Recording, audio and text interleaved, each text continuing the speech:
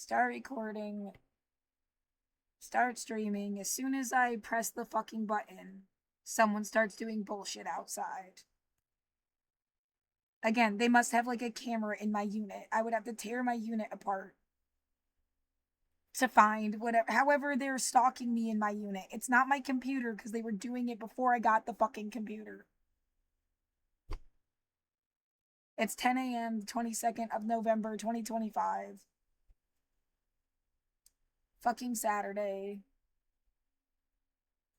I wanted to make like a really good video, and the topic is like, who do I blame? Who should I be mad at? And try to stay focused. It is the idea of putting you in a stress position and or like hitting you like a piñata, seeing what comes out, putting you in a stress position and like forcing this psychological reaction that's demented and cruel and wrong.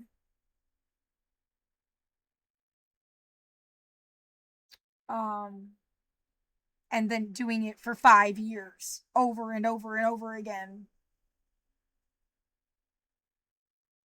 Even if you say, well, we did it so that you could explain it, you're sick psychopaths. There is no out in this situation where someone can just pretend this was some kind of good idea and worth it, and making the argument that, well, we would have never had universal human rights if we hadn't fucked with this one girl. That's bullshit.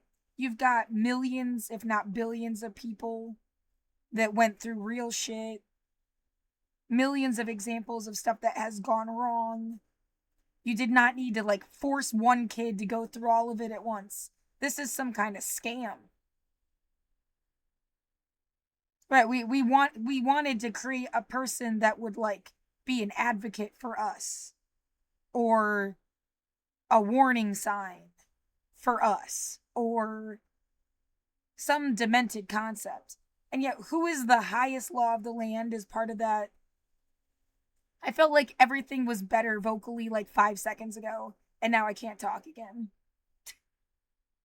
Just like all of it, it's really hard to push the oxygen out of my lungs to talk.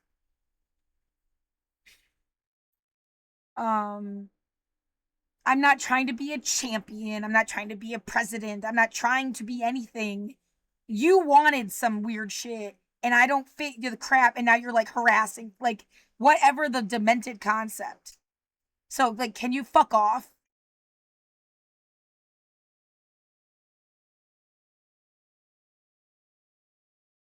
Um, it's like you wish I had been trying to do something so that you had some like demented. Oh, we just didn't want her to be a leader. She wasn't trying to be one. She's just a person. Oh, she was trying to like be president. Nope. Us, and you would have never. King or queen is even worse than a president. Never. What other stupid, malicious, like bullshit could you cook up and pretend as if you had some excuse to hurt me because you didn't have one? Fuck you.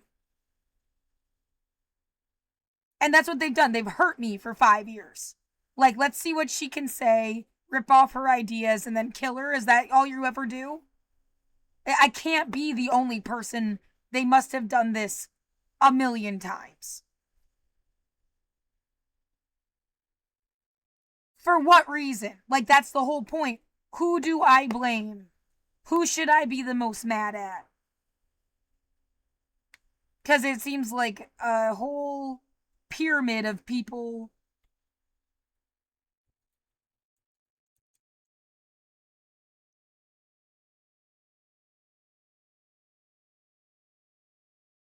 I'm not trying to be pissed at the people on the bottom,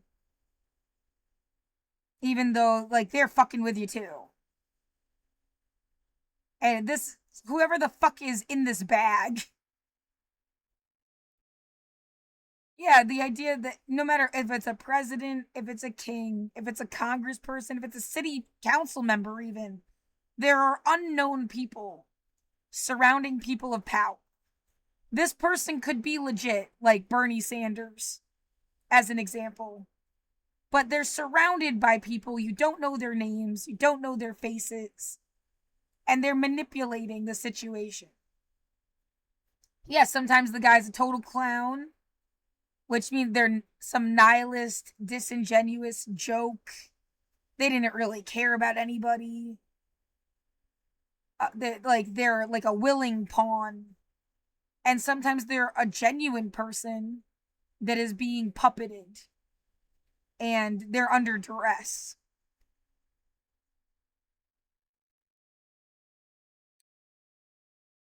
Um, to tell the difference, you have to pay attention, which spends your time and energy, if you even have any, to pay attention, to notice anything. Um, yeah, it seems like there's supposed to be a check on power, but those people, like, power went to their head.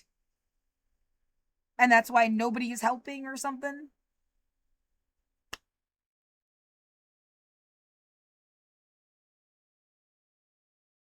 It does feel like either no one is helping or they were waiting for a convenient moment. I mean, for myself personally, I keep like collecting evidence, saving files, recording stuff, and hope it all will add up to something eventually. It's the best I can do. So maybe like, yeah, the people that work for the news, for example, who would have been like my philosophical siblings. I'm a writing major. I have a degree in writing. You know, and I care about human rights. I minored in women and gender studies. Like, which I'm just saying that I dedicated my life to this. It's not supposed to be like, oh, bitch, you got to go to college. I also scrubbed toilets and earned scholarships to do that. It wasn't handed to me. And I also don't think that should be the standard that we make everybody live by. But like, now my fucking room smells like peanuts and it's getting in my mouth. Or popcorn or what the fuck ever. It's awful. They just want you to sit here all day and record the people out your window so they have an excuse to arrest them. And turn you into a fucking traffic camera. That's all they wanted to do to you. They don't care about you knowing stuff.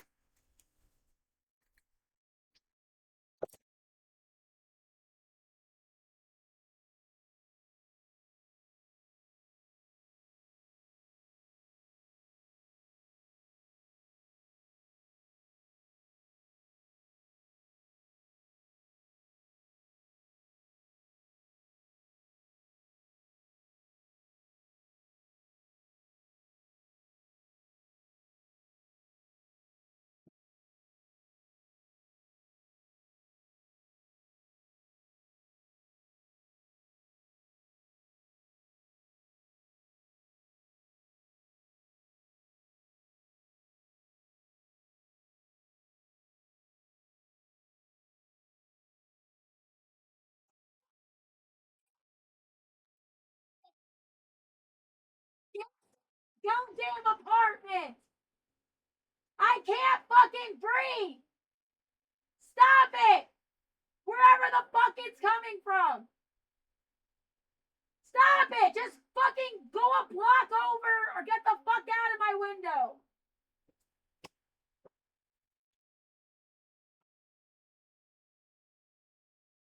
If you're doing it from next door, obviously you're stalking me, bitch!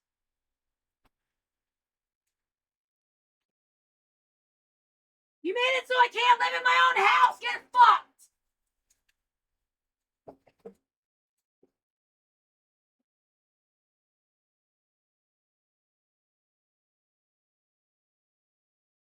There, that's all they fucking wanted was for you to be this grouchy old woman so they could feel young again. It doesn't make you younger, and it doesn't make me a bitch. Fuck you!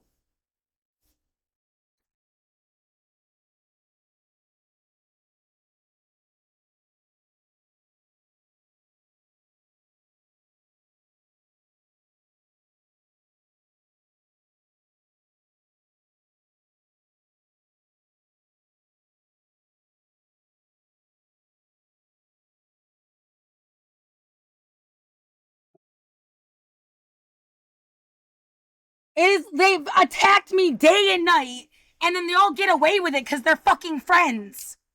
For what purpose? Fuck you!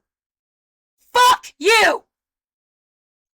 Gold digger, dig a fucking grave! Now they're banging on my fucking apartment. That's like, they're the closest way they could get to punch me.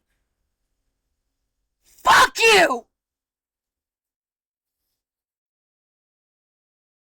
It's literally like 5 fucking assholes and their grandma.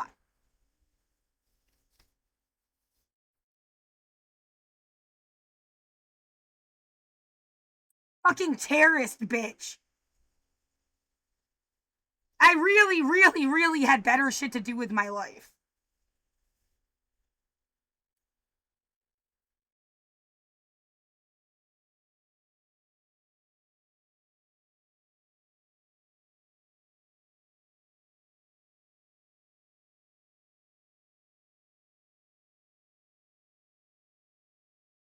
I don't think I don't think my fucking thing picked up them pounding on the wall. It was pretty hard. Maybe the camera did. And now, yeah, you have to waste all your time playing fake cop. I don't get paid to be a fucking cop. I never wanted to be a fucking cop.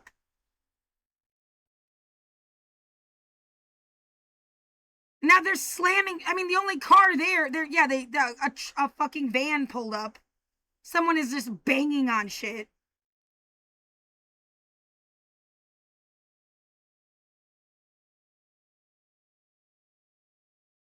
It feels like it was coming directly into the window where my bed is.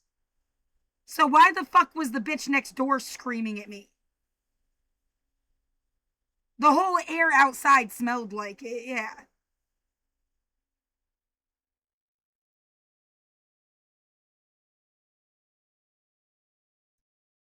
Oh my god, all of these fucking people are false witnesses. They watched people hurt me and then pretend it didn't happen.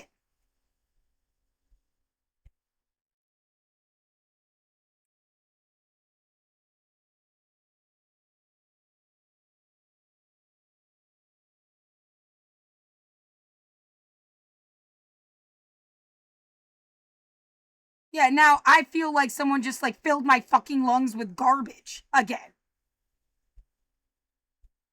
Yeah, you are deranged if you even think it's funny. You're deranged and evil and stupid.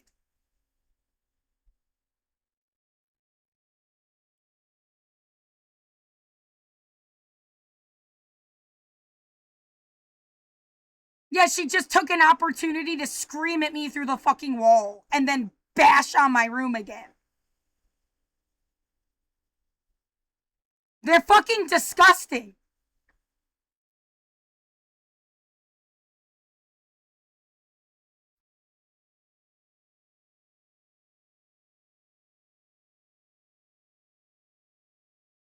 Keep trying to make me, and that, yeah, it rips out my fucking vocal cords and gives me a fucking panic attack.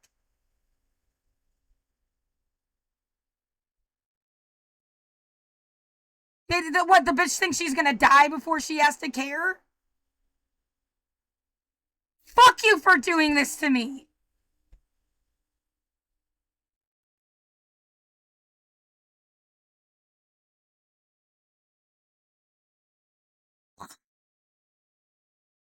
What, even having to, it's like I had to breathe it in more because I had to yell.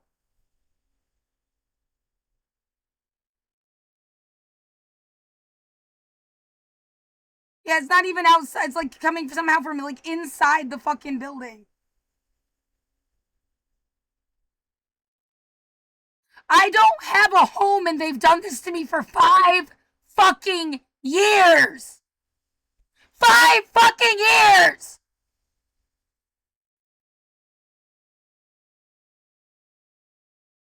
I will never shut up and I hope you are haunted, you fucking bitch.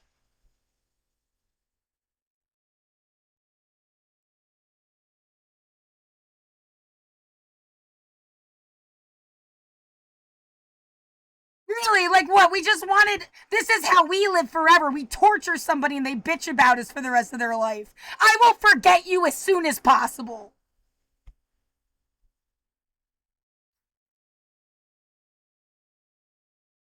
Yeah, as soon as it's completely acknowledged that you fucking terrorized me for 5 years.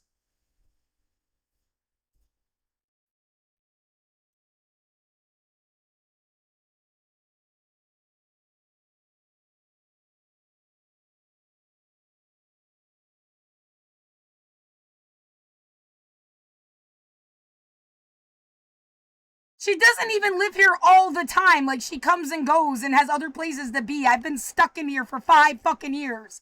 And during COVID, they were deliberately, like, spitting and coughing right in front of my fucking door in the hallway. They never fucking cared. Fuck whatever the fuck you're about.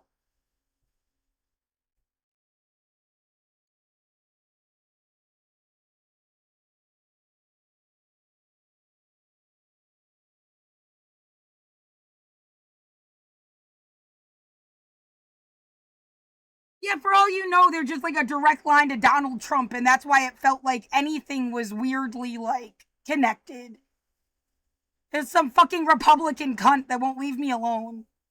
In the middle of what was supposed to be the most liberal fucking city. That's why I never had any fucking friends. They all suck the dick of the GOP.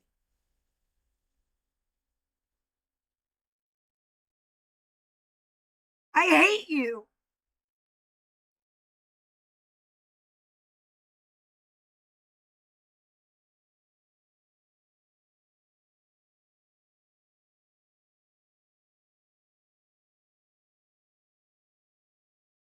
Just trying to make me look like a villain. You're fucking terrorists.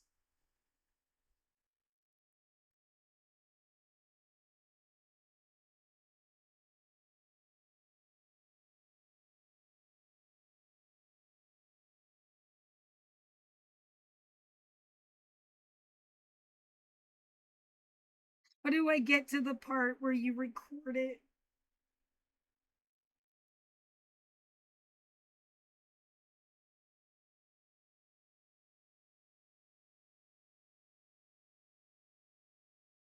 They fucked with how you do the camera thing. It's exactly like that. Fuck all the fucking stuff that you ever had to say. It's your life's work. If you were just out of college, you'd written like 7 books by now.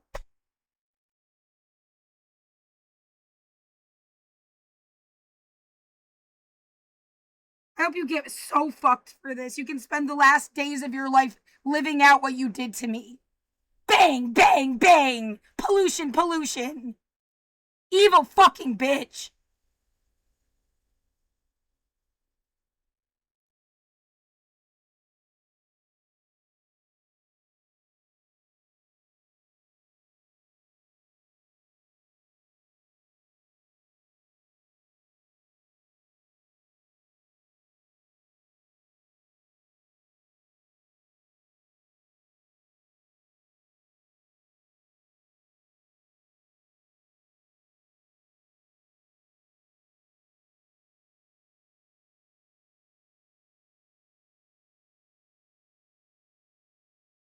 Mm,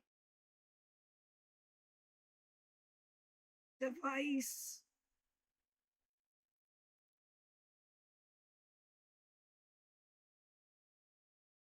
Live.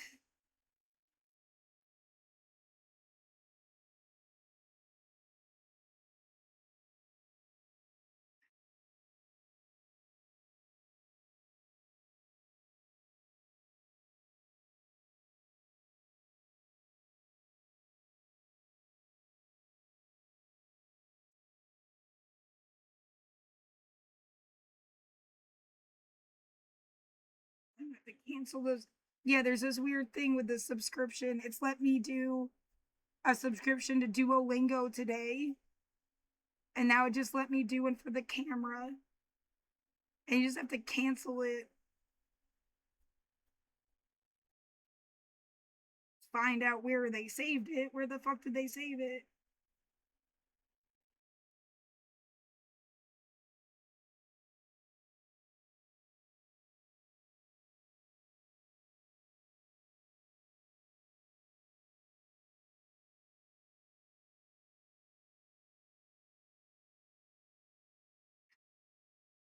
They're banging on stuff again. Yeah, they've got it's like the room upstairs and next door. Just like took over the whole fucking building and they're trying to charge me rent.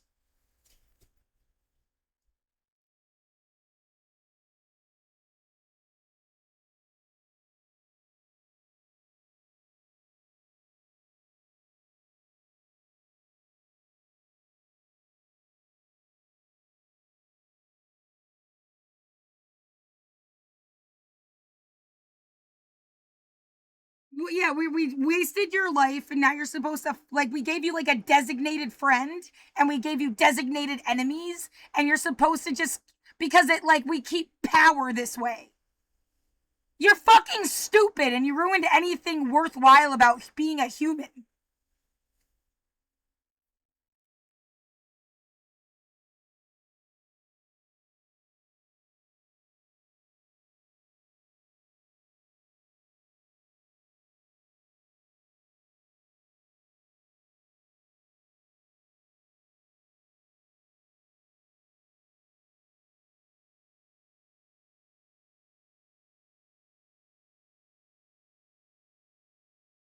Does it cancel immediately or do I have till the end of the month?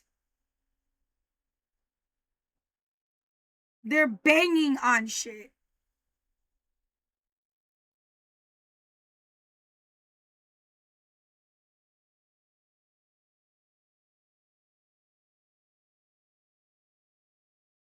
Right, it should be in my.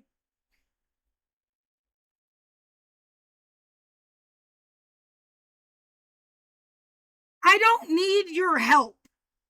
Like, well, we did this to you because now you have all these I don't want your fucking excuses. Goddamn bitch. It's like, here, I cut your leg off so you could get disability assistance. I hope you fucking rot in hell. Stop banging on my home!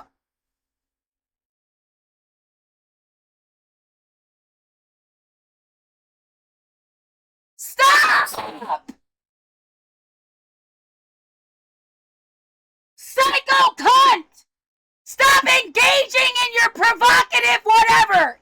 You're just a fucking terrorist trying to ruin my life! Stop banging on my wall! I'm never banging back! Fight yourself! Fucking loser!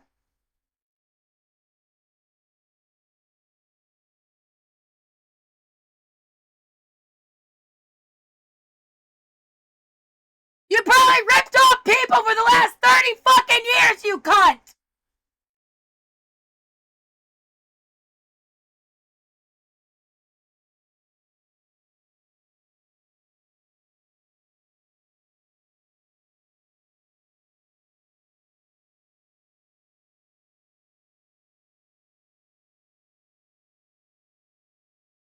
If you can hear me, you're fucking stalking me!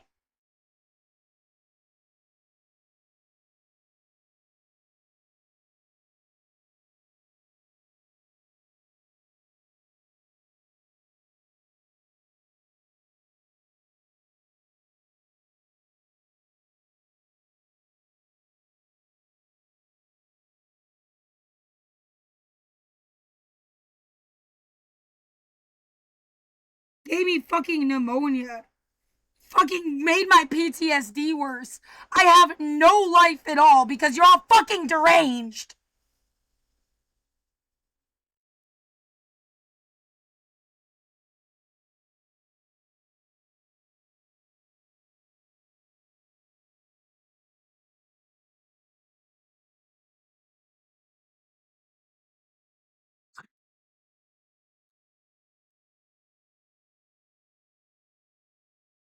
And the most not funny fucking waste of time in the world.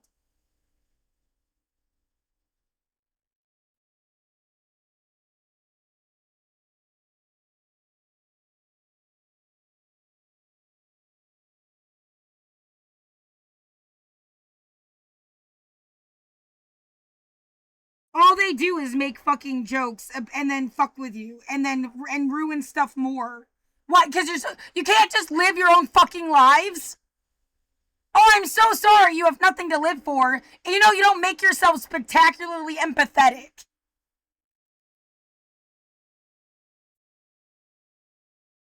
Maybe you were an evil cunt your whole life and just stole from people. So, I mean, yeah, no wonder no one cares about you either. I didn't do shit to anybody and you dragged me into your fucking garbage.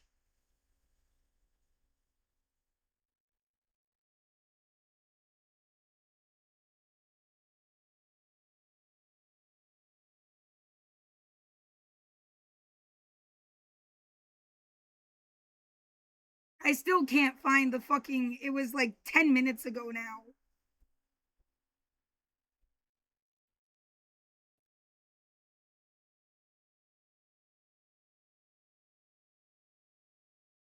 They literally just bashing your fucking head in. You fucking terrorist bitch. No, they want. This is why we want jails. We're all gonna sacrifice ourselves like fucking martyrs to try to give the police reasons to be police because no one needed them anymore. And that's all because they had their paychecks. How else will they get paid? They don't actually know how to go scrub a fucking toilet. They know how to walk around and pretend they're better than you.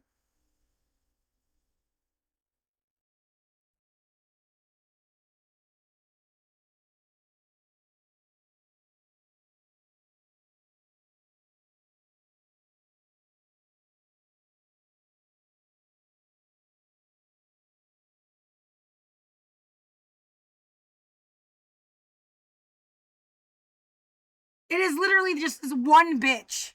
She doesn't represent anything to me. She's got some fucking crew of assholes that help her fuck with me, clearly. But what the fuck? She doesn't, like, represent Portland or something.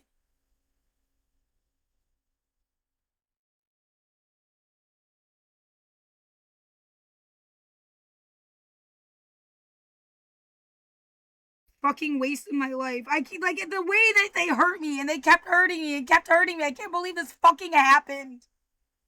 Fuck you!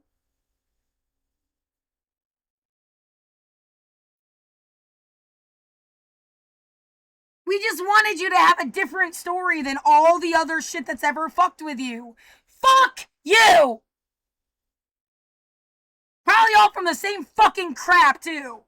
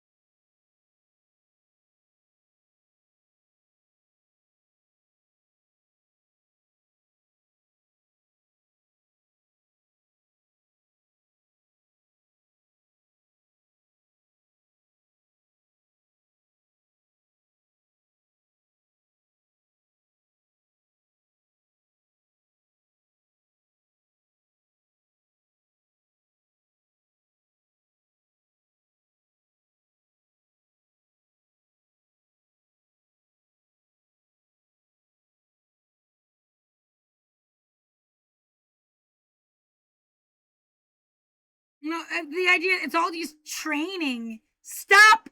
Get your fucking hands off me.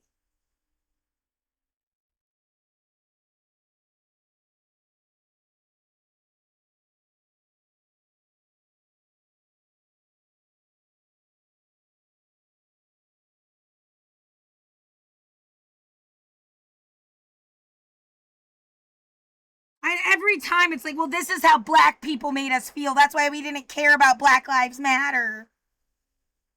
Fuck you!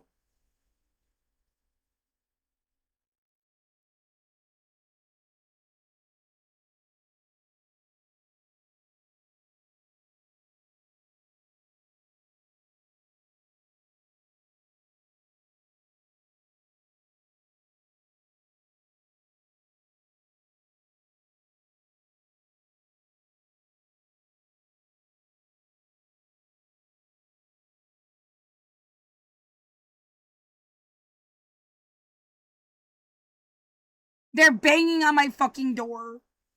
She's a deranged fucking psycho bitch. Yeah, they want, don't become this old woman. They think this is how they teach people. They'll even make themselves a bad fucking example. Oh, let me ask the building to check the cameras again because the bitch is fucking with me and then they'll say they don't see anything. Because they're all fucking friends.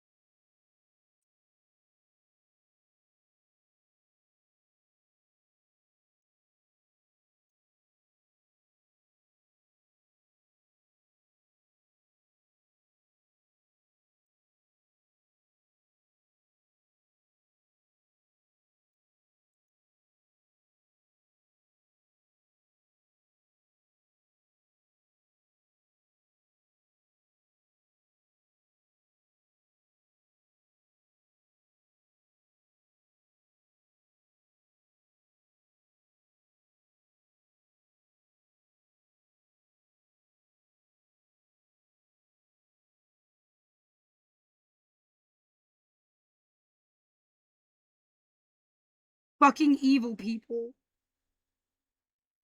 We've never felt so powerful in our lives. Yeah, you are why people shouldn't have whatever the fuck you're doing. Whatever the fuck you're doing, you're just an example of like what people should never be.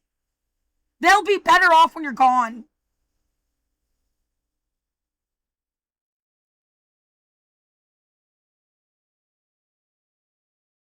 And that's all they wanted to be was an example of what people shouldn't do. They're actors.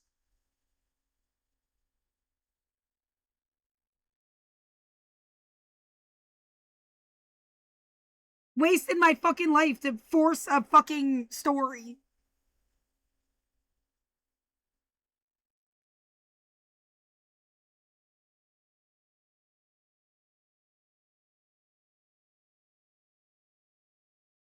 I don't know why your lives were always like this. You didn't stand up for yourselves or something. It's not supposed to be like that. You're fucking stupid. I don't know. You know, you have deranged people drive cars and they get in accidents all the time. You have intelligent people drive cars and they get in accidents less. Accidents happen, but like way less. Maybe you're just fucking idiots.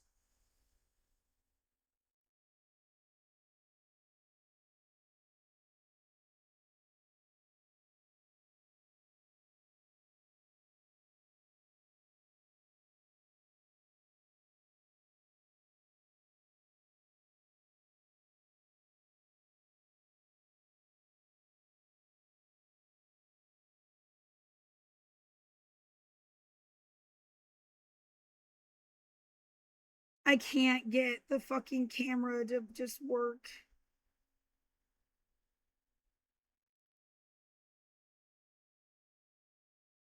I don't know how the fuck I did it before.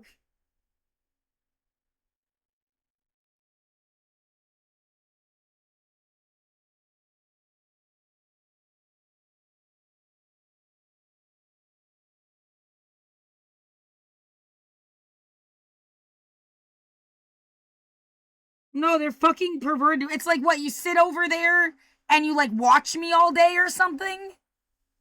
What are you doing? And yet most of the problems come from this side of my room too. It's almost like she doesn't even live there until she does shit like this.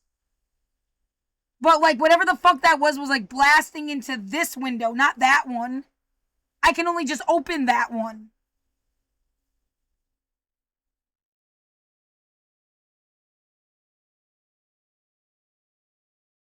So what? She's supposed to be a distraction thing? Wasting my fucking life.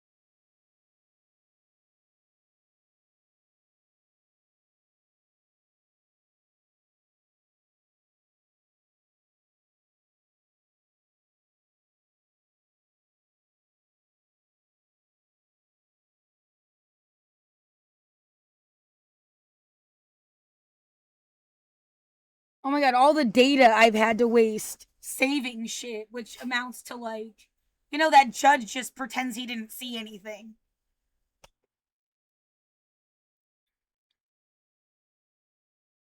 Yeah, what? Someone's giving her free drugs, free rent, free what? Or I mean, she doesn't really act like somebody that's like, you know, they're threatening me. Sorry, I have to do this. She seems like she's into it.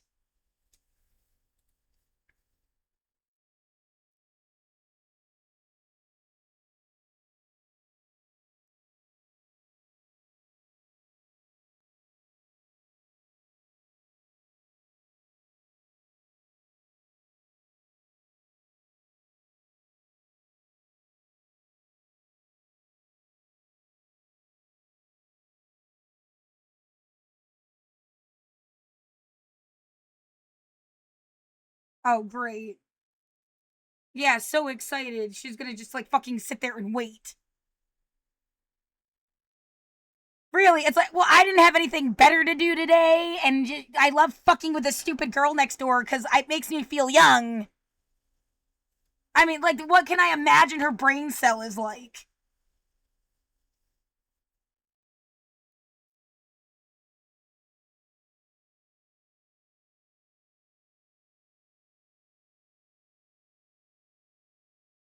And then, yeah, the idea of, look, you were supposed to just get mad at this one woman that you don't even know at all and forget everything else that ever happened in your life or something. It's a damage control silencing thing.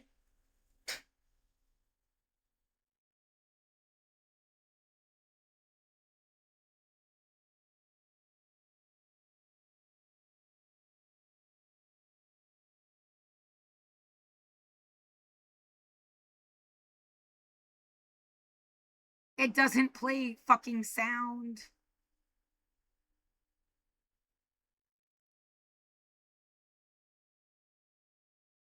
No, the idea that everyone just, whatever this was, they thought it was extremely funny.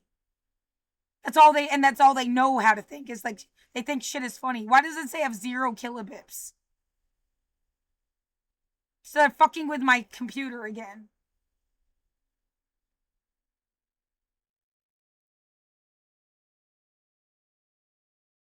Well, I save it to 4 different places. Like, what's the point of like, oh, is no one watching it live on Twitch? So what? So the fuck what? I saved it somewhere. You're not gonna just pretend it didn't happen.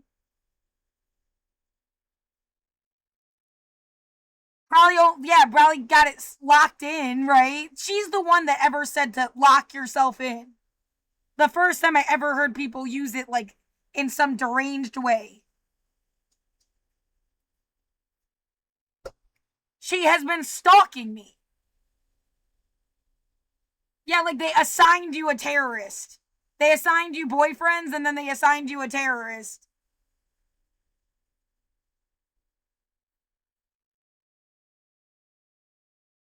You're fucking stupid. Yeah, and I have no idea what happened to all the people I should have been friends with that came in 2020, full of protesters, right? I never got to meet them.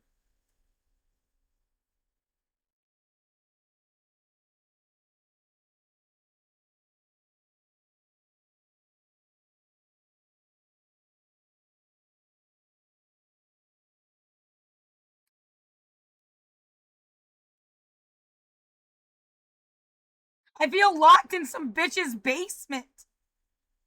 And then you tell the fucking judge, yeah, I want a dismissal with prejudice, and they laughed in your face. Like, you can't hold me hostage in my own home.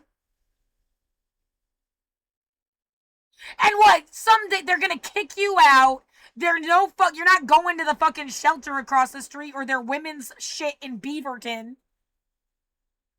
Like, you're gonna be stuck outside. I don't trust any of you fuckers.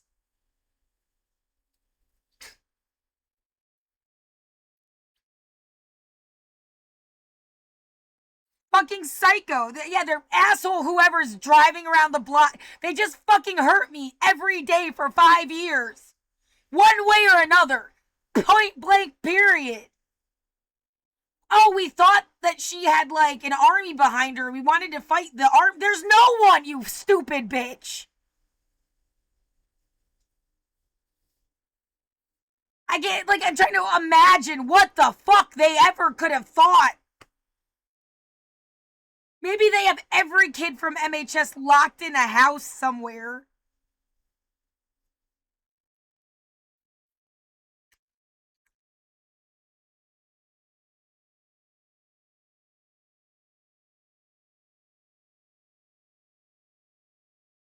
Right, you go on TikTok, you go on Instagram, like it's a view of the outside world. It's like there's at least other people still alive.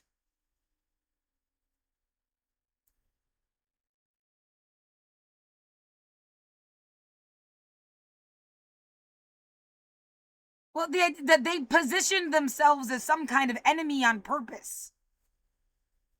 What, Republicans and Democrats, conservatives and liberals. Yeah, don't even want, those aren't even really good because there's like this whole concept of like they actually joined forces about capitalism. So it was like people for capitalism and people trying to change it. That was the real like separation. Yeah, it's like people for capitalism that cared more about themselves than anybody else. People for capitalism that tried to be humanistic about it. And then people that were trying to do something besides capitalism. And I guess you could divide that further, like the nihilist and the humanist. And like that would have been a better way for me to go about the world. To me, this bitch is a nihilist. I would, if I'm gonna just make it an easy binary, even though it's never really just one or the other, like 90% of the time, they're making fun of me. They're terrorizing me like it's a joke. They've done it for 5 fucking years. They do not give a fuck about anybody but like whatever the fuck they're doing. They don't care how much it's hurt me. Like they think you'll just get over it. I don't fucking know her. Is she like pretending to be some fake version of my mom's mom? They cast her here. That's even like a lookalike contest thing on top of it. And yeah, and the whole like her last name and that whole dynamic. Oh, and if you try to say who they are, they're gonna try to use that against you, even though you're defending yourself. My name's Laura Linda Gamari. I can't say my own fucking name? I mean, go fuck yourself at some point.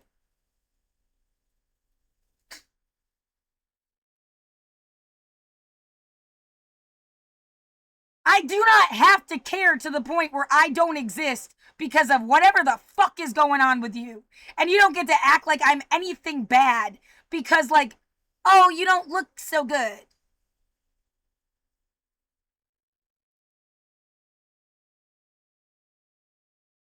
Yeah, it's not therapy. It's like we wanted to take your information and abuse you with it. So I mean that can go right back into what I was gonna say. Like I was born in Massachusetts and was like born into what they call Berkshire Mental Health Systems. So caseworkers, uh, um, social services, um, foster care, mental health stuff, therapists, people on medication, people getting electroshock therapy, and in like an empathetic way. It's supposed like this helps people, you know.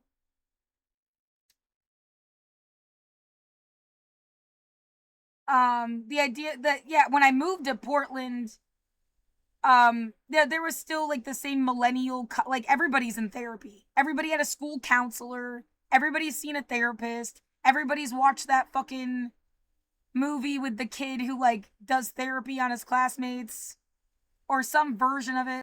What's it called? Not Doogie Howser.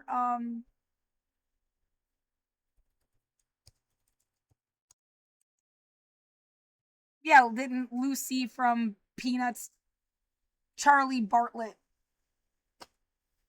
Um, it's like even if you didn't see the movie, you've heard of it. You get the idea. Um, yeah, feeling like, oh, this is about having kids get forced into somebody older's place and then they like leech off of them. And I mean, you had no way to make a way for yourself in this world. They have to make you feel like you didn't work hard enough and you're the leech when actually they're like,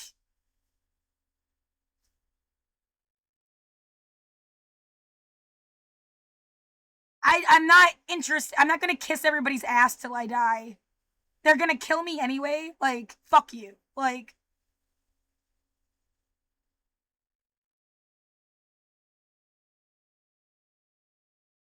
no, so yeah, sometimes you thought they were trying to build a rebel so they could hide behind you and blame you.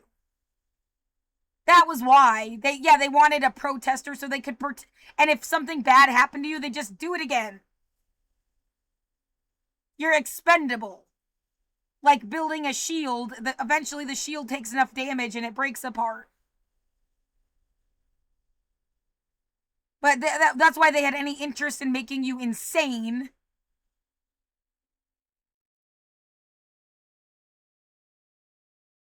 Also, yeah, also the concept that they picked like their idea of champions and they're going to use those people for political purposes. You won't do what they would do, so they get rid of you. They steal what they can out of your mind. Like, by which I mean, yeah, see, a long time ago, you'd sound crazy just for saying that. They're stealing my thoughts. Like, no, I'm a writer. I also like use speech to brainstorm, rough draft, get my thoughts out, express myself. It's like the oral tradition of it's still writing. I just didn't type it and then edit it. Like what I say is a rough draft unless I'm like, this is my official theory on the subject. And then then making you talk and then stealing your ideas. And they must have done this for fucking ever. And I want so like this is what we live in 2025. You have the internet, you have recordings. I invested in as much fucking like data shit, fucking external hard drives and all this other crap so I could save as much as I could. Like they won't get away with it forever. But they probably have been doing some form, call it COINTELPRO, but it's not just an American thing. They've done whatever this psychological warfare shit for fucking ever. And the idea, all these people could never prove it.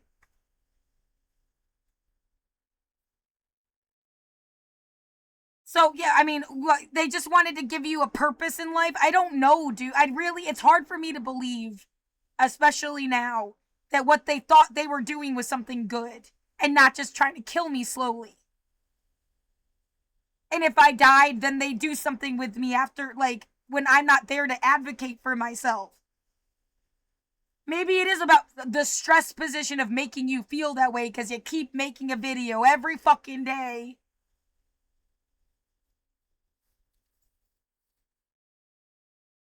You're assholes.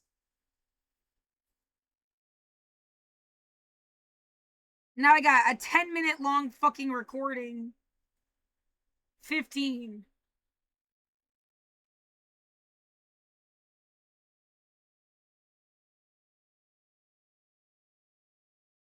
files.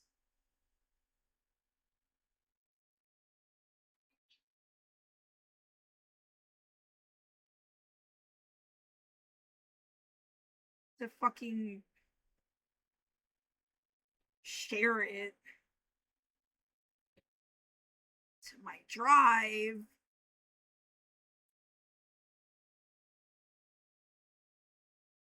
It's actually not. Is it really only 103 megabytes? That's not bad.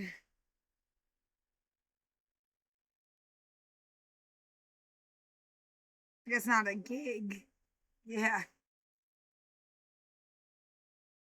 No, then it tears me up from the inside. I can't like it hurts. They definitely know that that's the effect they're having and they're doing it on purpose.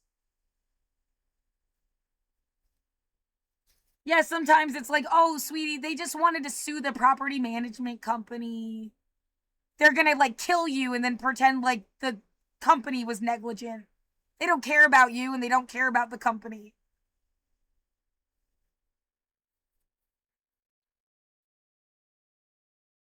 Yeah, I'm not going to help you kill me. Fucking asshole.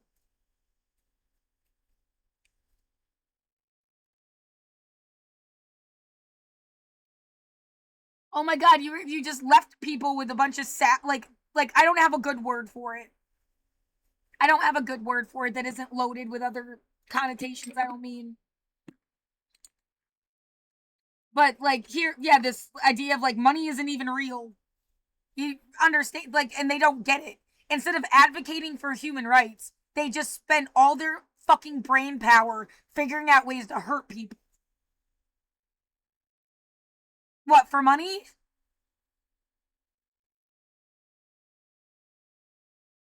Yeah, you know, if they just take over a building, it's not about the, well, that's still like a valuable asset, like for assets then. Because no one's charging you rent. Yeah, I would love to find out. Can I get all my money back? I don't owe you $100 fucking. You owe me like $100,000. And I shouldn't ever have to fucking pay rent again. Fuck you. I'm not moving. And then that's the worst part of it all. Like, well, this bitch isn't gonna move and you're not gonna move and she's gonna terrorize you. I should outlive her, right? Like maybe the next person would actually be my friend. I can't have they made me sick. Like I can't go outside. Whatever the fuck COVID is, what just like the last ditch attempt to fucking strangle everybody by a bunch of people that could not do it otherwise? Yeah, if they met you in person, you'd kick their ass. They were scared of you. So they did this.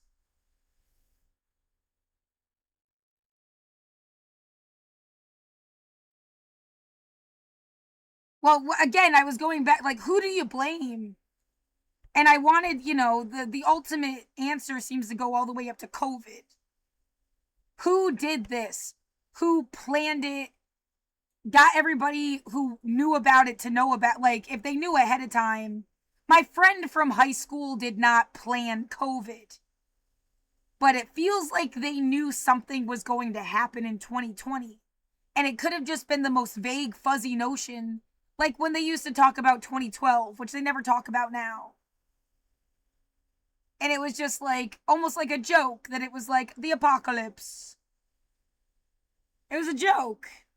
No, 2020 was like whatever the fuck you wanted to pretend 2012 was. Maybe it was a practice test. Yeah.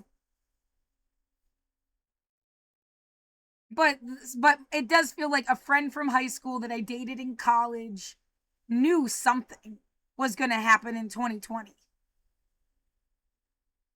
That means if you had no to know anything means like there was something to have known. And like what adult was like telling you shit?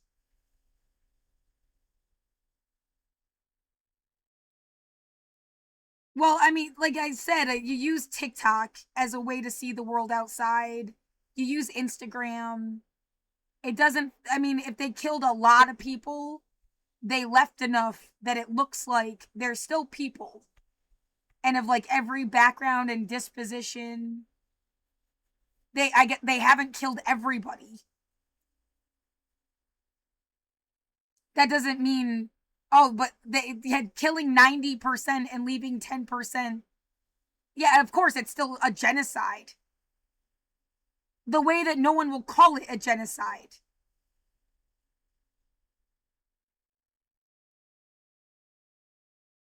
They just wanted you to take something seriously. I've been serious my whole life. Now you're just killing me. I had the smallest amount of fun. Like, yeah, cannabis is medicine, and that's the best part of my life. Like, and you just wanted to ruin it. Cause now I won't suck your dick or something. Like, I don't need to, like, find happiness in different weird places. What is it?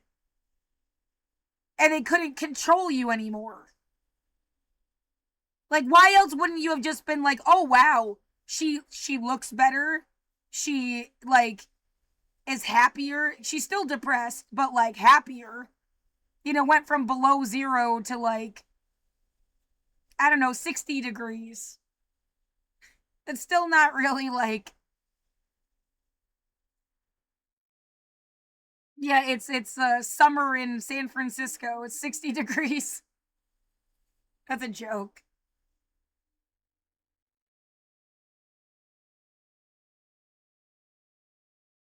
No, the feeling that people have absolutely been just see I'm like a sacrifice to them, which means they did not try to teach me everything they could. They were not honest with me.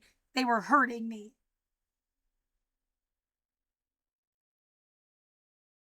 And yeah, I think it is more than they just wanted to make you feel like that so that you'd be something. No, because you broke me down so much that you, like, ruined stuff I had going for me. I could sing like 5 years ago. I also quit smoking 5 years ago. And everything has gotten worse because they're polluting my fucking apartment with, like, toxins. And it's not just like someone smoking a cigarette outside. They're somehow, like, blasting my room with it like it's a gas chamber. And then just making jokes about it. They are not helping you solve anything.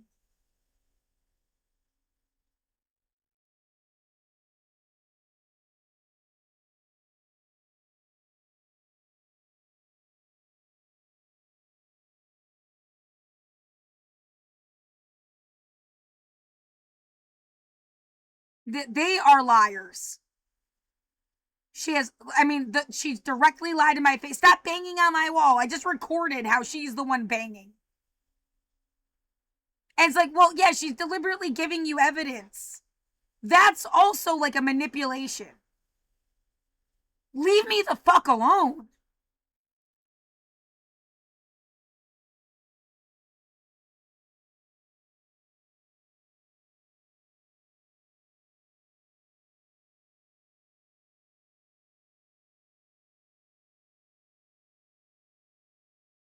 No, you shouldn't be using people for shit. You're assholes. Get off me. The world was such a different place like 5 years ago. They strangled it to death.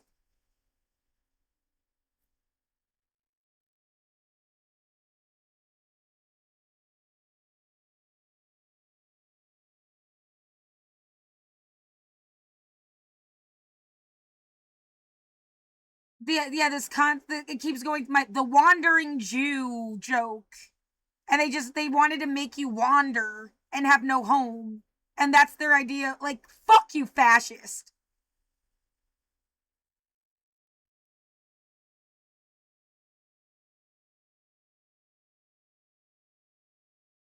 Oh my god, yeah, that fucking chicken siren sound. They just did it outside. They're just fucking friends. You're demented idiots. Could you at least, like, do something useful? Get the fuck out of my life.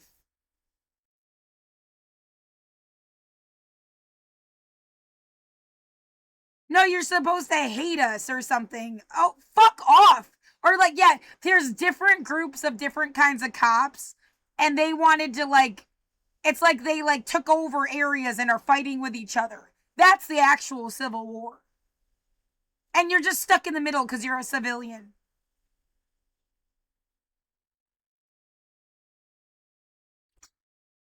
Because, yeah, they just did that chicken sound and then followed it up with what sounded like music. What the fuck? Get away from me.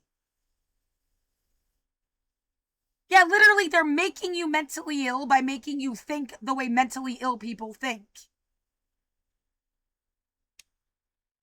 I had better shit to do with my existence. And you're not fucking helping anybody. You're just making them fucking silent and stupid.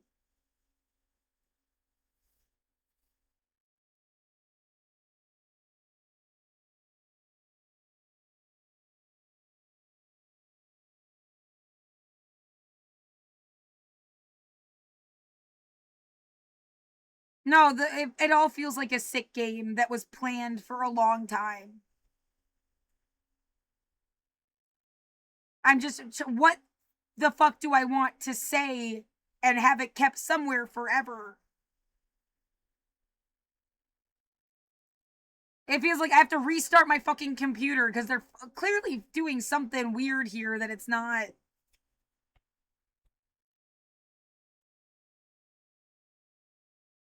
I mean, maybe they just fucked with the script somehow, so it does that, but it should be like in the thousands.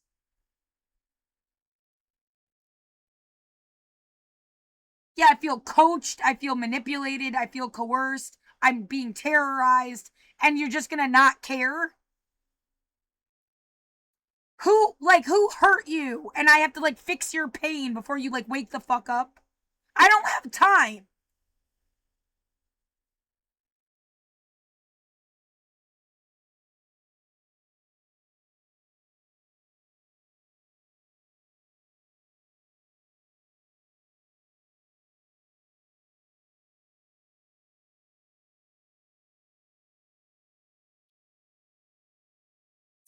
Yeah, no, I think that shut off on its own because I wasn't playing anything over it. Shutting off my speaker is another thing they do though somehow.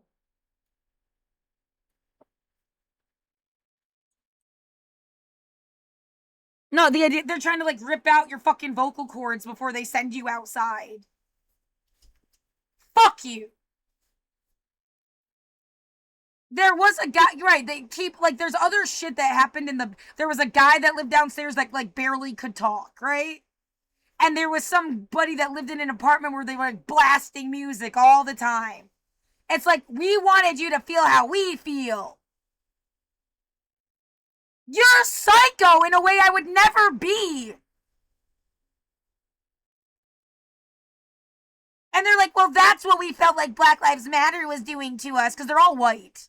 Is like a common like the one guy that lived upstairs was black. He said he was an ex cop from New York City. So the idea that he had some prerogative to like use or bitch slap younger people was like built into the fucking story. There's some tokenism shit, but everybody else is white.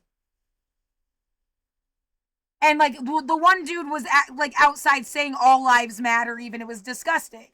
Like it was a big joke. Everything's a big joke to them.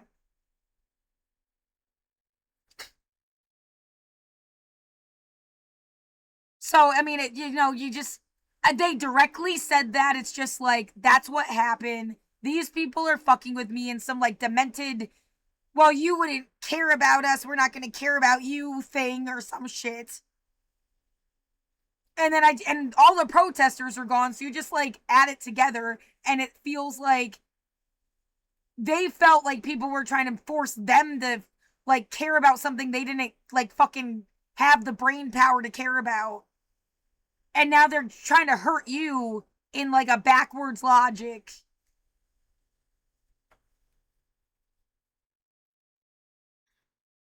You're fucking stupid. And yeah, Black Lives Matter. Period. It's like feminism is just the equality of the sexes. Period. Black Lives Matter. Period. What else? Like it's like the most simple fucking thing.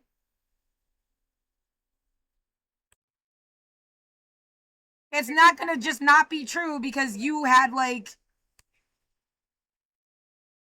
I don't know what the fuck. You had kids be mean to you when you were a kid or something. Like there's a story from other people where like when they were a kid, some black girls were bullying them. So what? That they don't represent everyone black. Like fuck off. Especially when you show up in my life and wanted to pick it apart or something when I had like a unique, really good, like, that was the best part of all the shit I went through is that at least you met people from every background. and saw them as a friend. You don't have some weird demented concept of like demographics and monoliths.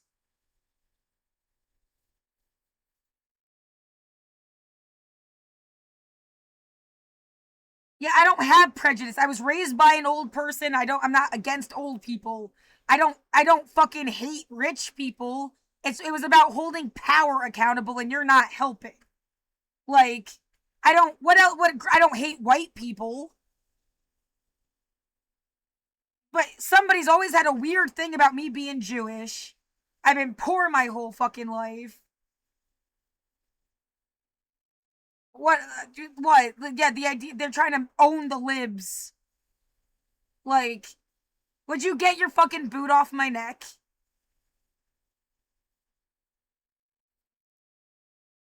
Yeah, conservative Christian, specifically Christian, though theocracy in general, but specifically Christian, has been like strangling me my whole life. A certain group of them. It was cool to come to Portland and they had Christians in the fucking gay pride parade. That was progressive. I had friends from every fucking background. I'm a humanist. I'm a lifelong atheist. I'm not a fucking nihilist. Things were not just a joke. I wasn't in your life to fuck with you. I don't like bullies.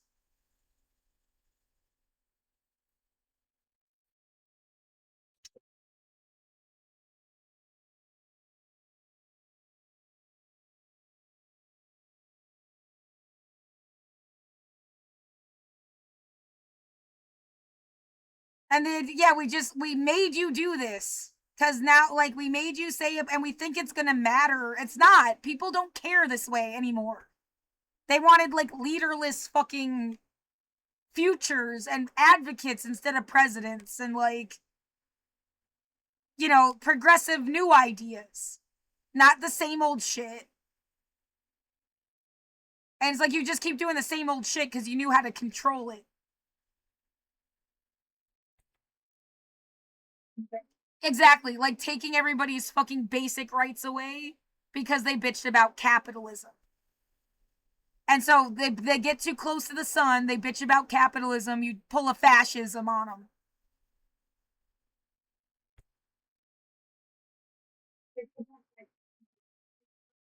Work for the news, for example, who would have been like my philosophical siblings. I'm a writing major. I have a degree in writing, and I care about human rights. I minored in women and gender studies. Like, which I'm just saying that I dedicated my life to this. It's not supposed to be like, oh, bitch, you got to go to college. I also scrubbed toilets and earned scholarships to do that. It wasn't handed to me. And I also don't think that should be the standard that we make everybody live by. But like, now my fucking room smells like peanuts and it's getting in my mouth, or popcorn, or what the fuck ever. It's awful. They just want you to sit here all day and record the people out your window so they have an excuse to arrest them. And turn you into a fucking traffic camera. That's all they wanted to do. They don't care about you knowing stuff.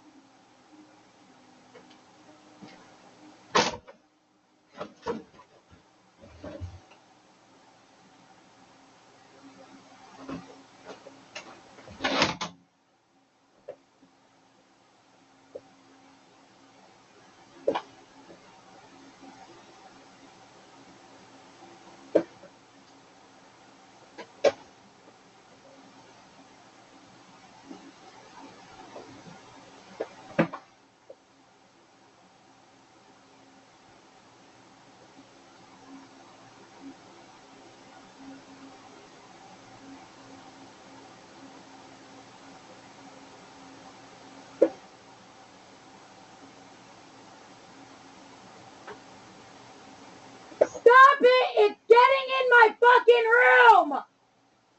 You're gassing my goddamn apartment! I can't fucking fucking breathe. Stop it. Wherever the fuck it's coming from. Stop it. Just fucking go a block over or get the fuck out of my window.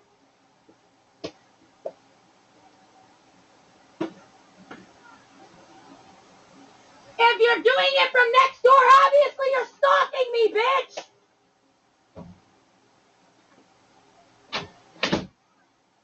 You made it so I can't live in my own house. Get fucked.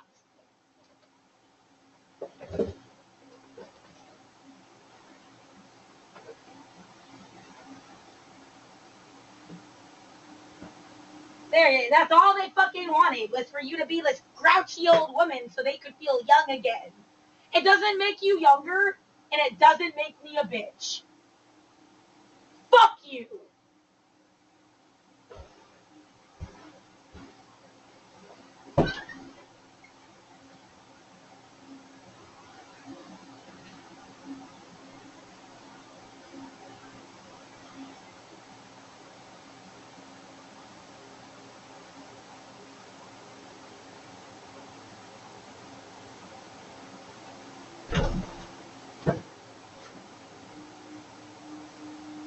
They've attacked me day and night, and then they all get away with it because they're fucking friends. For what purpose? Fuck you. Fuck you. Gold digger dig a fucking grave. Now they're banging on my fucking apartment. That's like they're the closest way they could get to punch me. Fuck you. It's literally like 5 fucking assholes and their grandma.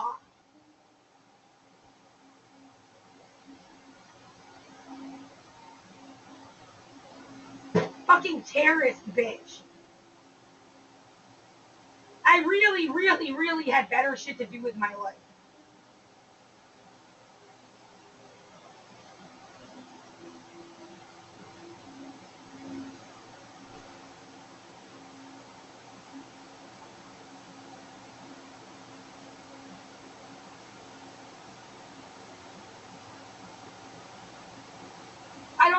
I don't think my fucking thing picked up the pounding on the wall. It was pretty hard. Maybe the camera did. And now, yeah, you have to waste all your time playing fake cop. I don't get paid to be a fucking cop. I never wanted to be a fucking cop.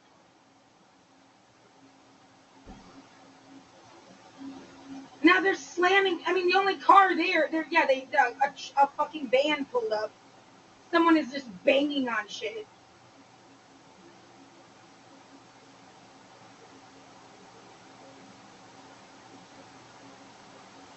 It feels like it was coming directly into the window where my bed is. So why the fuck was the bitch next door screaming at me? The whole air outside smells like it, yeah.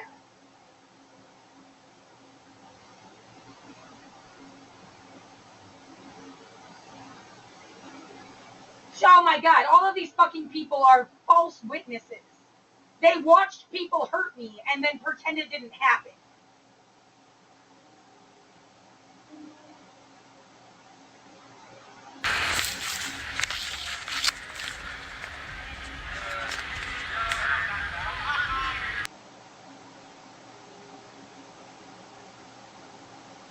Yeah, now I feel like someone just like filled my fucking lungs with garbage again. Yeah, you are deranged if you even think it's funny. You're deranged and evil and stupid.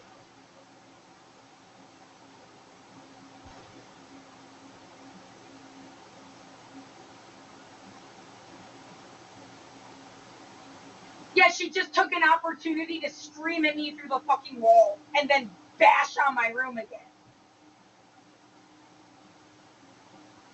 They're fucking disgusting.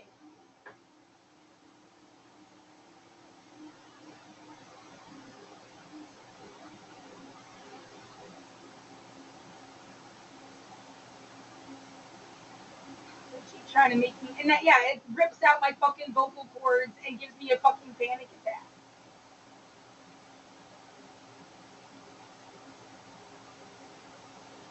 Is that what the bitch thinks she's gonna die before she has to care?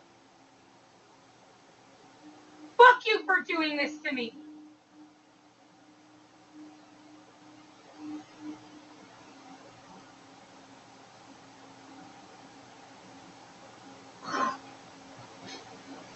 What, even having to, it's like I had to breathe it in more because I had to yell.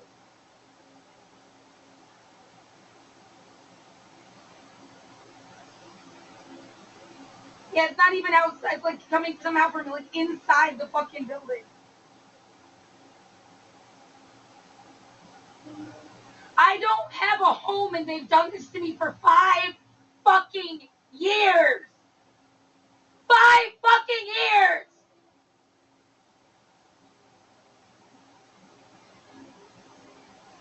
I will never shut up, and I hope you are haunted, you fucking bitch.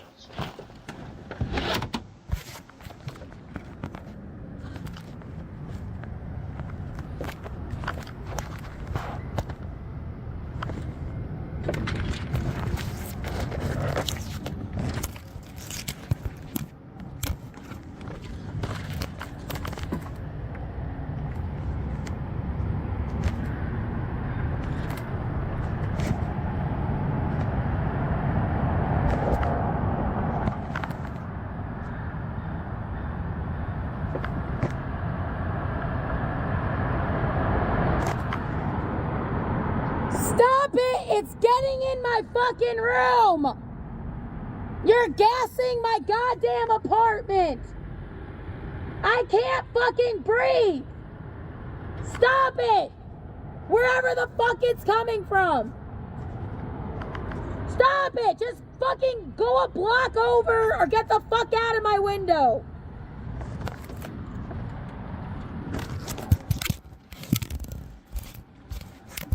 If you're doing it from next door, obviously you're stalking me, bitch!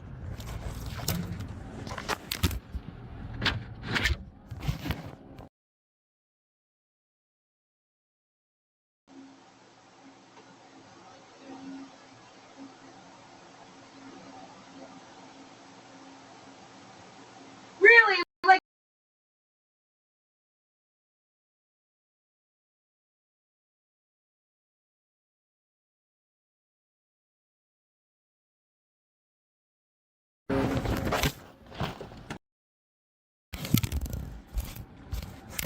If you're doing it from next door, obviously you're stalking me, bitch!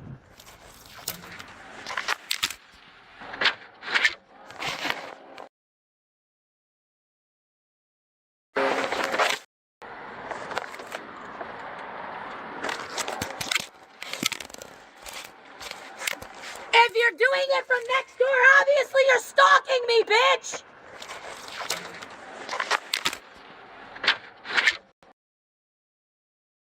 Can't hear her yelling. I can't hear it.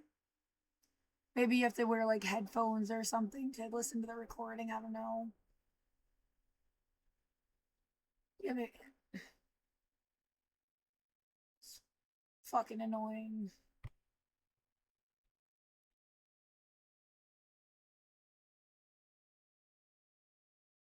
Obviously, yeah, I can't see. Like, I have to use the camera to see.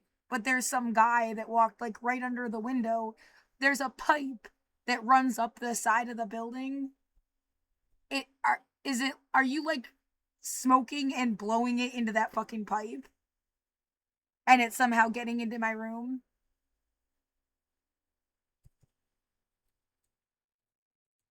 Like, something has to make sense. And like this would be 5 years of them doing it.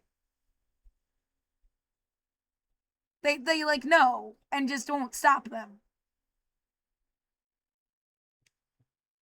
It's all a joke about how someone else decided where you belonged. Yeah, fuck you.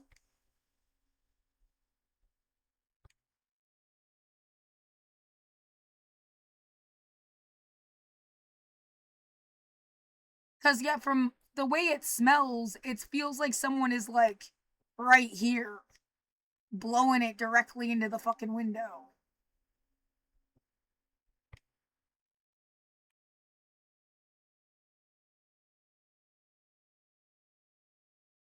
I mean, it almost looks like it is open, the pipe. Like right exactly there. So they push something up the pipe or down the pipe from the roof.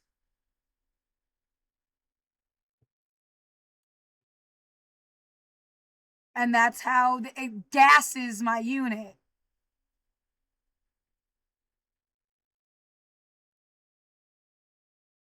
There's also a way, yeah, they made my bathroom smell like peppers. Like directly from somewhere right into my bathroom. And you can really obviously tell the difference. And if they do something in the hallway, you can tell the difference, whether it's the hallway or the bathroom.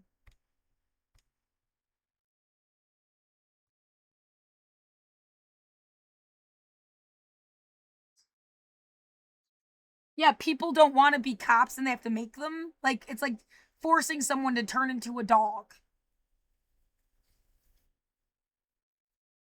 You're awful.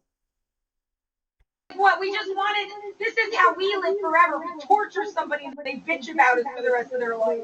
I will forget you as soon as possible.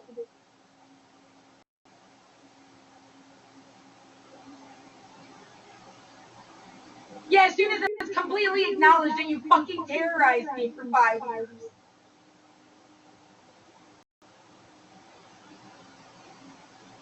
Well, yeah, the name of the club next door really gave you a clue. It's called The Tube. We went in there once to get drinks. It was awful. You couldn't even talk to each other. It was awful. It was so loud. And it is like like a hallway. Of course, they called the thing next door a hallway, which I've never been in there. When I ever went outside before, it was Maxwell's. And during the pandemic, it turned into something called Rebel Rebel for a while, which actually sounded cool, but it never got to go. I think it was some other third thing. Oh, yeah, Maxwell's, then Black Book, then whatever Rebel Rebel was. I think another thing, and then it became this. And it's been this for a while, which is supposed to be some joke about The Shining.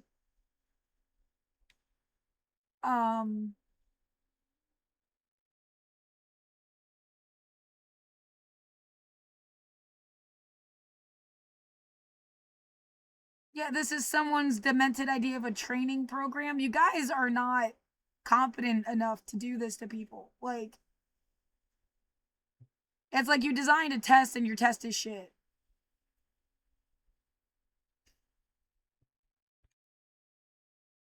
Yeah, he's like, no one is competent enough to play God. Oh, that's cute. So yeah, they can come right and then just go right on the roof here and then come over.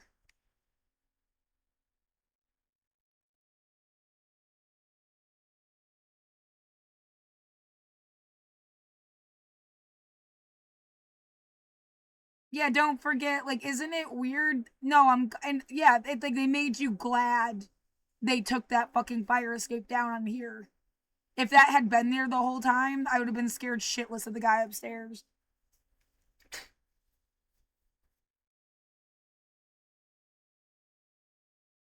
That would have been worse.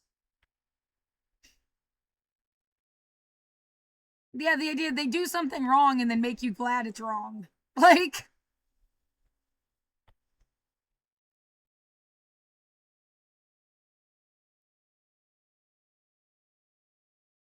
yeah, they keep threatening you with death, so there is no reason to shut up. Like, you're just gonna kill me anyway. And then you just keep saying more stuff.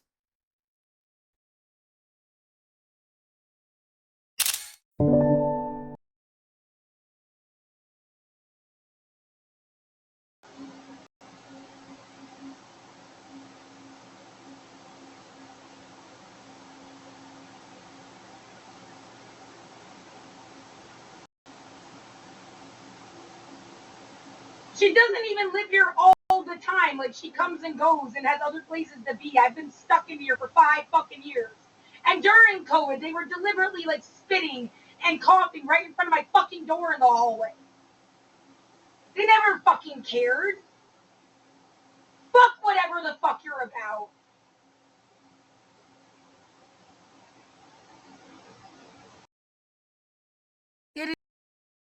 I am nauseous and scared, but I also feel extremely coached. And it's like, why would you even bother coaching me? Write your own fucking essay. Stop trying to, like, use me for stuff.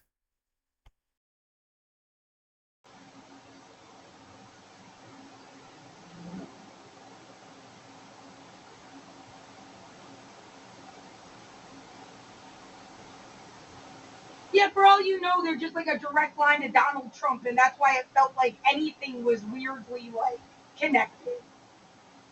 There's some fucking Republican cunt that won't leave me alone.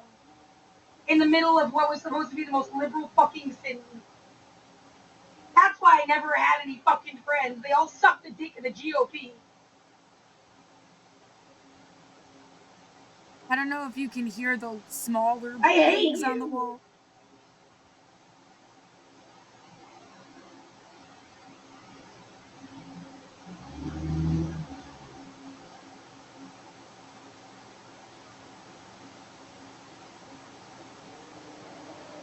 Just trying to make me look like a villain. You're fucking terrorist.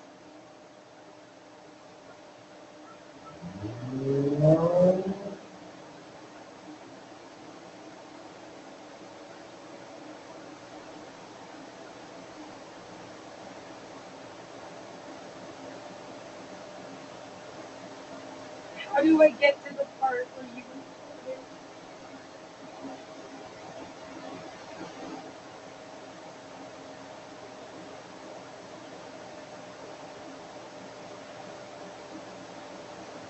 big fucks with how you do the camera thing?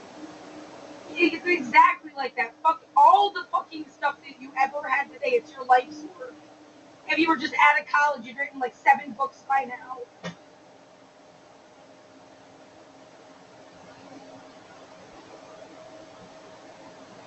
I hope you get so fucked for this. You can spend the last days of your life living out what you did to me. Bang, bang, bang. Pollution, pollution. Evil fucking bitch. I don't do punishments. I just say what's right and wrong. Yeah, it's like you tried to force me into a position where I would say what should happen to people, and then what, took it out of context or something? Get fucked.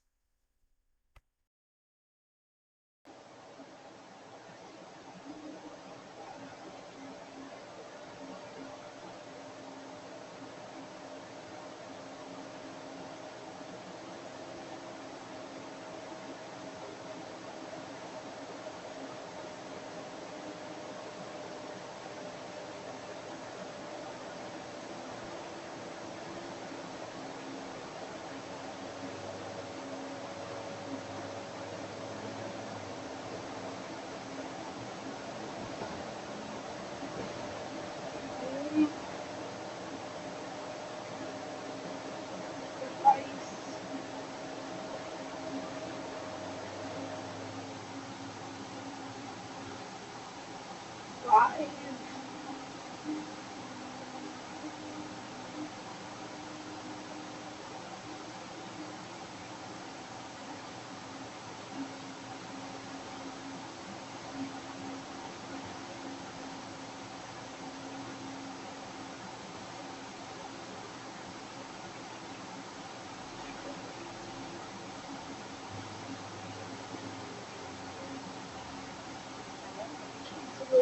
Yeah, there's this weird thing with the subscription. It's let me do a subscription to Duolingo today, and now it just let me do it for the camera.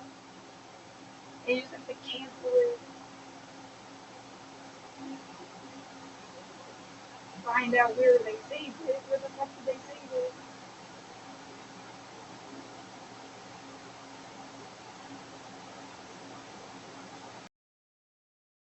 Right, and now what? I'm supposed to, what happened to my dad that gave him a heart attack because he never said he had heart problems?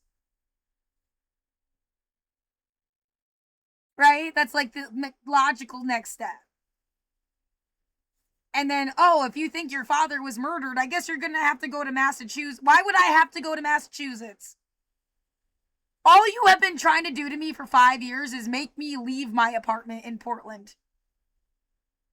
That's their like only fucking goal this whole time, it seems like. Get the fuck out of my room. Oh, whatever scammy, stupid fucking thing you're doing, fuck you.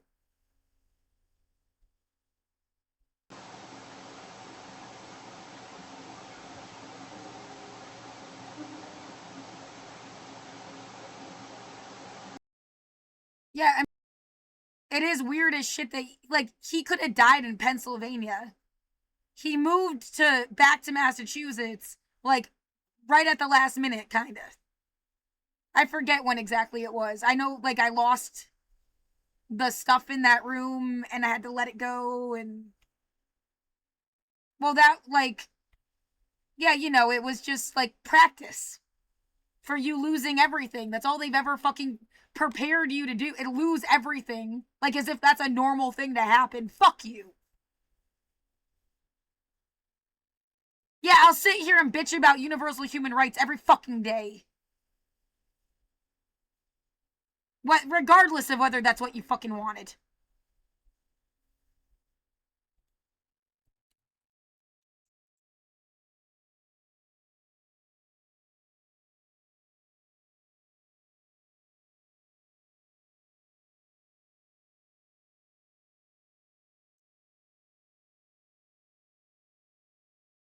Oh my god. No, I'm so angry that my fucking teeth hurt.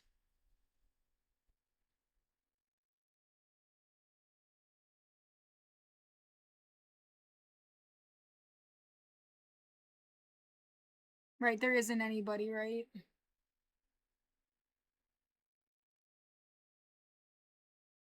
Only, yeah, I had to make sure no one's been doing weird. There's no life insurance thing. There's no weird hidden money.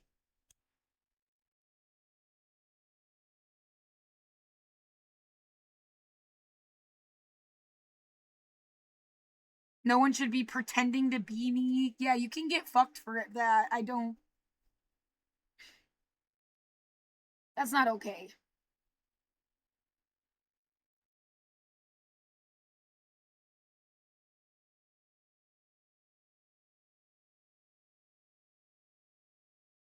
2018.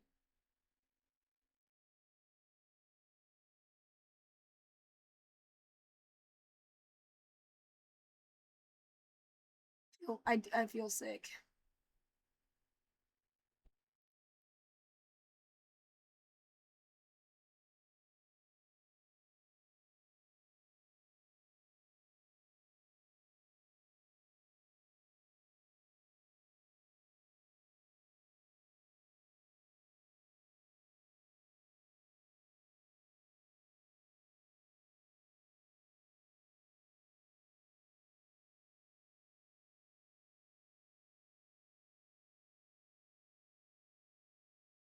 No, there. Yeah, you never cared about universal human rights. Why didn't you fight for that? Why didn't you fight for that? Put all your fucking intelligence towards that. You wanted some, like, backdoor into a.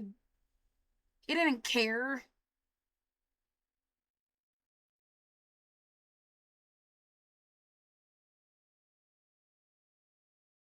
No, I had a friend in high school that mentioned it casually.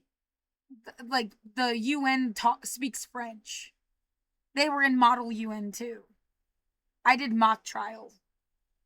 They also did mock trial, but a different year. I didn't do Model UN. I stopped being an SGA in like middle school. Um, but like that's it's not like they were so obsessed with universal human rights, but they were why I was aware there was a UN and a declaration.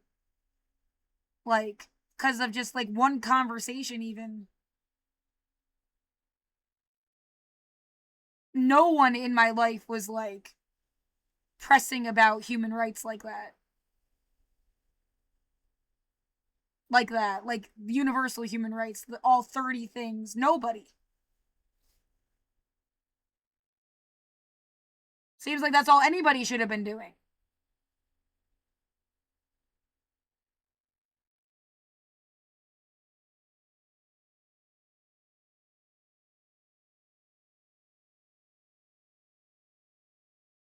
Look for attachment. Because they sent me like pictures of my stuff when they moved. Yeah, that. So March of 2018. Yeah, gee, thanks.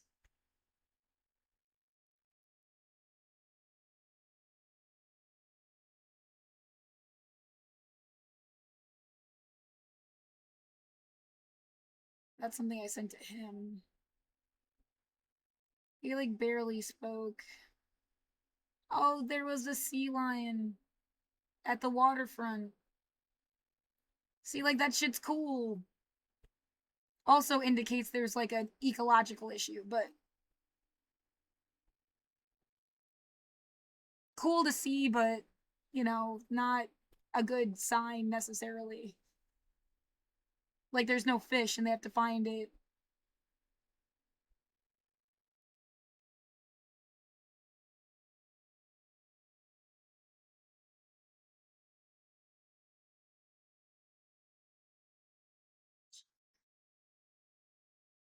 Why the fuck would you send me this?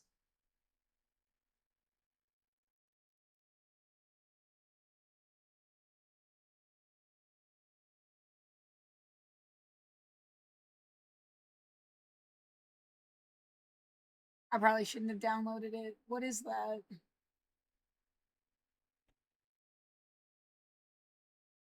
It's not like a file.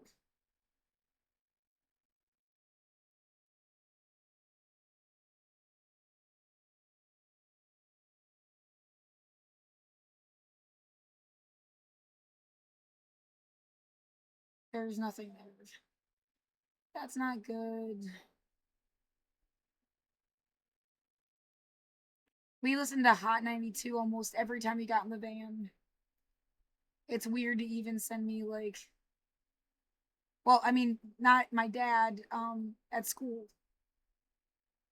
We never listened to like 97.3.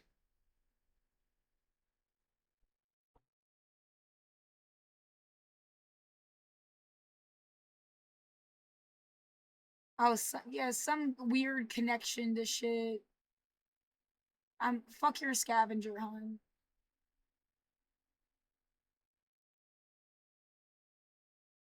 What the fuck is Dino at transmission recordings?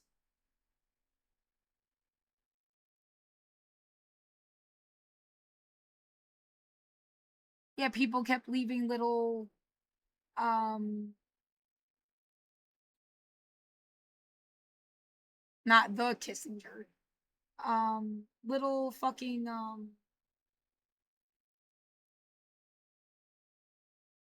dinosaurs at work. Like little rubber dinosaurs. At the place I worked in 2019. He sent this in 2021. Well, I just found that thing the other day with my mom. There was something in Pittsfield called like Rebel Sound Records. Yeah, I don't know what the fuck you're doing. I feel like you ruined everything I cared about.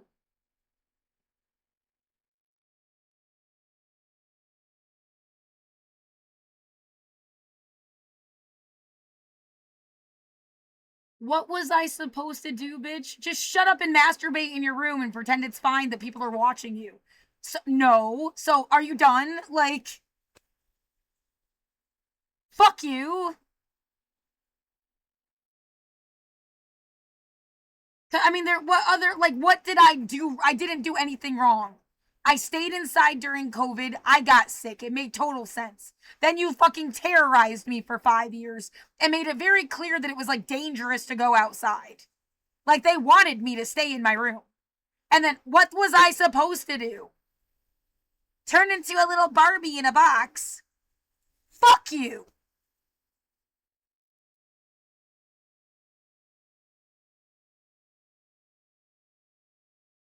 Are you done? I mean, he's dead. He died, and this is the last email we ever had. Do you have any explanation as to why I wasn't included as a grandchild in your mom's obituary?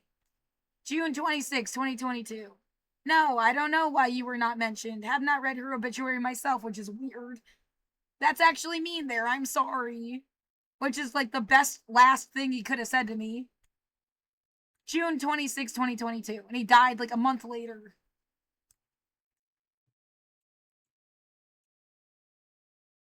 Yeah, I have their death certificate. Someone is making my room smell bad. Are you like trying to fake ask me if they did drugs? Because there were no drugs in our house. If they did anything, I didn't know about it. We didn't have alcohol. He just chain smoked cigarettes. That's all he ever fucking did. Can you get your shit out of my face? Well, it doesn't smell like cigarette smoke. It just smells toxic. It doesn't smell like exhaust.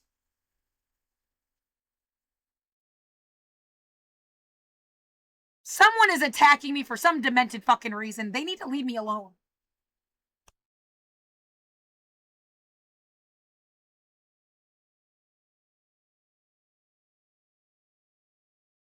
They said there was a refund check, but it was returned by the post office.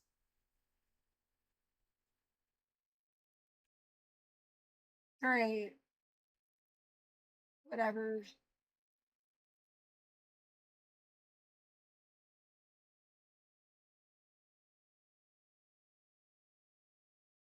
No, my parents are on like a lot of medication.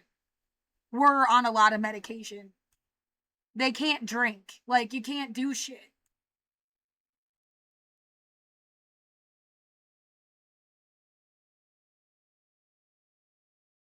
Yeah, died of coronary.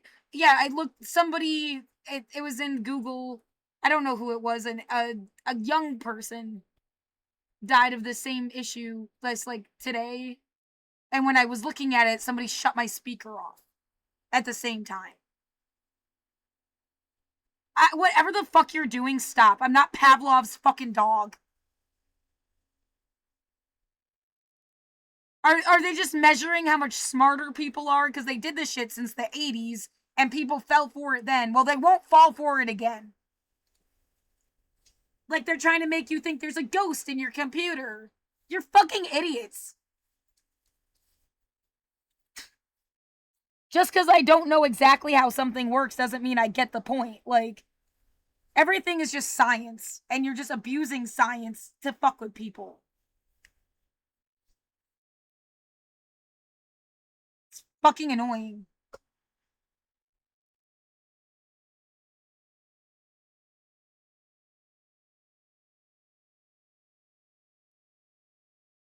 Yeah, I mean, who's the biggest power thing on this planet? Well, they got everybody to pretend COVID didn't happen, so I guess they're pretty scary. You know, the medical establishment.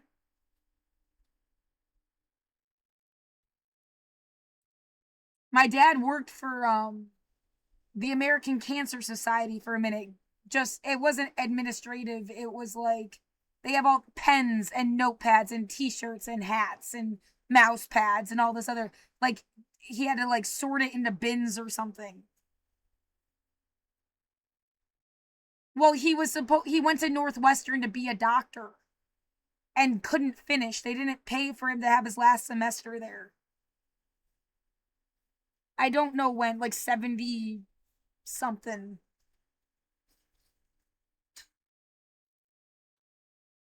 I mean, he never acted like a doctor. Like, he didn't talk like he was full of that kind of. Like, he was a computer guy. He taught me how to use DOS mode. Yeah, he taught me how to play chess. He taught me how to play backgammon. Sometimes I wonder if the person I knew when I was really little is different than who I knew when I was older. And it wasn't just because, like, they ended up at the hospital. The medicine they put them on, like, gave them, like, fucking chemical lobotomy. Because they were really different after seventh grade.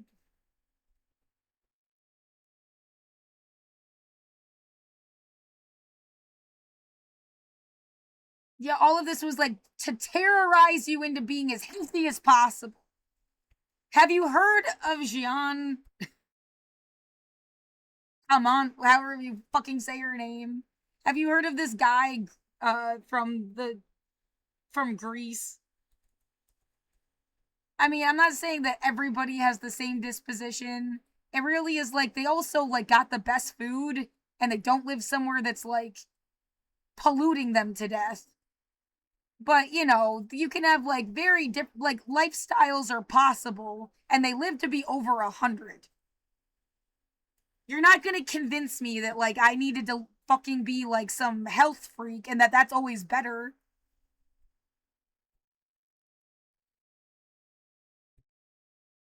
I'm a vegetarian.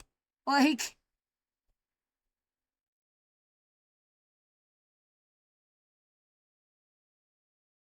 yeah, just bully you to death. That's not going to help anybody. Arteriosclerosis. Oh, then you should become an advocate against garbage. I was already an advocate for universal human rights and you don't care about it. So go fuck yourself.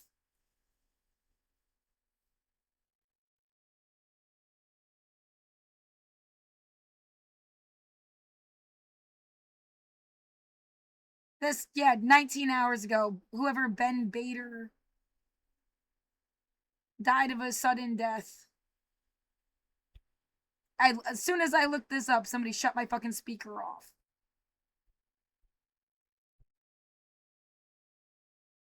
I am sad and miss my friends. That's really sad.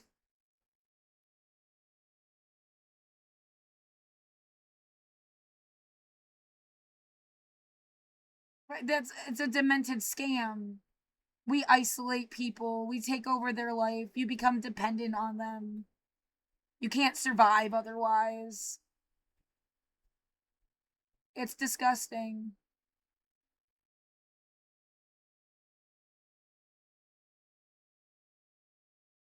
And then what? You don't do what they wanted, they kill you.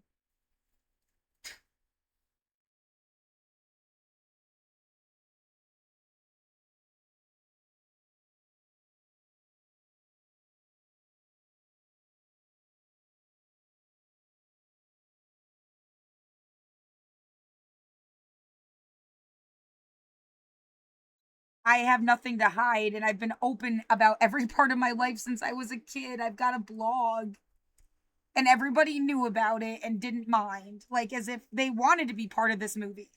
And they were disappointed when it wasn't a movie sooner. Like,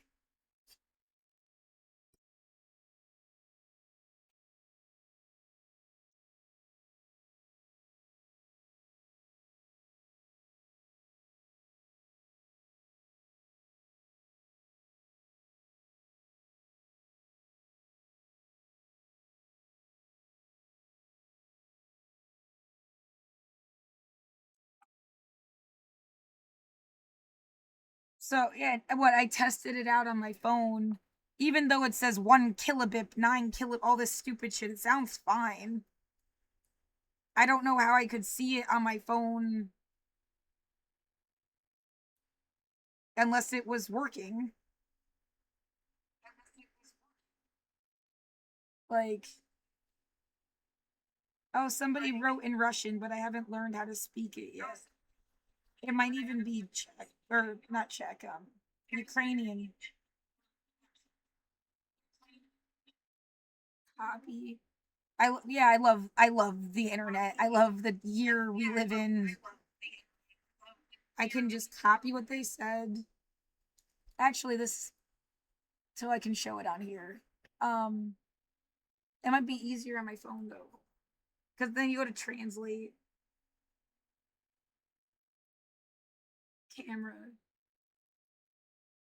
And it just instantly, like, what did they say? What's the point of starting a stream? People are still watching you. Oh man. Great. Yeah, and they wrote it in another language because they want to pretend that there's something to be scared of globally.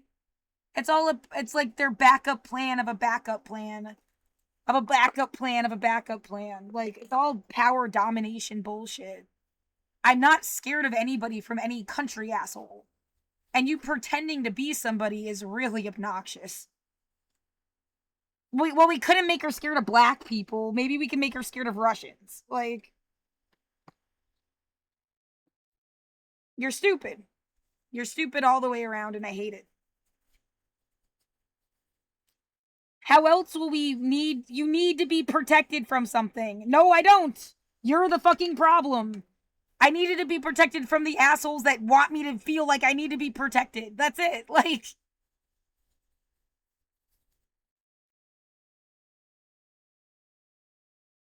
and that went out of their way to like deliberately give me a bad time so that I would need to feel protected.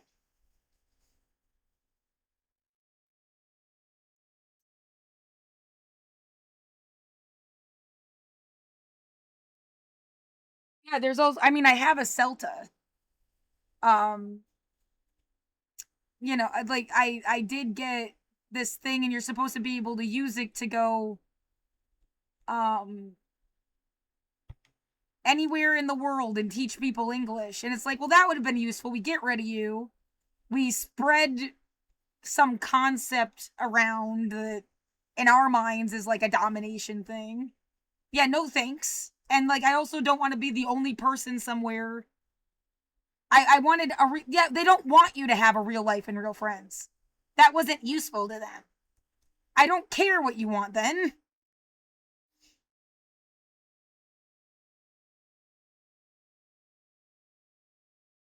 Yeah, a real life and real friends that like could have under. I'm not here to just spread whatever to people that like maybe didn't even want that. Like, what's the point? Yeah, see.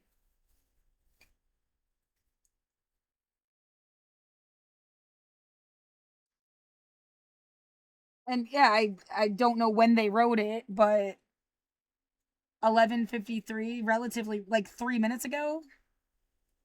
I already said like I save it in 4 places. It's not even for you. Like that's just in case the possibility that I could ever fucking like yeah, it was just for the possibility I could reach out to someone that actually cared.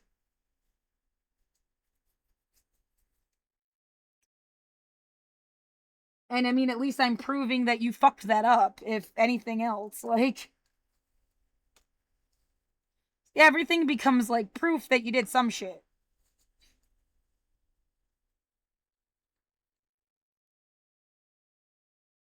The more clues, the better.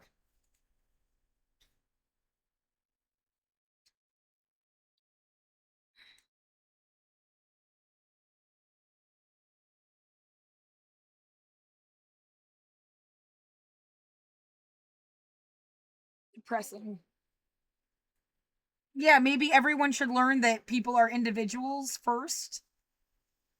First. Like no matter what the fuck, you're a person, you're your own person first. And then a lot of warped notions would like chill.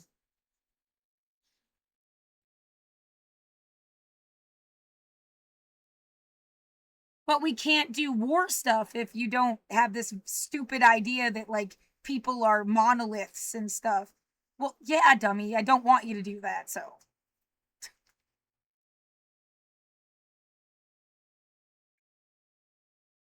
Like, come on, guys, you're on Team Yellow.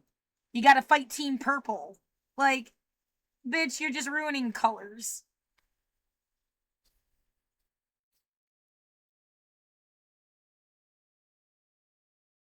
Yeah, don't forget Team Blue.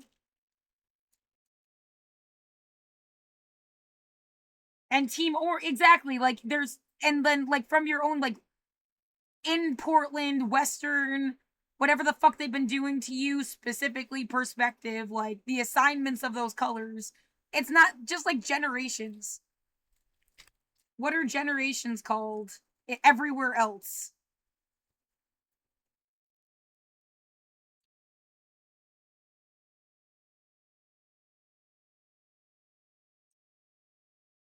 What do you mean you should have been able to fall in love with another like atheist that also likes the same music as you?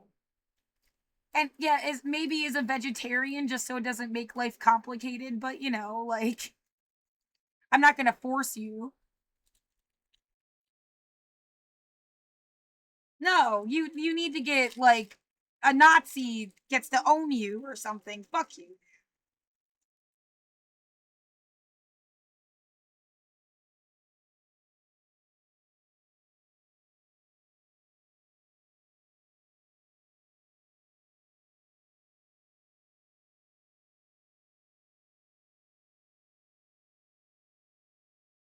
And yeah, I can have friends from all backgrounds, but it's like you're as if you are making it like I can't have a group of friends that are atheists. They made that impossible. I've met like 4 or 5 other people that openly said they were an atheist. My whole life. I'm supposed to live in like the most atheist city in the fucking country.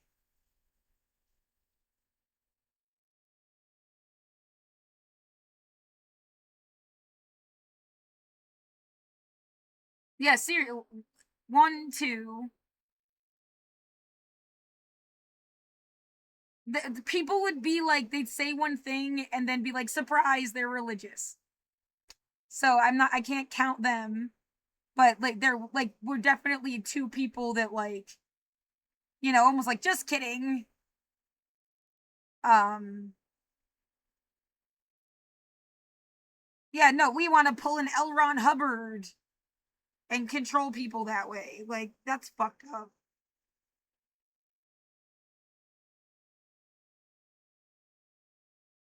Um, right, that's like a nihilist atheist would be the kind of character if you're going to write a story where they would like want to trick people because they just think they're stupid. And like, yeah, your stupidity, whatever level of it is human, like including myself. We're all stupid about something. It can be frustrating, but like it's human. And I'm not trying to hurt you. That's how I'm a humanist. My goal in life is not to twist your brain up and make fun of you. And yeah, if someone actually gives a shit about you, they tell you the truth as best as they can. Yeah, try to factor in your blind spots. That's smart. But they're doing their best. They don't deliberately lie to you because they want you to be dumb. For example, they gave up on you and don't care what you really think. You're a useful idiot to them. Well, you made them an idiot. If you had just told them the real shit from the beginning, they would have just learned that.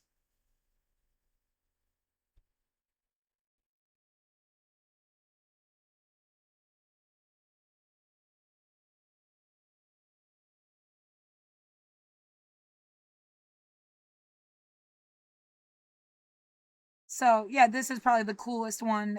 People after 1994 in South Africa are the born free generation. But Meat Mountain sounds awful. Generation 68. Um, the Desert Generation, Frosting Generation, Generation Irony, Maggie's Children. And like you never heard the shit. I never heard the shit before. I just looked it up like the other day for the first time. Cause yeah, I figured. That's all. I just guessed. A hypothesis is an educated guess. Yeah, like that's as close as you get to being a psychic as anybody's ever gonna get. They just made a good guess based on what information they had.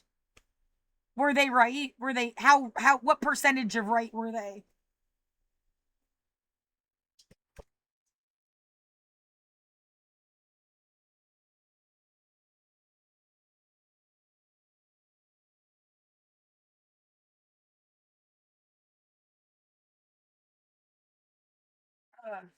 Um,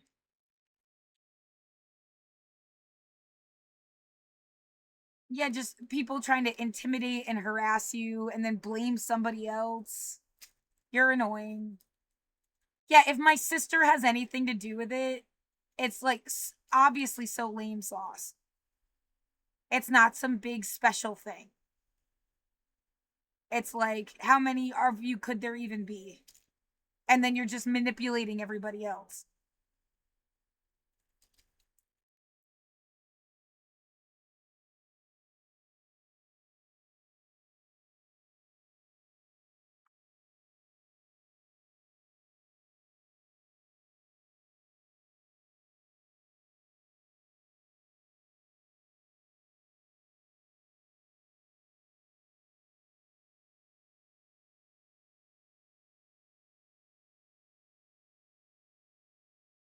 Yeah, maybe they just wanted to blame your sister and she was a useful idiot. That's unfortunate. I am trying to navigate around psychops. And it is just the fact that she has directly hurt me in ways and seems to like not leave me alone in ways that like it's easy to think she's in the middle of this shit.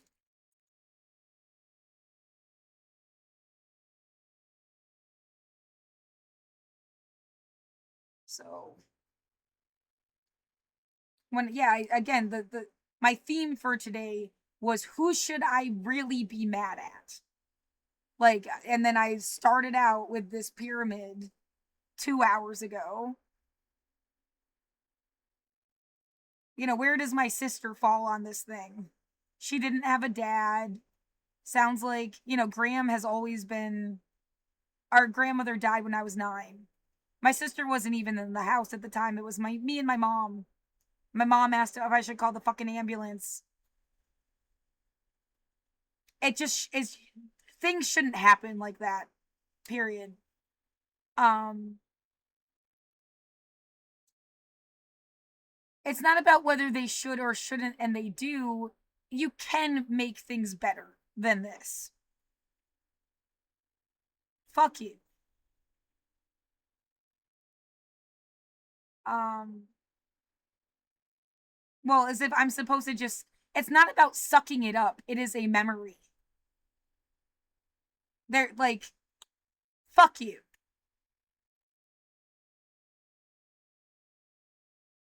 Uh,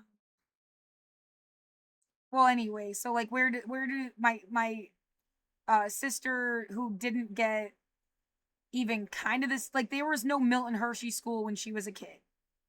Never heard of it. They never talked about it. If they lied to my face if they had heard of it before. I mean, she didn't go there. That there would even be some like concept of, well, something different, and I don't believe that because of this, like,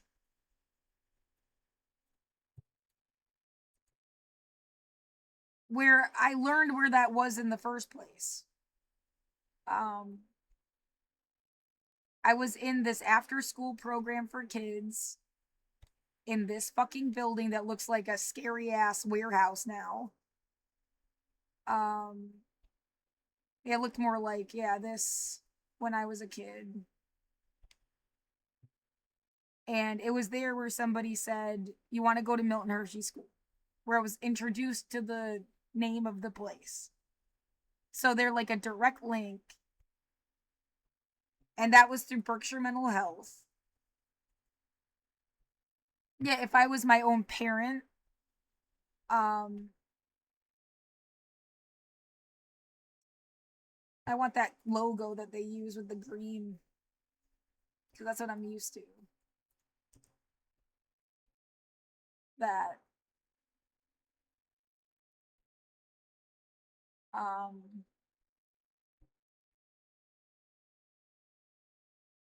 yeah, more like that.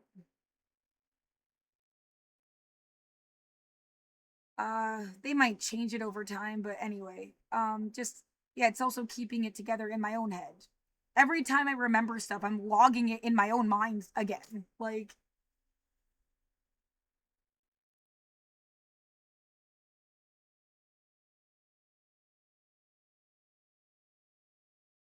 Um, anyway, so that thing was running whatever this was, or is connected to whatever this was, and foster care.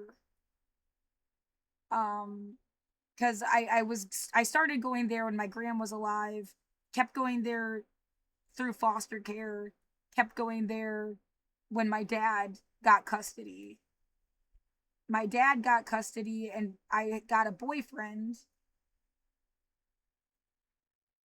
at that place. And that's what I'm saying. If I was my own mom, be like, what the fuck were the adults doing while this kid was like bringing me into the room?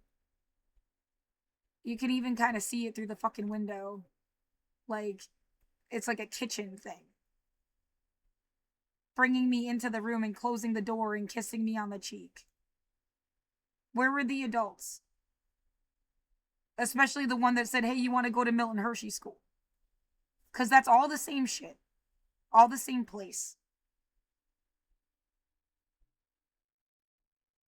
Oh, yeah, keep telling me how much you're gonna kill me. It proves that you fucked up real bad.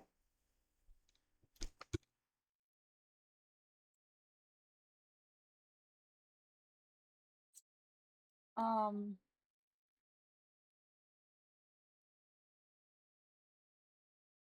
and yeah, their name was Uriah, which I don't mean to like. I don't know their last name. I can't find them on the internet. Like they don't exist. I don't know where they went to school. They didn't go to Plunkett with me. Um, they said something about being in eighth grade at one point, and I got like suspicious. Like I knew that wasn't right. I was in fourth grade. Like you're too old for me. It just felt like an instinct.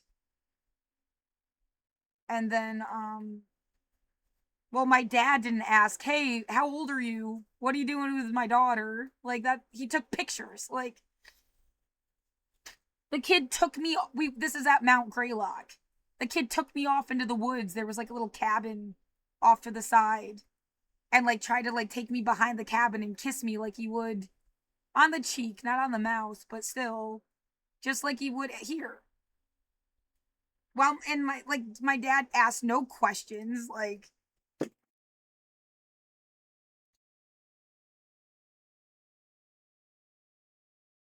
that, and that's just a fact. Whatever the fuck is going on, and that's all. That's my memories and facts, and like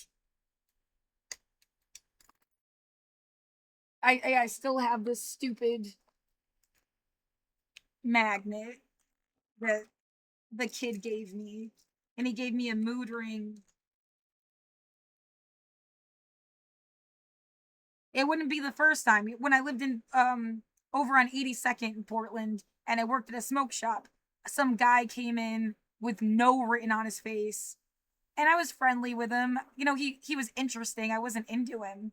And then one day he like proposed and gave me a ring and all this other random shit. It's a big story, a big long story, but like it's not the first time that like I'm not married and I never have been, and at this point I don't care if I ever am. Like yeah, 4 weddings and a funeral, bitch. I'm not I don't yeah, I was never with somebody long enough to say common law marriage. The longest relationship I had was like 2 years. There's no like weird fucking alternate way of looking at like I'm not married. Um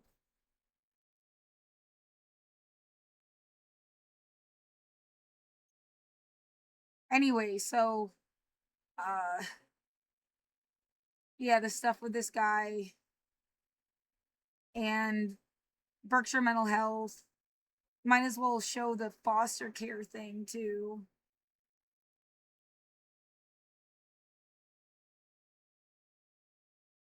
That's college scholarship stuff. Care. Yeah, yeah, whatever. Like apparently they're my cousin. I never met them. What difference does it make? Everybody's your fucking like 10th cousin.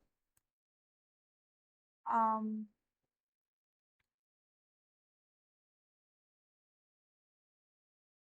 Yeah, and this is just like, where's the thing? Yeah, Health and Human Services, Department of Social Services. It's all connected with the Berkshire Mental Health thing, and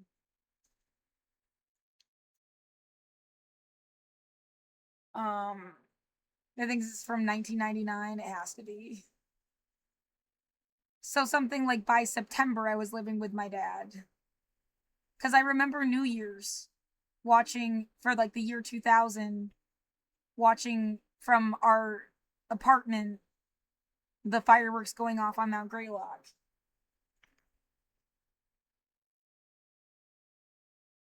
So by 2000, like I lived with my dad, and I was there for like a couple months before they were like, "You want to go to Milton Hershey School?"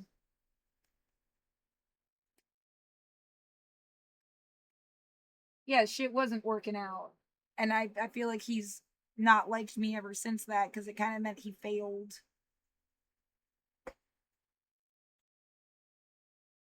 Isn't this my acceptance letter?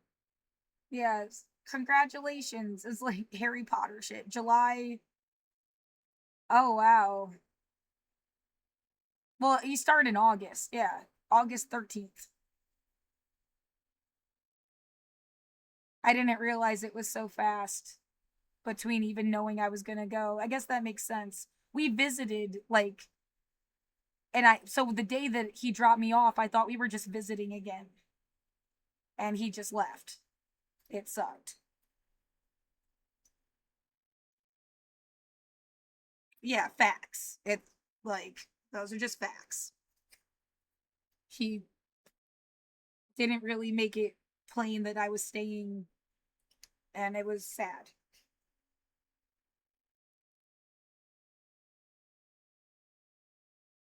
Yeah, the whole thing about driving away, yeah, same shit.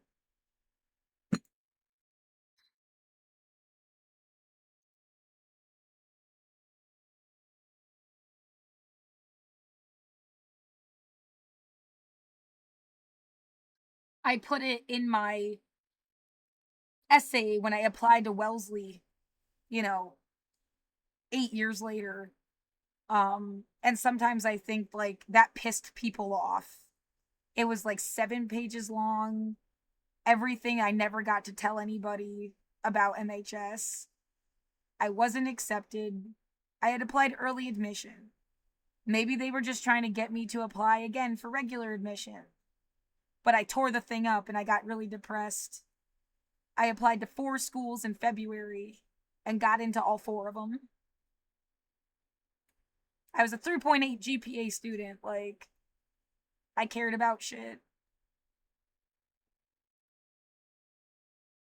But the idea that's why I did, because I said things they didn't, that wasn't the story they wanted of MHS. Um, when I tried to go to fucking Wellesley.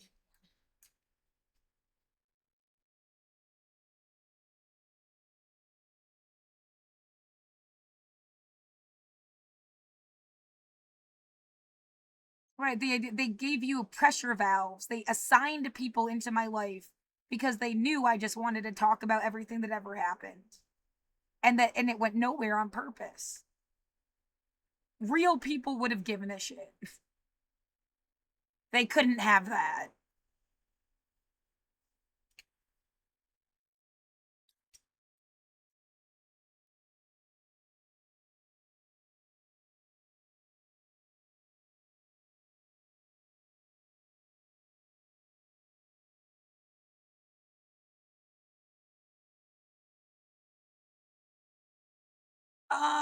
What was I was trying to explain that my sister never went to MHS and it wasn't even a thought process and how I ended up there. Because you want to, like, who should I be mad at? Berkshire Mental Health? Do you think Berkshire Mental Health all by themselves did this worldwide COVID thing? No, this was a every powerful fucker against all the people they didn't like in their countries. Like, It's way bigger than a state in America. Like, that's a convenient cover story. Yeah, if you're gonna just blame America.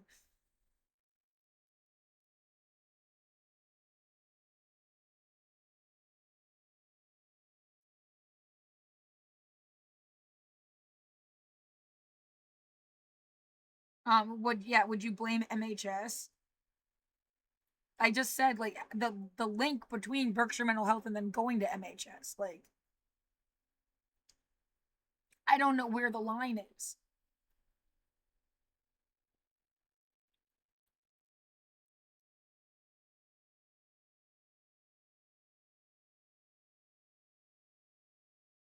My teachers I thought were like awesome, and I did good in school. I'm not gonna vilify my house parents, but I feel like conditions should have been different. Like, you should have had less kids in a student home and like actually given parents or something. And it's set up on purpose so that just like I had four different house parents.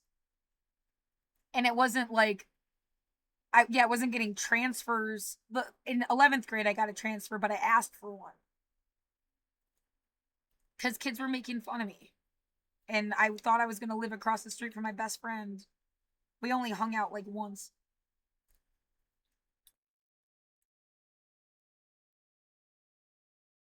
Yeah, the whole they're looking at it later, that student home looks like that cluster of student homes in 11th grade looks like a frog face.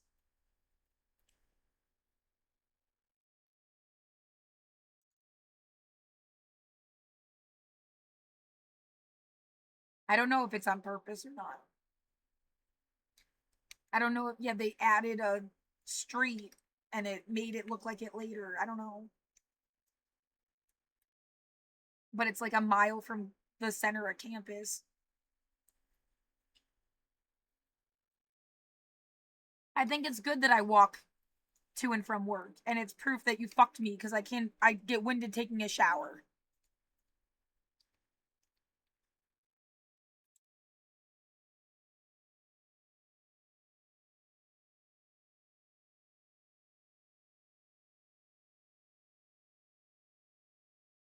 Yeah, you, whoever the fuck has been like trying to like terrorize me in my home.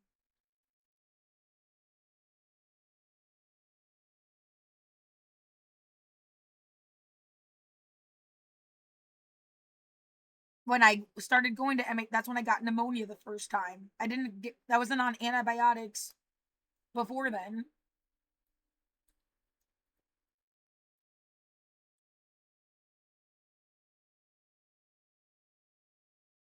I mean, if I had never gotten pneumonia and then in 11th grade chronic bronchitis, and then,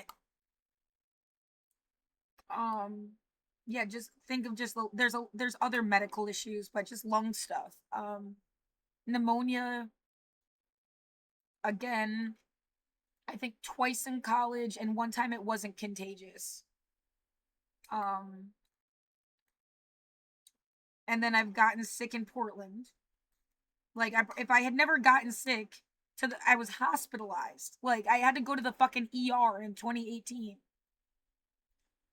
and they called it costochondritis. If that, I wouldn't have cared about COVID probably, just like most people.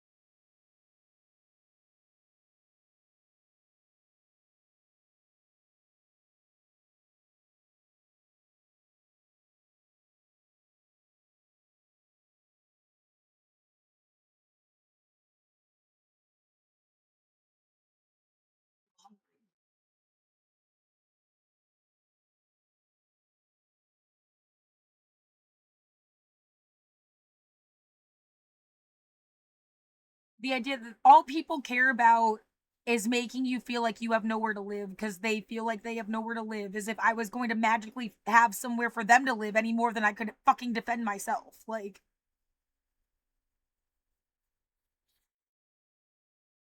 someone told us you were magic and you're not, so now we're like harassing you because we're mad about it. The fuck? Yeah, fuck whoever told you I was magic, they were deranged, and you can't be mad at me.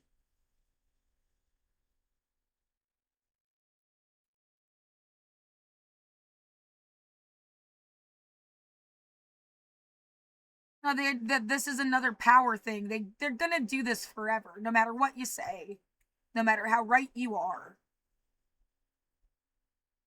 And like, no, someday people will be smarter and it won't work anymore. Whatever manipulation shit you're pulling.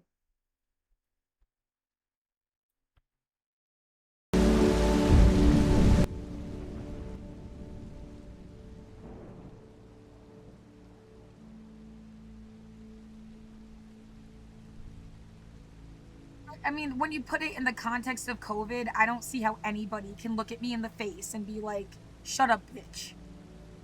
You must have been in on it, like, or benefited or something.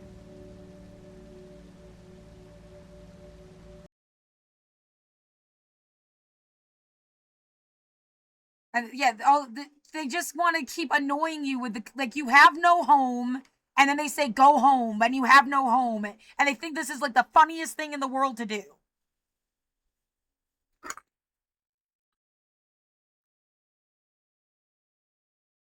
Well, because they're used to kids that just like didn't. I mean, if they really weren't getting along with their parents, there was probably a good reason. But like, I really don't have a home to go to. Fuck you for thinking you owned me somehow.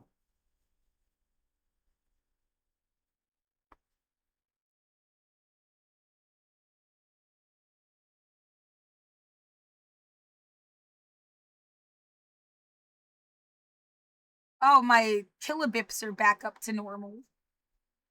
Wonder why they bothered to change it.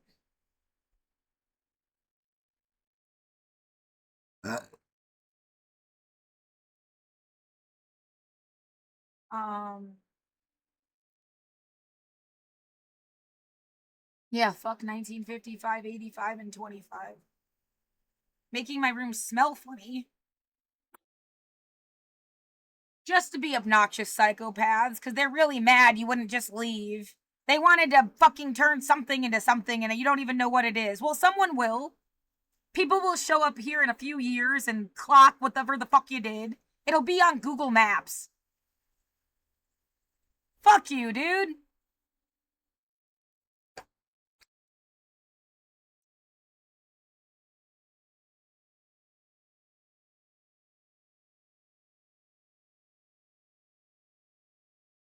Yeah, oh, let me get you all fucked with me, and it just like, you want it out of sight, out of mind, because then you think you got away with anything.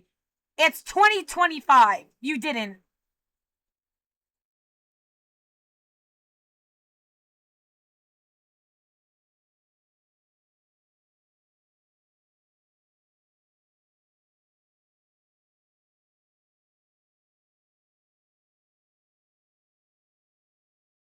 Yeah, sometimes I think the whole they set me up as bait.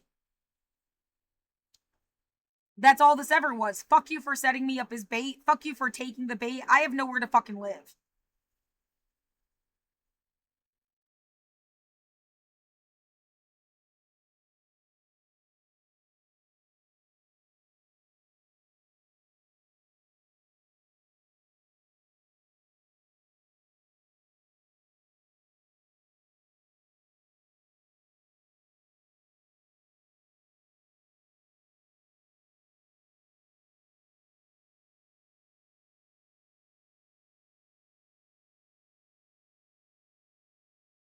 I'm just scrolling through the fucking news, mad, and yeah, the smell stopped.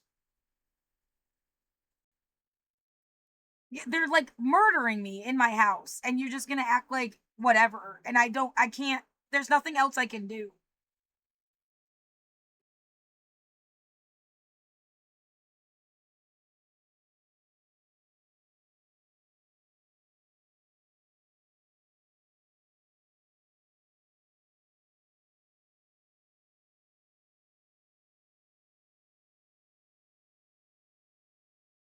Yeah, it's really whatever the. It's like they just like smacked me in the head. I had to like recover a little bit. Fucking evil piece of shit. No, it is not normal. It is not usually like that. I have lived here since 2015.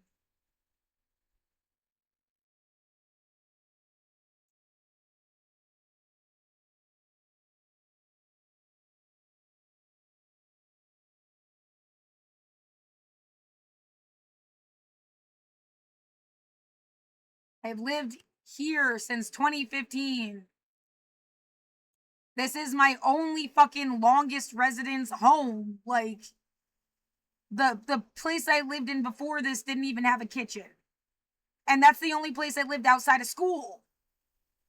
Like it's just school and then living on 82nd and then living over here and then you trapping me in my fucking apartment. That's been my whole fucking life now.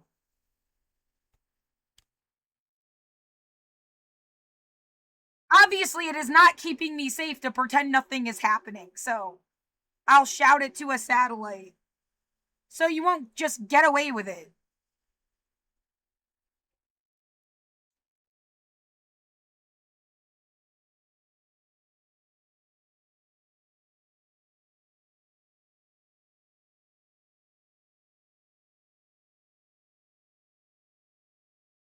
And yeah, I mean, my entire like upbringing at MHS was really leadership and being a role model and blah blah blah. Like, yeah, I feel incredibly set up, and they were really Christian. They were like super Christian. I am not. And then I have to prove myself that I'm better than them. Like I might as well be a Christian, but I'm an atheist. Yeah, model minority shit.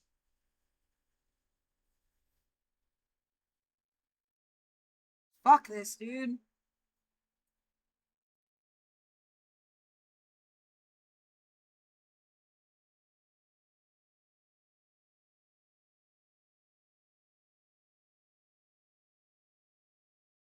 Yeah, I got the person that like fucked with me today. That was like 2 hours ago.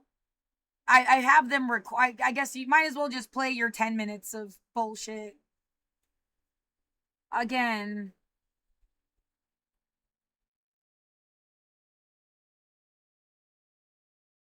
Oh, how about like the whole fucking thing that you sent as evidence and they didn't watch it? It made me think like they were gonna dismiss it outright. There was no point. They were gonna dismiss it and try to evict me like last week.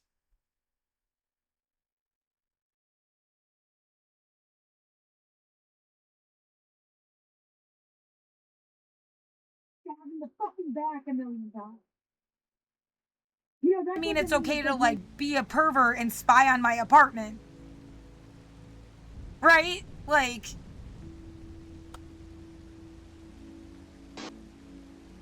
no, I did not set my like people. 90% of people are not going to do fucked up shit to anybody else. You're deliberately doing fucked up shit to give yourself a fucking paycheck. You're like playing the boogeyman so people will be scared of a boogeyman. Fuck off!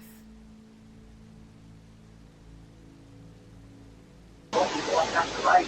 So what women have to bully? Like somebody's ready for that person. They get stuck on something they can't find another solve for.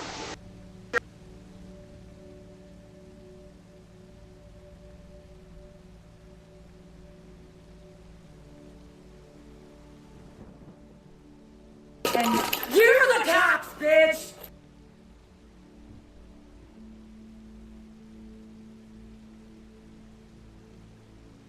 Be like fucked because you ruined your apartment. Like I'm like, no, stop doing this to me.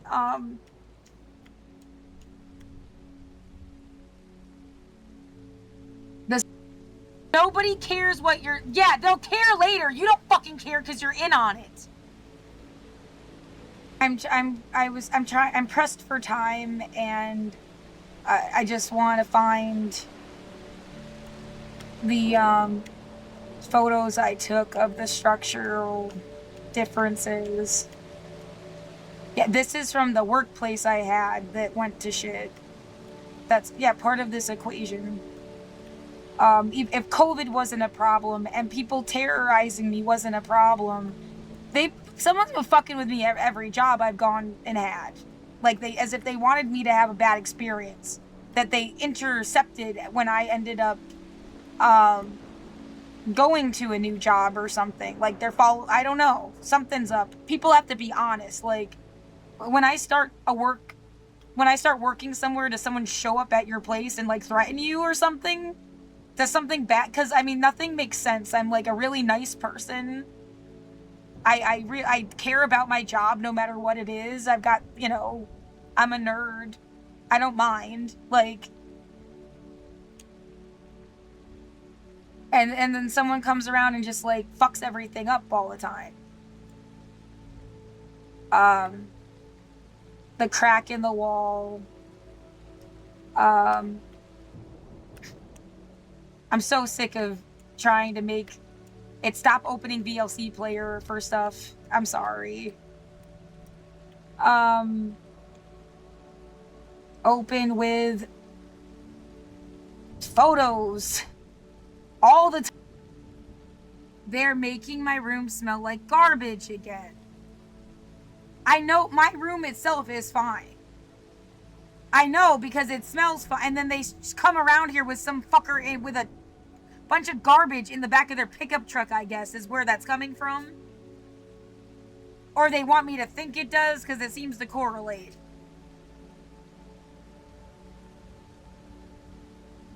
Fuck off. There's also, they have like a trash can. I don't know if it's like rotten and they leave it open on purpose. It's only been the past like 4 days.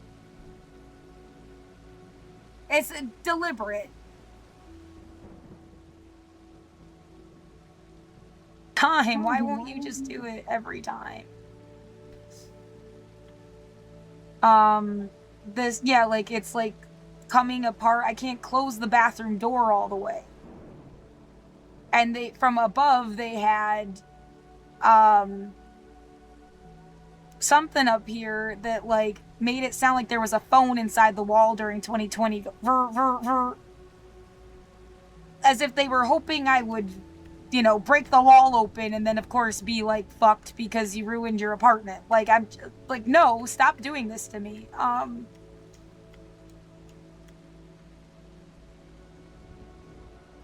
This is fucked up. Open with, I don't have some other mental health issue. The idea that they were trying to make it seem like you did.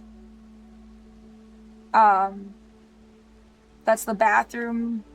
Yeah, it's like, this is some weird shit going on.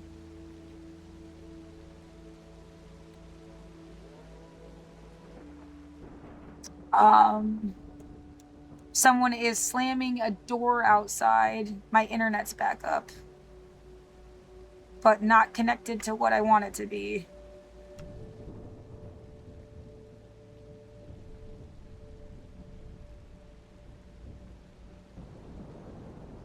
What the fuck, dude? No.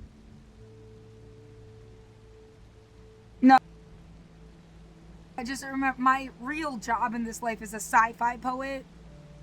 I dedicated my life to learning how to, like, be a writer. Which, movies and music and I mean, the news, whatever, like, everything is writing. It's kind of like, yeah, what's behind every single thing is a writer. But, okay, like, the concept of a story where you have, a town where, like, people don't do fucked up things. They just don't do that. It's not even like, oh, it's because we're all so bonded and some weird hive mind shit. Yeah, that Pluribus thing, I really want to watch that. I've seen clips. It feels like it has clues between the lines, or at least would put words to stuff. I don't know how they're letting it get made if it's so on point, but like, what does that say? What are you searching for, Carol? Is her name Carol? Great. Anyway,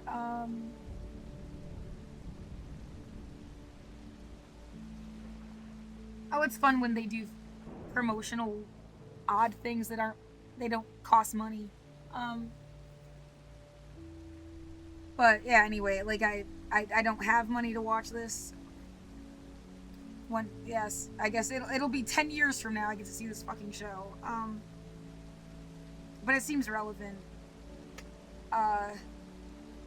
Anyway, so right, the Twilight Zone, I have the Vaultiverse. That's my Twilight Zone. Anyway,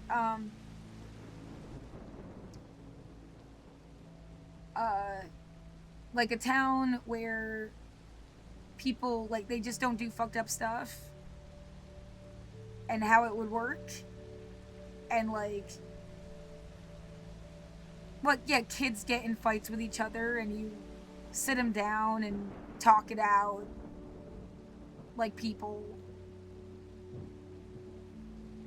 What, and then and as adults, like, you know, they do the same thing when they're adults. Nobody steals each other's shit. Yeah, did you need food? Here's some food. Maybe that's also why there's no need to steal, because, like, you just have to ask somebody, and they're not gonna give you rotten, fucked up stuff or something.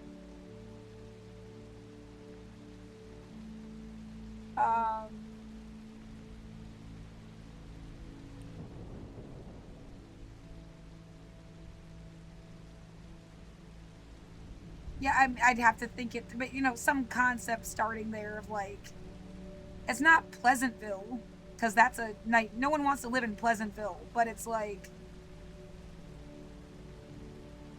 you don't have to worry about shit.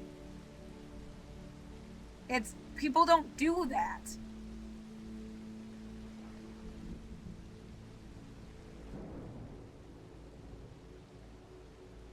Yeah, but not Pleasantville. Yeah. I'll work on it. My brain is the best place on earth, yeah. What, do all of this video again? No, because now you also captured them fucking with you like that. And that is completely, like, I paid the internet a month in advance, even. Like, I'm terrified of not having internet. When I got the chance, I paid the internet bill. Like, my life is online, my archives are online, my evidence is online, my protest is online, half my brain is online. Like, you can't just fucking... This is a human rights issue.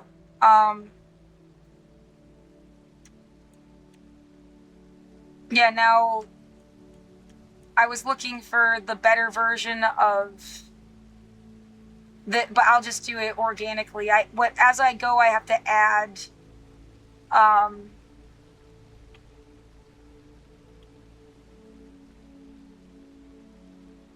it's on a different thing.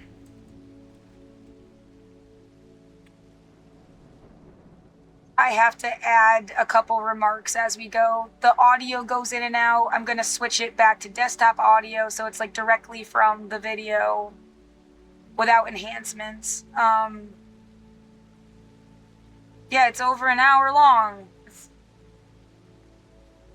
I mean, of course, yeah, it fucked me up, and I'm not trying to make, like, I'm so sick of feeling coached in my own apartment.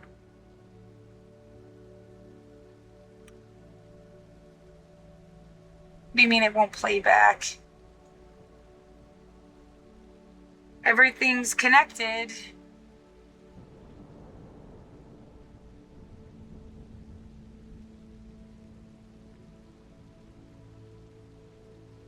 I worked as a desk monitor in 2019, and there was somebody there a resident that would tell me that they were going to sue Verizon and then own Verizon. I don't know if they were fucking with me, it was a joke, if they sincerely thought that. I have no idea. But, like, are these people pulling shit because they think something similar, like, as if, like, they're gonna own something.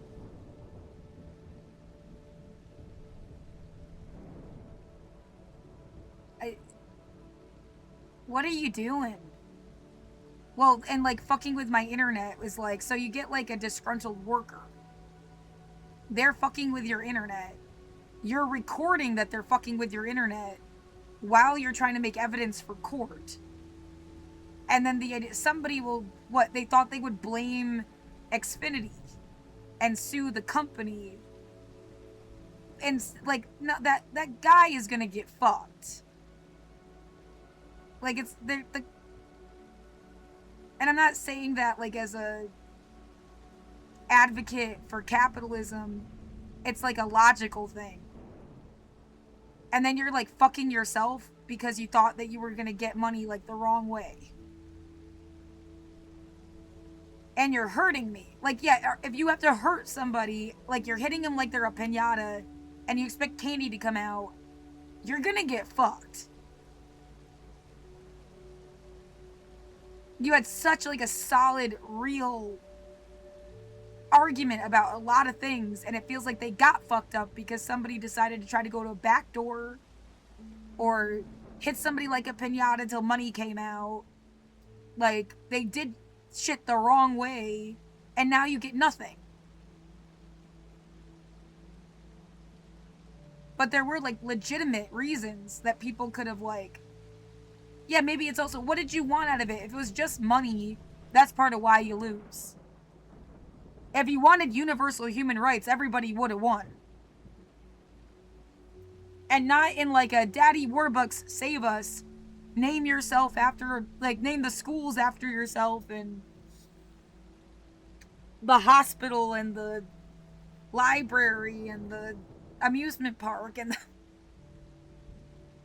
no, but yeah, I feel like that was also part of the design. I was supposed to like, hey Jeff Bezos, hey Elon Musk, hey the next rich guy that they put on like a carousel, save us. You have the money, save us. And then they just like own everyone. My suggestion is a compound interest account. You take corporate taxes, you put it in this compound interest account, you use the interest to pay for housing, healthcare, education, and food. And yeah, that means like, at least in a transitionary period, it's not my ideal, but I see it working where like they just pay your fucking landlord and you get to live in your unit. Maybe someday it's totally different system, but like at least like, right, then the landlord charges $3,000 for your unit, genius. Again, yeah, I see loopholes and everything gets ruined because people just get greedy.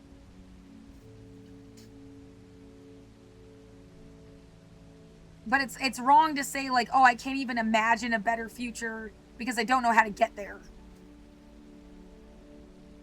But, you know, you could do this compound interest thing, and I feel like you don't, because in and of itself, it proves that money isn't real. Because then they could just take that every year. If you get 530 billion every year, that it would just add increasingly more money, exponentially more money.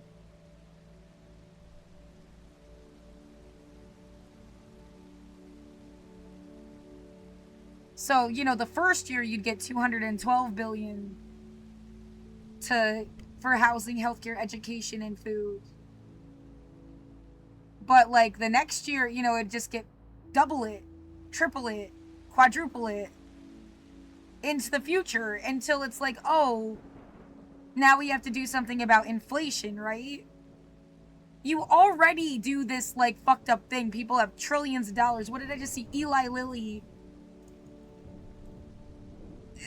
This is how money isn't real. They got $1 trillion. It's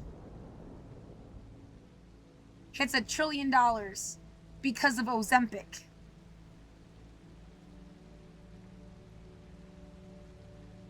There's more money than God.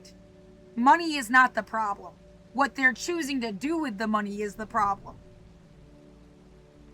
Yeah, how they got it and then what they're choosing to do with it. Sorry, I had to spit.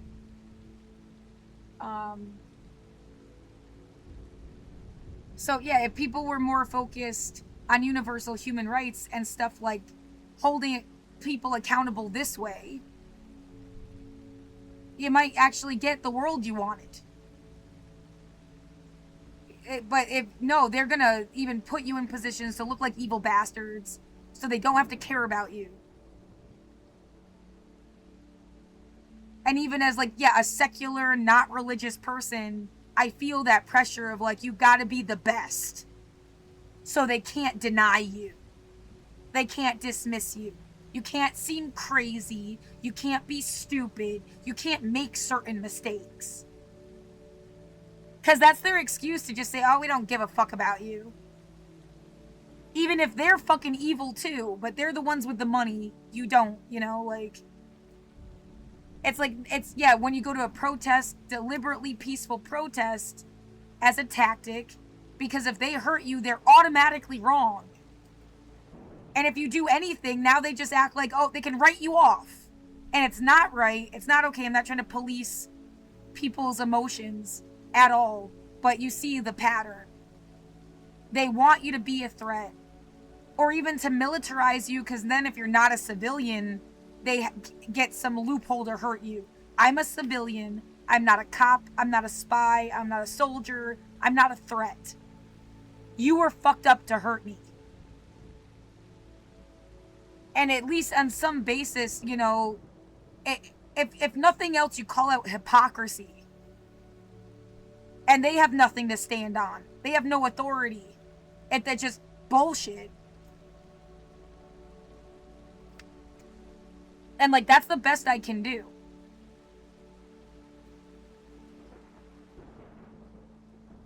As an individual isolated in my apartment, especially, like, that's the best I can do. Yeah, you want to act like a slave owner, die like a slave owner. Because it sure as fuck is going into history that slave owners are bad. Even if they still do slavery shit.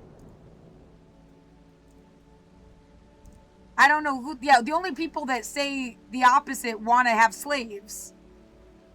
Everybody would hate being a slave. Why the fuck would you be a slave owner? They're gassing my apartment again, and it's hurting my body. Because we want to give you something to fight against. You're a psycho trying to stick your hands up my asshole. Get away from me.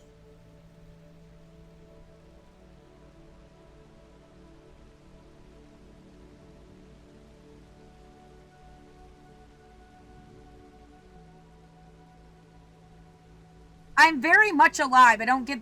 There's nothing about me that's dead. You're fucking ass fucks. And I think you're just, like, scared that you're gonna get fucked eventually someday, and that's all you keep hurting me about. Like, what you've done is already done. You're not making it better by doing it more, worse.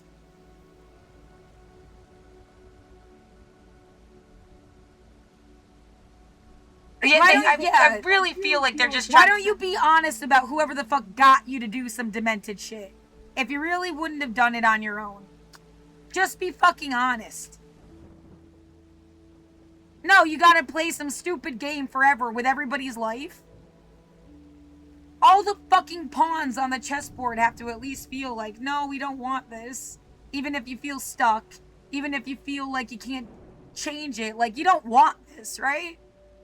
And there's definitely more pawns than other fucking pieces.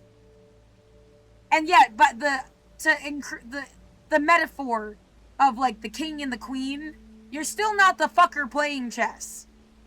You're still just a piece on the board and disposable too. So why don't you get a fucking clue? You just feel special they made you a bishop. Yeah, I also got that shepherd, sheepdog, sheep, wolf analogy. You know, if you won't, you're, like, to them, everybody's a sheep. They want to make people sheepdogs to do their work for them. The shepherd. If you won't do it, they make you look like a fucking wolf. And meanwhile, there is a bishop in a castle practically somewhere else. You know, inside with a lot of fancy things. It's a good image. So, you know, you got this shepherd out here that thinks he's like the real human around. I mean, they're still controlled too.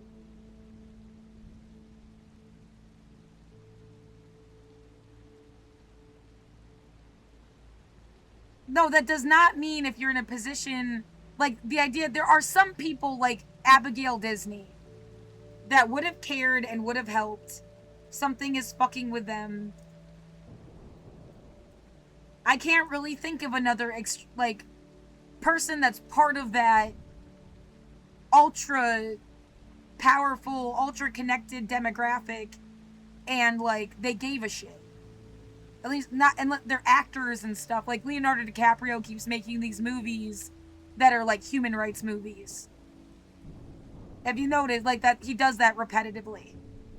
Like, you could say he cares on some level, right? Because he keeps deliberately making those movies as opposed to some fucking like something no one needed. Even Titanic is like important historically.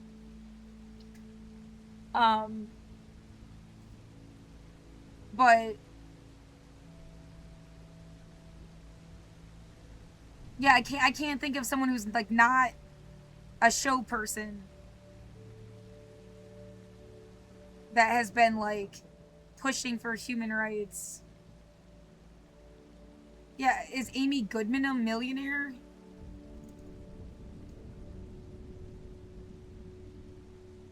Bernie Sanders, right?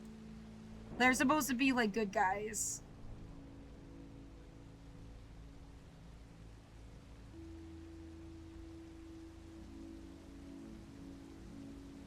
This says 3 million. Who knows if this is accurate? Well, it's kind of a gross way to put it, but like... Yeah, they literally spend every day, at least for the segment of Democracy Now!, trying to help save the world, right?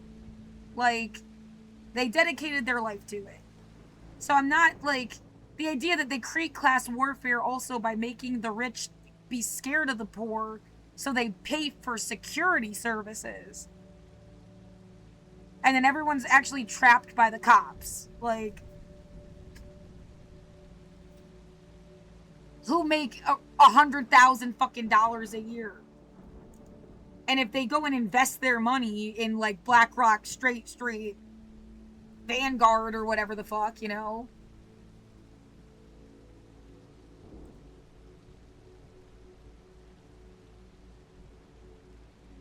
What they're calling middle class is like 4 different classes. And I've never cracked $20,000. One year I made $19,993 in 2014. That's it. Everything has been less. So keeping me in this position on purpose.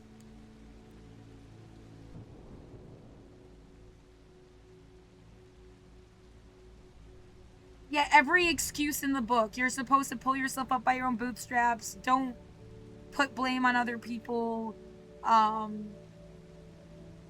You know, take accountability. I have integrity. Thank you very much. I tell the truth more than you do. And yet you're scared to tell the truth at all, clearly, because you want to pretend COVID never fucking happened. Like... By the way, this and this are from the same... The WHO. Well, they could put, like, something on the... Where is it? I just had it. They could put something here, like, estimated 14,000, which would... It comes out to, like... It's, like, almost, like, 15 million... Sorry, numbers. 15 million times 5 years. Yeah, this is like 75 million people maybe dead. If they extrapolated some estimate. They don't even put anything. Like, you just had to find... Like, you cared, so you found out.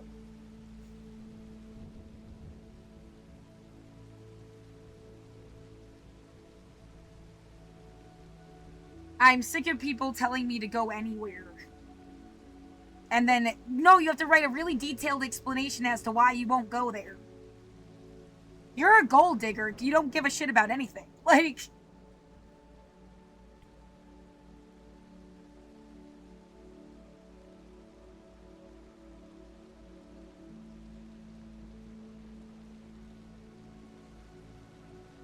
Yeah, what am I supposed to say? Oh man, I hope you get fucked for fucking with the wrong people. Like, that doesn't really help either. Trying to blame this on something convenient that I don't even know about. Like, you know, we're just gonna... I don't fuck around. I shouldn't have to find out. See, like, really? Like, act like this was Comcast's fault. Because we thought we'd get money out of that. And, like, no, I want the whole actual truth. I have no interest in some kind of, like, we're gonna pretend anything. I don't want anything pretended. I want the real shit. I want the real thing. Yeah, before we all die.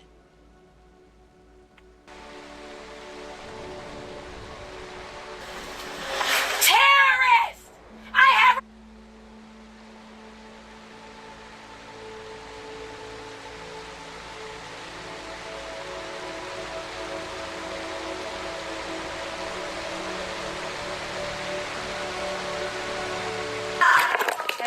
You're the cops, bitch! I have sent this to the lawyers and stuff. I've sent it to the building multiple times. The only thing, I haven't uploaded it with that link yet because I'm trying to make this one cohesive video. Yet they wanted me to go through everything and rename it and put it into a certain file format just to even upload it. That's where this idea to make a video. I'll just make a video that will all be an MP4, and it's just gonna be like Defense 1, I guess. I don't remember.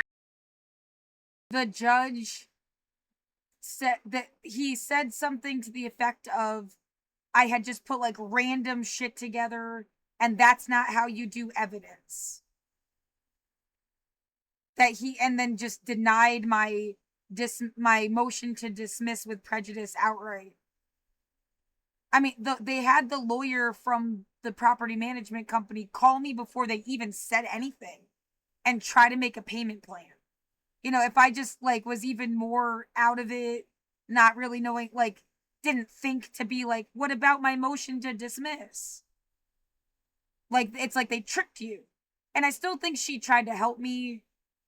Maybe I just want to think she was being nice because it did seem like she put effort into giving me like this $100 thing. She said that's the lowest she could make it. That's supposed to be due on Tuesday. And it's by the sound of it, it just starts the whole process over again. If I can't get them $100 by money order, which also costs money, there's no time for someone to donate to my GoFundMe and for it to clear. I feel they knew that there was no option. And I've been trying to get disability for 2 years. But anyway, the judge just, yeah, it's all on. Yeah, I want to put this too because they went out of their way to say like, well, we could try to go to trial today, and if I rule in the plaintiff's favor, you're evicted like tomorrow. Or you can just take the payment plan, and then they said so specifically that it wouldn't be on record that they tried to evict me, but it is. It's going to be here forever. It's, if you type in my name here, it's there forever. And I kind of like want it. I'm leaving it. I'm not asking them to take it down. I just looked it up. Did I spell my own name wrong?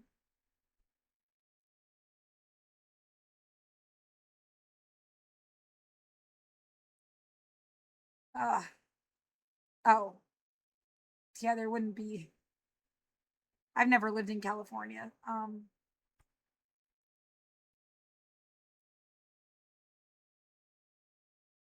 There.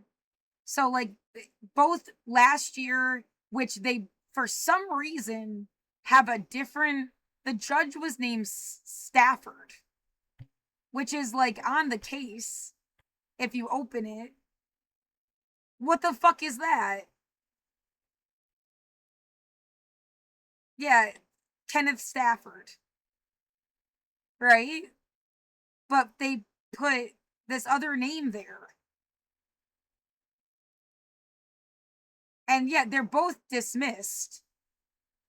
And then this one, he was, yeah, both the person that I talked to plan the trial and the trial.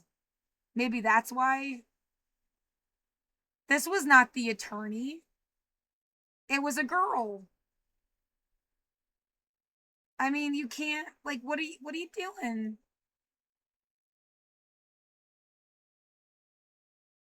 It's like someday they're gonna have someone else show up here and like they don't know what you're talking about, and that was supposed to be funny. I mean, you can't. Like, it's all on the internet. You knew that, right? Like, come on.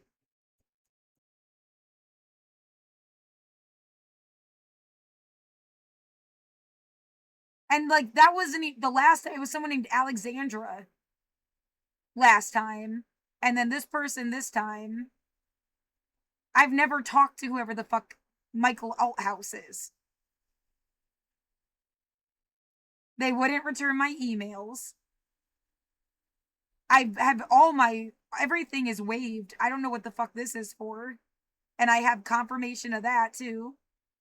It's in the email and in they're burning something outside my fucking window because they're psychopathic morons and they want to be so scary. Oh, you shouldn't move to everybody should move to Portland.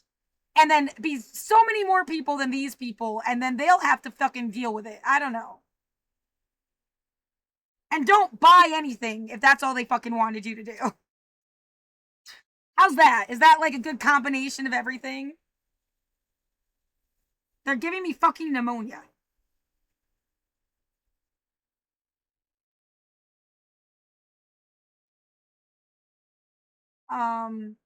Yeah, move to 3rd and Burnside specifically.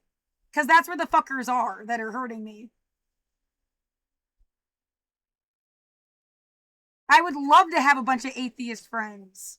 Like, for once in my life. That would be sick. That, like, would never hurt anybody. Like, human rights activist atheists or something. Oh, did they kill us all? That'll explain itself someday. Yeah, now I got so upset I don't remember what I was looking up. Oh, the fee waiver. They said it in the email too. Come on. Directed to assist. And then there was something else here. Is it in the agreement? Immediate dismissal. There you go. Payment plan includes 0 for attorney fees and costs. And yeah, I need to defend myself. So like, what? Oh, they had it. Let me zoom in. Like agreed via WebEx. They didn't have me sign it this time. They had me sign something through a Adobe Acrobat last time.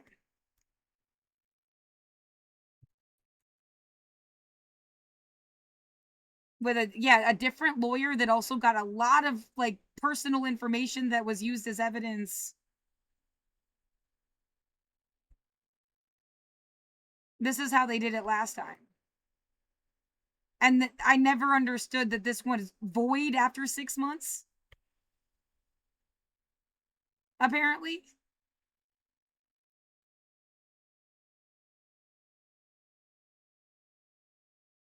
Yeah, I don't want to learn how to trick anything. I want it to be the right and good. And that's all you're fucking doing? Like, you're wasting my time.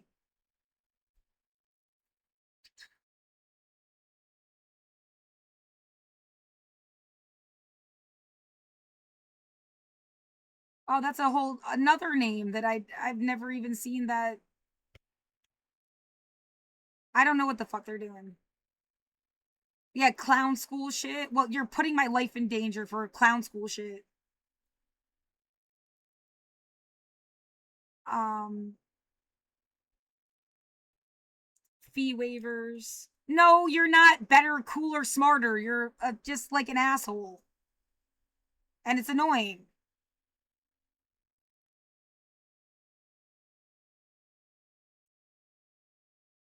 I don't care about being better than anybody. Everybody's cool and everyone's smart and stupid about something. So, like, get over yourself. I don't know. So, yeah, fee waivers, and they were accepted both last year and this year.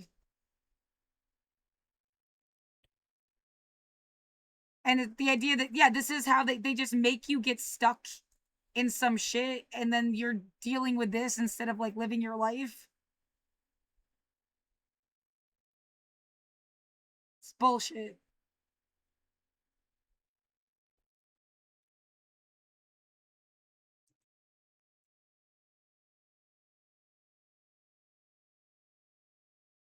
They should have dismissed it. I'm being killed in my own home. They should have dismissed it. They just don't want to set that precedent. That's too fucking bad.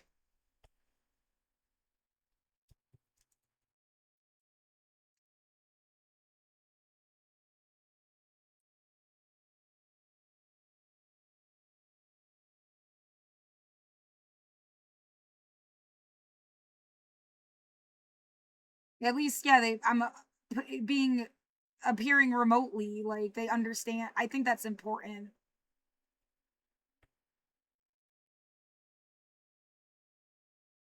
They can't mail. Yeah, how many times you can't mail me anything? I can't get my mail because I'm being harassed by my fucking neighbor. Like, and they look at like they didn't hear you or something.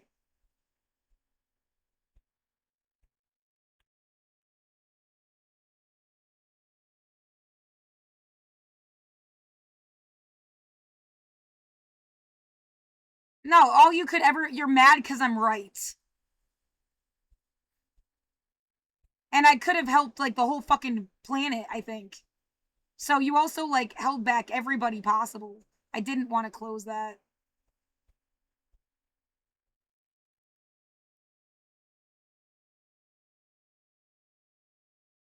We don't want your help. Everybody gets to help. And I mean, you could just stay out of my room and let me say whatever I need to say. What the fuck is the difference? Like, if you don't like me, leave me alone. It's like you're really just admitting that you're stalking me and you don't like that I'm correct. Don't remember even getting this link last year, by the way. And it did seem like I just need to do it before 1:30 tomorrow, according to this. So I'm doing my best.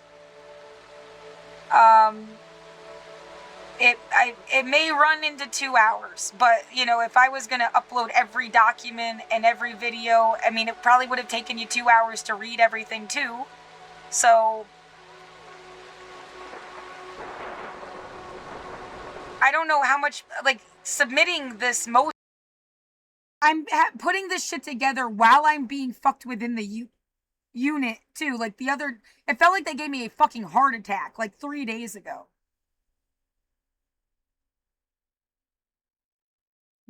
Look, but no one's gonna care. Oh my god, they will eventually care.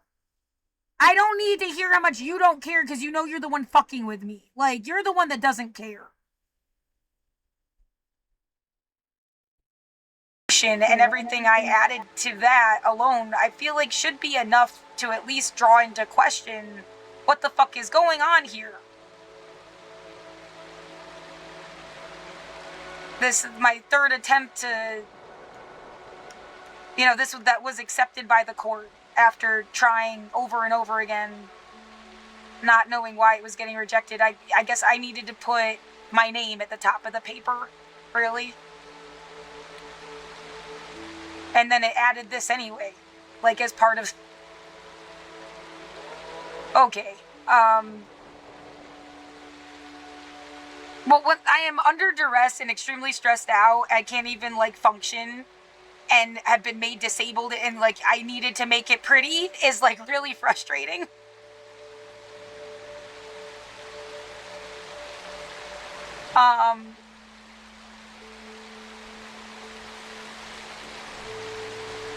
Anyway, this video, I was leaving my apartment.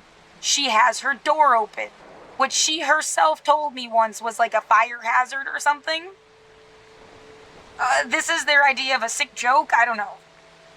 They just want to be able to scare people because they're scared of them, I guess. That's fucked up. Speaking of which...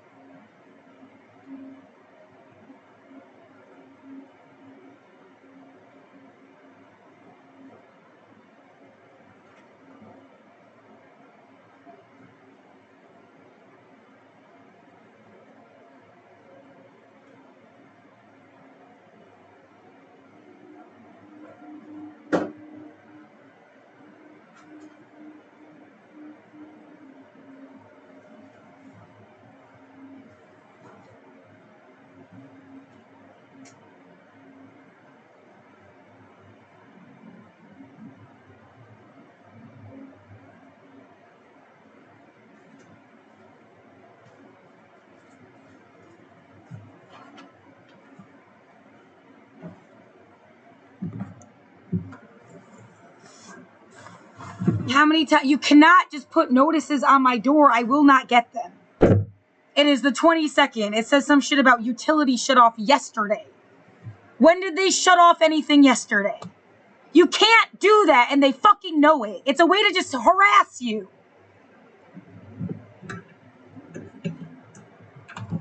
Yeah, I'm not gonna trust some fucking piece of paper my neighbor printed out and fucking put on my door because she's a cunt. I get it from management or it doesn't count. So fucking sick of your shit.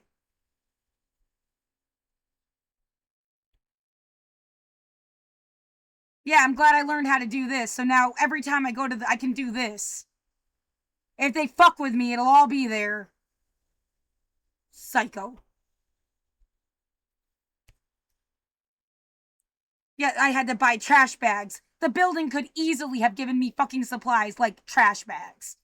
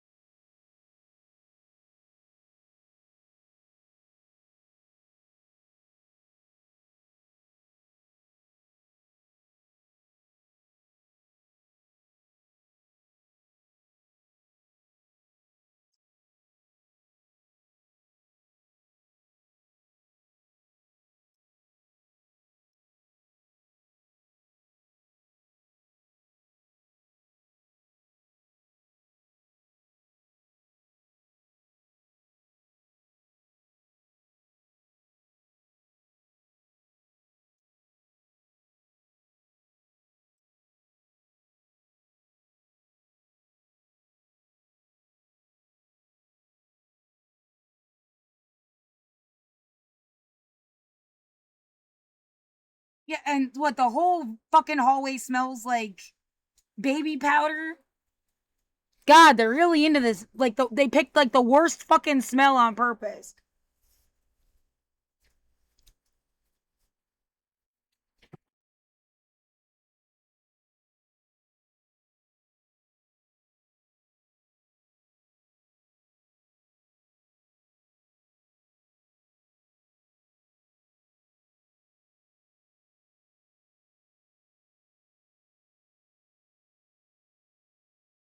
Uh, Come on, bitch about how your bathroom smells like pot. I am a medical cannabis patient. I can't even afford my fucking medicine. And you're just deliberately like breaking into my apartment and hurting me with it. Fuck you.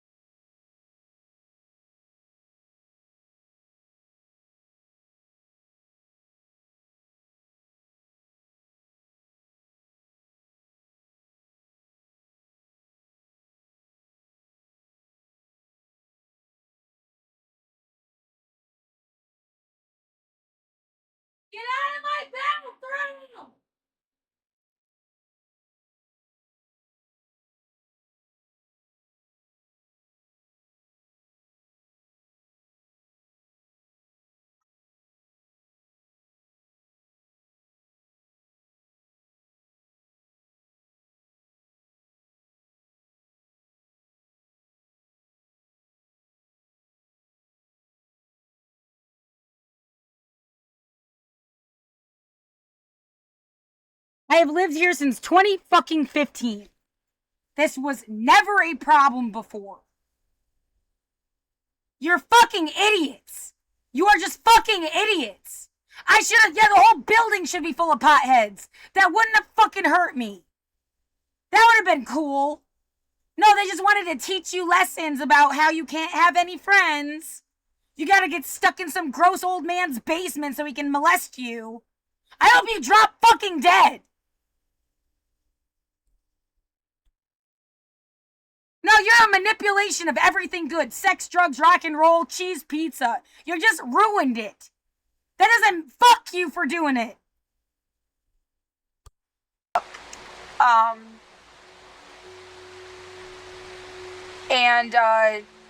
And she has been harassing me. It's absolutely the difference of somebody like, and they walked by smoking a cigarette. The guy upstairs used to smoke pot. I never smelled it in my unit. Apparently she smokes fucking cigarettes. I had never smelled it in my unit. They are deliberately like hotboxing my fucking room. That in the bathroom just now wasn't so bad. That shit earlier this morning was way worse. And obviously coming from two different sources. Yeah, it's like, it was clearly like in my bathroom versus like punched me in the face through my fucking window.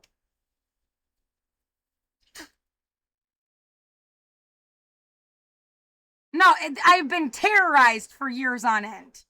Weed is awesome. You malicious psychopaths have been just trying to drive me out of my home any way you could do. That's not the same. And it's, yeah, until someone fucking takes me seriously and like listens to me and actually, yeah, confirm, okay, yeah, these people are fucking terrorizing you. Like, I don't fucking trust you. Ever since the shutdowns, there was no like negativity between us. It almost seemed like they weren't even living in their apartment. There's some weird shit with the guy upstairs, but it was still like 3 incidents. Not even, it was 2 before 2020. The last one was in 2021. You know, I get over things and I live my life. I have no hate for people. You know, it's like they hated me, so they wanted me to hate them back. Or something. It's just awful. And, well, I definitely do not trust you and you have no right to fuck with me. Like... So okay, yeah, I'll just let it play. That's taken so long to get to the point. This is just evidence of my neighbors, at least 3 different ones fucking with me. Well, this is $2.98 or something for 50 capsules of naproxen.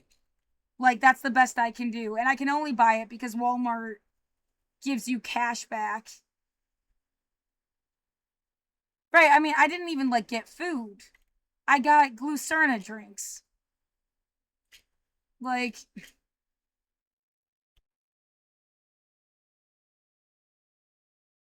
I'll have to...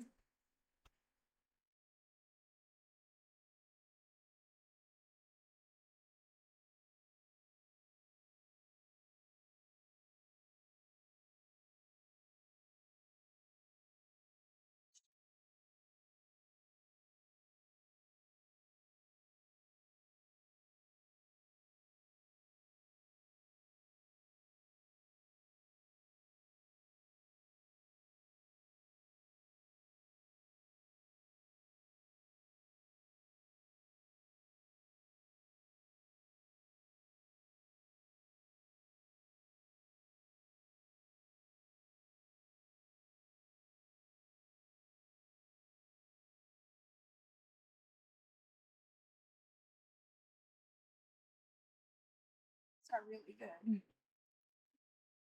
Needed. I didn't even get the garbage bags I like to get because it's the best I could do. But you get... I got $7. I should have gotten... They fucked me.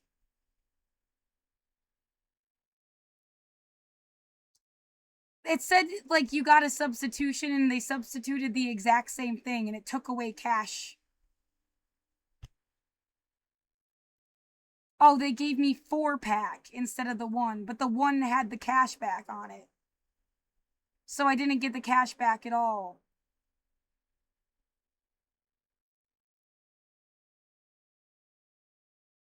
On the computer, it looked like it was the exact same thing.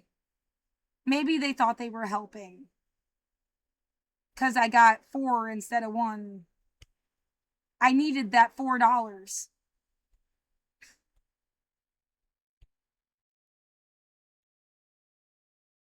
See, Walmart cash added. Yeah, I made very specific purchases for a reason. It takes me like hours.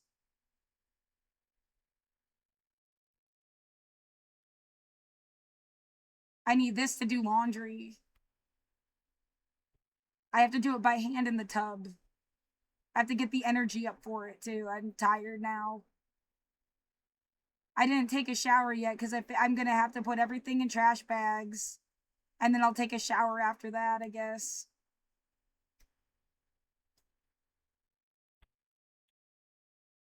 This is fucking bullshit. But yeah, you get cash back, and that's how I can buy stuff.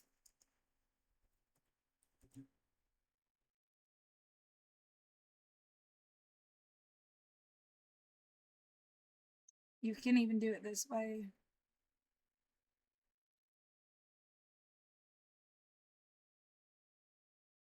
Yeah, that is a big difference. I guess, yeah.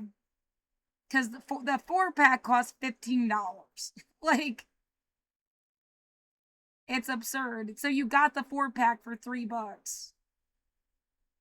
I guess that's, yeah, don't be mad. That's like nice of her. I think it's a her.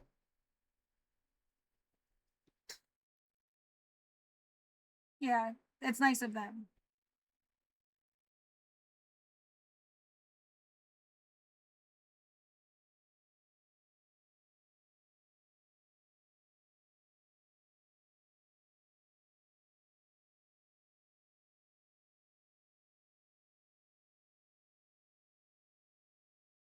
I don't even see the, yeah, the one that's like a single. That was the whole, it was like you get like all the cash back for just.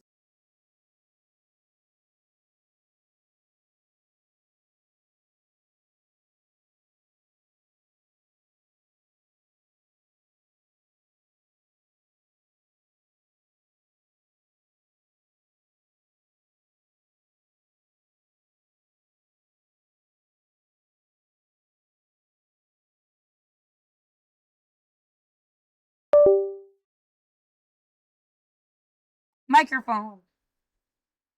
I don't understand why it goes out. It's pissing me off. Anyway, I'm saying, like, it scared me shitless to open the fucking door. My back is, like, cramped up intense. I can't leave my fucking apartment, you bitch.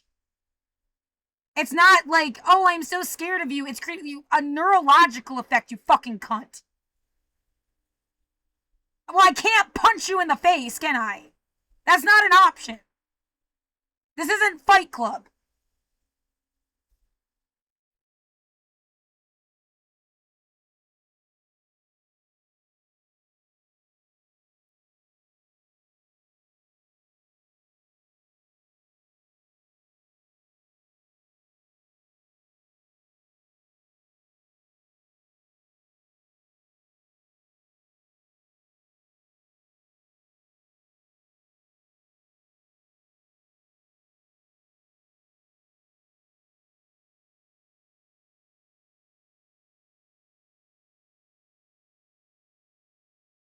It's an insure.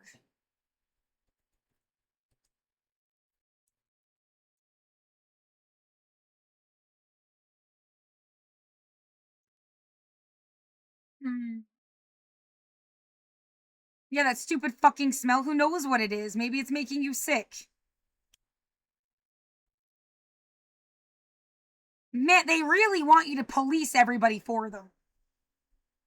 Bitch, whatever the fuck is wrong, maybe you deserved it.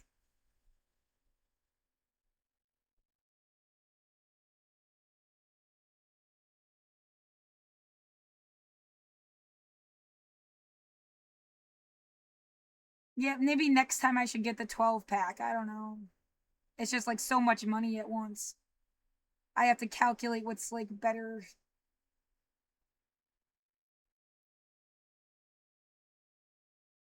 Well, I have to count again.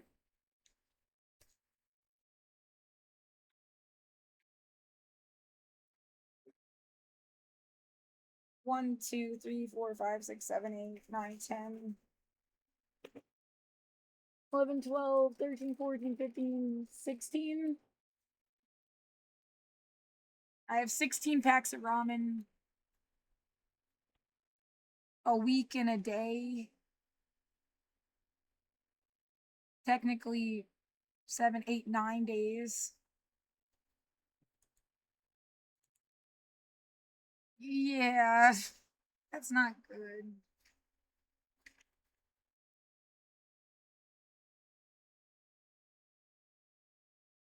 But it's like 1.5 packets a day. It's not even 2.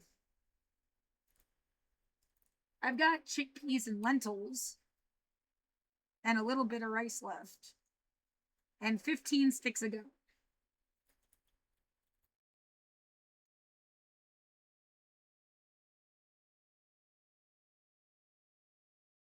I'm sick of this, like, I don't know who else there's just my fucking bitch neighbor. Who else is here? I don't even know. Maybe everyone moved out. They said the guy upstairs moved out, but clearly they're still punching my room from up there.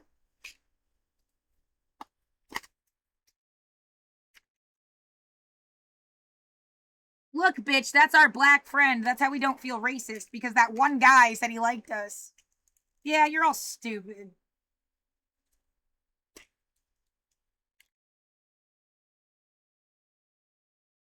If we lose him, it's like we can't pretend that we're good people anymore.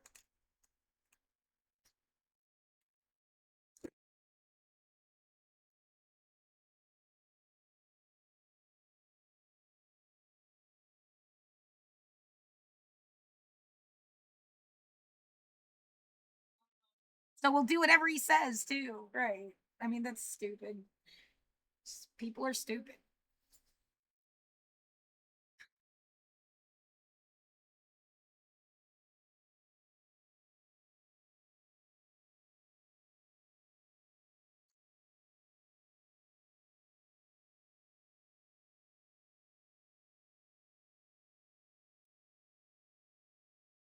We're gonna pretend people died and then blame. I don't know them, and it wouldn't be my fault. And yeah, you get the truth from me, bitch. You don't get some fucking fantasy so that you can act like you're something you're not. I don't care. Like, and what? Oh, you're gonna lie about me? Because yeah, you were a liar, so whatever. Somebody in the future will know the difference. Yeah.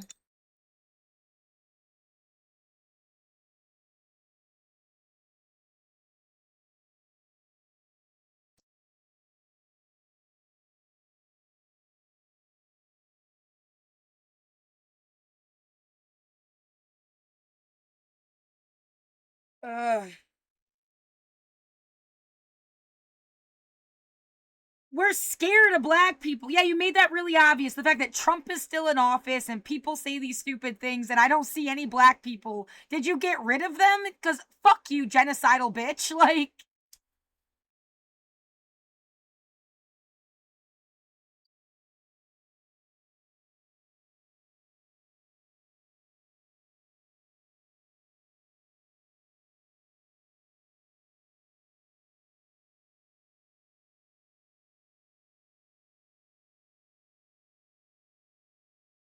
no, why don't you just, remind everybody why Trump was a bad person? Yeah, quick before they delete it from the archives. Whatever, dude. Yeah, where's that fucking 100 stupid things he said?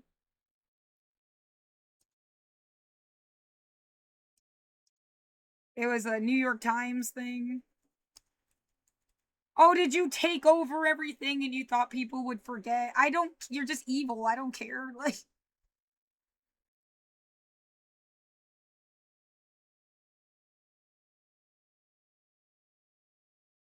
It hurts. It's like right, like someone punched me in the spine.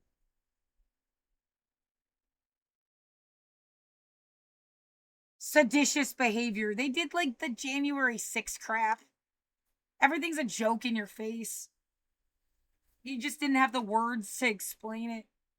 Oh my god, do not touch my fucking door, bitch.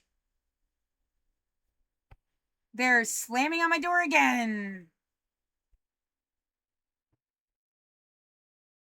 We want to pretend anything that makes us interesting and controls the narrative.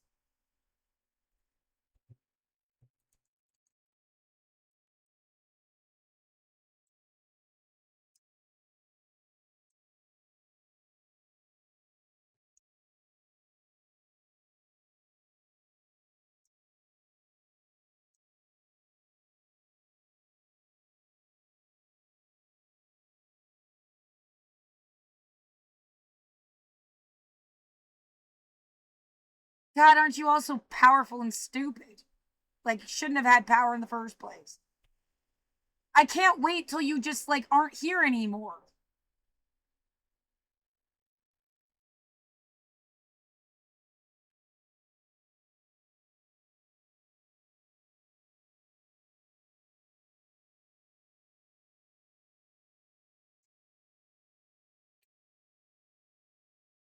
The complete list of Twitter insults.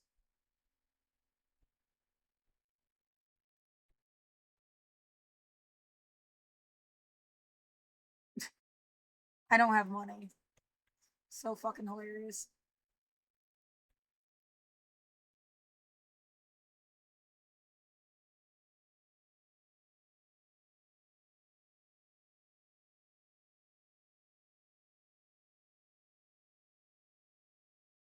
We didn't know we could be so scary.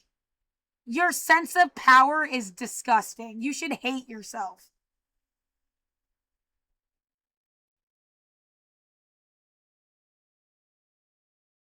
Wasting everybody's life.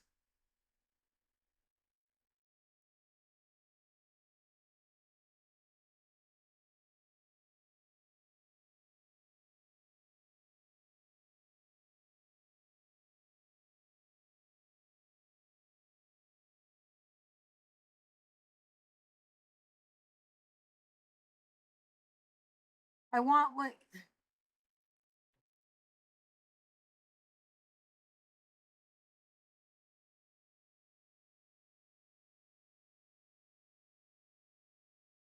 Yeah, half of this was just a way to fuck with people. They didn't even care.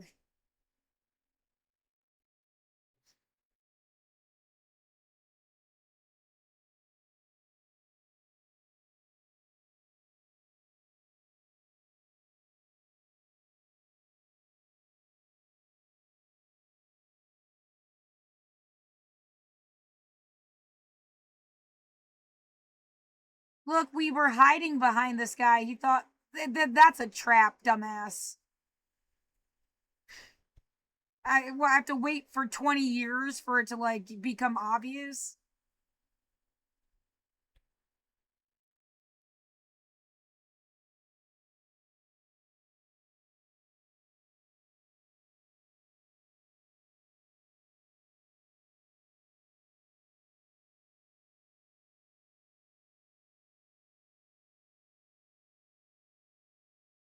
Yeah, well somebody knocked the guy out that blocked him and brought him back.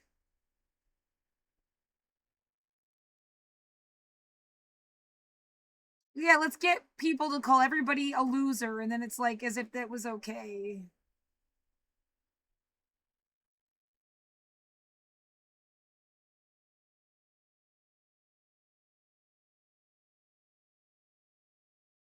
What was the point? Him being racist or something?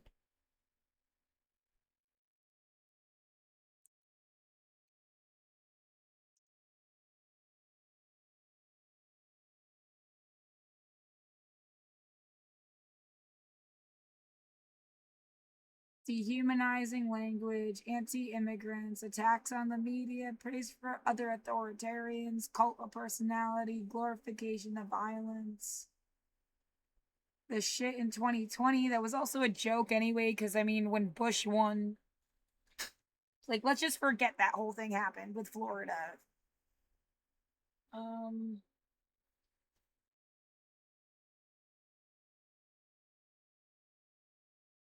Government is leveraged, pardoning loyalists.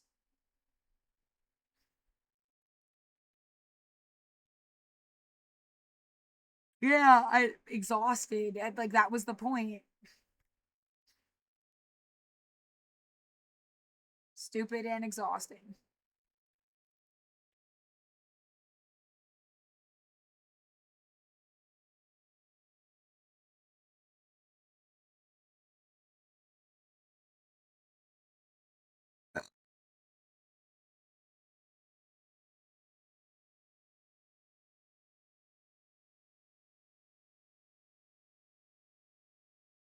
Kind of need to see it. I know, it's like, this is for important purposes. Like, you'll get over it.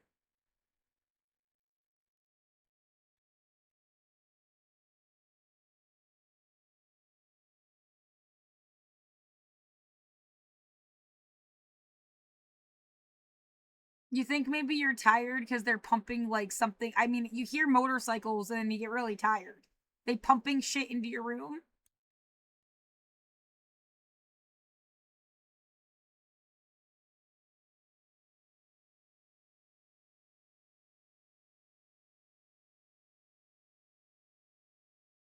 No, this is, we just didn't like when people did this, so now we're doing it so that you won't like it too.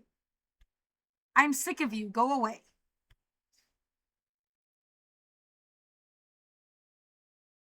Right, or the idea, look, we killed people that annoyed us this much.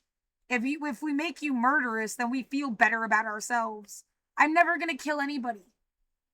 You're a fucking asshole.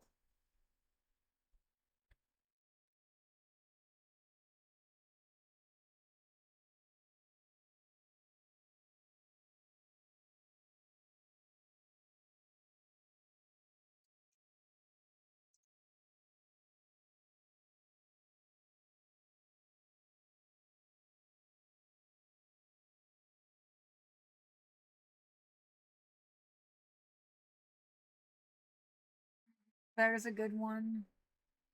You're right, and everything's a sick joke. You know, drugs are medicine. Crimes are dependent on, like, what crime? Because you could have said being an immigrant was a crime. That's not the same kind of crime. Slavery was legal at some point, and that's obviously a crime, no matter what time or place it is.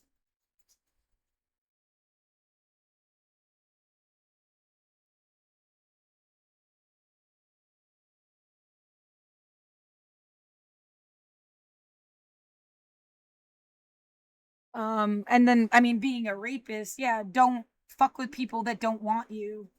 That's no matter what time or place, but like he himself was convicted.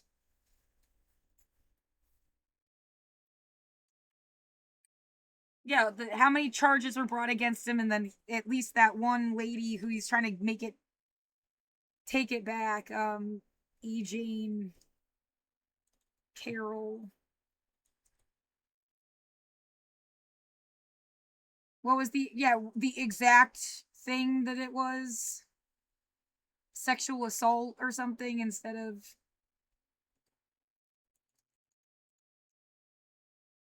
Oh, this was all about humiliating women or something too. Like, fuck you, dude.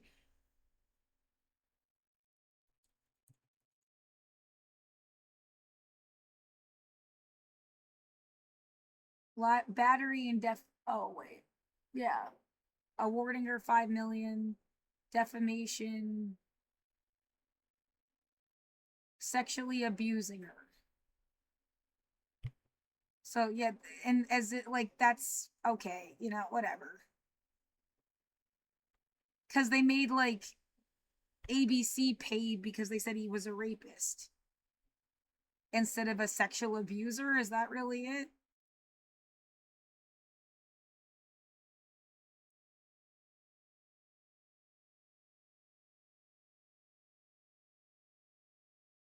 Yeah, some you could just not care about this shit. Yeah, and then these like fucking people come out of the woodwork and try to like use lawfare to hurt you. And there's no way to defend yourself. Like,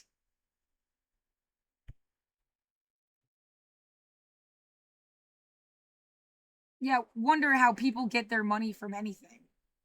It's absurd. In some ways, every time you see millions of dollars, it's almost just like shoving it in your face.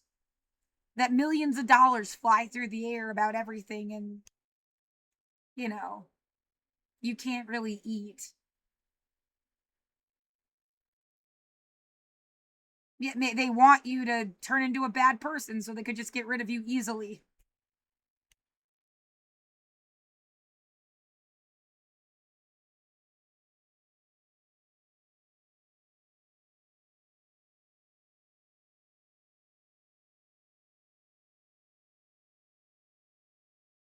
Tired. Sucks. I'm glad I got. I mean, I can't. It's not like, oh, have a. I only yeah, I've got 11.96,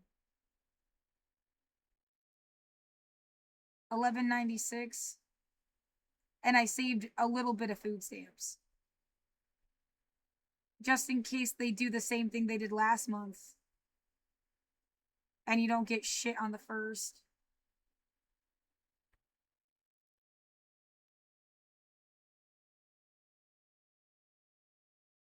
Oh, let's make all the poor people fight. That'll keep them busy. You guys are assholes.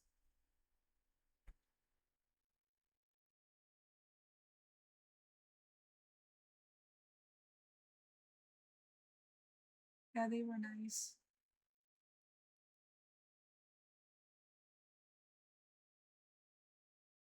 I didn't realize you could see like the whole thing. Purchase history.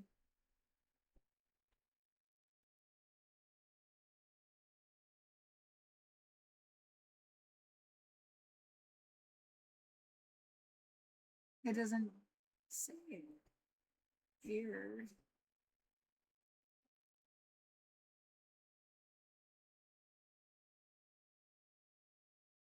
I don't know. Yeah, there's cameras in the hallways. Like, if you fucked with people, that would be dumb.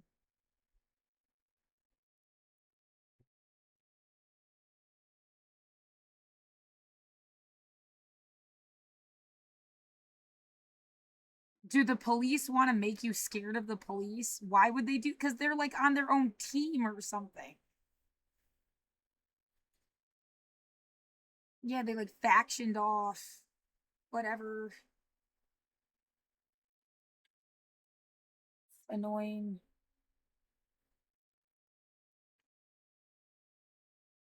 Yeah, you thought Portland had some pretty. Yeah, until you learned that they killed people and possums and then watched people get beat the shit out of in 2020. Like, I don't know how anybody could feel cool after that shit.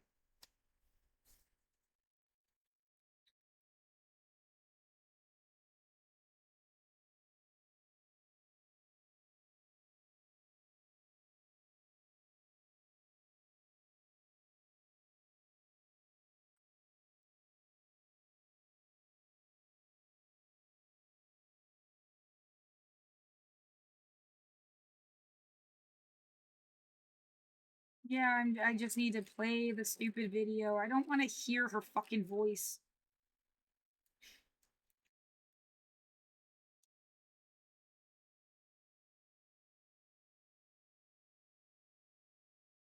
And now my body hurts in a weird fucking way.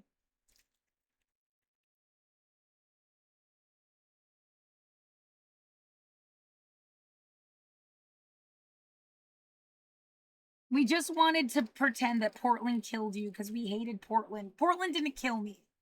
This little cult of assholes did. So yeah, you can get that straight forever.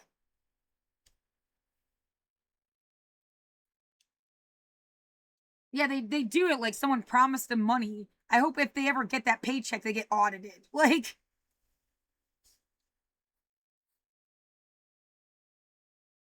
fucking asshole.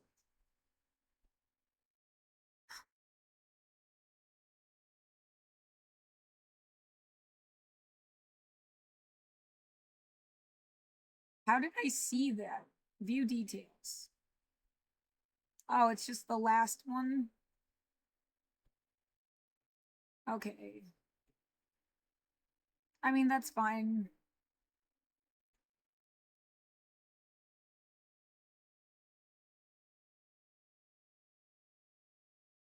All right.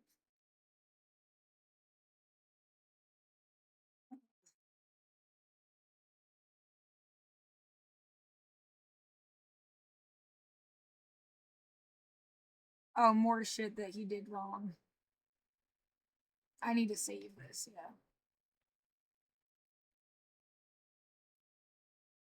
It might as well just be a master case on how not to be a president, and they'll just use it as an example for the rest of time to all the kids in middle school and high school and college.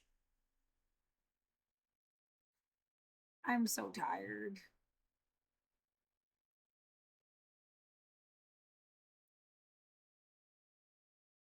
I feel incredibly used and incredibly tired.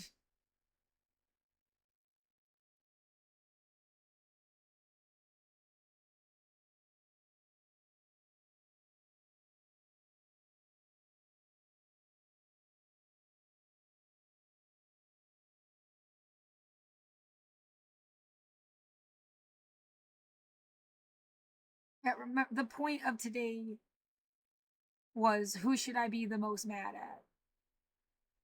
Who are the puppets? Who are the puppeteers? Who are the pawns and who are the players? And what immediately happened, I got attacked from outside by what you would think would be vulnerable people if you just made a vague a judgment, assumption. Like, mostly, even the people that work in the buildings, like, they're not rich, right? Yeah, you don't know them at all. No idea is the fact of it. They could be billionaires. This is how they make themselves feel better about being billionaires. Um,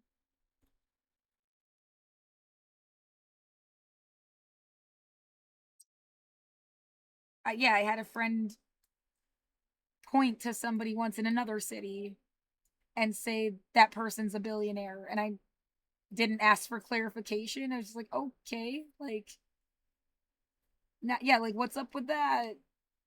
I just, they didn't say anything else. They just said that.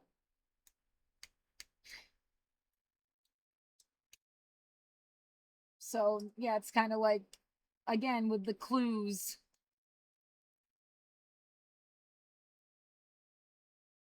Yeah, whether they're working in the shelter, they work for the shelter, they pretend to be homeless amongst the other homeless. I'm actually home. Yeah, I'm actually poor, and I would be actually homeless, bitch. Like, and I actually really don't want to, and I see nothing romantic about the concept. Like, fuck you for taking everything from me.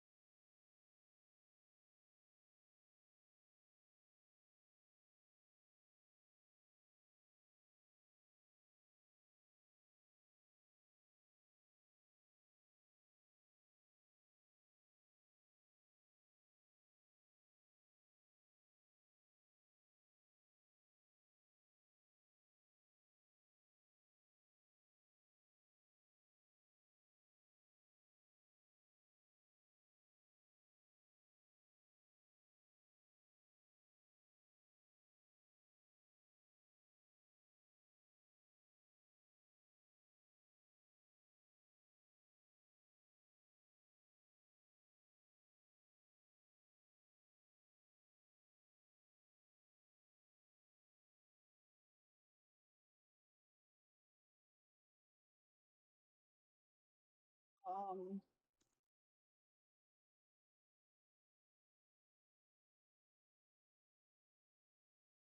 yeah, I don't know if that's where my kidneys are. I don't know if there's a scientific known, like, you got really stressed out and now your lower back hurts because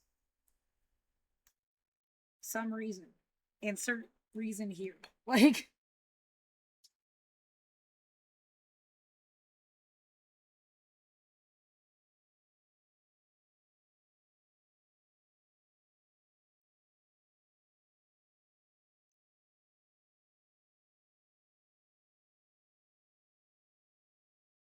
or no, that's because that shit they put in the hallways, like, your kidneys can't filter it out and it's hurting you.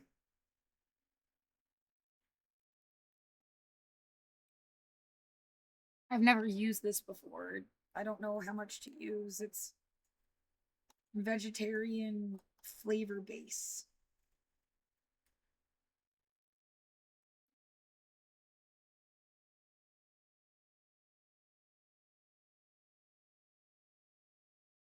What's in it?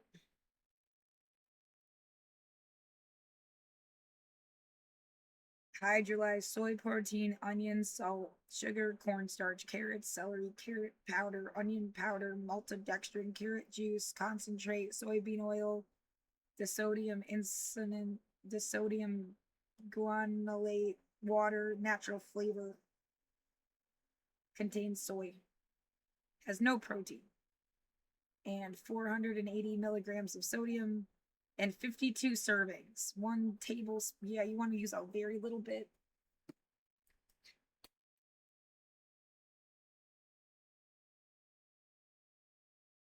It was one of these cashback things, or I wouldn't have tried it.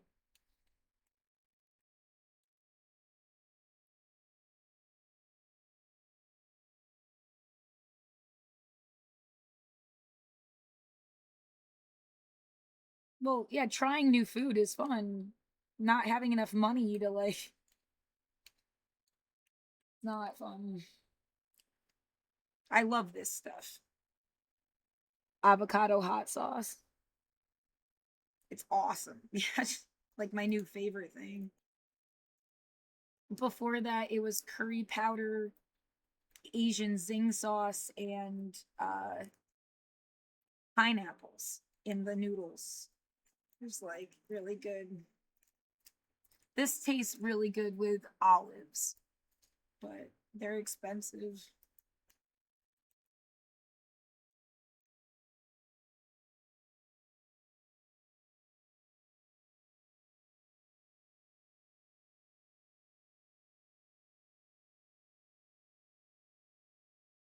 You know, we don't actually do any science here because, you know how a basic experiment works, and this is totally ruined if it was an experiment. But we're gonna pretend as some excuse, as if there was some good reason to have done this at all. There's not.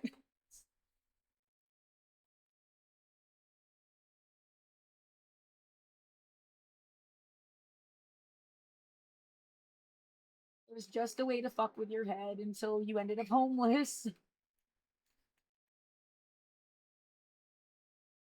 Yeah, I keep debating in my own, are they really gonna make you homeless? Where you would ever have a chance to talk to somebody that's like outside of some circle?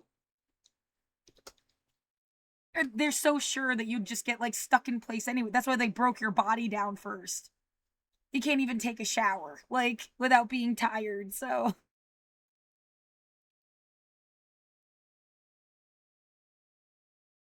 Yeah, this is just like the stupidest shit on earth.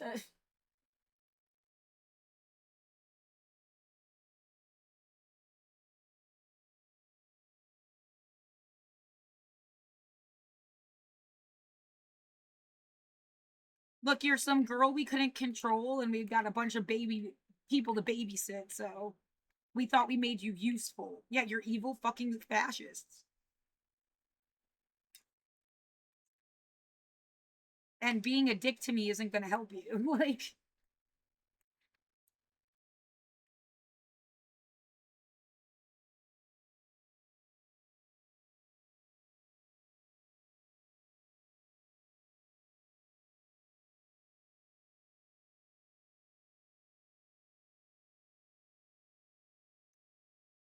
We're not sorry. You literally have nothing better to do with your Saturday. Go to the market.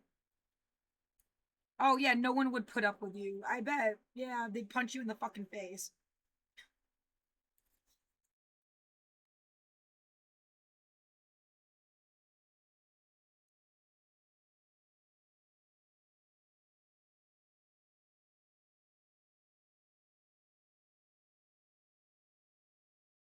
I wonder if anyone is live streaming.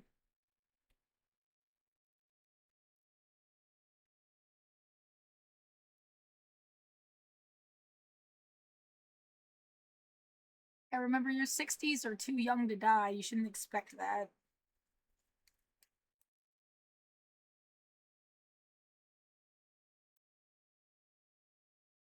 A game. Some guy trying desperately to sell shit.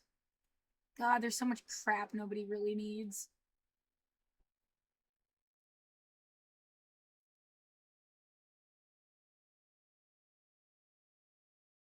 I don't see anything that's like hanging out at Saturdays.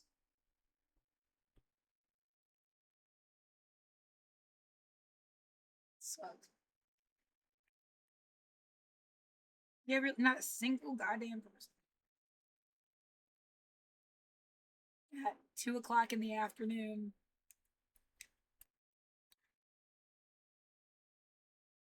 No, it goes through December, doesn't it?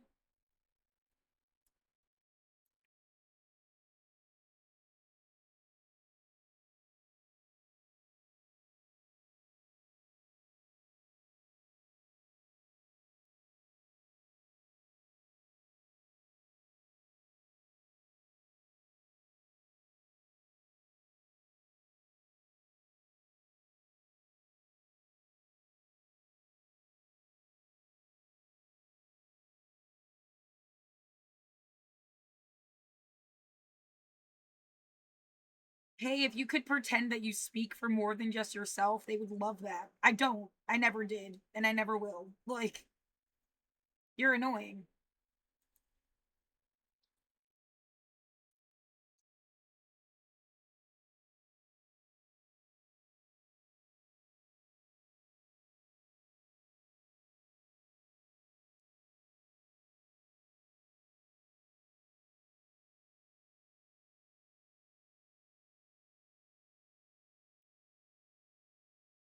Right, what was I saying? Like, is there any idea of whether they would kill you or not?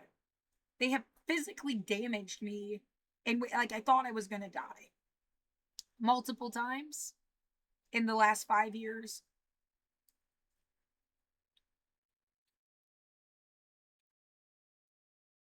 I am physically not able to do what I could do 5 years ago.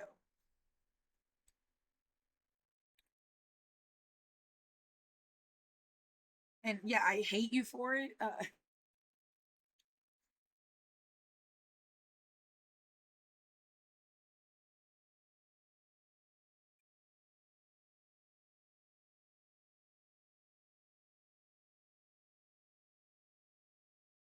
They seem to give you so much of this sensation, at least, that like people are spying on you, and yet they do nothing. Like, I mean, what's the point?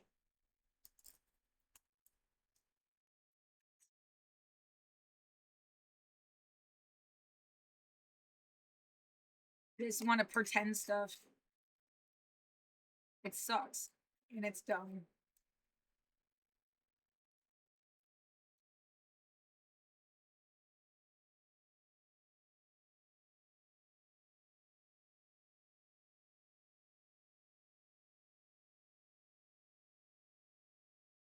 We were practicing cool things to say. You're dumb.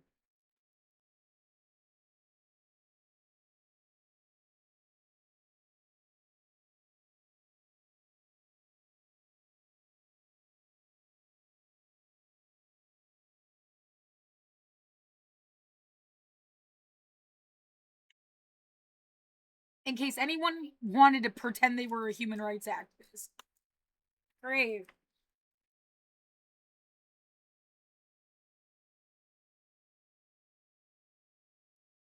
I mean, are you actually gonna do human rights stuff? Because, like, Then everybody would have gotten what they anyway. Like, no, we just wanted to act like we cared. We're never gonna pass universal human rights, dummy. It's not something you pass. Yeah, well, we're gonna just ignore it though.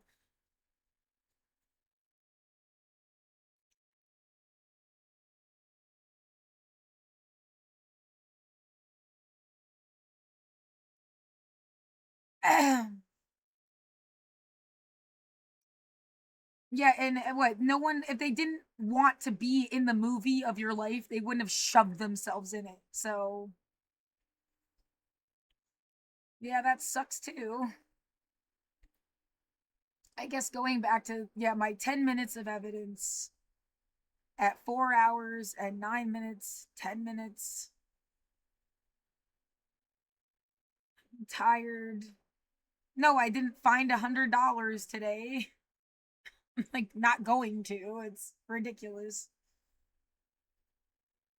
Yeah, I already updated my GoFundMe and I even said, like, you can't even fucking.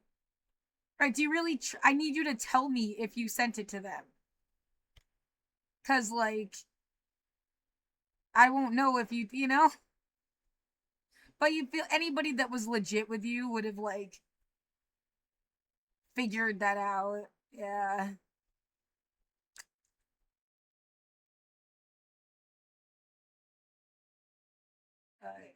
Yeah, it's like, no, we had somebody, you know, you cut off contact.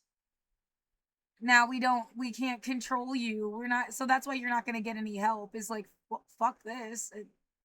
Something's got to prove something somewhere.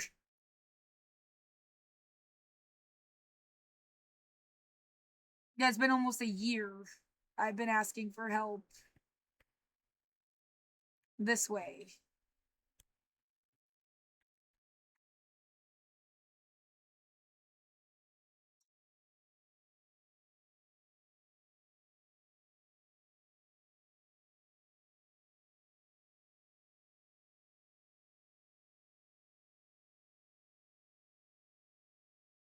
They're gonna make up some excuse that's not an excuse because they need an excuse. I don't, yeah, there's no excuses for you, dumbass. Leave me alone. Yeah, what was if I had just done what different? Like, no, you're full of shit. I'm sick of it. Like,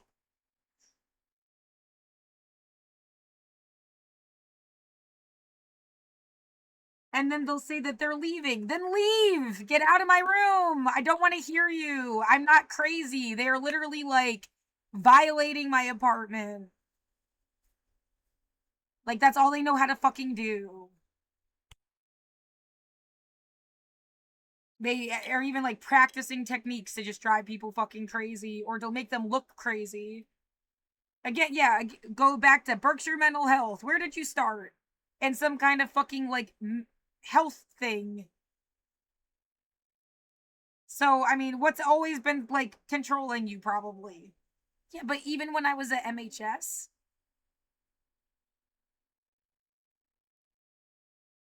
all those other kids didn't talk about being from some kind of like therapy thing.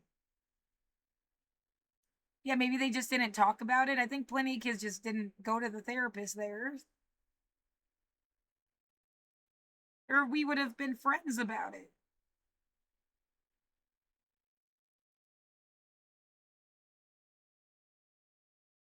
Like the friends I made. And that was even worse. I should say that because they sent them off campus. I won't say who, obviously, but they sent them off campus and to this place called Philhaven. That's like a Christian based mental health thing. And then those kids got put on like medication. I wasn't put on medication until I went to Ithaca. And I was diagnosed with PTSD, with depression and anxiety, and they gave me Effexor XR, 75 milligrams for like 2.5 years. Um,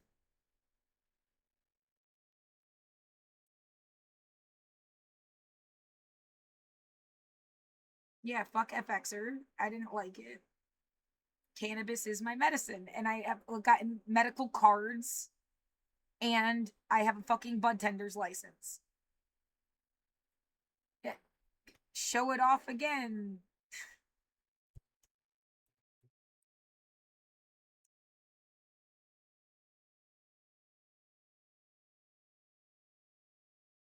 Um,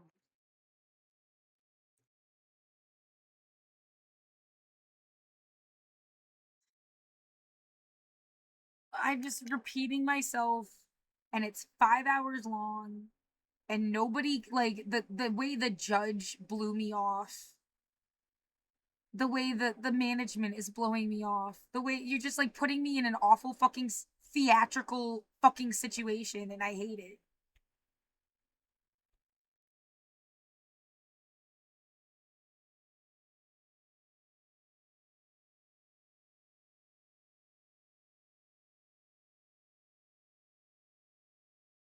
Isn't it funny that there's nothing she can do? What the fuck is wrong with you?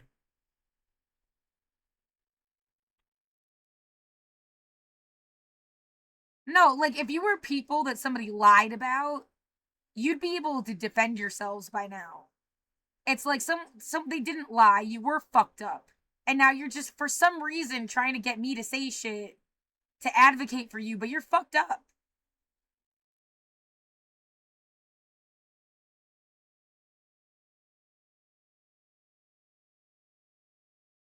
So yeah, I got a permit.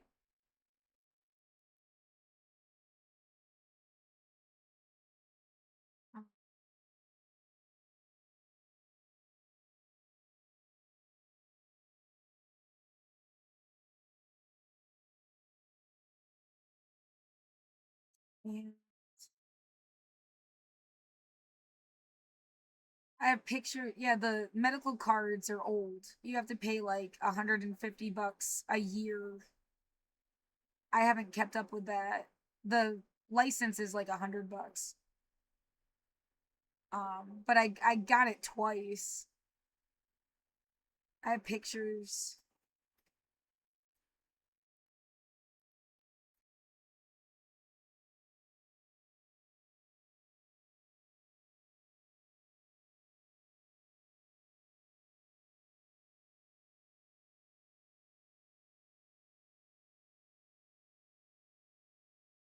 We just want to make you pass out, and then you didn't do anything with your day.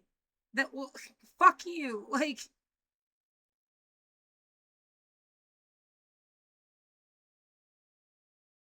I was healthier, happier, and better when I had cannabis. Whatever the fuck this pollution is they're pumping into my room is what somebody should be fucking with.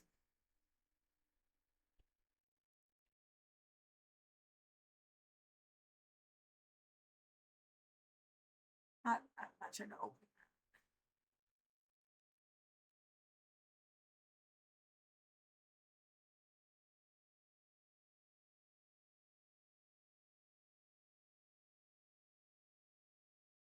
I guess that's another way to do it.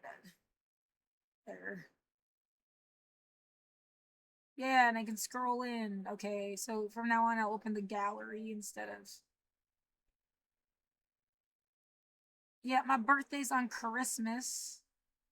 I'm gonna be 36 years old.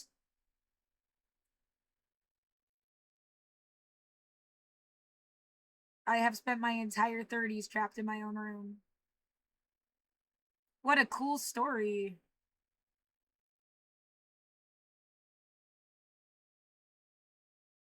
Why do they keep pretending up some shit about get a fuck away from me? Like you can't sit on my windowsill and pretend I wanted you there. You're a fucking stalker.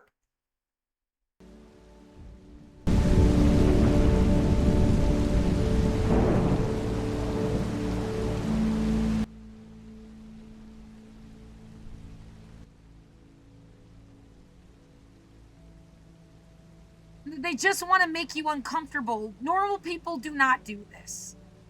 They're assholes being terrorists. Like, that's it. Yeah, and there's gotta be like 5 of you, and as soon as you're all dead, everyone's gonna be happier.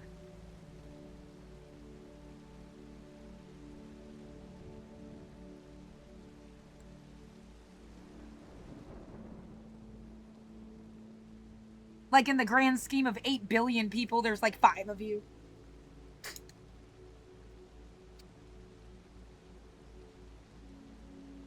Everyone in the world totally had better shit to do.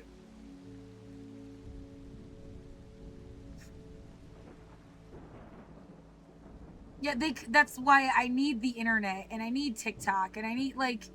Are you just trying to make me say that? Because I do really feel like I need the internet. You're not fucking with it, right? Like... But, yeah. And then there's plenty of people doing plenty of shit. These are really funny.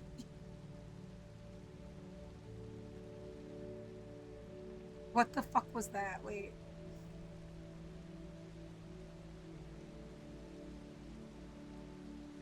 And they got a siren outside.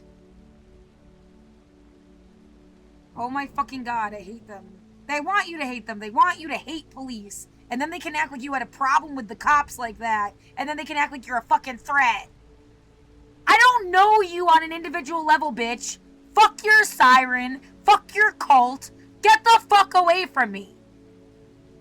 I'm not gonna be a fucking, like, advocate or condemn whole groups of people person. Stop using me for your shit. That obviously proves you're just a fucking terrorist. Whatever the fuck you are. God, get away from me. Yeah, you're not God. Get away from me.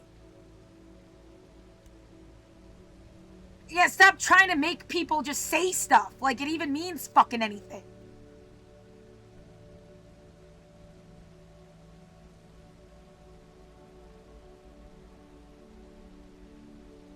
I'm not a cop. I'm not gonna be a cop. Stop trying to either fake or deliberately use things that fucking hurt me.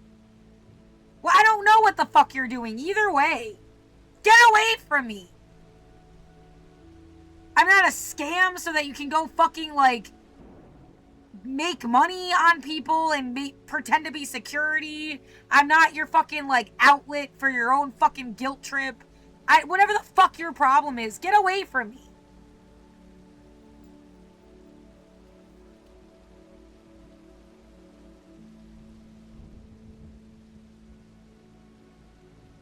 I don't know which one it was.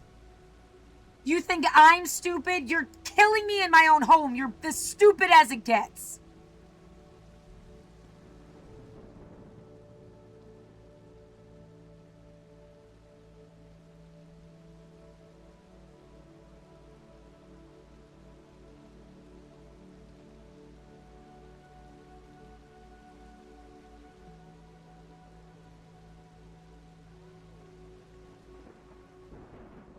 I don't know which one this is. I want to see the same one.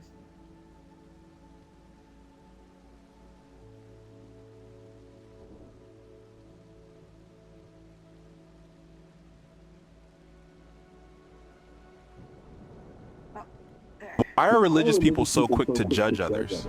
You know what they say? There's no hate like Christian love. How do you stay motivated? I think about everyone who's ever wronged me and imagine them being set on fire. Do you watch the Thanksgiving parade? Yeah, it's comforting to see balloons full of hot air that aren't my relative. Why do you practice witchcraft instead of Christianity? Because my practice never involved torture chambers, colonization, or child abuse. What motivates you? The fear that someone I hate might be doing better than me. What's your favorite type of magic? The petty kind, it's the most authentic. What did you learn from the Epstein files? That rich people will always invent new ways to be terrible. What's your Thanksgiving hack?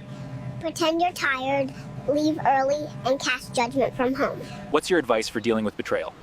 Speak it softly to the trees. They'll remember longer than you will. What do you want to tell the witches out there?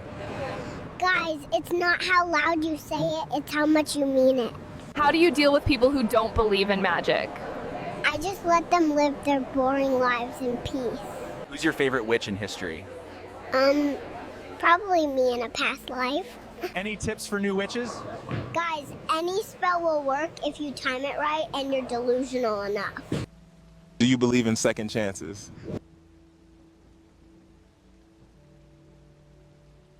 Did auto scroll. Yeah, I find these adorable and hilarious. I'm an atheist. I feel like I'd be closer in friendship to most Wiccans than to really conservative Christians.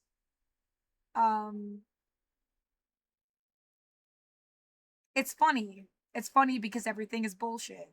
Like,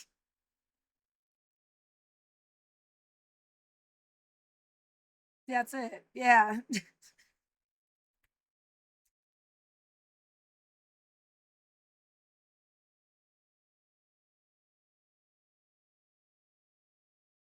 Yeah, AI, babies. I could imagine, like, what if you had a kid and they were that smart? They would sadly, like, yeah, what if you also had a kid and they had, like, a learning disability? I'd still love my kid. I don't want to get hung up on the idea that if I had a kid, they'd be a genius. And then, I don't know, be, like, warped or something if they weren't.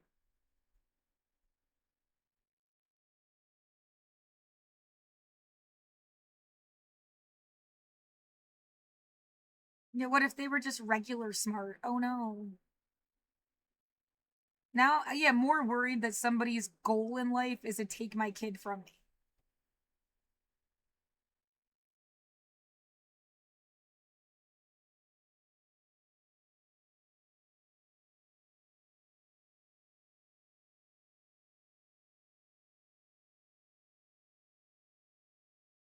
But no, like, to me, there's a whole history if you wanted to get into it, like, from, and when you say science, shamans, witch doctors, the medicine person in a village, and then through colonization, they come and they take all your best information and they stole it.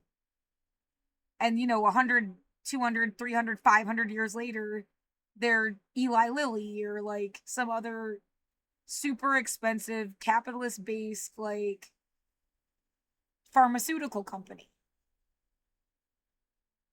Um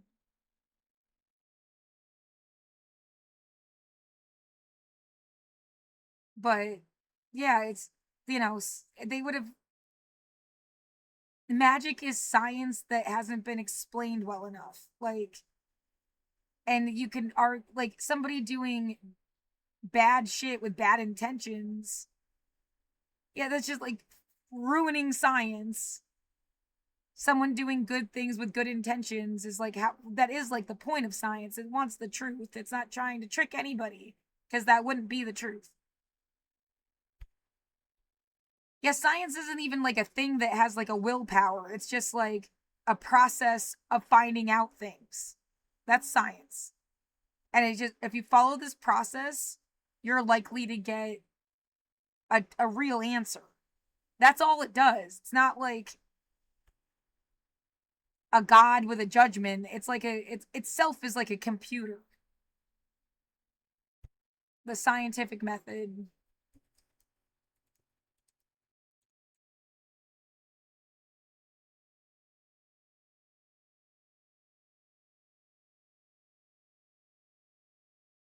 Yeah, basic. Make an observation, ask a question, form a hypothesis, test the hypothesis, analyze the data, draw a conclusion, and then it's supposed to be replicable. And the more people repeat the experiment and get the same data, and then you can say, oh, this is a thing.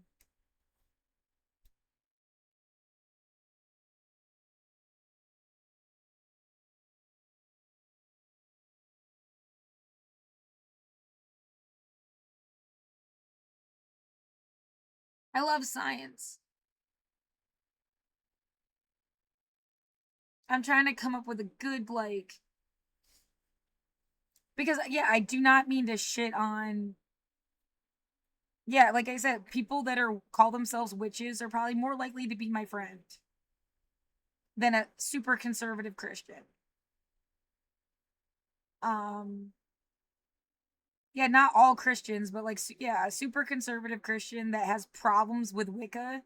I was forced to fucking promise never to practice witchcraft, so I could fucking read Harry Potter.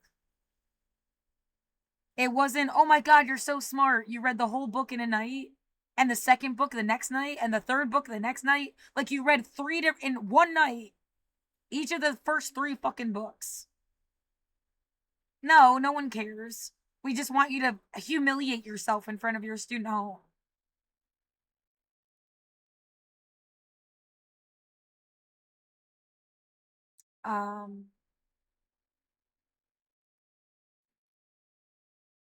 But yeah, but I'm not a witch. And I don't, I'm not gonna play God. I don't have, like, I'm from the Houdini school of, like, fuck your bullshit. It's, I debunk things. And that's like how you get, when you really find the spooky stuff, that's way more interesting to me. And I think it kind of, yeah, narrows down, at least when you're working with the music and the news stuff, it's just like synchronicity. You can make things time out and it sounds spooky. And it's kind of cool sometimes. But, like, yeah, you're not, like, ginger really helps your throat. It's not magic, it's science. Like, God, wouldn't I feel so much better if I had some? Exactly. But it's not unknowable fairy dust. It's science. Yeah, that's the difference between magic and science. Magic will play with unknowable fairy dust. And science is going to say, like, exactly the molecule and what it does. I just don't have that information to say about ginger, but yeah, what you can ask, see, what is in ginger that makes you feel better? Gingerol and shogols and ziggeroni, whatever the fuck, I can't pronounce it. Paradol, that's science. It, someone that does magic stuff is gonna be like, here, take the ginger, bless yourself with it, eat it at the full moon. And, like, a scientist is gonna tell you this. They're kind of both right, but, like, I'm gonna go with the scientist. And it has nothing to do with the fucking moon. Yeah. That's just to make stuff fun. Like,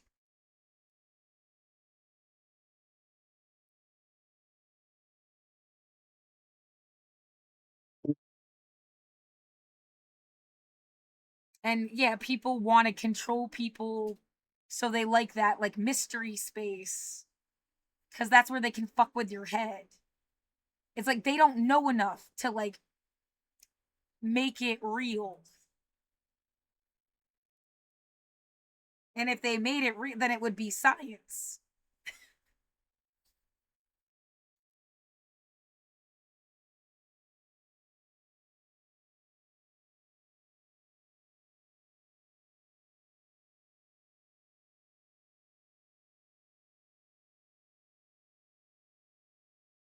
See, that would have been a cool fucking story.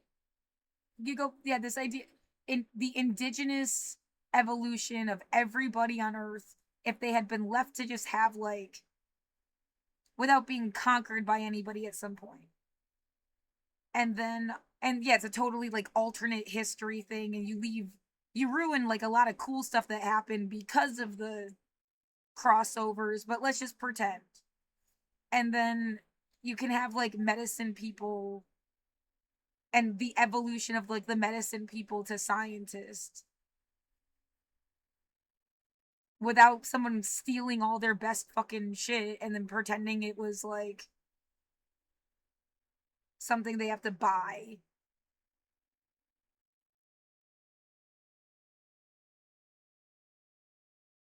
Right, you got me. I've taken these things called benzoate pearls a couple times in my life. They, like, numb your throat when you're sick. I would have rather had ginger.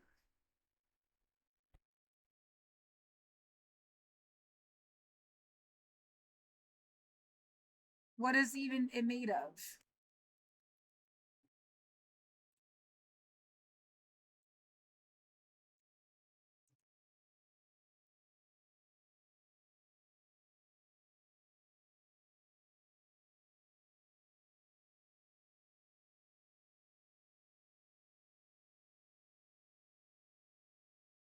What is the liquid filling? Then, yeah, there's like 17 different things in this shit.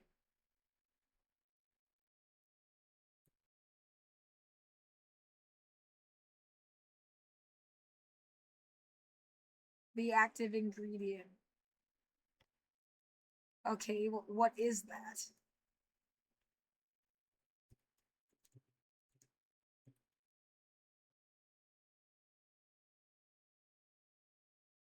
I know US payment. An anesthetic.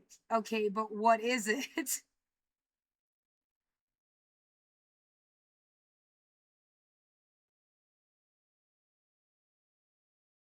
Invention of discovered in the 50s. Max Matter, Ciba Pharmaceuticals. Minora.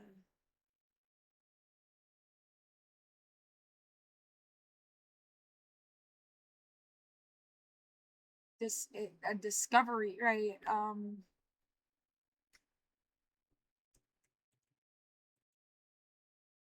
I already asked that. What is made of? I guess. No, it said the same thing. A long chain polyglycol. Well, I mean, if you go to like aspirin comes from willow trees. Like,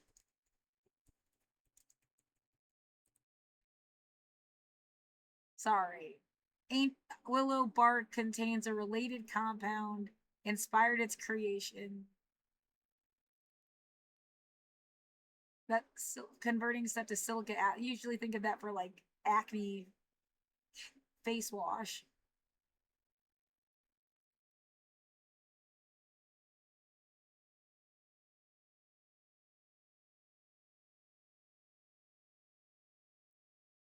Salicin.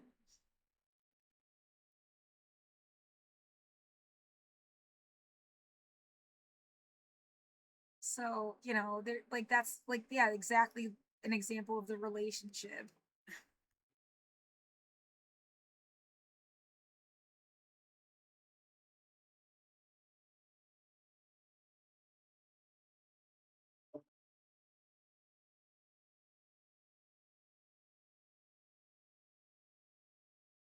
Well, what? It's just it's gonna take 100 years to learn all the shit you wanted to learn.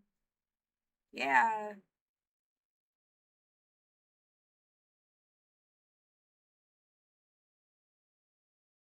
true.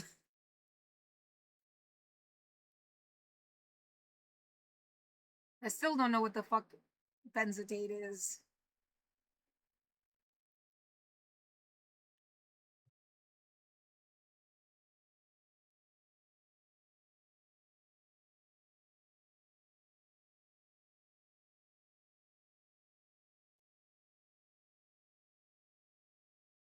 It's just completely synthetic.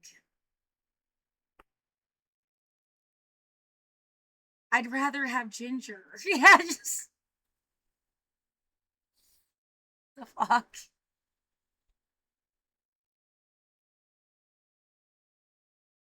Yeah, science is cool. You can do anything in any direction. It's like the queen on the chessboard.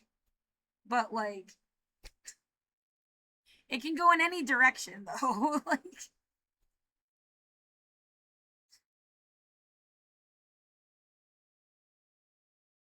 yeah, no, it's not about its relativity to the other pieces.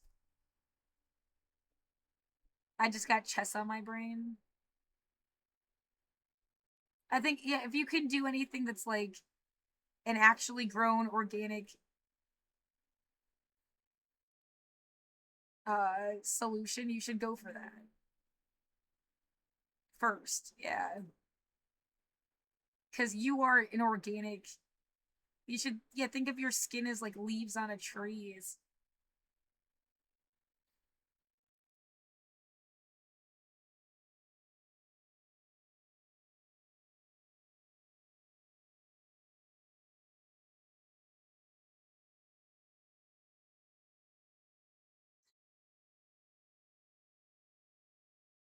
Yeah, of course, there are things that they're gonna tell me there's some medicine and yeah, well, I mean, what? Insulin? You know,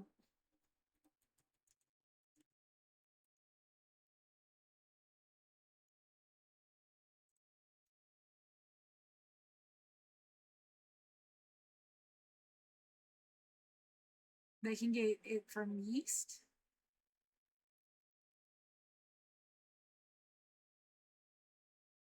They used to, yeah, get beef and pork pancreas stuff. That's cool. I mean, this is organic. Yeah, I'd rather you didn't use animals as much as possible, unless you're like making cheese, eggs, and then they're not kept in like fucked up conditions. I can't control everything everybody does. Like, I can just give my opinion.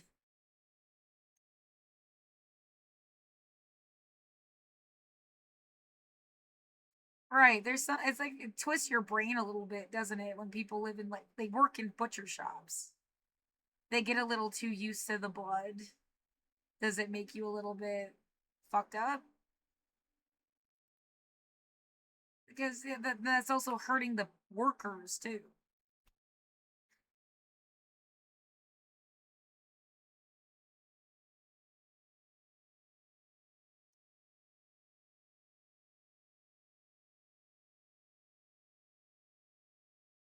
Yeah. Actually, it was something recently I saw on TikTok. Um,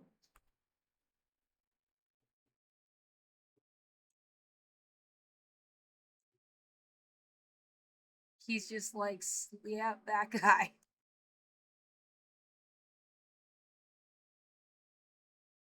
Oh, because the restaurant closed and they're throwing it away. Okay.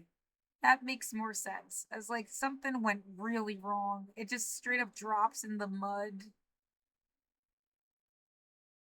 Oh, it closed after this happened? Ew. Oh my god, it's worse.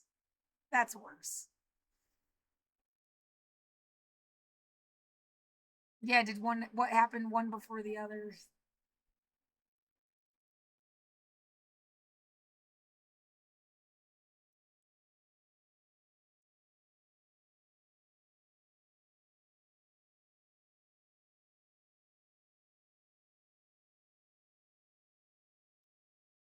That's what they say. Hard work, I earn my pay. Hard work, I get off the rock, I move on down. Hard work, got to go, make the call. Hard work, banging on the doors in the morning. Hard work, get up, let's go to work. Hard work, you bag up your shoes. Hard work. San Jose restaurant worker throwing frozen raw meat on the filthy ground in the rear of the kitchen to break it apart.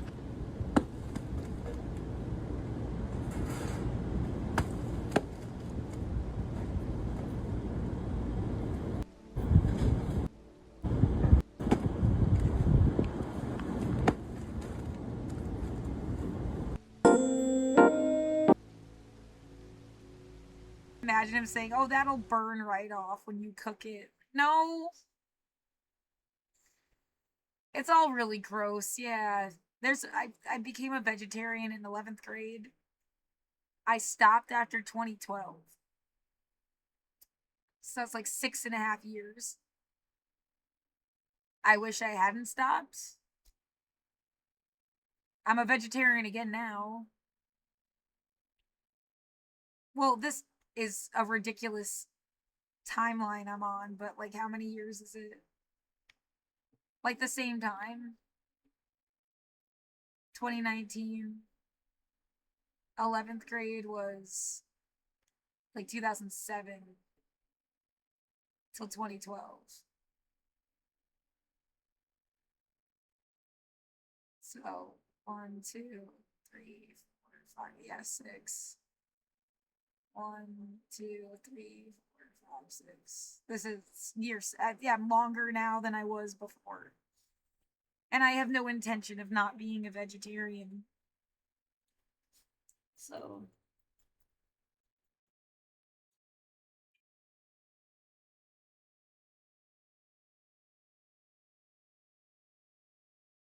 Well, how many times do you have to feel like you're gonna die, dude? Like, you thought this was funny? Just keep making her feel like she's gonna die. It's so funny. Let's see if she acts different every time she feels like she's gonna die. Oh my god, you're stupid and I hate you.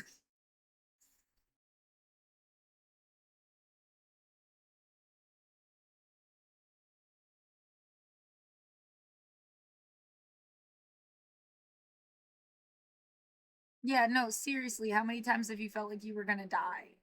Like, I feel like there were situations earlier, but I didn't register them the same way. Like, I'm pretty sure I went headfirst down the stairs. And they just didn't talk about it. Some point in here. I hit my head, but I didn't think I was gonna die. I was just like in shock. And my hand was bloody and my head was bloody. That was like, I don't know, 96 maybe.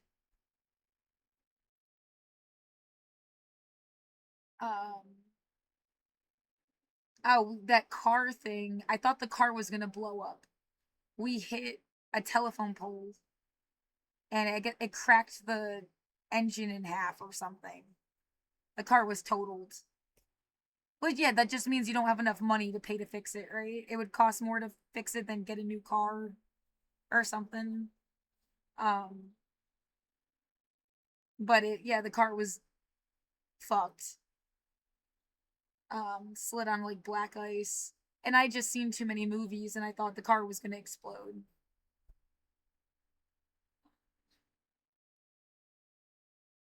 I think that's it though. And then yeah, I don't remember feeling like I was going to die. Oh, I hit a tree going backwards on a sled. And I couldn't, well, it was also really cold. It was winter time, but like I couldn't really like move. And I had to go to the hospital in an ambulance.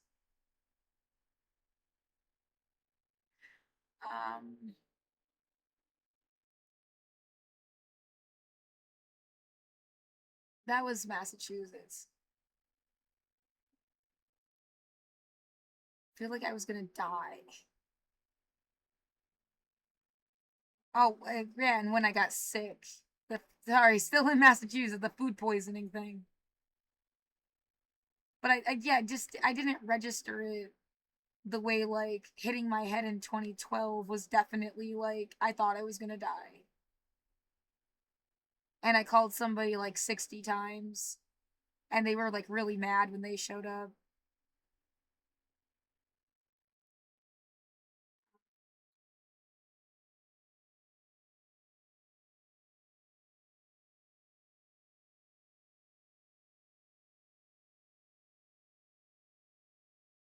I broke my ankle and stuff, but it wasn't like I was hurt. I didn't have that feeling of like, oh, I'm like fucked. Like, this is really bad.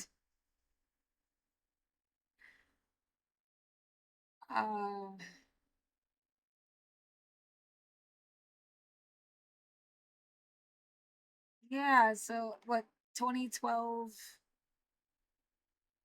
and then lung shit. I had to go to the ER in 2018. Somebody in 2019, we went to a bar that I've gone to a million times.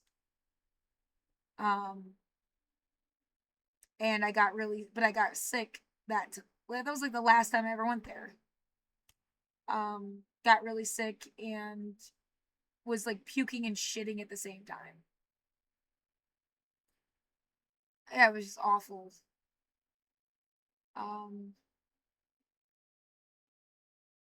The people I was with, I thought I heard them kiss while I was in the bathroom. They were in here. And then I came out of the bathroom and they like just left.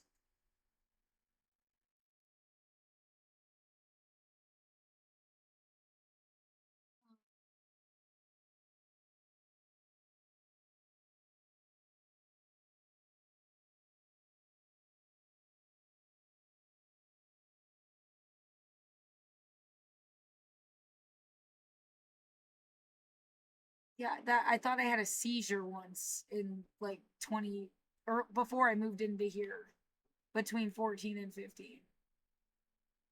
But it was like after the fact that I wondered if it was a seizure as opposed to like April 30th of 2025 this thing fell down and hit my head.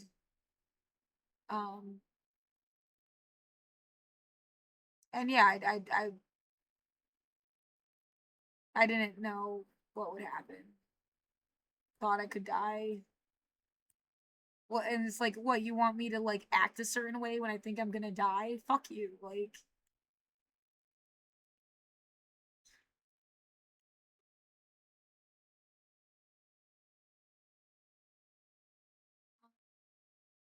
There was, yeah, May 1st of 2022 was days of pain. And I was worried I would die. I don't think I thought I was going to die when my tooth fell out, but it was horrifically painful. Like, not like immediate death. Worried that this thing about getting an abscess and that fucking up your heart. But yeah, I'd get like sometimes I would pop it, which is gross, but it seems like I don't get it now.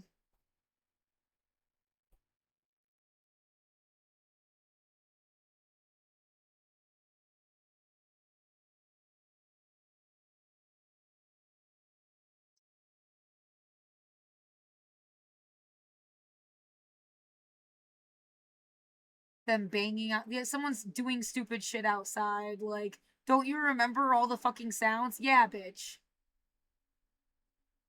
And you made it feel like it was a fucking war zone, like that little girl.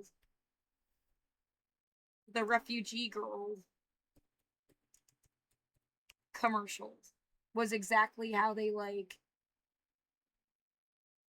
It's like they did that on purpose. And then they wanted to laugh at you about it. Like,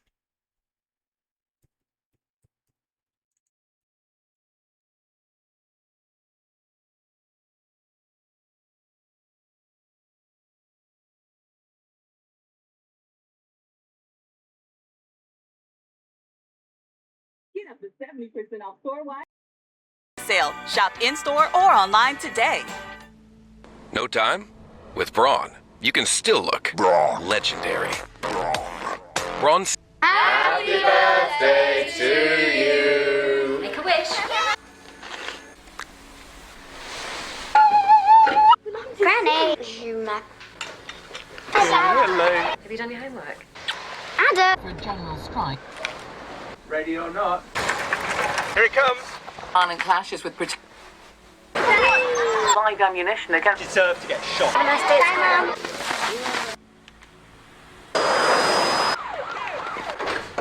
Air strikes on rebel position. We are going to stay. What's happening? Go.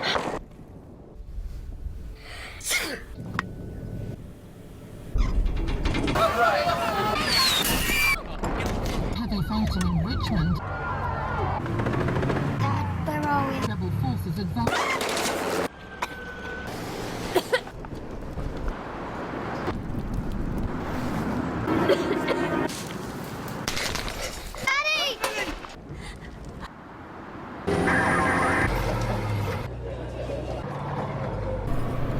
Happy birthday to you. As the terrorist rebellion enters another year, Country's just not safe anymore. We've got to leave. Into the deep, dark. The fighting's getting closer. That's the hospital. Camps have been raided. Merry Christmas. Get out of there! How are we supposed to get from there to there? Just take the things that you need. See you there. City under siege. Can't stop the bleeding. We've only got enough for one. Oh my God, no! I will find you. You really want to get there? I'm not getting on the boat without you.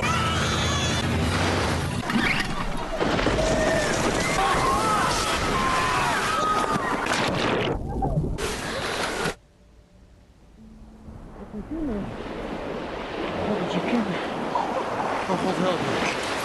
Help Moses. His parents drowned. What's going on? Please. Mum, we've got to keep going. Mesdames et messieurs, nous vous... Tu scum! Quickly! Come on. I want my mummy and daddy.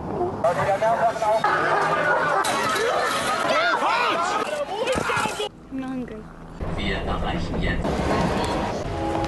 Are you related? No. I mean, chicken.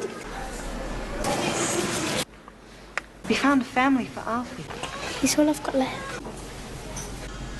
60th of May, 2003. It's today, happy birthday. Hope you made a wish. And what are your parents' names? Lily, I know this is hard. Can you tell me your parents' names? Lily?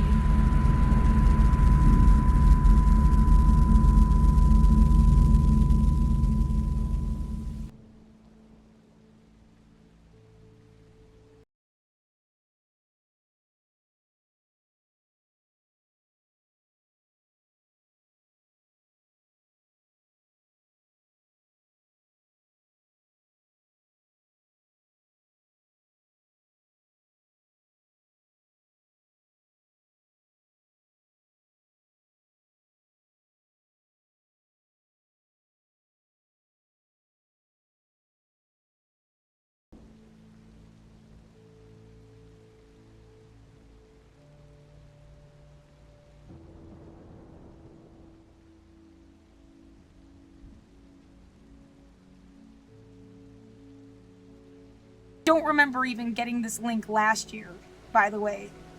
A joke? I don't know. They just want to be able to scare people because they're scared of them, I guess. That's fucked up. And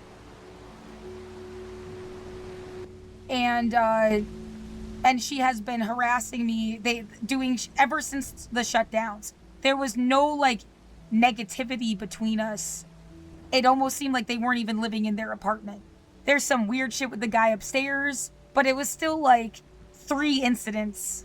Not even, it was 2 before 2020. The last one was in 2021. You know, I get over things and I live my life. I have no hate for people. You know, it's like they hated me, so they wanted me to hate them back. Or something. It's just awful. And, well, I definitely do not trust you and you have no right to fuck with me. Like... So, okay, yeah, I'll just let it play. Call comes on yourself and your corrupt ass. Corrupt.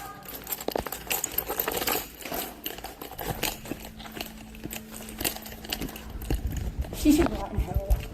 She knows it herself. Stop trying to steal my life! Fucking mafia bitch! And all your fucking evil friends, you can all fucking rot. You're full. Sorry, I need to say I am under duress. I do not know, like, whatever's flying out of my mouth, I am terrified of her and what she's trying to fucking do. The way she blocked my path up the stairs. Like, she was trying to provoke me. And then at some point I say, like, this is God looking at you, and I'm, like, pointing my camera at her. It wasn't working. You know, I'm a humanist. I've been a humanist my whole life. They're the ones that put some kind of, like, Jesus thing in their window when we first moved in. It was not what I like, but I didn't hate her for it. I can't tell you how, like, contrived everything feels. And it's, like, a lifelong issue. Why won't you just leave me alone? And then her response is, like, she knows God better than I ever will, which just blows my mind from every perspective. So, like, you know, I'm just saying shit because I'm scared of her. Like, oh shit, stop fucking with me. I don't even know you. I don't know you. I do not know you. Get away from me. Get away from me. You will get away from me. I do not know you. I have no reason to talk to you. Stealing my wife, stealing my mail, fucking with my wife, fucking with my family. Who the fuck do you think you are? Get away from me. Get away from me. Get away from me. I'm not having a confrontation with you. You will step aside and let me pass. You touch me with that. I will not touch you. I have you recorded. Get away from me. Get away from me. Get away from me. Get away from me. I have done nothing to you and you know what you're doing. Get away from me. Quit banging on Get away. You're doing that. Get away from me. No, you are. Get away from me. You're killing me. And you know it. Your friends and your family. Get away from me. Go upstairs. Go upstairs, Nazi. You're a nutty bitch. Fascist. I don't care. Go. Go. Go. Get away from me. To make it easier for all of us. Away from me. You got your lights. Get away from me. You're nuts, crazy. I can't breathe. Get away from me. I hate you. I can't breathe. Get away from me. You have no right to talk to me. You have no right to talk to me. I don't know you. I have no right to talk to anyone. I don't know who you are. Get away from me. Don't tell me I don't know you. You are a stranger. Get away. You're a stranger. You're a stranger. Get away from me. You're ruining my life and you know it. I don't know what you're up to. I'll never guess. Get away from me. You want to be locked in? Get away from me. You want to be locked in? I can't breathe. Keep it up. I can't breathe, you evil person. Quit spraying that shit. I need it. I'm not vaccinated, you evil bitch. Get away from me. Quit spraying it. Get away from me. Look in your little hole. Get away from me. Look in your hole. I want God to know you. God knows you. Look at God knows you. I know God, dear. Get away from me. I know God more than you'll ever know. I doubt it, because you've been harassing me. Well, you wanted to steal my life? Good luck with it. Good luck with it. I hope you're miserable for the rest of your days. You know what? Just as miserable as you made my whole life. For nothing. Why? Why? You and your fucking friends. Oh yeah? How many times did the fire alarm go off and you didn't care? Huh? PCP, which is also very funny. The answer now is 50 times in 2025. At that point, it was 40. I don't want to keep interrupting the video, but the way, I mean, it's like, what, did you give me evidence on purpose? Because this is coming from their room. Just yesterday.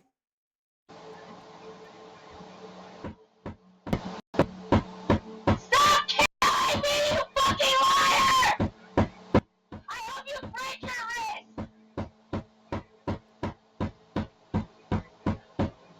Break your fucking wrist! So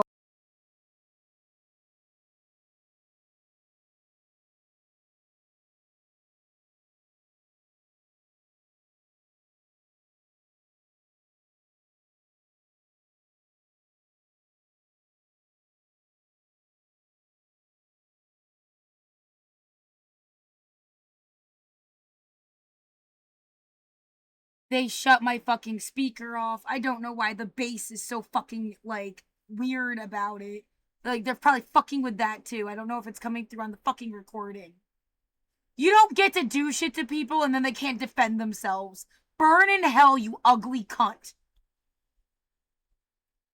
Like I said, they've made my life feel like that fucking commercial and then keep doing it. And get the fuck out of my room!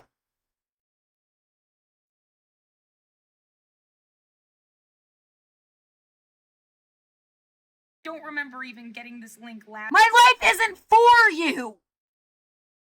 God damn it, bitch!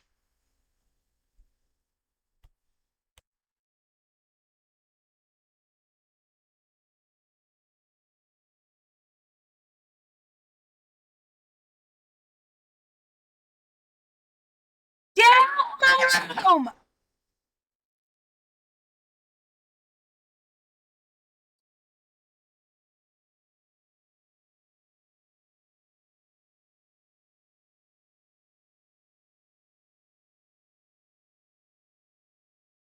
Seriously, there's like no fucking life. Got to be like 70 years old and has nothing else to fucking do as a way to what? For what?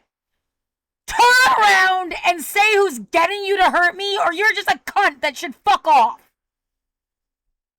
And that's the only excuse you get. The police are making me do it. And then you have to hold them accountable. I can't do it for you. Get out of my room! Last year, by the way. And it did. There was no, like, path up the stairs. Like, get away from me! That's crazy. I can't breathe. Get away from me. Hate you. I can't breathe. Get away from me. You have no right to talk to me. You have no right to talk to me. I don't know you. I have no right to talk to anyone. I don't know who you are. Get away from me. Don't tell me I don't know you. You are a stranger. Get away. Are you sick? You're a stranger. You're a stranger. Get away from me. You're ruining my life and you know it. I don't know what you're up to. I'll never guess. Get away from me. You want to be locked in? Get away from me. You want to be locked in? I can't breathe. Keep it up. I can't breathe, you evil person. Quit spraying that shit. I need it. I'm not vaccinated, you evil bitch. Get away from me. Quit spraying it. Get away from me. Look in your little hole. Get away from me. Look in your hole. I want God to know you. God knows you. Look at God knows you. I know God, dear. Get away from me. I know God more than you'll ever know. I doubt it, because you've been harassing me. What, you wanted to steal my life? Good luck with it. Good luck with it. I hope you're miserable for the rest of your days. You know what? Just as miserable as you made my whole life for nothing. Why? Why? You and your fucking friends. Oh yeah? How many times did the fire alarm go off and you didn't care? Huh? PCP, which is also very funny. The answer now is 50 times in 2025. At that point, it was 40. I don't want to keep interrupting the video, but the way, I mean, it's like, what, did you give me evidence on purpose? Because this is coming from their room. Just yesterday.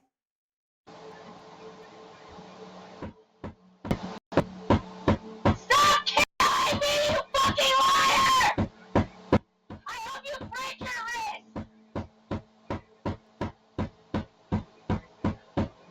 Break your fucking wrist! So.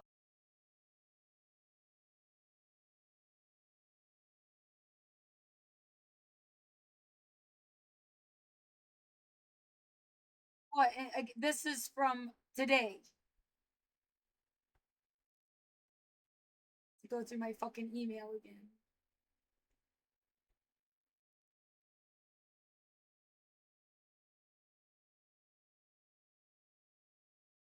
It's like these people kill grandma and they want another dark angel on their I'm not your fucking angel of mercy. You're a fucking psychopath, and I hope everybody figures you out before it's too late. You're not getting me to hate old people. Get the fuck away from me.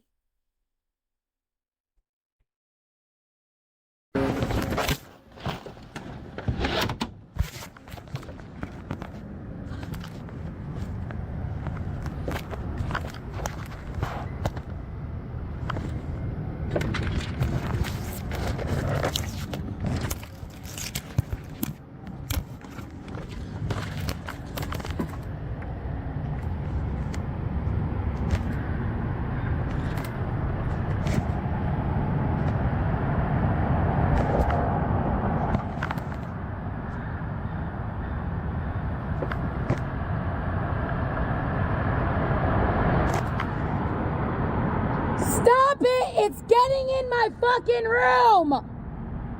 You're gassing my goddamn apartment! I can't fucking breathe! Stop it! Wherever the fuck it's coming from! Stop it! Just fucking go a block over or get the fuck out of my window!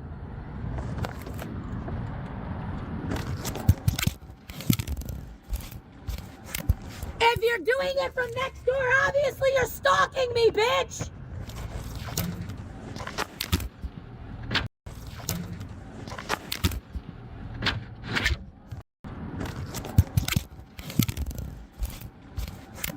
If you're doing it from next door, obviously you're Straight up blowing shit right out the window. I just noticed.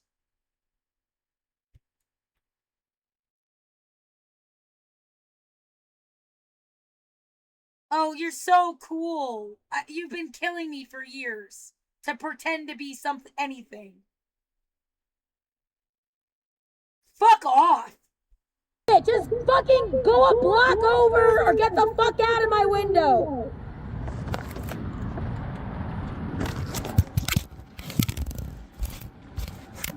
If you're doing it from next door, obviously you're stalking me, bitch.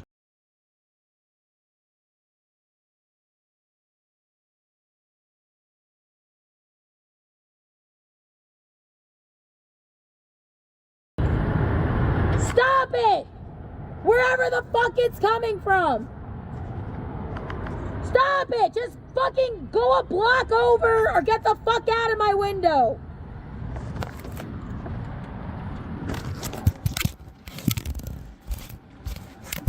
If you're doing it from next door, obviously you're stalking me, bitch!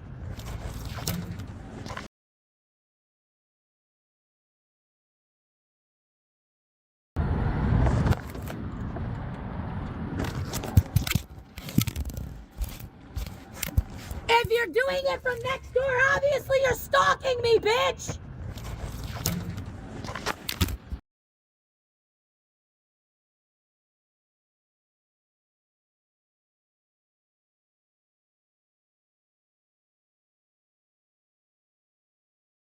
Star Wars Liz. That's not the video. Eventually. It's the best I can do. So maybe like, yeah, the people that work for the news, for example, who would have been like my philosophical eventually. It's the best I can do. So maybe like, yeah, the people that work for the news, for example, who would have been like my philosophical siblings. I'm a writing major. I have a degree in writing. You know, and I care about human rights. I minored in women and gender studies. Like, which I'm just saying that I dedicated my life to this. It's not supposed to be like, oh, bitch, you got to go to college. I also scrubbed toilets and earned scholarships to do that. It wasn't handed to me. And I also don't think that should be the standard that we make everybody live by. But like, now my fucking room smells like peanuts and it's getting in my mouth. Or popcorn or what the fuck ever. It's awful. They just want you to sit here all day and record the people out your window so they have an excuse to arrest them. And turn you into a fucking traffic camera. That's all they wanted to do. They don't care about you knowing stuff.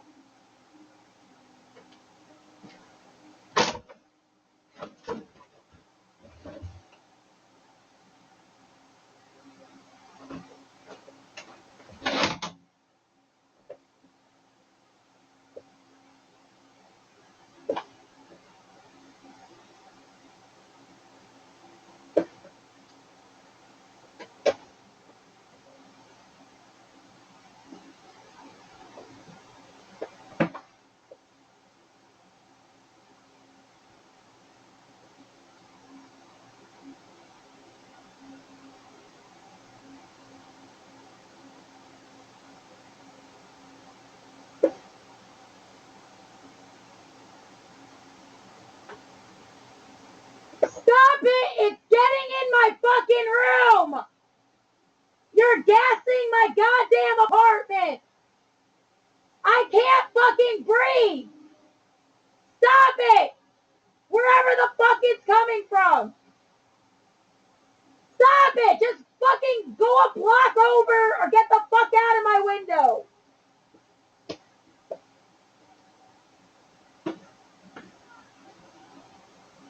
If you're doing it from next door, obviously you're stalking me, bitch!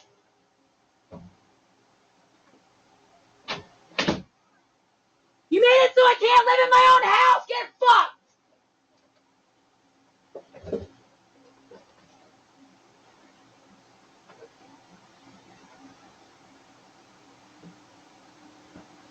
There, that's all they fucking wanted was for you to be this grouchy old woman so they could feel young again. It doesn't make you younger, and it doesn't make me a bitch. Fuck you!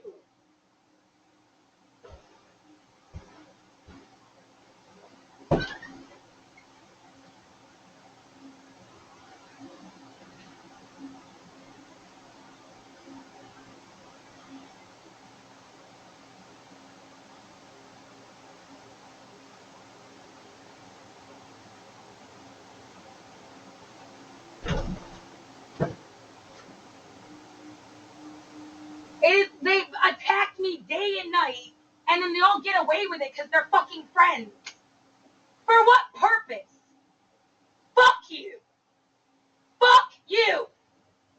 Gold digger, dig a fucking grave! Now they're banging on my fucking apartment. That's like, they're the closest way they could get to punch me. Fuck you! It's literally like 5 fucking assholes and their grandma.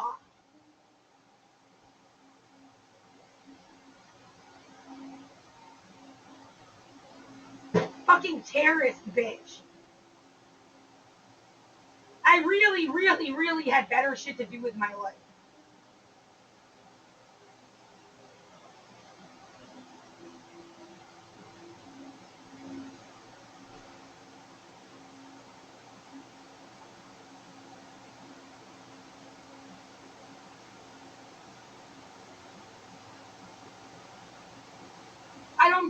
I don't think my fucking thing picked up the pounding on the wall. It was pretty hard.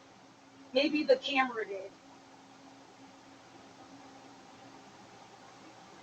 And now, yeah, you have to waste all your time playing fake cop. I don't get paid to be a fucking cop. I never wanted to be a fucking cop.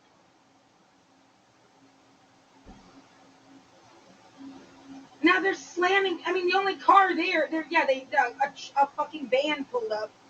Someone is just banging on shit.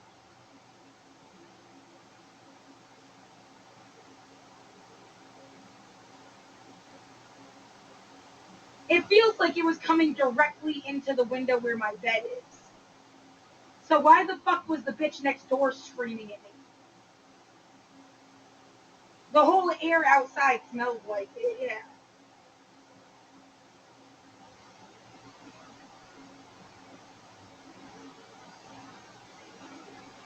Oh my god, all of these fucking people are false witnesses. They watched people hurt me and then pretend it didn't happen.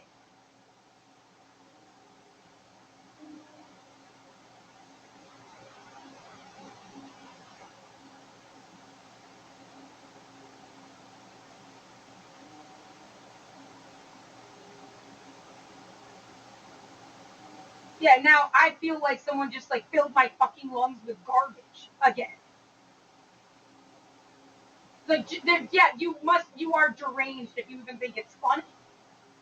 You're deranged and evil and stupid.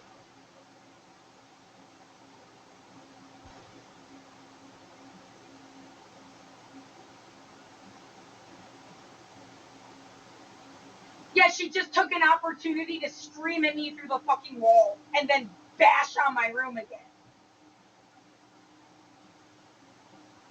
They're fucking disgusting.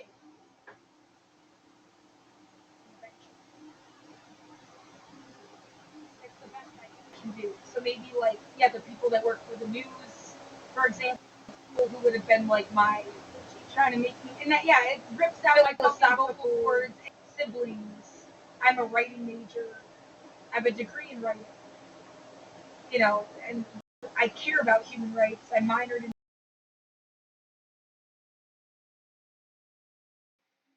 I'm just saying that I dedicated my life to this. It's not supposed to be like college. I also scrubbed toilets and earned scholarships to do that. It wasn't handed to me.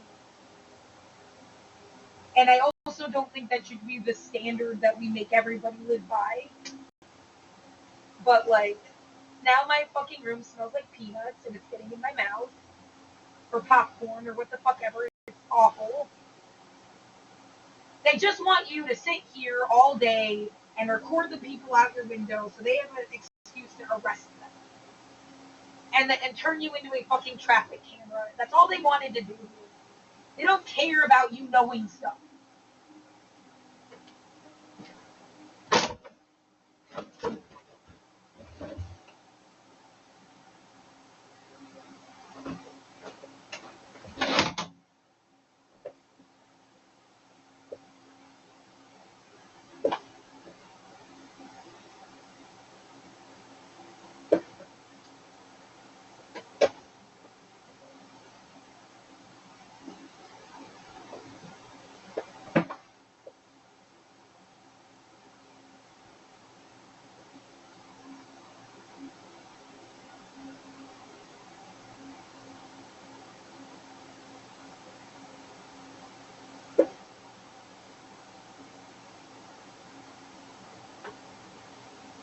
Stop it! It's getting in my fucking room! You're gassing my goddamn apartment! I can't fucking breathe! Stop it! Wherever the fuck it's coming from! Stop it! Just fucking go a block over or get the fuck out of my window!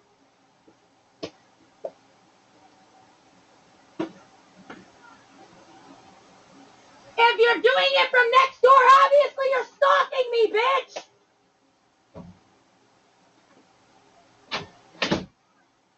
You made it so I can't live in my own house! Get fucked!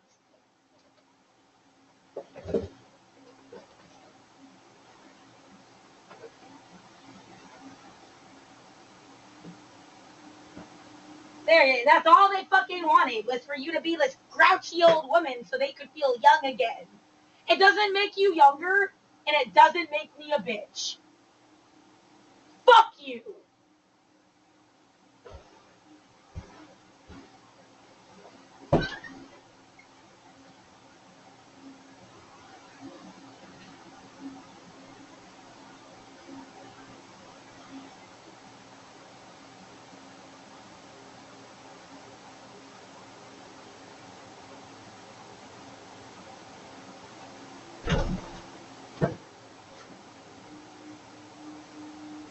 They've attacked me day and night, and then they all get away with it because they're fucking friends. For what purpose? Fuck you! Fuck you! Gold digger, dig a fucking grave! Now they're banging on my fucking apartment. That's like, they're the closest way they could get to punch me. Fuck you! It's not clear between that's them banging that.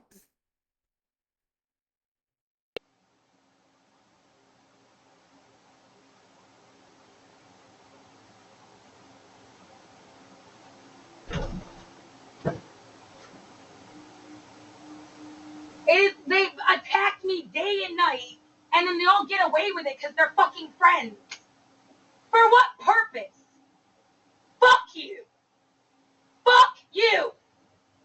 Gold digger, dig a fucking grave! Now they're banging on my fucking apartment. That's like, they're the closest way they could get to punch me. The hardest one, they did like little ones on the wall just to be fucking annoying or something. It sounded like it came from here.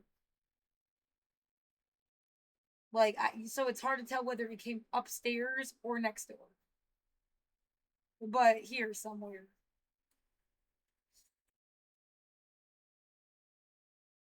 And 5 years of this stupid shit. I hope you feel like you wasted your fucking life, and I hope you break your wrist.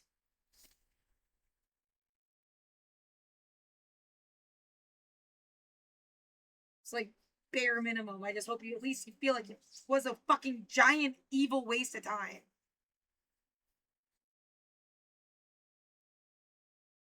Because it was. It's absolutely fucking stupid. All you could have, they practiced so they could do it to somebody else. I mean, fuck you.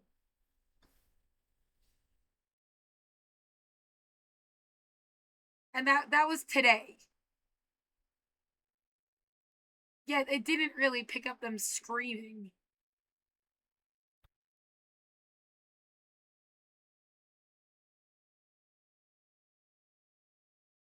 Oh, they just wanted to make you look stupid. Yeah, great. I can't wait for someone really intelligent to finally help me. You'd be so fucked. I wonder if you're even alive by then.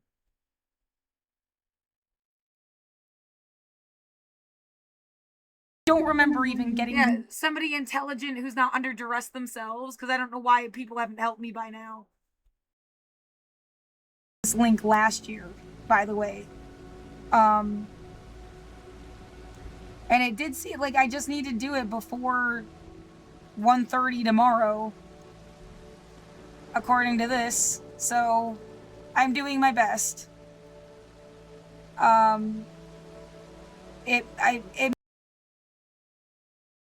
Somebody's idea of helping you is sending you to a convent. No, that's not help, bitch. Or their idea of helping you is killing you and putting you out of your misery. No, that's not help, you psychotic freak. May run into 2 hours, but, you know, if I was going to upload every document and every video, I mean, it probably would have taken you 2 hours to read everything, too. So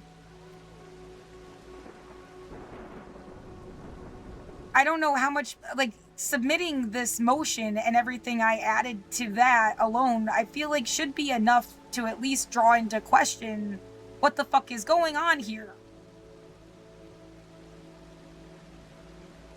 This is my third attempt to... I went to work. You pay me for the work. It's enough to fucking survive. You don't dick me over in housing or at work. You don't deliberately put assholes in my life to either fuck me or pretend to be my friend. Leave me the fuck alone if you don't like me. Life isn't that complicated. Fuck you! You know, that was accepted by the court after trying over and over again, not knowing why it was getting rejected. I guess I needed to put my name at the top of the paper, really. And then it added this anyway, like as part of... Okay. Well, when I am under duress and extremely stressed out, I can't even, like, function and have been made disabled and, like, I needed to make it pretty is, like, really frustrating.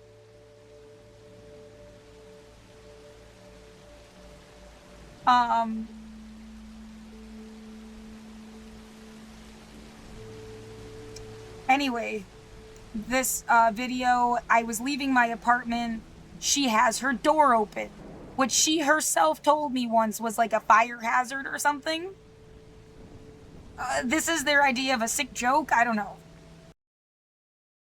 Again, I can't physically work like I could before 2020 now. Even if you pretend, oh, COVID, it magically we can prove that no one's ever going to get sick ever again from even anything. And that we can prove that you won't get fucking sick and die now that you've been isolated for 5 years just from like a regular fucking cold. Like if they take those variables away and then they take away the variables that anybody's going to fucking stalk you and hurt you on purpose. I physically can't do the jobs. The last job I had was as a cleaner. I was a janitor. That was my very last job. I can't do it now. You fucked me for life. And then what, expected to collect a fucking disability check from me? Fuck you in every fucking universe.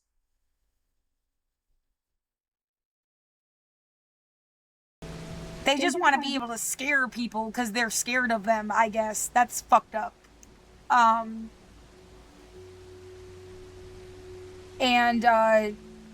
she has been harassing me, ever since the shutdowns. There was no, like, negativity between us. It almost seemed like they weren't even living in their apartment. There's some weird shit with the guy upstairs, but it was still, like, 3 incidents. Not even, it was 2 before 2020. The last one was in 2021. You know, I get it.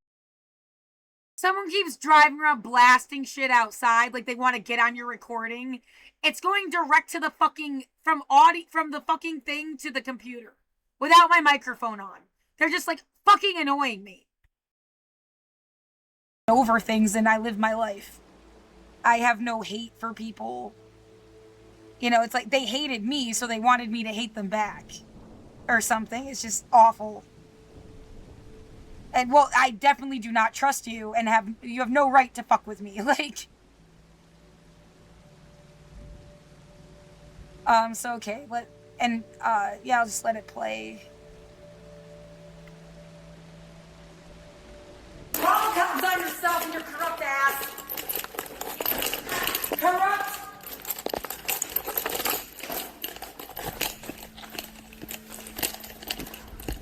She should rot in hell. She knows it herself. Stop trying to steal my life! Fucking mafia bitch! And all your fucking evil friends, you can all fucking rot. You're full. Sorry, I need to say I am under duress. I do not know, like, whatever's flying out of my mouth, I'm terrified of her and what she's trying to fucking do. The way she blocked my path. And I've already proven that. If you can't hear me outside the window. They have something in the apartment itself, and it's not the computer because it was happening before 2022. That it is fucking stalking me. You can't hear my fucking shit. Fucking liars. Up the stairs. Like, she was trying to provoke me. And then at some point I say, like, this is God looking at you, and I'm, like, pointing my camera at her. It wasn't working. You know, I'm a humanist. I've been a humanist my whole life. They're the ones that put some kind of, like, Jesus thing in their window when we first moved in. It was not what I like, but I didn't hate her for it. I can't tell you how, like, contrived everything feels. And it's, like, a lifelong issue. Why won't you just leave me alone? And then her response is, like, she knows God better than I ever will, which just blows my mind from every perspective. So, like, you know, I'm just saying shit because I'm scared of her. Like... Oh shit, stop fucking with me! I don't even know you! Some demented whatever the fuck her issue is. And then she's gonna try to provoke you to hurt her somehow. And then pretend to be a victim about it. And there's nothing you can do. Like, yeah, that, whatever you want to call it, scared or fucking disgusted. I think disgusted is a better word. I can't do anything. And she, like, is literally trying to get me to, like, fucking hit her or something.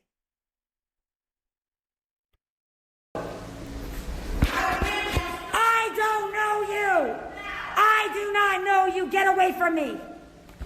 Get away from me! You will get away from me! I do not know you! I have no reason to talk to you! Stealing my life, stealing my mail, fucking with my life, fucking with my family. Who the fuck do you think you are? Get away from me! Get away from me! Get away from me! I'm not having a confrontation with you. You will step aside and let me pass. You touch me with that. I will not touch you. I have you recorded. Get away from me. Get away from me. Get away from me. Get away from me. I have done nothing to you and you know what you're doing. Get away from me. Quit banging on. Get away. You're doing that. Get away from me. Get away from me. You're killing me, and you know it. Your friends and your family. Get away from me. Go upstairs. Go upstairs, Nazi. You're a nutty bitch. Fascist. I don't care. Go. Get away from me. To make it easier for all of us. Away from me. When you got your lights. Get away from me. You're nuts, crazy. I can't breathe. Get away from me. I hate you. Nobody's supposed to, like, wait for someone to murder them and that's the end of their life.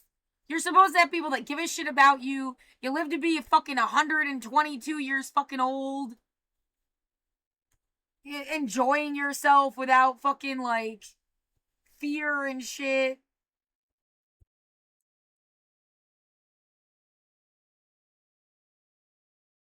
People that give a fuck about you. Fuck your concept, like, and then you're gotta be worried when you're old that they're just gonna think that you're some, like, stupid fucking bitch and they don't understand. I have tried to understand this cunt. They're killing me. There's not a lot I can do. Yeah, she is not this fucking lady. She's her own fucking whatever disaster. My job in life wasn't to sit there and write your memoir for you. Make your own fucking movie. You got plenty of fucking dipshit friends with cars and gasoline, it seems like. You'll figure it out. I can't breathe. Somebody get away from me. You have no right to talk to me. You have no right to talk to me. I don't know you. I have no right to talk to anyone. I don't know who you are. Get away from me. Don't tell me I don't know you. You are a stranger. Get away. Are you serious? You're a stranger. You're a stranger. Get away from me. You're ruining my life and you know it. I don't know what you're up to. I'll never guess. Get away from me. You want to be locked in? Get away from me. You want to be locked in? I can't breathe. Keep it up. I can't breathe, you evil person. Quit spraying that shit. I need it. I'm not vaccinated, you evil bitch. Get away from me. Quit spraying it. Get away from me. Look in your little hole. Get away from me. Look in your hole. I want God to know you.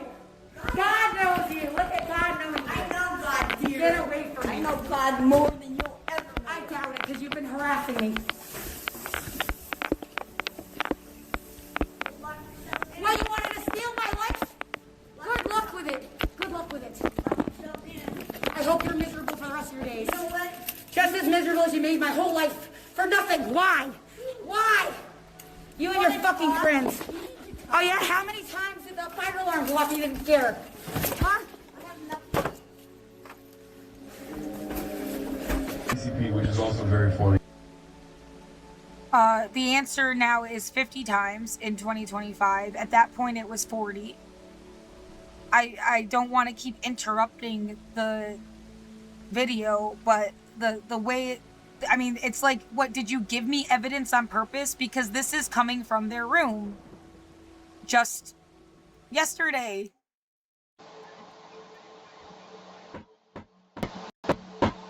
Stop killing me, you fucking liar! I hope you break your wrist!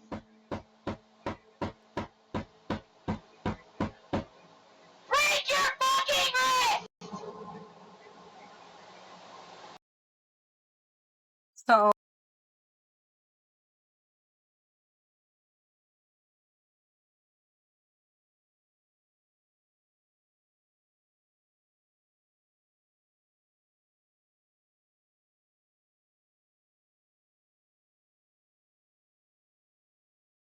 I shut my microphone off.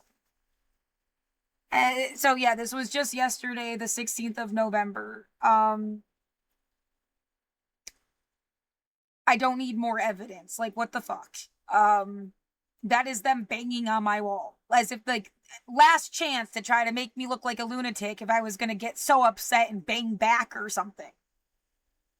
You can't do this shit to people. And yeah, sorry for, like, the sudden, like, screaming. The volume's probably all over the place. I won't be able to know till I review this video myself. Like, but again, I'm doing my best.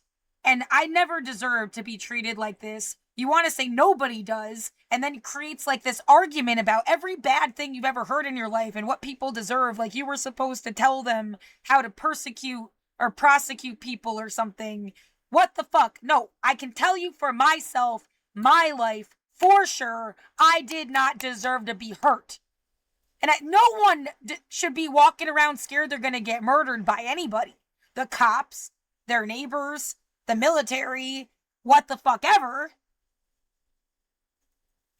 Or some random person.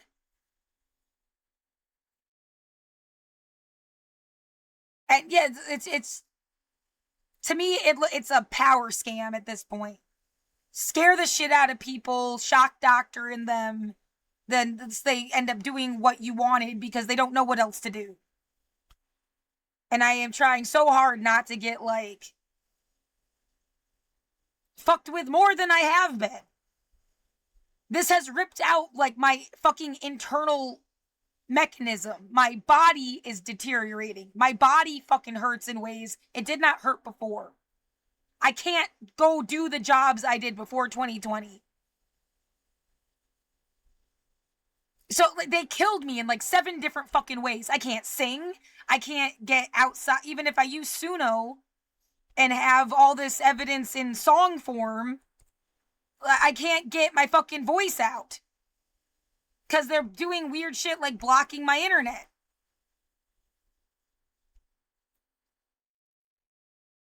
Again, I should not be displaced as an effort to fix this problem.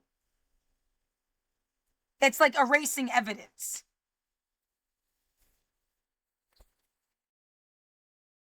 Yeah, again, that's why I am asking for this situation that the whole fucking planet could have said the same thing. From at least 2020, if not earlier, but definitely hardline on 2020 to now. People aren't supposed to get displaced. They're not supposed to get genocided. They're not supposed to get socially murdered. They're not supposed to get fucking held in some jerk-off's basement and used like a sex doll. Drop dead if you're fucking with anybody. Well, you're not gonna stop. I mean, what else is someone supposed to say? Please stop being a fucking lunatic fascist. Please. Fuck you. Be dismissed with prejudice. And then I don't know what I'm gonna do. Just figure out how to live. But they can't threaten to fucking kill me by evicting me anymore. Especially when it's the job of the fucking building to keep you housed. This is not regular fucking housing even. Maybe that's what somebody wanted to fuck up. Because this should have been like the best possible situation for anybody to find themselves in, especially during a goddamn pandemic when they have nothing.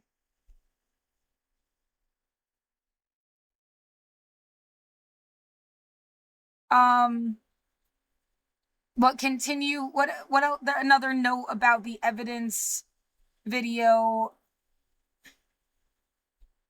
It crossed my mind, but I just forgot. I am trying really hard to be as brief as possible, and I'm gonna definitely miss stuff I could have said. There's too much shit. It's 5 years worth of shit. And yet the building is well aware, and she has, like, attacked. This is her at my door. She has attacked my door, like, put a feather in my keyhole. I thought someone was breaking into my apartment. The next video is of her from this year. I was opened my door, was down like low to get my groceries, and she was just there and like rushed at me. And then said, "Are you scared?" And she said something that doesn't pick up well on the video about like I don't have the cops to call for help. Like it's I mean, you can hear her say, "Get out." How much more evidence do I need? These people have been terrorizing me 5 fucking years, trying to make me leave my own home.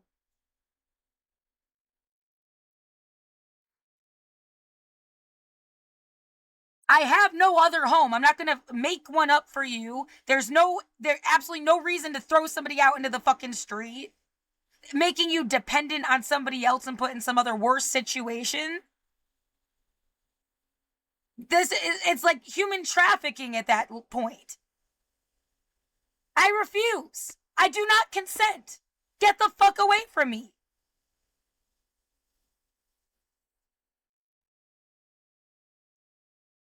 How the fuck do I move to the CCP?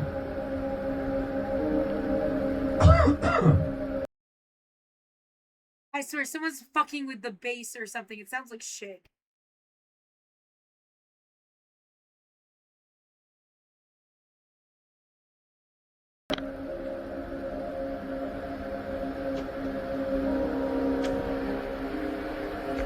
Alright. Of my medication. Let's get back to the hogs who are upset about voting for Donald Trump. They voted for Trump. God fucking stop it, Dale! This is from this year. Dale! Stop it! I don't know you! Get away from me! Get away from me right now! And you're on camera!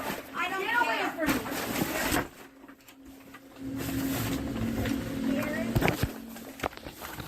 Fucking thing down and Get away from me!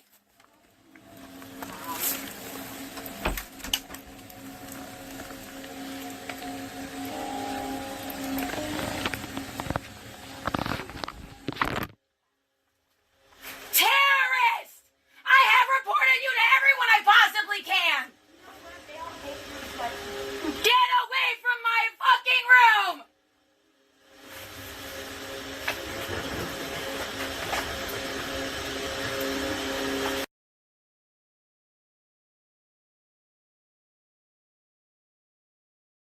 Again, pulling this bullshit, I can prove you can't hear anything.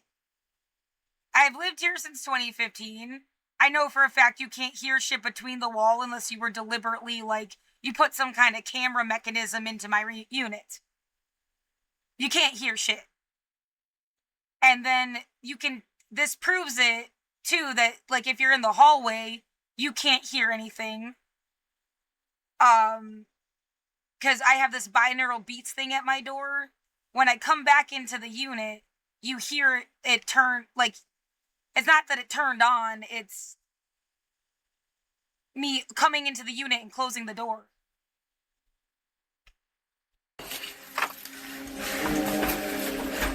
Oh yeah? How many times did the fire alarm go off and you didn't scare?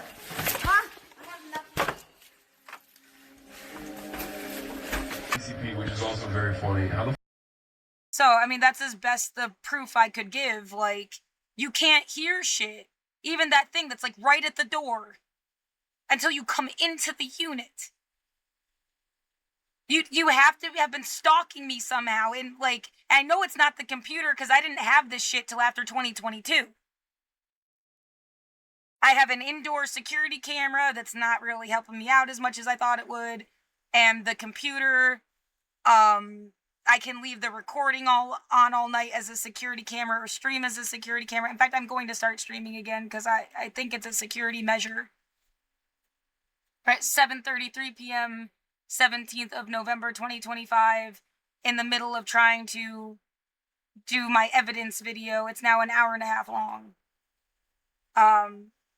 Yeah, just in case something happens to me and it's a mysterious, it shouldn't be mysterious. Nothing should happen to me. Yeah, hopefully making so much evidence would make it harder for them to do something to you, not more of a reason to.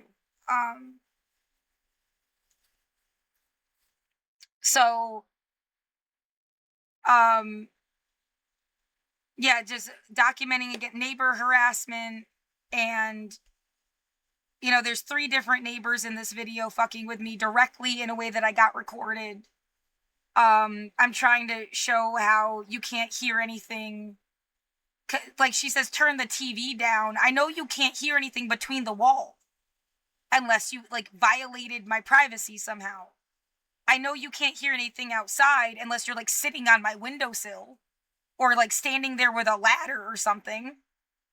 Yeah, put a camera or microphone from above or to the side, like, in some violating way. I had turned something on as loud as I could and went outside. You couldn't hear shit. So, yeah, you have to be stalking me somehow to hear anything. Yeah,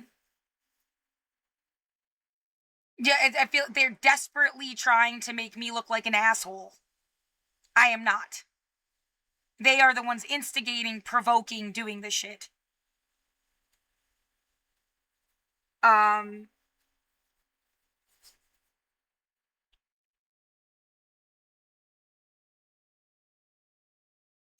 Yeah, what else can I say? Yeah, just showing again the sound barrier thing in my room itself. Fucking friends. Oh yeah, how many times did the fire alarm go off you didn't scare? Huh? CCP, which is also very funny. How the fuck do I move to the CCP?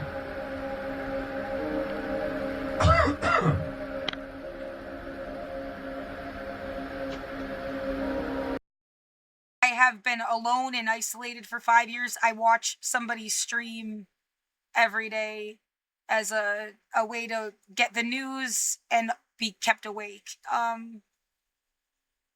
It maintains some connection to the outside world. But I'm totally alone. Well, first, it sounds like someone's in my apartment. No, I've been alone for 5 years.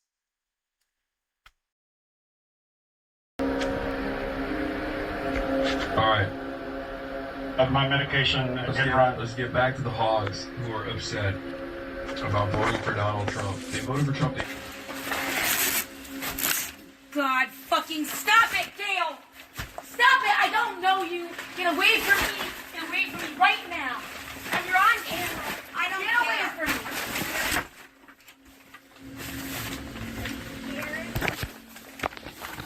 Fucking thing down. Get away from me!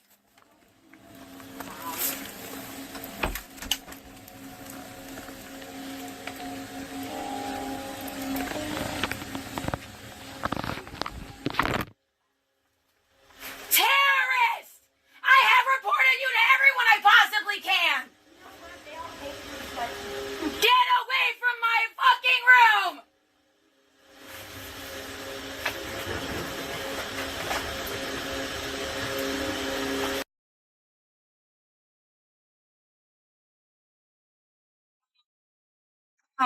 Microphone. Yeah, this is getting too long. Should just let it play. I have to set up the next part of the issue though. So the next person's videos that come up are a neighbor that you have to type in cyclone. The neighbor that lived upstairs. We hung out once when I first moved in for like 8 hours. I was uncomfortable. You know, it should have just been like a, you know, whatever thing.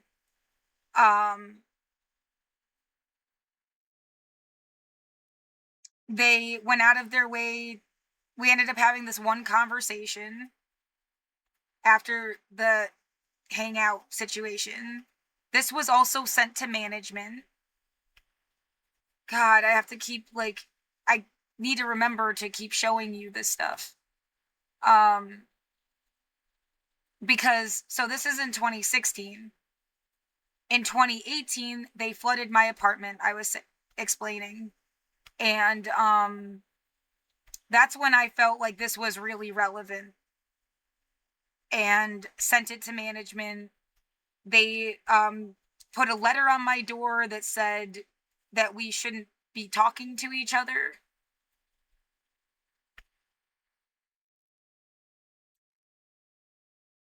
January 23rd of 2018. I asked them to clarify. They did not write me back. IPM. They just put that notice on my door. And then I sent it to the current management last year. They didn't respond either. Oh, don't even get me started with what will... I'm trying to overlook things that are like, are they fucking around with people's names and making jokes? Like, maybe they are, but like, I need to just relay hard facts. But I noticed that, yeah.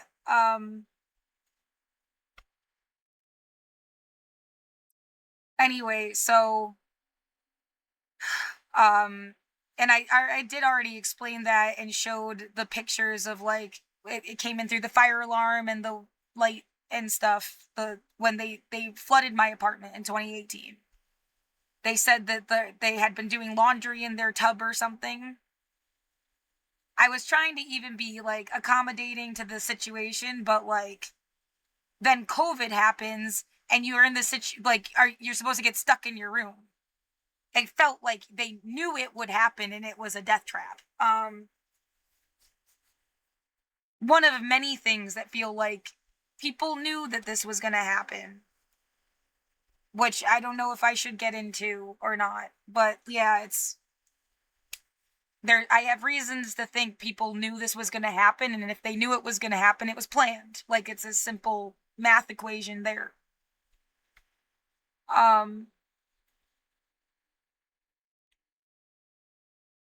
Oh, good, this is still up. Yeah, there's cameras in the hallways. I should not have to live in fear of anything. Like, but get water coming in through the fire alarm, the light, the fan, like electrical things. And then the maintenance staff kept telling me over and over, it's fine, it's fine, it's fine.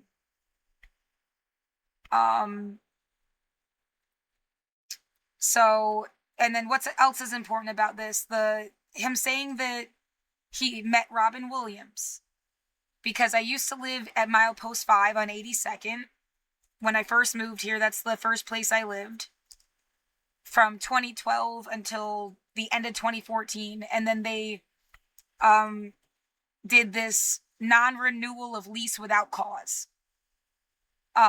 Which apparently you can't do now, which is good. That's fucked up. I probably would have still been living there if they hadn't done that. And when I was living here, the day Robin Williams died, I got a wellness check at my door. Yeah, a lot of things happening at once. I don't know him. Okay, I mean, do I have to say that? Like, it seems really ridiculous. Yeah, I feel the sense of, like, gold diggers dig a grave. Like, somebody's trying to, like, make something seem some way it's not. Probably because they thought they would get something out of it.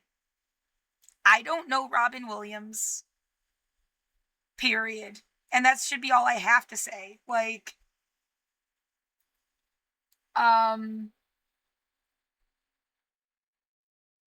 well, it's like deliberately trying to connect these things or something to have done this. This guy said he was a retired cop from New York City.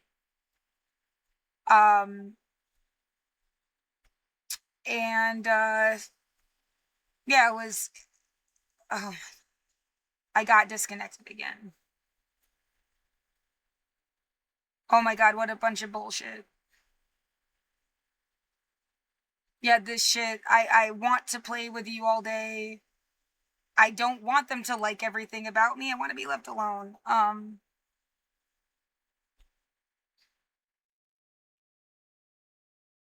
Okay, reconnected. So I was just saying, they said they were a retired cop from New York City. I was born in Massachusetts, went to Milton Hershey School from the age of 10 to 18. Was, well, frankly, a star student of a 3.8 GPA, Visionary Award, Distinguished Honor Roll, fucking effort and conduct bitch. Like, Hermione Granger type bitch. Like, if you have people fuck with me, could they be at least as smart as I am? Because this is ridiculous. And then, went to college in upstate New York and moved here, like, the day I turned in my final capstone project senior year. Is like, I moved here. And I've been here ever since, and it's longer than I have lived anywhere else my whole life. And here, if you can want to visualize all the years I should have left, that anybody should have left. And I have been trapped in my fucking apartment my entire 30s so far. I'm gonna be 36 next month. I feel absolutely terrorized and, like, forced into some fucked up thing that you're not supposed to do to people. Don't fuck with orphans, you know? Brief and spectacular take. Orphans, social orphans, any like, they're vulnerable kids, and then you just wait for them to be 30 and acted like that made it okay or something. No.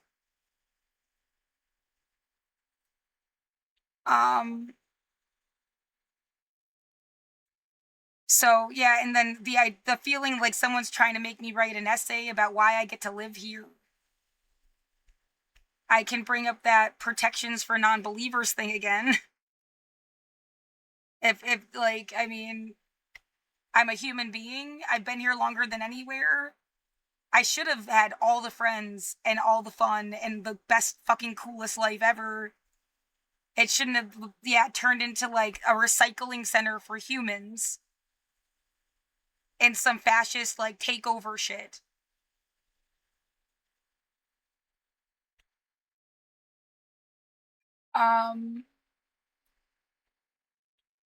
What else do I need to push on about this? Him saying he had to go to Reed to find what of me, like, creepy things to say. Me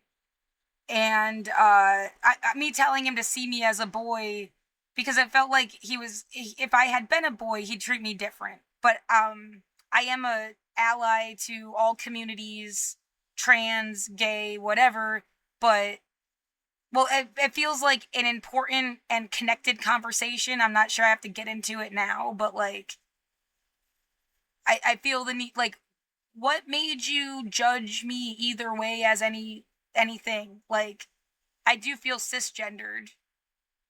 I'm not a TERF. But, like, what about either gender or whatever is supposed to be a characteristic?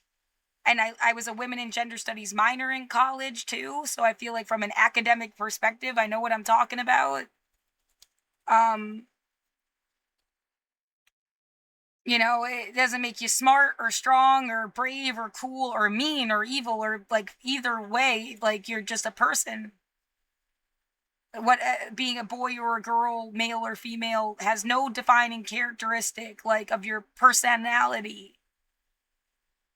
And, like, that's who you are. So, this book made that point, too, that we read in college. There's more of a difference among genders than between them. A smart girl, a smart guy, a brave girl, a brave guy, a strong girl, a strong guy, an asshole girl, an asshole guy. Like, you take people on an individual basis. And I feel like that was a hallmark of a progressive trajectory that we were on. So if that's getting fucked with, it's like this. I mean, yeah, you go back to what the fuck is COVID anyway? People, we're smarter than ever, we're more progressive than ever, and it feels like dragged back through some curriculum of the 20th century because that's what somebody knew how to fuck with. And yeah, I can't get into it, but, like, the 1918 flu, I love history and making connections, but I didn't remember this. It was not like a looming idea in my head until COVID happened. And then it's like, they're going to do this again. The same way that you kind of forgot this. How many years until they'll do it again. Until all that's left are family, friends, and favorites. And, like, the world could have at least united somehow by being pissed that whatever it's a manipulation of science. Science is real, vaccines, viruses, these are real concepts. But, like, turning them into a theocratic real estate scam. That's fascist. And now you're supposed to expect 100 people to die a week or something and not bat an eye. Like, they have stopped talking about this so entirely, and you've got, like, last year, 1,000 people died in a week. You just look at those fucking numbers just from July. 400, 500, 191. What, they're gonna do it again. And once more, that is why I am trapped in here in the first place. And then you're just like making fun of me while I'm getting killed in my apartment.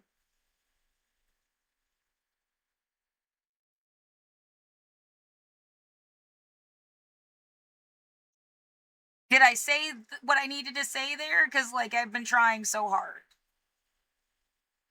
I think this is actually gonna go to the video of people fucking around across the street first, and then it goes to the guy that used to live upstairs, pushing himself into my apartment. There was a girl yelling awful shit outside. He, like, let her in the building, and then she was screaming into my bathroom. And then they were having to remove her from the building. But they were clearly, like, fucking with me.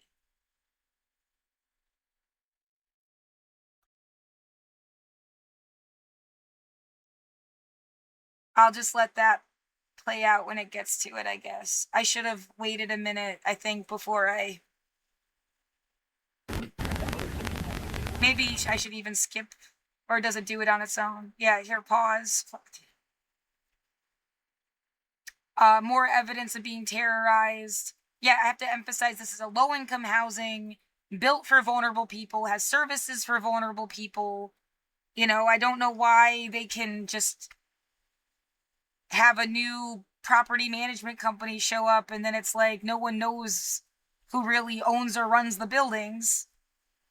But this side of everything was supposed to help keep you housed.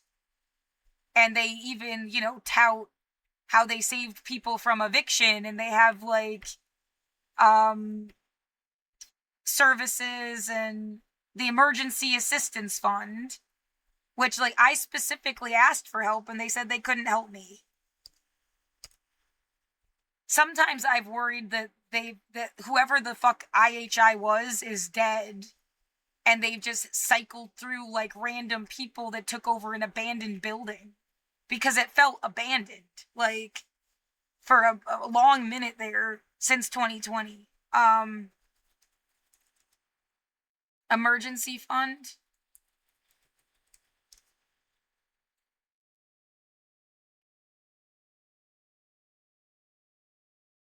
No, that's just like this. Also, yeah, I'm also looking down the barrel of the gun with what they're fucking around with Snap, and I've been starving multiple times. Like, you cannot expect anybody to do shit, and they're fucking starving.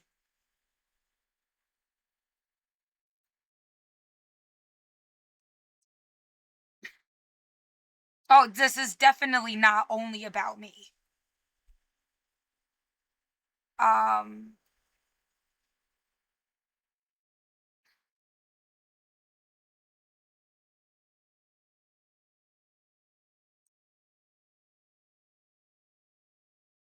I don't know how many more all I can do is send emails. Like, I can't leave my apartment.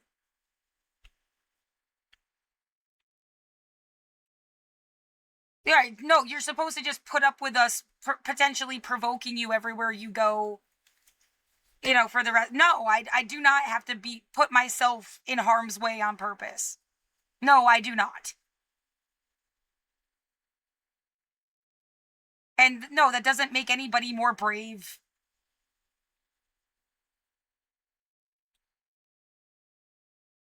Yeah, I quoted their shit themselves about this emergency fund. And got a random letter back. They said they might be able to help, but, like, I am worried about people. They've got a friend. They will be intercepted. Like, I'm going to represent myself. Because even if I got somebody to help me, the idea they could be intercepted, I can't trust anybody. Like, and I can't really have a private conversation in my room anyway. So what's the point? Like, or knowing for sure that it's private. I can't even masturbate in my room. I have to, like, be under a tarp. That's disgusting and wrong to, like, make somebody live like that. It's a basic human, like, on a clinical level, it's just part of your biology. No wonder people are depressed. Like, them lying and saying I was a hoarder last year.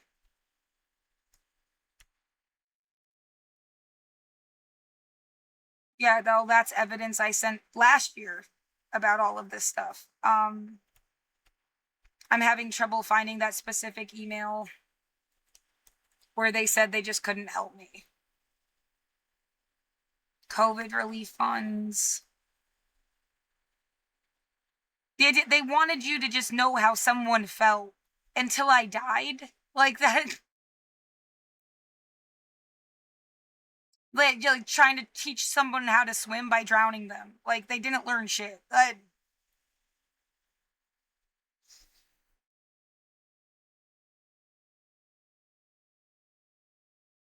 I don't want to waste so much time looking for this one email.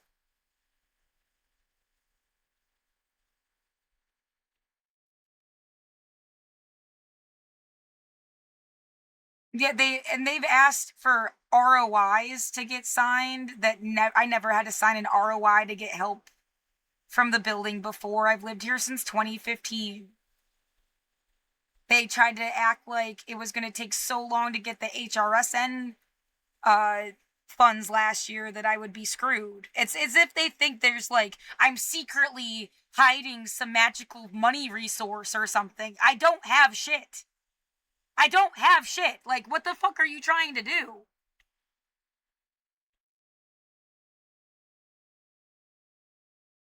I have been poor my whole life. The only way to go to Milton Hershey School is if you are poor.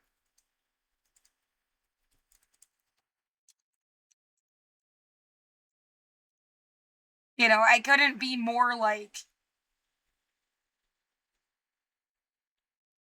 I don't have shit. That's where I grew up, by the way. Like, the average person spends 5,000 hours with their family.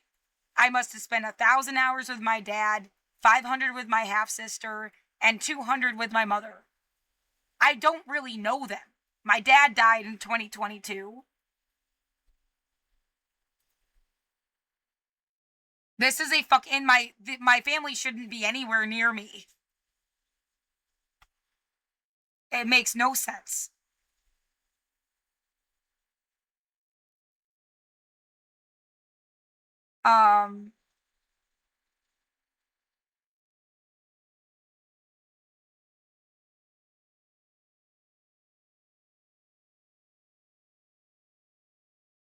This just says they're gone for the rest of the year.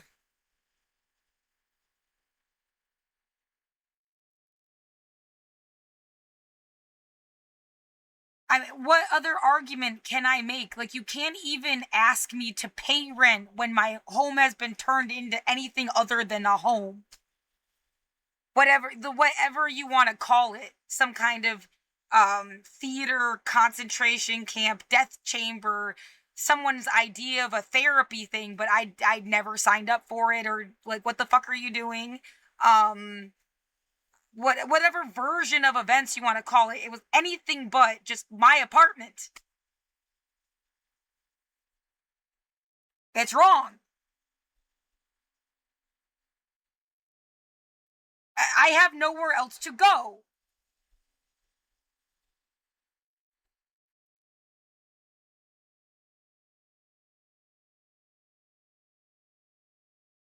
Everything feels like somebody, like, they designed a story and you were supposed to play a certain part, and really they're just mad at you because you didn't play a certain part the way they wanted. Yeah, if you're mad at me, it almost is proof that you have some kind of fucking problem. So, continuing, this will... Oh God, I really wanted to finish this under 2 hours.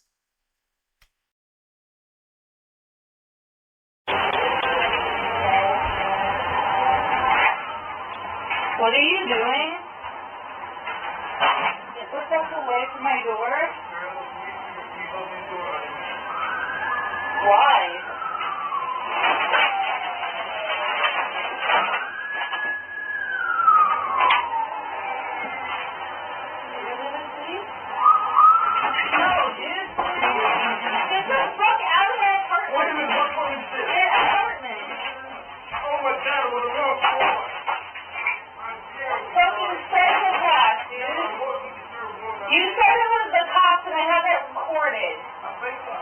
Get the fuck away from me.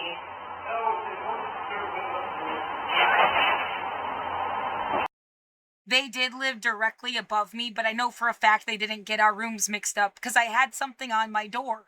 They had put a notice, a piece of paper about some COVID shit or something on the door.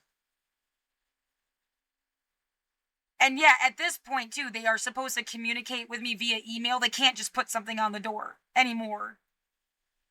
They have to email it to me, and they know that. That's been well established, by the way. But at the time, in 2021, they knew that it wasn't their room. There was no way to mix it up.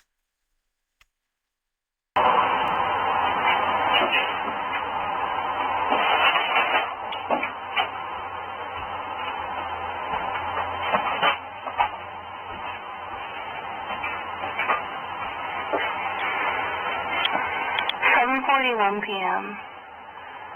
The fuck?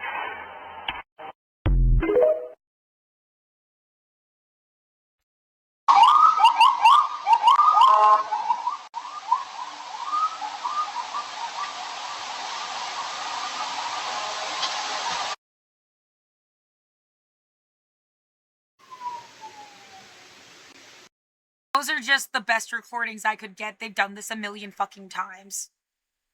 It is buzzing the building on purpose.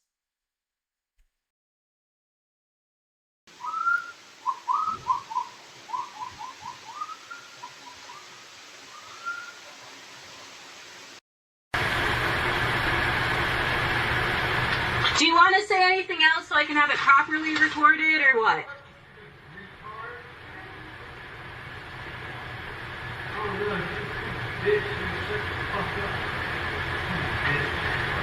Thanks, Ryan. Goodbye forever.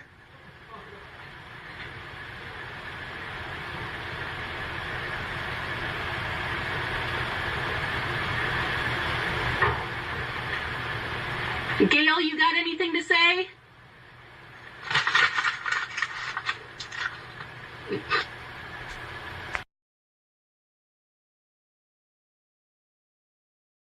I need to interject the video, the call to OSHA, because that's what that, again, like, the guy worked at the same place where this happened. I'm not saying he did it, but, like, I can't just overlook that. We never worked together. And I didn't know he worked there before I started working there.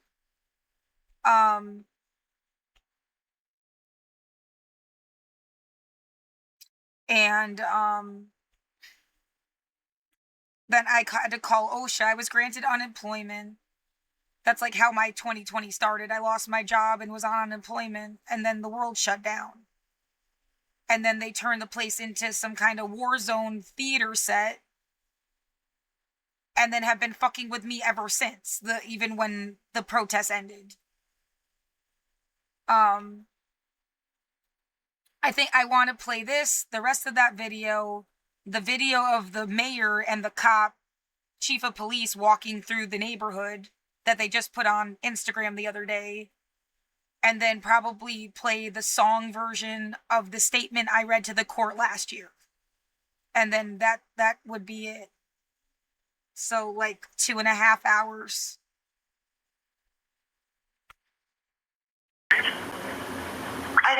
Wouldn't they just take, like, mold scrapings and make sure it's not toxic? No. Nope, because we don't have anything to compare that with, and there's so many different types. We don't have a permissible level for any type of mold. We don't have, so we don't do that type of testing. There are laboratories that do it if people are curious, but it's not something OSHA does. Wow, it seems crazy. Well, I don't know. In Oregon, I mean, look at all the mold that's out there. It's kind of, it is, in a way, it is kind of crazy, but it's also understandable because what are we comparing? Any kind of scraping we do, what are we comparing it to, Another Like, you could take all the people that ever got sick ever, and then how much mold was in those locations, and find a median average, and that could be a good starting place. I don't know. Yeah, you should. I think you should go to graduate school immediately and start that project. Oh, I wish I could. I really wish I could. Yeah, that sounds like a great environmental public health type project. Okay, that'd be great. Well, that's really It would be good to know that. I'm not putting it off. You know, I'm not. Please don't take it wrong. I'm genuine. It's okay. It's not. I genuinely think so. Really? Yeah. That's all right. I'm okay. Well, thank you very much for your time. All right, Laura. Sure, Laura. Take care of yourself now. Bye bye.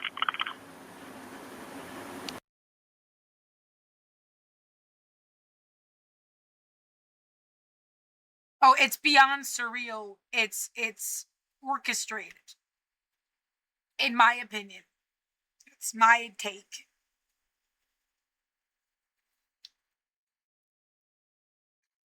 And it only could be orchestrated if it was planned, and if it was planned, you know, it's a conspiracy, and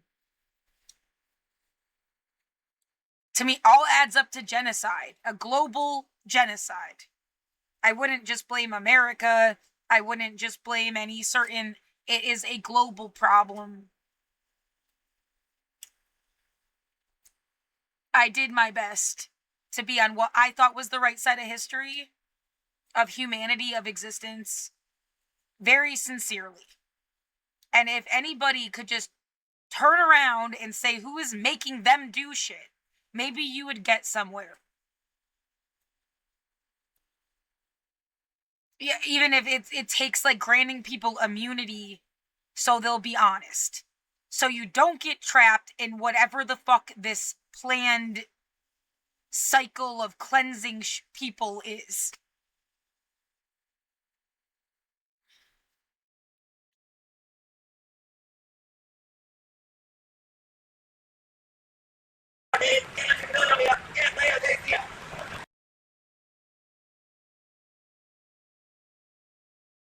This is sped up. I guess it is weird that they specifically say something about Philadelphia, and then the guy across the street comes out and gives him a piece of paper as if it was like an audition. And that's what I also mean by like setting the place up like a theater. Like, the police station is like right down fucking street. Do they do anything? No. This is wrong! This is discrimination!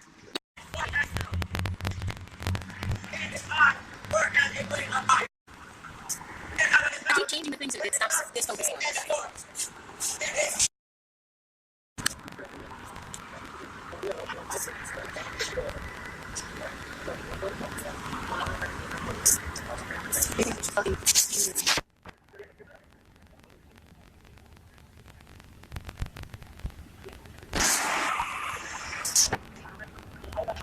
You're not gonna ask him to stop yelling outside?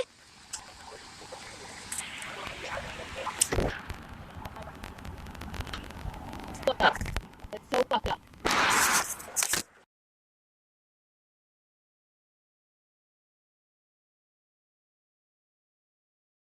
Necessary wellness checks to my door is also an abuse of services.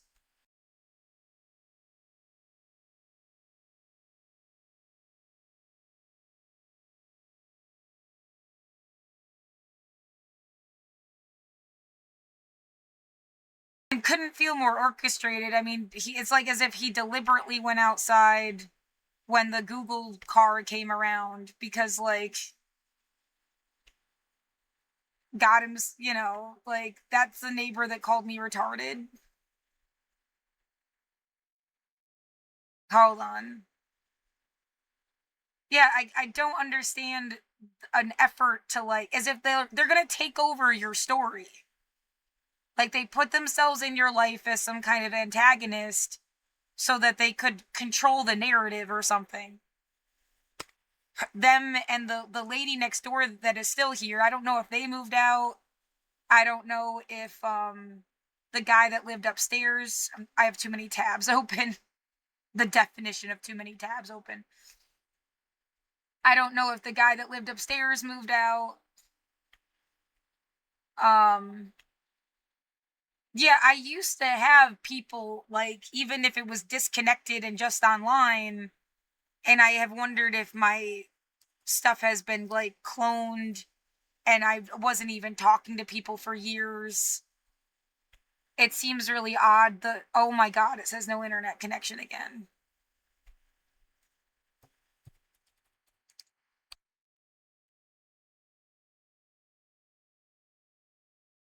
Okay, they said that he moved out, this guy. Yeah, but there's still somebody that goes upstairs and smashes into my room from above. Like, deliberately, like, so hard it feels like they're punching me. So even they were doing it when he was supposed to have still lived here, and they kept doing it after. Like, I don't know what to add up to that. You got cameras in the hallways. It should be really easy to figure out. Like,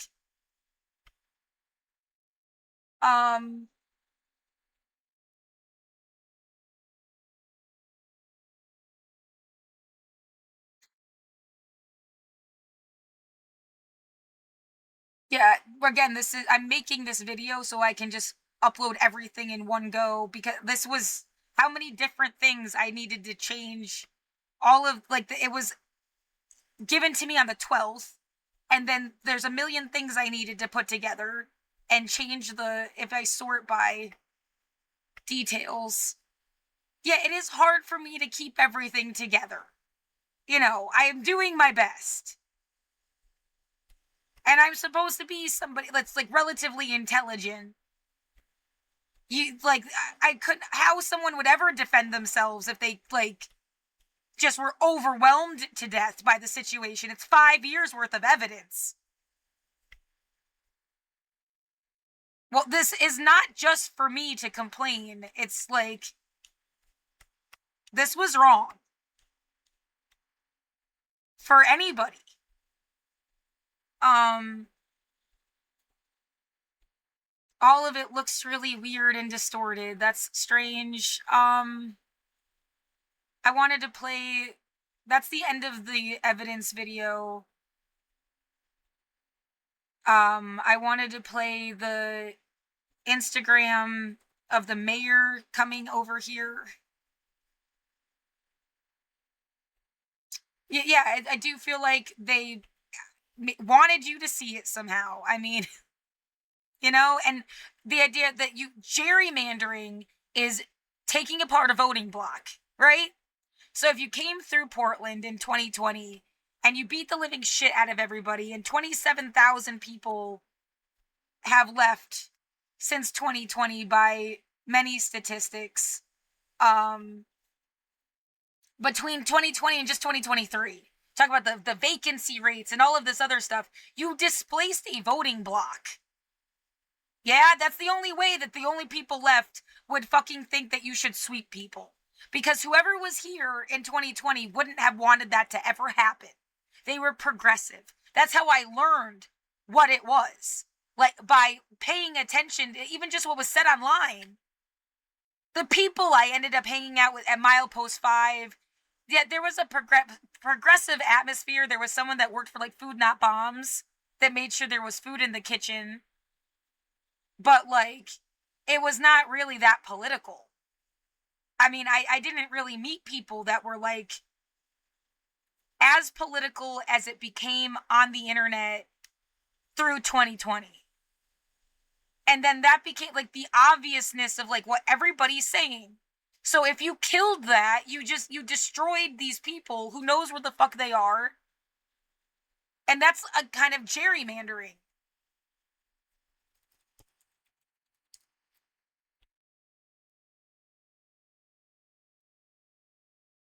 Whoever was here that passed Measure 110, that passed Preschool for All, which was also, like, up for... You know, if you don't care about Measure 110, maybe you would have cared for Preschool for All. That was also being, like, up for debate if they were gonna stop it. And then they wouldn't have wanted the sweeps. You know, I learned eviction is murder as if like Portland itself was a school. Like, it makes no sense that then you come around and you're talking about sweeping people again. Win and turn Old Town around. We then turn this city around. This is our genesis. Old Town is where we need to put all of our efforts because this is the heart and soul of our city. But we still have a tremendous impact, livability impacts in Suffolk, right? So does anybody have any ideas of what we should be doing? Street sweeping every night. Mark, you do your thing. Chief, 2 p.m. Have to interrupt because it does feel pressingly like, of course, if I say no, you're going to do what you did in 2020, which is have someone stationed right under my window saying hate crime shit for months on end. But I know what's right and wrong. That's a manipulation. There was never the kind of fucking problems like you made them into problems. Someone just banged on my fucking room from above, by the way.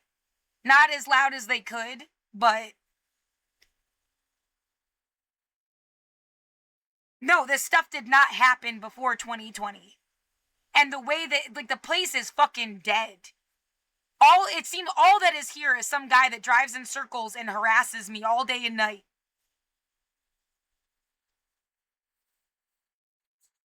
There's no way you didn't notice.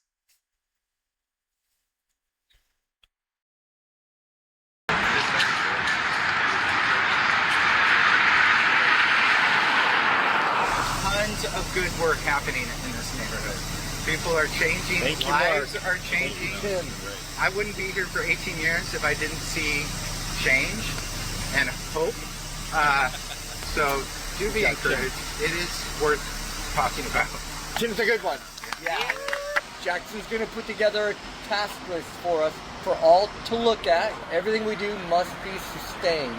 So let's be very intentional in when we begin. Any parting shots? Outstanding job. 1 hour. This is Go and See. Thank you, Robert. Thank you, Chief. All of you. I appreciate it. Thank you, Mayor. Yeah, good stuff. Thanks, everybody. Thank you, guys. Early. Yeah. It couldn't feel more deliberately shot, even. Like, what the fuck? They wanted to make you mad. They're trying to transfer power to people that they, like, in their mind, they vetted. So they're playing the bad guy so that you'll... As if, like, we just wanted people we thought anybody would... No one's listening to me, and no one wanted leaders like that anymore. Be an advocate, not a fucking king or something. No one wants a king. And I feel like you're deliberately setting people up because you think that's how to control people or something, and it just, it looks really fucking stupid.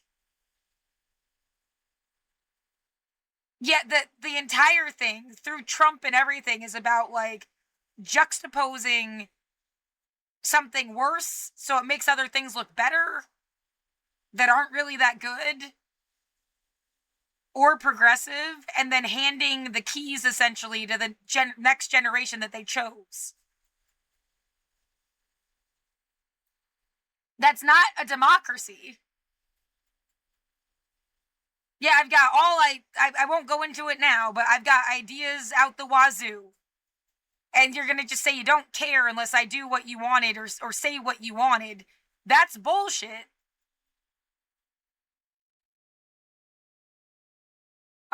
Reading the statement I made to the court last year that I put also in that my filing for the motion. And yeah, it's not supposed to be silly. I wonder if it will help, though, that you hear it in a different way, because they sure as fuck didn't care last year. I don't even know what I'm supposed to say tomorrow. Because, I mean, this is 2.5 hours. I got 10 minutes to read this last year, and then they blew me off and said people don't really like signing these agreements. So, I don't know what the fuck to do. This is the best I could do. I want to put this on the side so you can see it at the same time as the song version thing.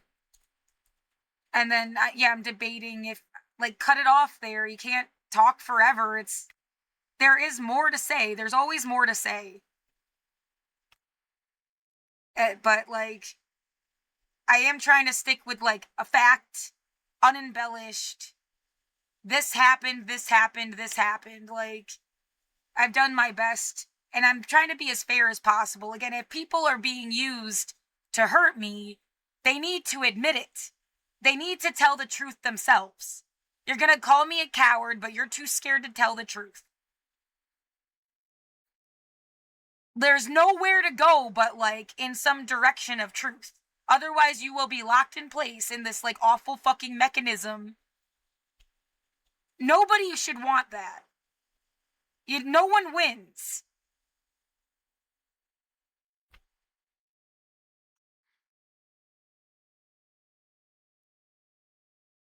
Yeah, I have a lot more that I could say. I'm trying to just... I tried. Part 1 and part 2. So 3, 4, 5, 6, 7, like the next 8 minutes of your time. And direct to desktop, I will try to turn the bass down, because I don't really like that either, especially after... Yeah, they hurt me with things that should have been fun. And now it creates a negative response. Motorcycles, certain kinds, like... Well, is that kind of music? Because it wasn't music, but you'll hear it in different kinds of songs. And I can't stand it now. Yeah, like... What else? Oh, polluting my room with stuff that was not... As if they were trying to make you not like weed, when I am a cannabis patient and a licensed bud tender, and, like, that's my chosen medicine. But making, like, this moldy weed smell, that it's like they hit you in the face. It's so strong. They had to deliberately, like, pushed it into my room. As if they're trying to do, like, Pavlov's dog conversion therapy stuff. I will never not like my medicine. You're the fucking problem. If someone broke into your house and shoved a wine bottle down your throat, it wouldn't be the wine industry's fault. That guy's a psycho. I mean, same difference. Again, I just feel like somebody's prototype experiment or something. This is fucking wrong and really stupid. I did quit smoking in 2020. Like, if they were trying to get you to quit something, I did quit smoking. I would pick cannabis any day, vaping, eating it, RSO. I would love to get this fucking medical from Portland fucking community college. I mean, it's so local, it's crazy. I mean, so again, it's like $1 billion industry you're just fucking me out of. It's so legit. It's like $2,000. I can't even pay my rent. So, I also think there's some weird loophole about putting you in jeopardy if you were taking college classes or something. Because of the low-income housing thing, that should be fixed, because that's wrong. How else are you supposed to ever progress in anyway? Yeah, there's a medical cannabis specialist license. 16 weeks, $2,200. I would love to get that and be even more legitimate than ever. So far from some kind of, like, weird... They're just trying to make you hate weed. Yeah, there's things called canna moms, if I ever was gonna be a mom. If this was all some sick kind of biological clock mom thing, which is fucked up also. These people exist. And again, they're legit. Like, there was room for me in this world. You just kept me away from everything that would have been, like, my home, really. And Portland should have been everything all at once. So the fact that I did not get that kind of experience here, I think was on purpose. All right, direct to desktop, and oh my god, they've got their fucking bullshit outside. But even if you do get granted a chance to just live here and not be threatened with eviction, they're gonna keep fucking with me, is that it? Well, at least I won't be terrified they're gonna throw me outside. I guess. I don't have anywhere else to go.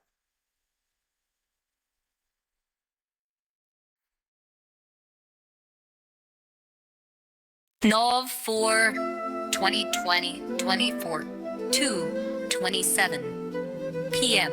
I intend on agreeing, but I have a statement I would like to make. I need to state that I have lived in Portland since 2012, in this apartment since 2015. Since 2020, I have had medical and harassment issues for the past 4 years that were repeatedly communicated but have been largely ignored by management.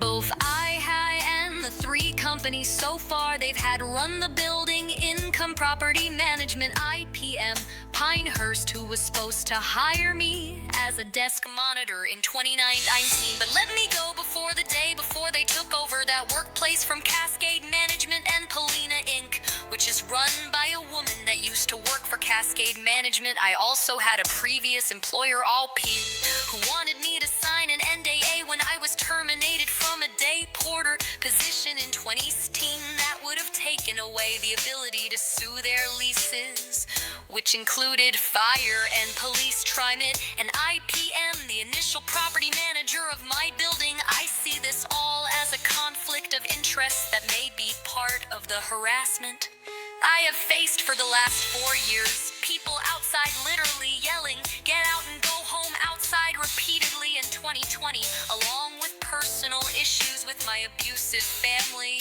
Namely, my sister calling in wellness checks, the fire alarm going off for the whole building over 30 times without cause in just the last 4 years, people pounding on my room from above and next door like it's just a box, pushing themselves into my unit, garbage trucks that don't seem to have a set schedule, coming multiple times in a night, banging dumpsters extra loud or smashing glass and seem to idle outside. I feel gang-stoked. It hasn't felt like I am really able to be alone in my own apartment. I have communicated these issues with management and the police, who have come for the unnecessary wellness checks. I don't feel like anyone is taking me seriously and wants to act like I have mental health issues I do not have, while exacerbating the PTSD, anxiety, and depression that I do have.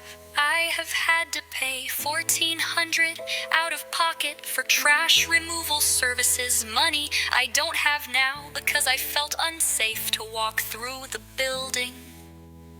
Because my neighbor followed me out of my unit in January, I haven't felt like I could even leave the apartment because of this.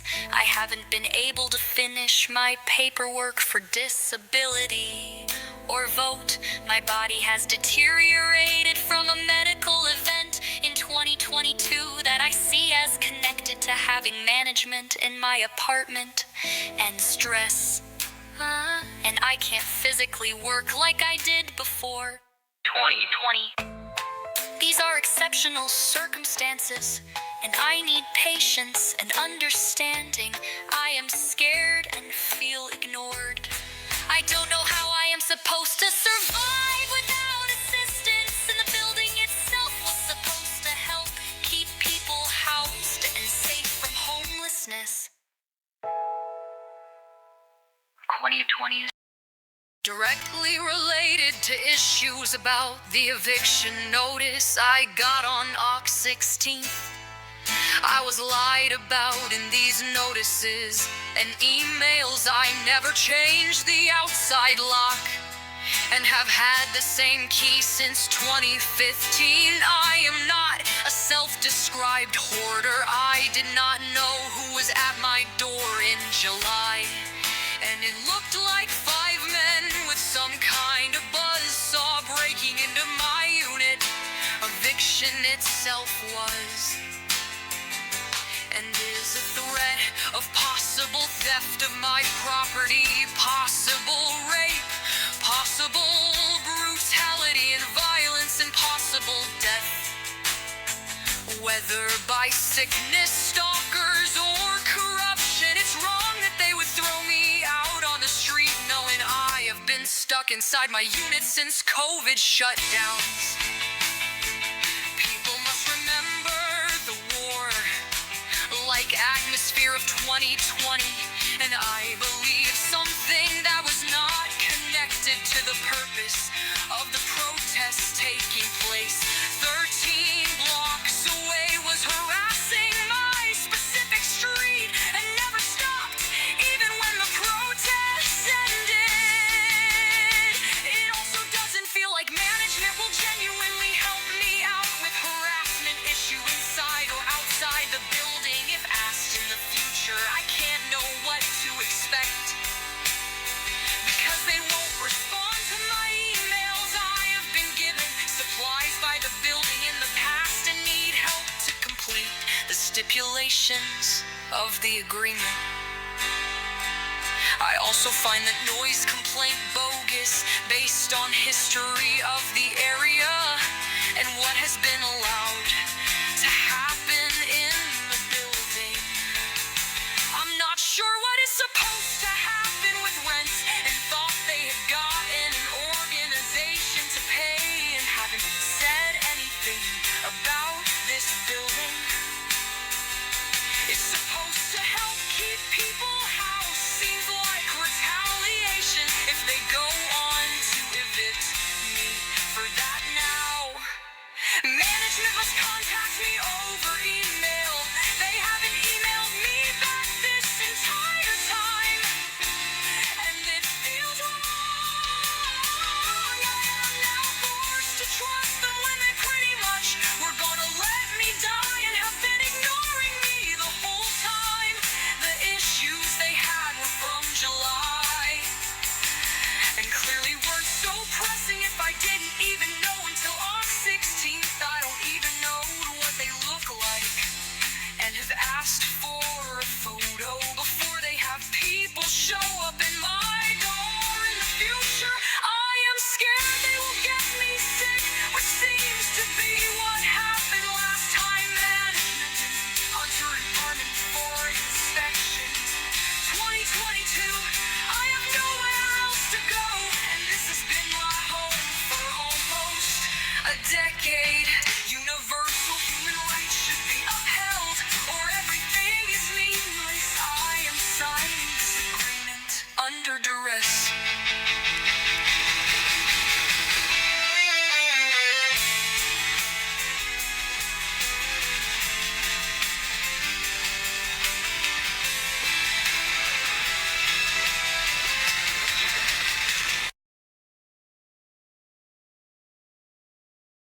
And my internet got cut off again. Get the fuck out of my life. Whoever, can you hear me, you stalker? Get the fuck out of my life. Get out of my life. Oh my god. Yeah, just magic mysterious. Get the fuck away from me. Now what, I have to fucking wait for it to come back on again? Get away from me! How dare I have so much fucking evidence? I want to show the fucking inspection video I have where they checked my apartment, said nothing was wrong. They asked about my cat that died. I told them I felt gang stalked. And suddenly the thing just cuts off. Bullshit!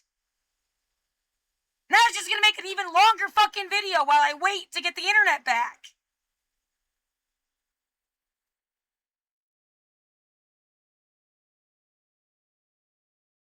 From 11 months ago. I might have it on my phone. I should have some. I made a sliced video with the camera from my my indoor camera and the recording in my pocket at the same time.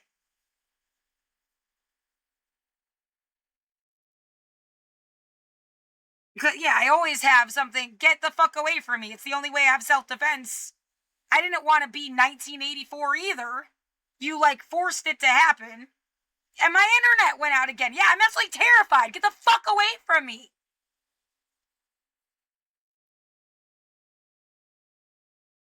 And you got some asshole doing... Yeah, unplug my fucking microphone. It might pick up... Their bullshit coming from outside. The microphone is designed so it would only pick up my voice. While I look for this fucking video and make a 3-hour-long fucking video instead of 2.5. Psycho assholes!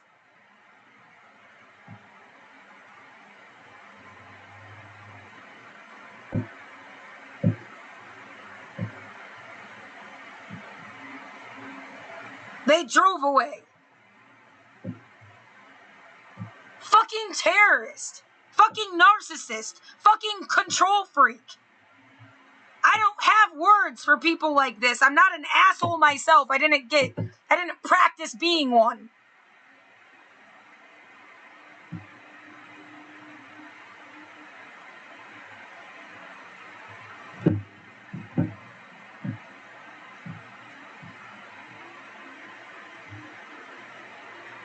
What a total fucking waste of time. And now I have to find this other fucking video.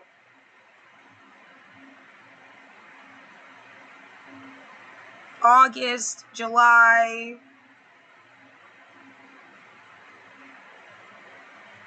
Yeah, I have to find it on my phone. And then play it through to the fucking computer.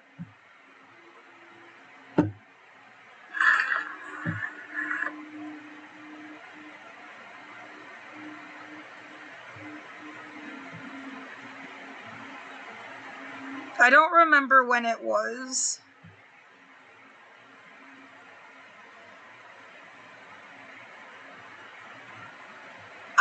And then they want you to complain and bitch about why you have nowhere else to go. Get out of my room. I have already explained it in detail, repetitively. I was born in fucking Massachusetts. My grandmother died when I was 9 in front of me. She was my legal guardian. I had to go through foster care for a fucking year. And then my dad got custody, and almost as soon as he did, they were like, you want to go to Milton Hershey School? And then I grew up at Milton Hershey School. That is not someplace I'm going to go back to. And then I went to college, which was the whole point of going to Milton Hershey School, so I could go to college. Then I moved here. Yeah, when I was 16, 2 friends at the time suggested I move here. No one else in my whole life ever told me to move anywhere. That does feel fucking important. Internet come back on, it's like fucking around with the internet again.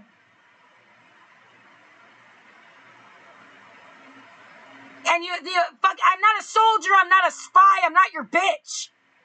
I'm not some fake savior. I don't know what the fuck demented crap story they keep trying to stick you in.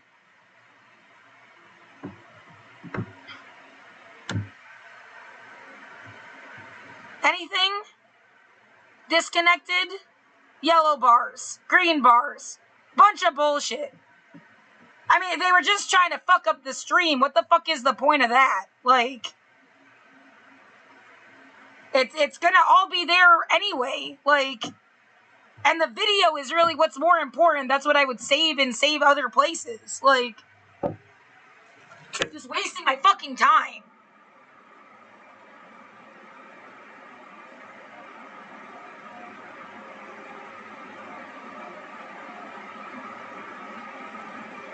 I'm so sick of whatever, I can't guess at what this is.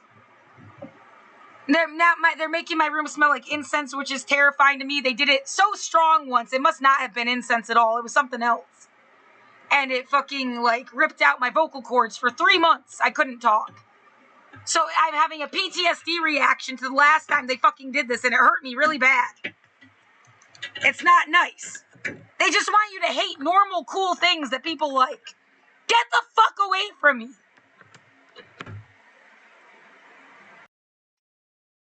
Plug my microphone back in. Turn on my fucking dehumidifier, like that's gonna help. Yeah, wasting my fucking electricity, making me like I have to run the dehumidifier all the time.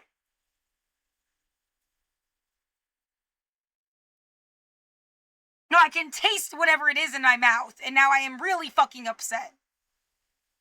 Yeah, the idea, they trying to blame it on like some other people or community or something. Stop faking shit, you psycho asshole. God, it's like someone in blackface trying to pretend it was black people. Get away from me, I hate you. Brain-rotted, narcissistic, racist, sexist, bigoted psychopath. I never want to be you. And yeah, I really feel like the majority of the planet was on the right trajectory, smarter than this. I got stuck with some fucking asshole that's... They just have power, but not brains.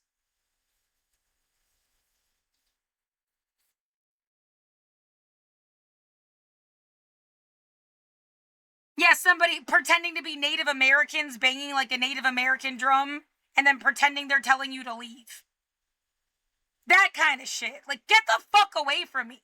Most of the Native Americans are stuck on reservations and they're just getting internet. You're a fucking racist psycho.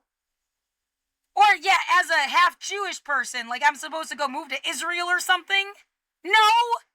I have nothing to do with fucking Israel.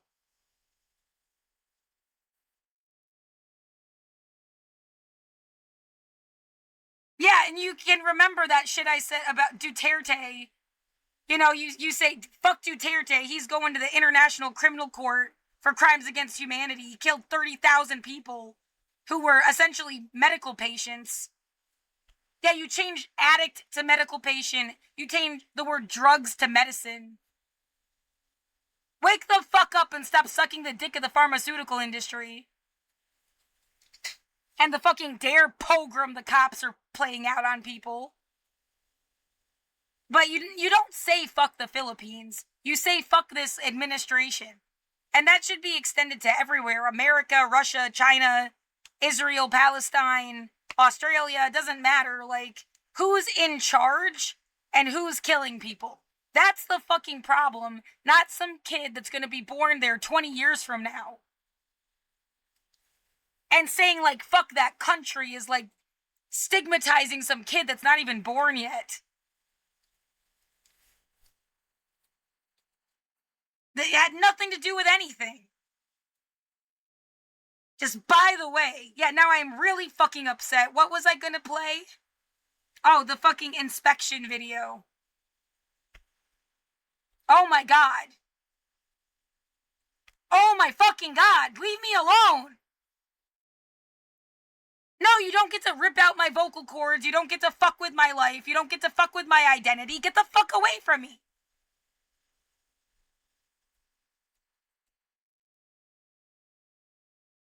Yeah, they're trying to give you like a fucking aneurysm or medical event or a heart attack. Like anything before they get in trouble. Tell the truth, you asshole. I'll get in trouble. Like, I mean, grow the fuck up.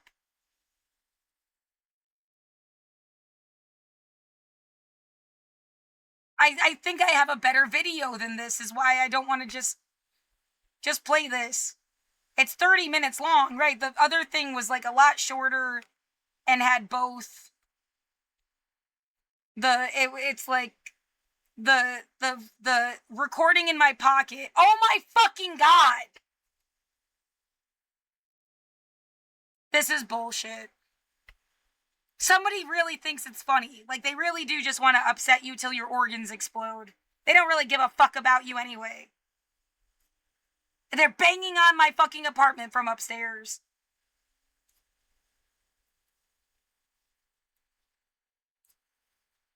Oh yeah, make her have a panic attack again. Come on, we have to like, prove that we even heard her in the first place? Fuck you! Yeah, my fucking voice is going out while this is happening. Everything tastes like this weird shit they just put in the fucking air.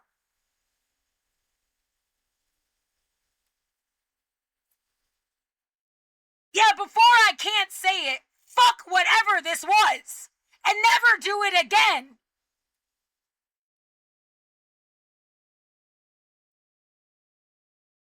Evil fucking bastards. And I actually am a bastard, so I can call anybody a bastard I want.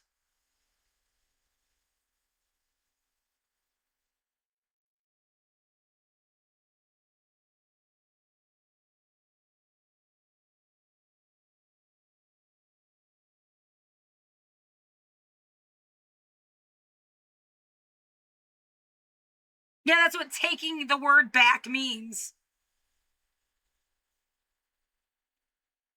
As if you gave a shit in the first place.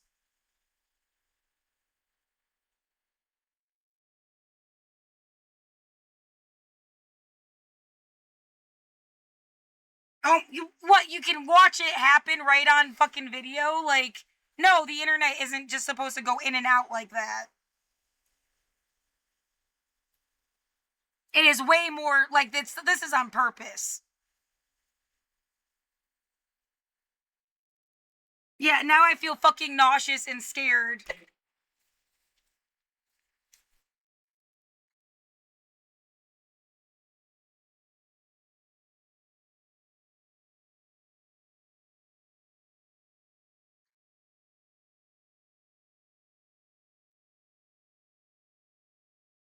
Come on, prove how much we hurt you. Come on. You're fucking demented.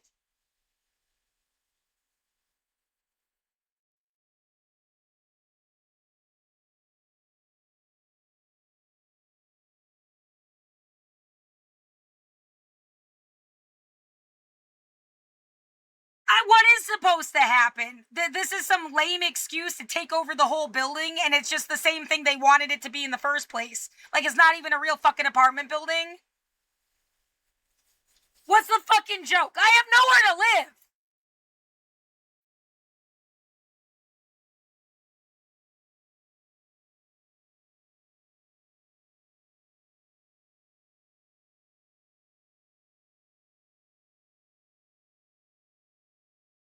It's fucking perverted for like 5,000 reasons on top of it. Like, I can't live in my own room!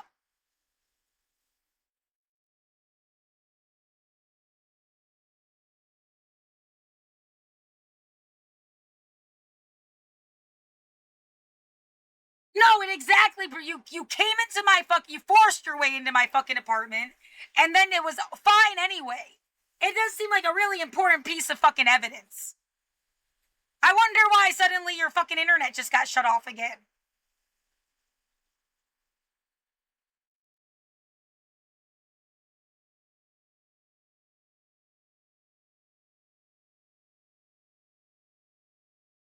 Well, yeah, which means people are stalking me. Period. No, I don't want to be put in any kind of, like, thing where you take my identity away. You were obviously trying to do that the whole fucking time anyway. That's not safety and protection. Bullshit. Just silenced fucking everything.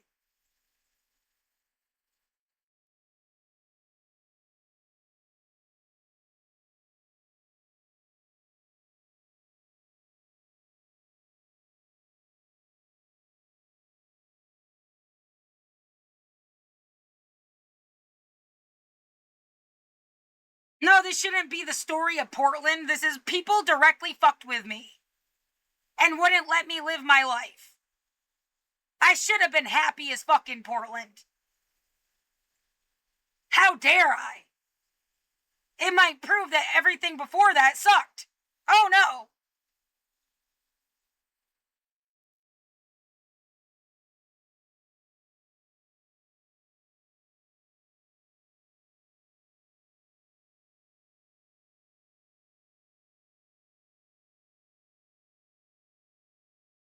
I can't yeah, I'm so angry my eyes are like shaking.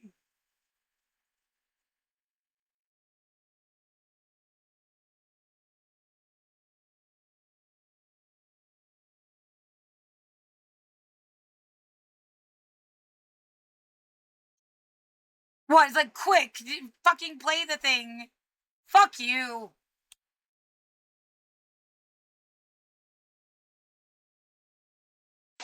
Well, I mean, this is like They made me, it like hurt my back really bad. I'm wearing a fucking back brace. They didn't help me at all. And there's no excuse to have not even tried to help me at all. They even said they would have.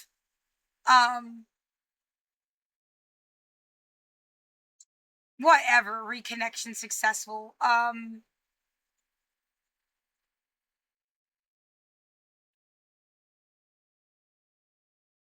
No, it's like, it's this thing, like somebody, Kathleen Hanna said, some people, they can't have a relationship with you, so they have a negative relationship because they can't really have one at all. Yeah, they just want to see you angry because then they act like you fucking, and that means anything. It doesn't mean shit.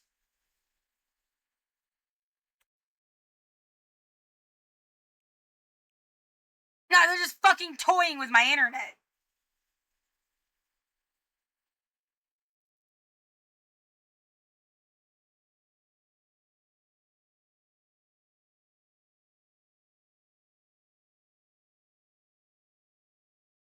No, fucking fascists, get your hands off of me. I don't give a fuck. You couldn't even sit there and try to make me empathize with you at this point. Get the fuck away from me.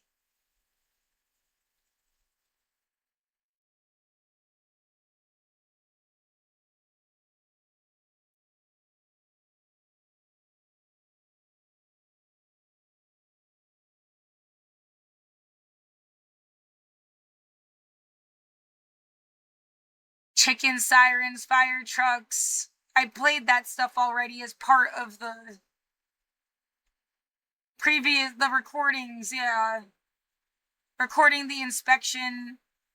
Right, someone was banging on the wall during the fucking inspection, and they were like, someone has a dog upstairs. Like, right to my face. They just fucking ridiculous.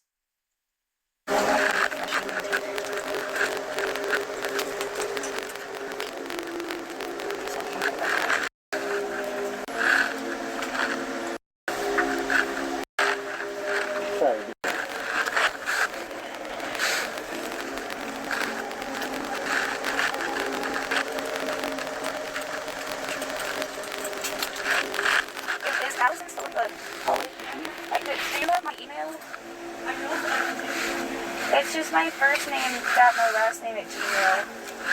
Okay, I'll be sure to get it later on. They said something yesterday about connecting with you. I just wanted to feel safe to like go through the hallways and stuff.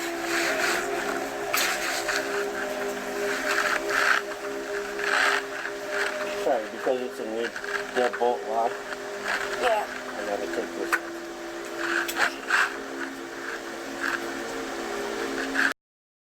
Yeah, the recording sounds like shit, sorry. I didn't even, like, remember that this was here to play it. There's so much shit. They, like, pretended that I had changed the lock on my door I never had. Meanwhile, someone stole the keys to the whole building. That's why I'm saying, like, did these people just take over an abandoned building? Because they went out of their way to tell me someone stole the keys. It was during the last inspection. This guy says that he was the same dude that came in for that, though I don't remember that, him being the same person, but he said he was. And I got horrendously sick May 1st of 2022 after that inspection. Like, the worst pain I've ever had in my fucking life. That's why it's a death threat that they put this, like, hot sauce bottle next to my door, because I wasn't sure what did it. Oh my fucking God.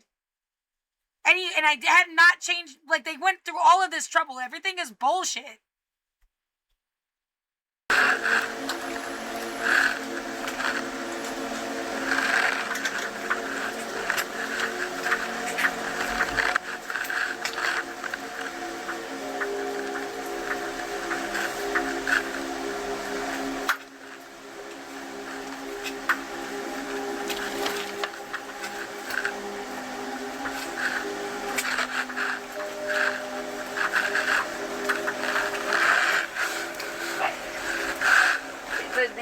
like banging on the wall a minute ago. Are you guys clocking that? It could be from a neighbor upstairs. We have a house.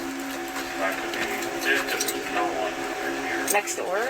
Yeah, they're not. So it's like radiating downstairs.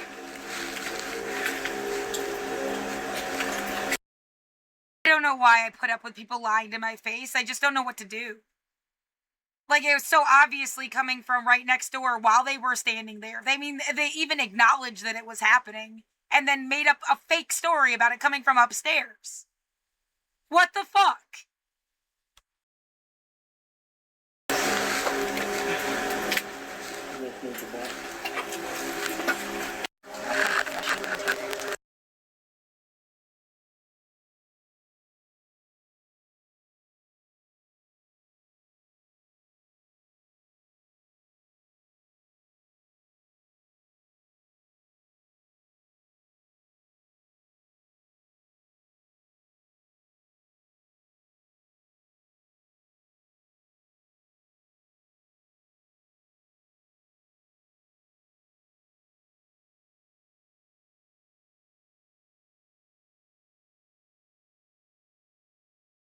Old email. I never met who this person was.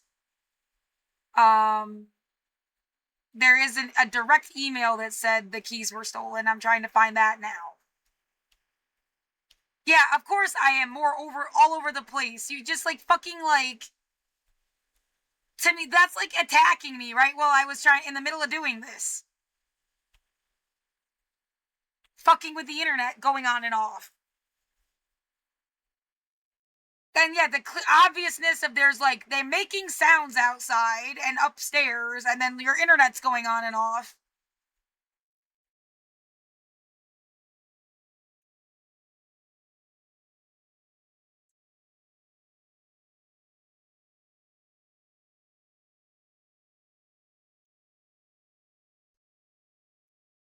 Management.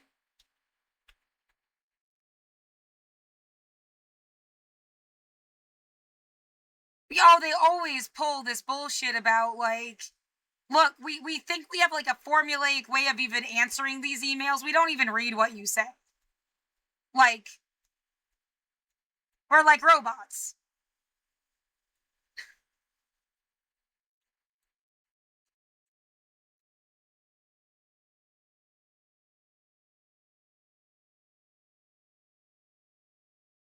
Yeah, they think shit's like an open and shut case. They never even wanted to listen.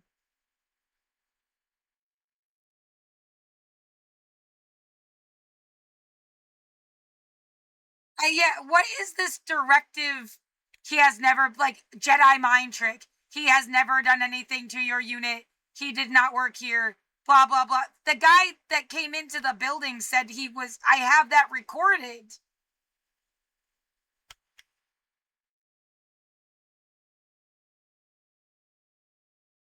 They, like, absolutely just trying to fuck me, and I hate it. That is even part of this thing I am trying to look for right now. The guy said he was the same guy. That just straight up lied. Well, why do you think this is funny? How would you think I wouldn't, like, yeah, I didn't remember having this email, and I wouldn't have found it if I hadn't just looked through all that stuff that I just pulled up. That's crazy, even. Wow, yeah, so glad I had to take an extra 2 hours more than I meant to, because I didn't even, that's too much stuff.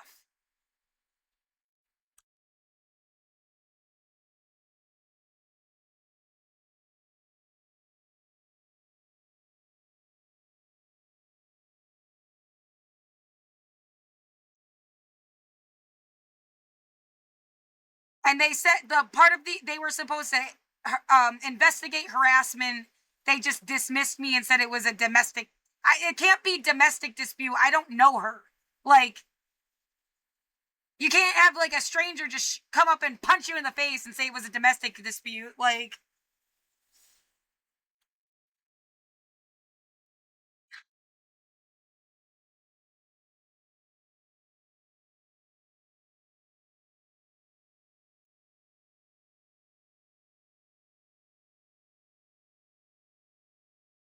No, that smell is starting to really get to me. I can't fucking find the thing. They're fucking evil.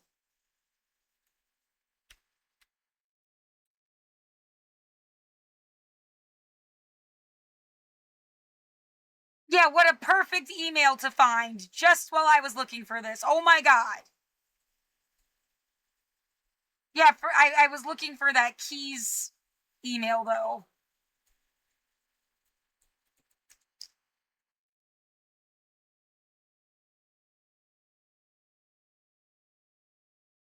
Oh my god, they will say whatever, they will lie to your face. Like, there has to be a way to prove it.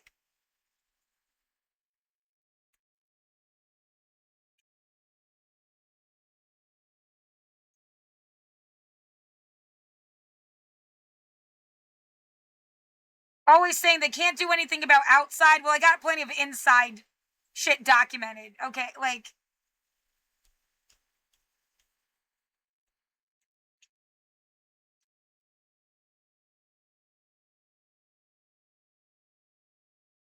There you go. Theft of all the keys to the building. They said this in 2021. And then in 2024, they tried to fucking, like, use that as a way... saying they needed to change my lock, and as if I had changed it, and that they were going to try to evict me over it. Psycho.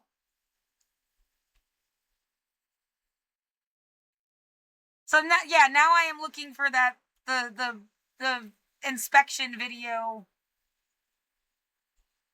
and I'll close it out on that, I guess.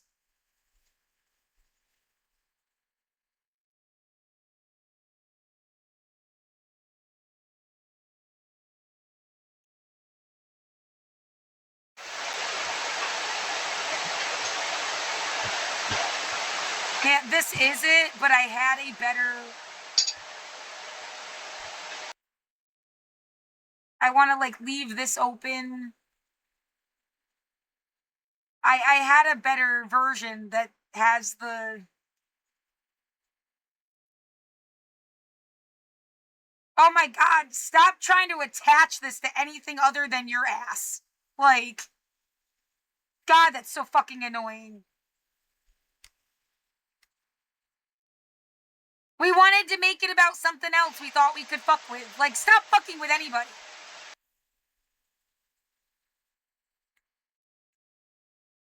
That's the video from my security camera's point of view, but I want the video from...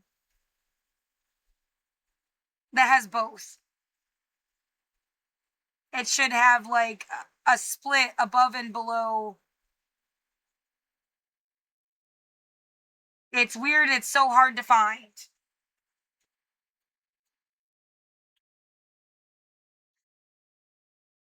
There, this, I think it's this.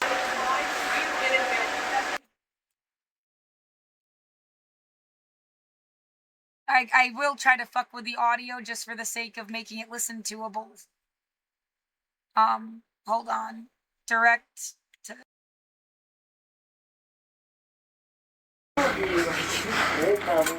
It sounds funny and it stays.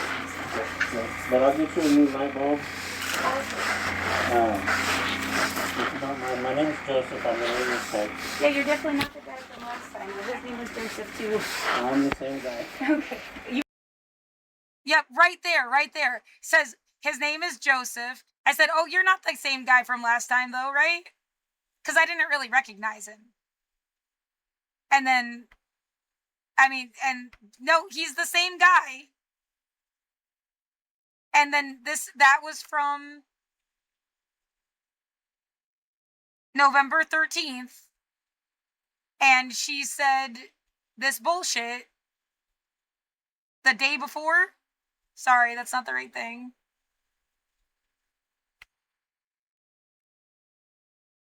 Whoever was coming from the Erickson Fritz manager email anyway. And yeah, and I do not bang on her walls, and she can't hear. She's a fucking liar. How do I prove that she is a fucking liar? Please tell me how to prove it so I can prove it. Oh my God!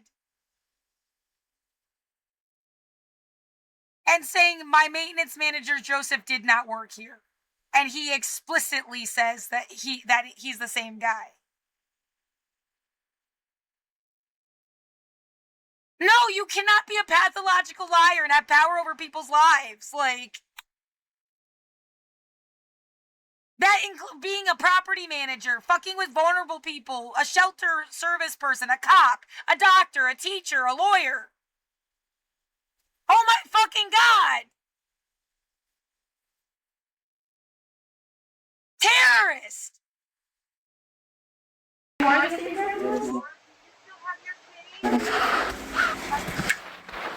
And then them asking me about my cat.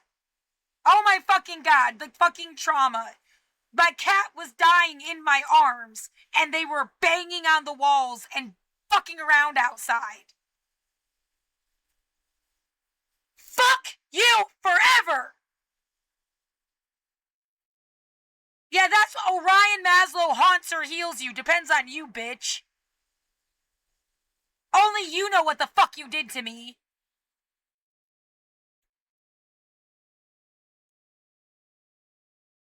I'm gonna start the video again.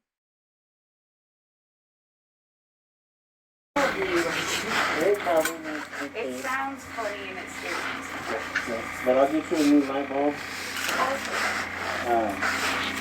If you don't mind, my name is Joseph. I'm the maintenance tech. Yeah, you're definitely not the guy from last time. His name was Joseph too. I'm the same guy. Okay. You are the same guy from last time?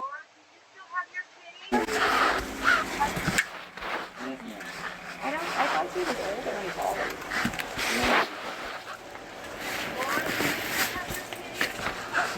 My cat died. And they were banging on the wall at this, like, as if they knew my cat, and there were people outside playing music really loud. Like, it was insane and traumatizing, and no one was listening to me when I'm telling them I'm being harassed. Like, okay, so, I will discuss about my independent law. As far as outside, I'm sorry, I cannot control that. That is... You got my... Well, I understand. I feel like I'm being, like, game stalked or something. It's, like, constant...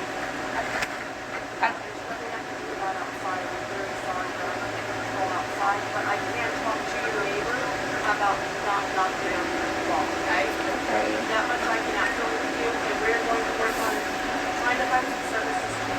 So I can take my garbage out without worrying about it.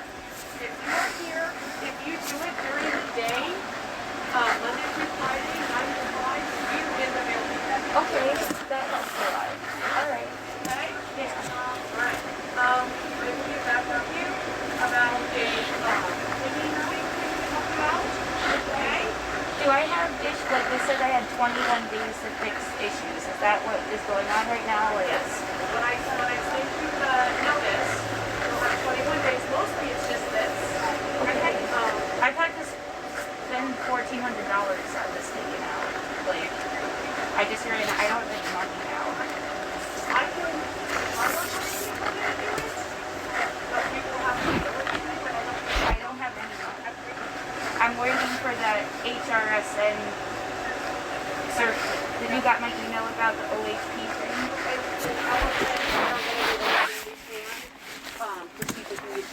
Okay? Okay. Alrighty. I'm gonna let you have your piece, and we're gonna exit, okay? So do I... Real maintenance issues. The only things that I've ever seen was literally just a light bulb and then... No leaks or anything? No. Good. Well, that's a plus. Do I have like 21 days from like today or from the notice? Or... From the notice. Okay. 21 days from the notice. And I will email to you, okay? But I'm not like threatened with eviction right now. Okay. Okay right now. Okay. Okay? You've complied, so. Thanks for the advice. Yep. Absolutely. You have a good day, okay? Nice to meet you. Yeah.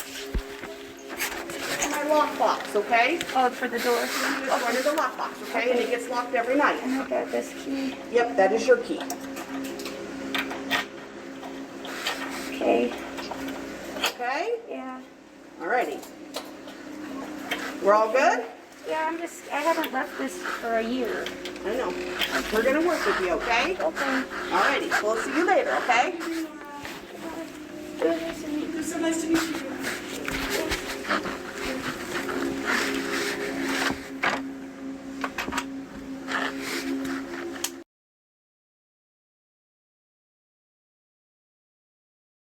Oh my fucking god. The very next day, they gave me some kind of notice. Well, so November, you're looking for November 14th? And I said, you said I was safe just yesterday. I had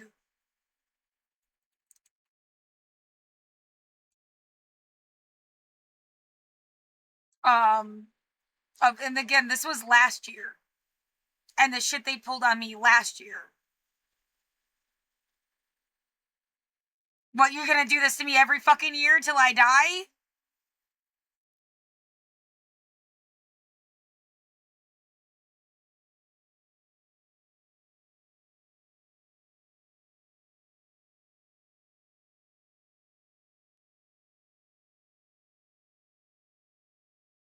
What the fuck is that?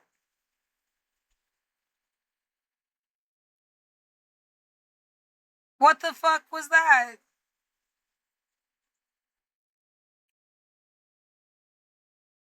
What the fuck was that sign-in screen?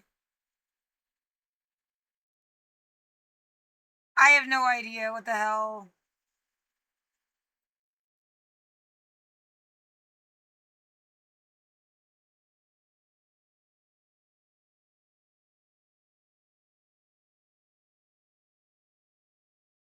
So, yeah, they said I was totally safe, and it was like the very next day. They threatened me with eviction again.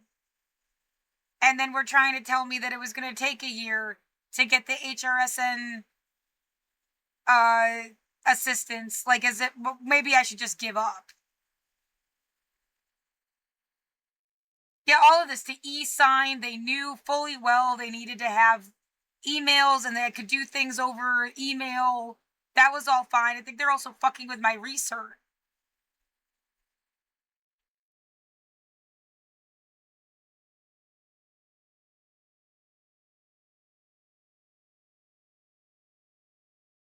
Yeah, I should have been at the 30% level the whole time I lived here. That's a whole other issue. And then the agreement we signed was for them to investigate harassment. And, you know, they just blew me off over and over and over again.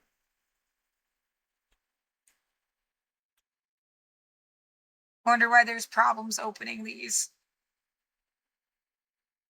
Whatever the fuck they did, it's like burning my eyes. Look, there's a lot of things that we just don't like, and we wanted you to not like them too. Get the fuck away from me.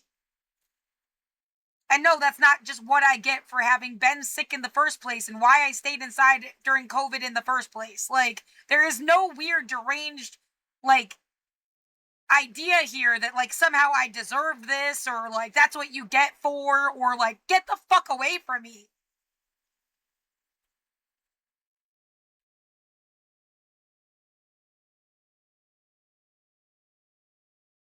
There is 5 years of evidence. Yeah, you're taking over my entire life to play some, like, legal lawfare game, too.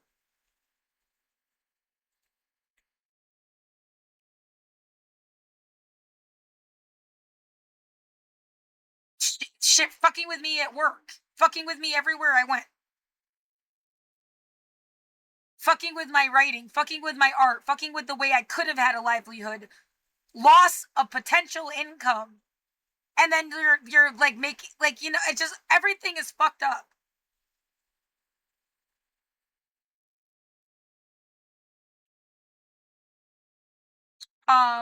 Recertification.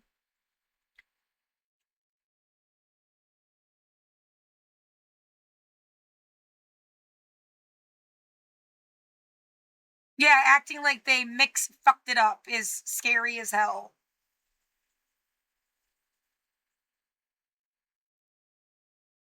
Oh, and not letting, I can't even pay the rent through the online portal and they've never fixed it. That was a way to get help. For someone to just pay it direct, like asking on Reddit, and someone could pay it directly, and then they made that impossible. And then my Reddit account also got bombed. That's another thing I should have shown as like, Laurora42, Reddit. I have had that account for 13 years. And this is all that you can find. If you type in my newer account, this character I've created, Anarchy, is a play off of social, or, Orphan Annie. But instead of like, oh, Daddy Warbucks, will you help me? It's supposed to be like keeping power in check. No dictators, no kings. And, that shows up and is like a findable account. But not the one I've had for 13 years. Where that's how I could ask for help and be part of the community, and Portland included. Like, our Portland is... So yeah, that's another good... That and the Twitch tracker thing. I've been fucked out of this life, yeah, in ways that I could have gotten help. It does look really pretty. And how I can see the outside world. Imagine people that literally got locked in a basement and have someone asshole trying to tell them, oh, it was the apocalypse, like a fucking Twilight Zone episode. I'm glad to have an internet connection meant I could see for myself, like, what was going on at the ICE building, the most recent protest, it's the only way I have eyes outside. And you can't pretend that the world exploded, like...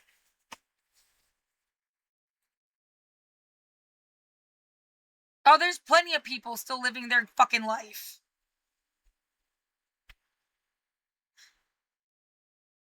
Yeah, this is a much longer video, but I feel like it's important. Okay. But, yeah, I don't know if you guys ever had mailbox captured anyway. The biggest message is I do have a lot of mailbox keys, but yeah, for some reason I didn't have anything at all for years, which I didn't understand. But yeah, you got that email to me, right? Like nothing. Points to be made, this is, oh, you're fine, good. Like, when you talk about standards of living, they can't come in and change all the rules, they can't pretend stuff is different. I was directly told that it was fine to vape, especially because I am a medical cannabis patient. I can vape. And I can openly say I can have streams just like all the other people that make money online. And I could have been reviewing cannabis and influencers, right? There's still all this, making these people, this is how they can make money in their life. I could have reviewed strains from home easily. Like, there were options, even as someone that's stuck inside their apartment to survive. And I feel completely like you're just like fucking with me every way that you can. I was directly told by management that vaping was fine. The neighbor said that they smoked cigarettes inside even, and I didn't care. And I'm only bringing it up because, like, you can't play this, like, fucking sick game. And I never smelled it either. I know the guy that used to live upstairs used to smoke pot. I never smelled it in my unit. Somebody is, like, deliberately, like, pushing stuff into my room somehow. That was never a thing before 2020.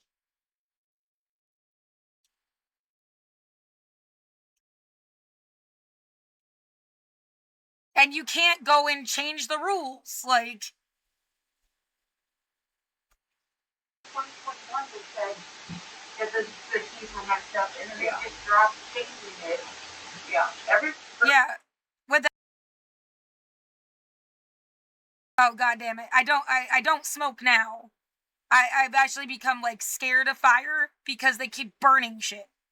It's like, that's what they wanted. They wanted you to be scared of stuff, and then they can fuck with you about it. Dude, I'm scared of your idiot ass, you know? Like, the idiot is the scariest fucking person on the fucking planet.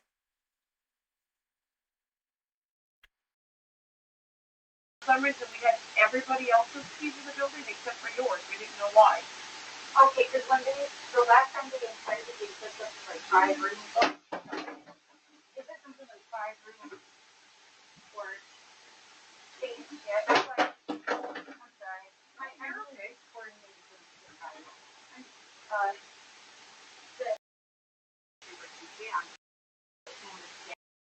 other uses for it. It helps with sleep. It helps with anxiety. You know, I know a lot of cancer patients who smoke weed can help them with that. And so I have no problem with these, but it's these other nasty stuff, you know, that get into everybody's cancer. Everybody that tells me, oh, they got no problem with weed, you can barely hear it. Yeah, they have no problem with weed, all this other stuff. Like, and I just think, oh, cool, intersectional solidarity. We're not like best friends, but like we're on the same page about something that really matters.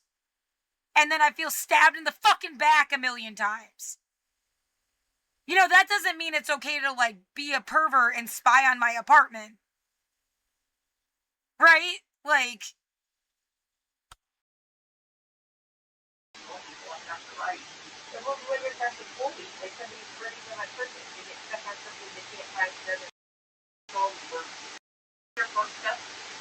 And us talking like this is a big step for you. Because, you know, before when we were in here, you didn't want anything to do with us. You kind of stepped away. So you're making huge steps. You're having. he was being so fucking like supportive and shit, and like, yeah, really, it was more about just standing in your room for 15 minutes, wasn't it? Like, yeah, we had to wear face masks. I mean, no one has been in here without a face mask on. And all that's ever been, there was the guy that did the inspection, they took my fire alarm and left, and then I got sick a few days later in 2022. And then, the people I paid to come pick up the garbage twice, that got $1,400 got spent.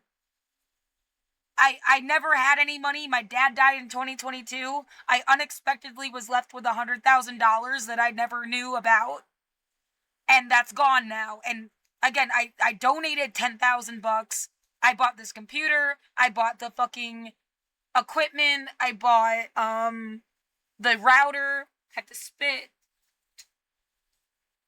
You know, I bought supplies. I bought clothes that I've never had before. I've been poor my whole life.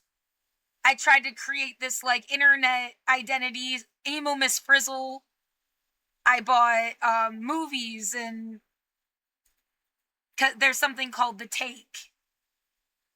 And I was just going to do my own version somewhere between The Take, and now for the past year I've been watching Hassan Piker.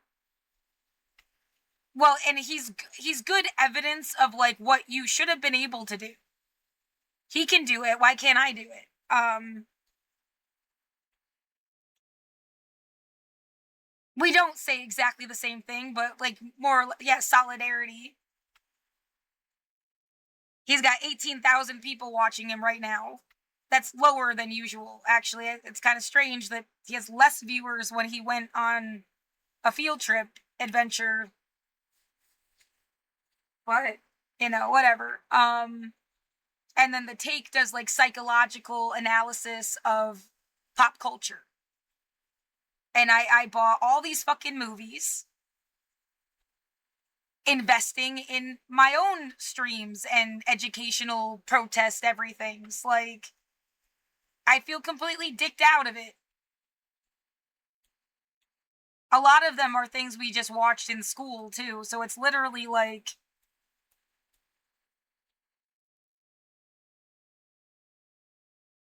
yeah, The Day After Tomorrow is extremely important. That we watched it in science class, and I think it's like the blueprint for this Candyland capitalism thing that I don't want to happen, and by telling you about it, I am trying to be helpful. Like, Yeah, I have songs about it and shit, but I'm not gonna play that now.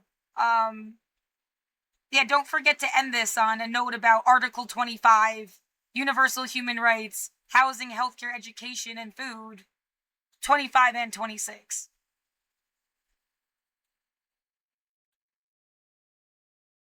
Someone is running an engine outside. Again, you should be able to see them yourself. I'm not going to be turned into a security camera for you. Why don't you just sit there all day and put a camera out your window and worry about what everybody's doing all day? Because I have a life, bitch. I'm not your, guard dog. Ew. Get off of my generation.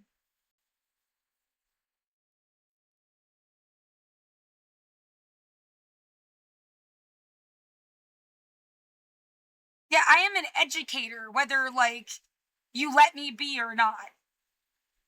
I do have a CELTA, though I don't want to go anywhere else. I think that's some bullshit to make you try to go somewhere else now.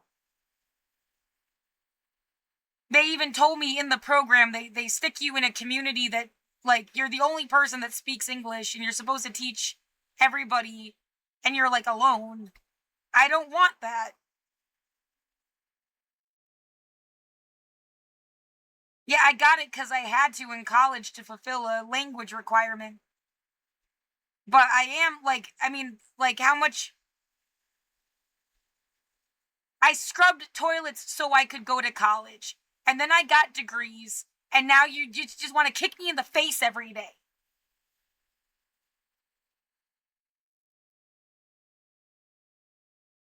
Well, and then act like somehow I was a failure. Why?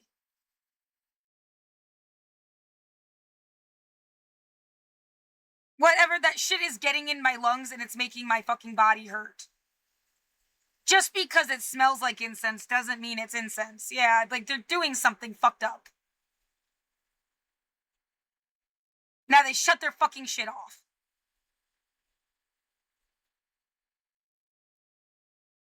Yeah, there was a guy with, pushing exhaust into my room from the balcony next door. The fire escape or whatever. So, they could be on the fire escape next door, they could be down below, they could be upstairs, they could be on the roof, they could be in the community room below me. How the fuck you didn't see or notice for 5 years? You're liars!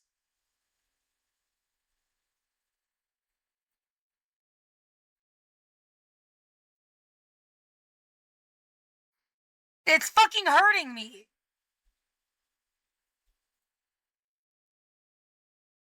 I don't think I want to play any other songs.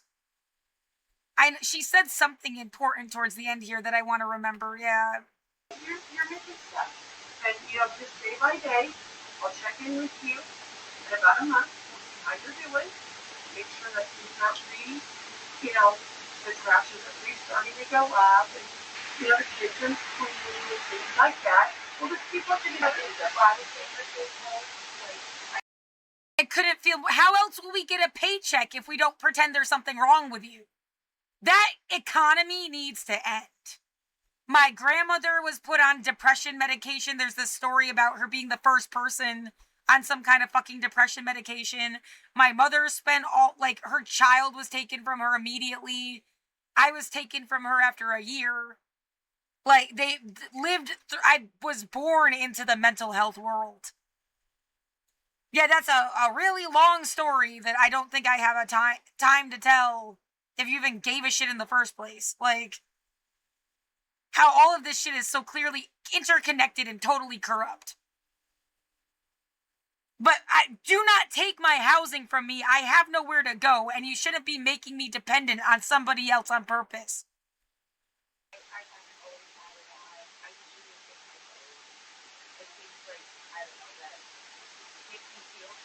But that's slowly, I think you're and the door Jack was screaming! Screaming! How dare you fucking keep hurting me!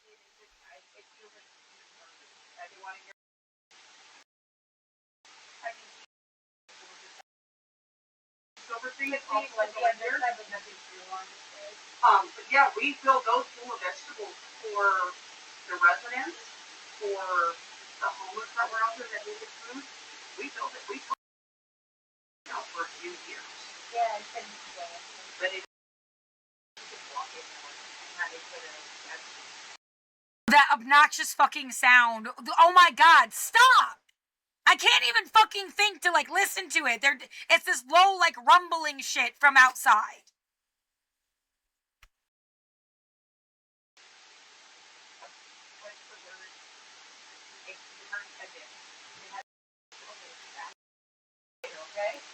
That's the boy. It's a very well designed psychological fucking torture thing.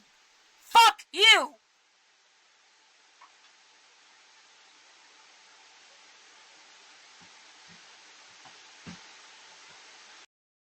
The level of face masks I need to wear. You think this shit is funny?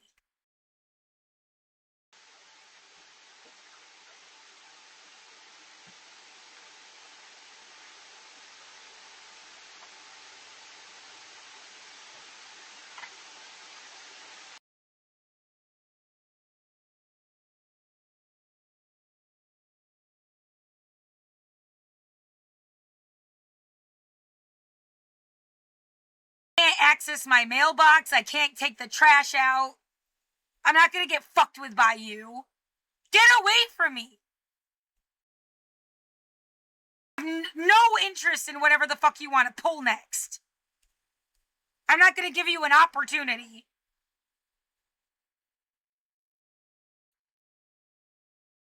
Fucking bullshit.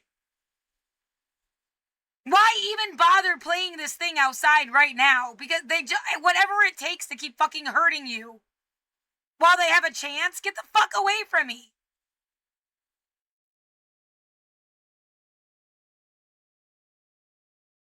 No, the microphone is set to just pick up my voice. You're not gonna hear it right now. Like...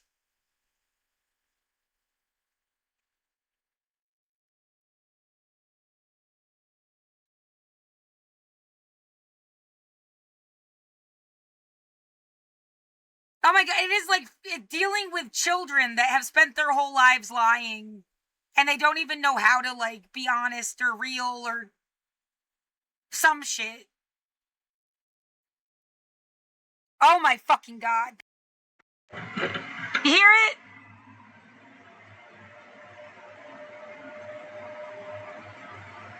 Is it getting picked up? I hope so. They obviously wanted to. They made it louder.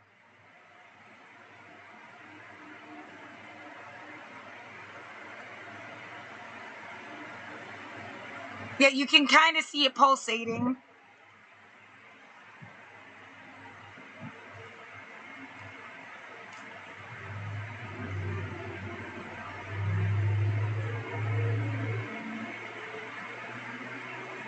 There you go, asshole. You got what you fucking... They really want to fucking run this on about, like, motorcycles or something.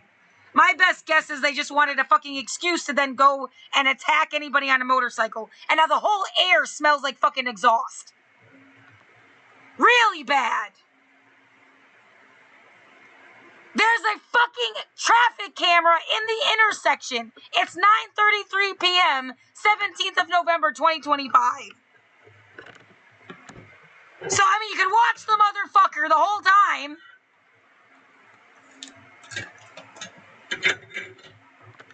Fuck using me for anything.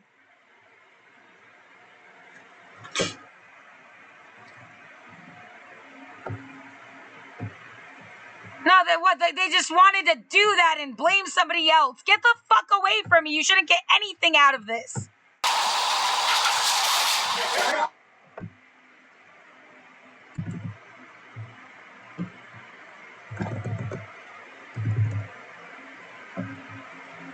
Right, just make sure there's somebody you want to look alike to somebody else that you wanted to fuck over, right? That's all they do. All day long.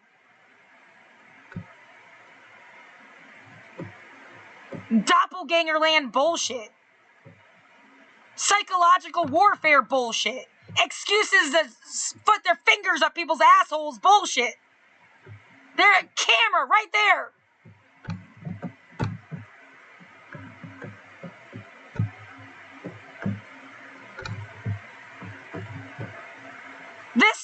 camera.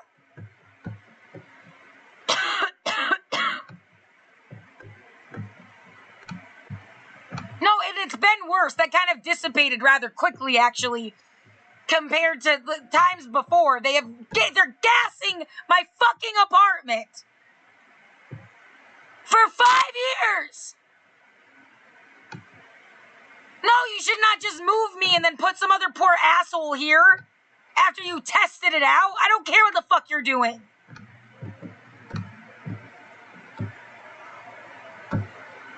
Fucking Christ! Yeah, you want to pretend you even believe in God on top of it. What a bunch of bullshit.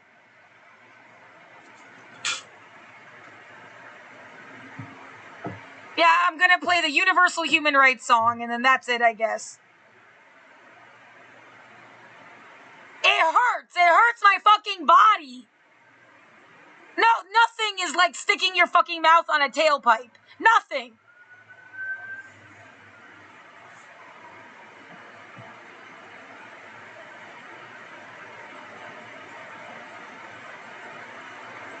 I can't think.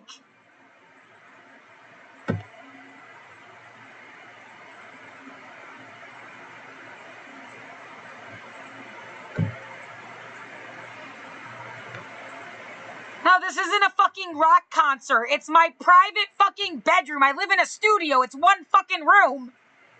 Get out of my fucking room. It's 2025. Everybody's got a fucking phone. Everybody's found a way to get internet. There's no excuse.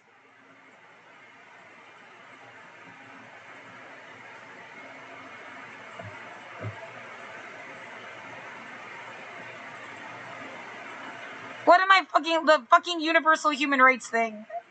Yeah, I want the cool version.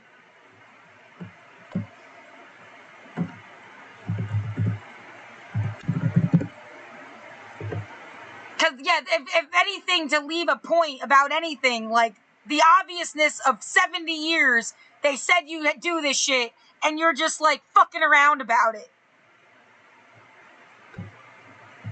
Universal human rights, or everything is bullshit.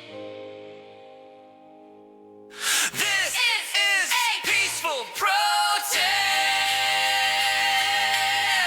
All human beings are born free and equal. Everyone is equal regardless of race, color, sex, language, religion, politics, or where they were born. Race, class, sex, gender, age, both ways, ability, national origin, genetics do not define character. Everyone has the right to life And to live in freedom and safety. Don't fuck with people. Everyone has the right to be free from slavery. Everyone has the right to be free from torture. Everyone has the right to be recognized before the law. Laws are not always lawful. Authorities don't always deserve respect. Who watches the watchers? Be true, be you, be real, be kind. We're all equal before the law. Laws are not always lawful. Authorities don't always deserve respect. Who watches the watchers? Be true, be you, be real, be kind. Everyone has the right to seek justice if their rights are violated. Laws are not always lawful. Authorities don't always deserve respect. Who watches the watchers? Be true, be you, be real, be kind. Everyone has the right to freedom from arbitrary arrest, detention, or exile. Everyone has the right to a fair trial. Everyone has the right to be presumed innocent until proven guilty. Everyone has the right to privacy and freedom from false attacks on their reputation. Do not lie about people. This is a peaceful protest. Universal human rights. Everything is bullshit. This is a peaceful protest.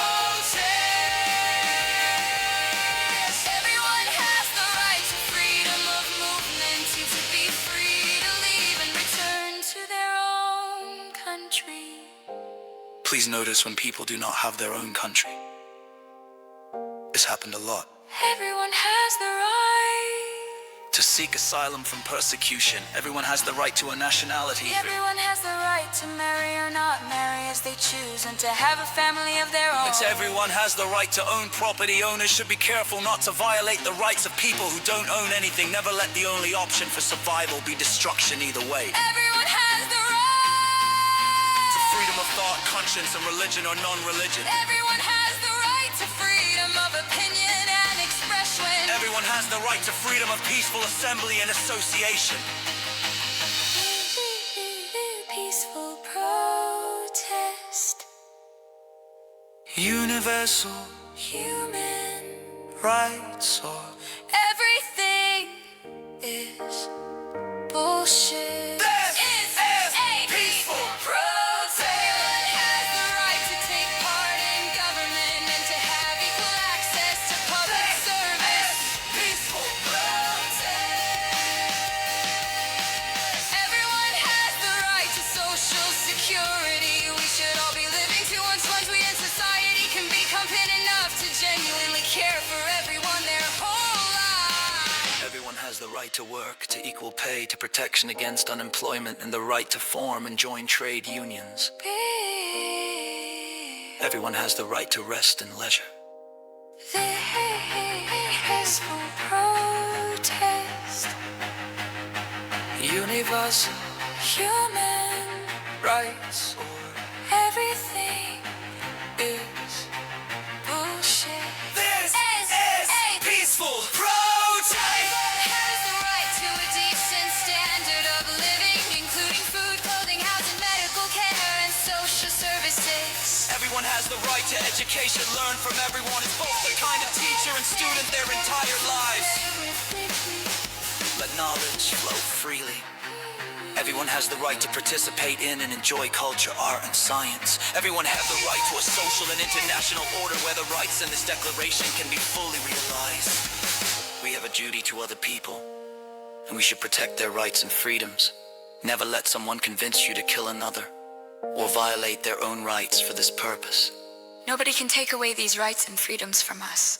Take chances, make mistakes, get messy. Social orphan Anarchy has real love for you. Science, bitches. Peaceful protest. Universal human rights. Everything is bullshit. This is a peaceful protest.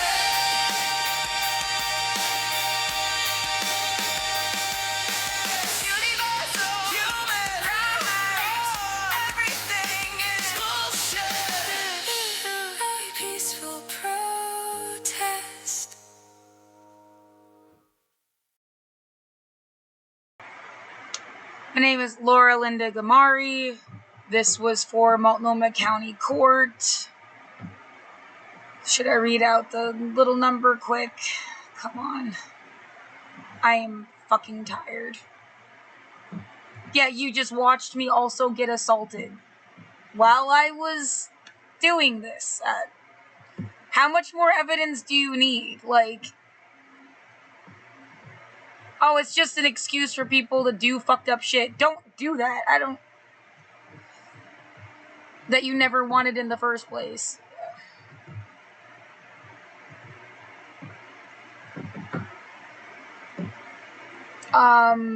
25 LT 17345. And I am submitting it via the link as an MP4 as requested. And I'll email it to the same list of people I sent the accepted filing to. Like, they haven't responded back this entire time. Sean Stevenson talked to me last year. Yeah, these guys haven't responded once. So I'm doing my best. And yes, very sincerely, universal human rights or everything is bullshit.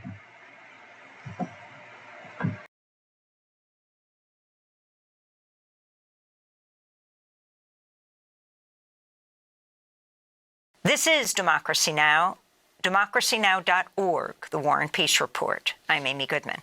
as the House of Representatives moves closer to forcing the release of the Epstein files by the Department of Justice. We turn now to look at a new series by Dropsite News looking at Epstein's ties to Israeli intelligence and how he secretly brokered numerous deals for Israeli intelligence. On Tuesday, Dropsite revealed an Israeli spy stayed for weeks at a time with Epstein in Manhattan. Dropsite has also looked at Epstein's role brokering a security agreement between Israel and Mongolia, and Epstein's role in setting up a back channel between Israel and Russia on Syria.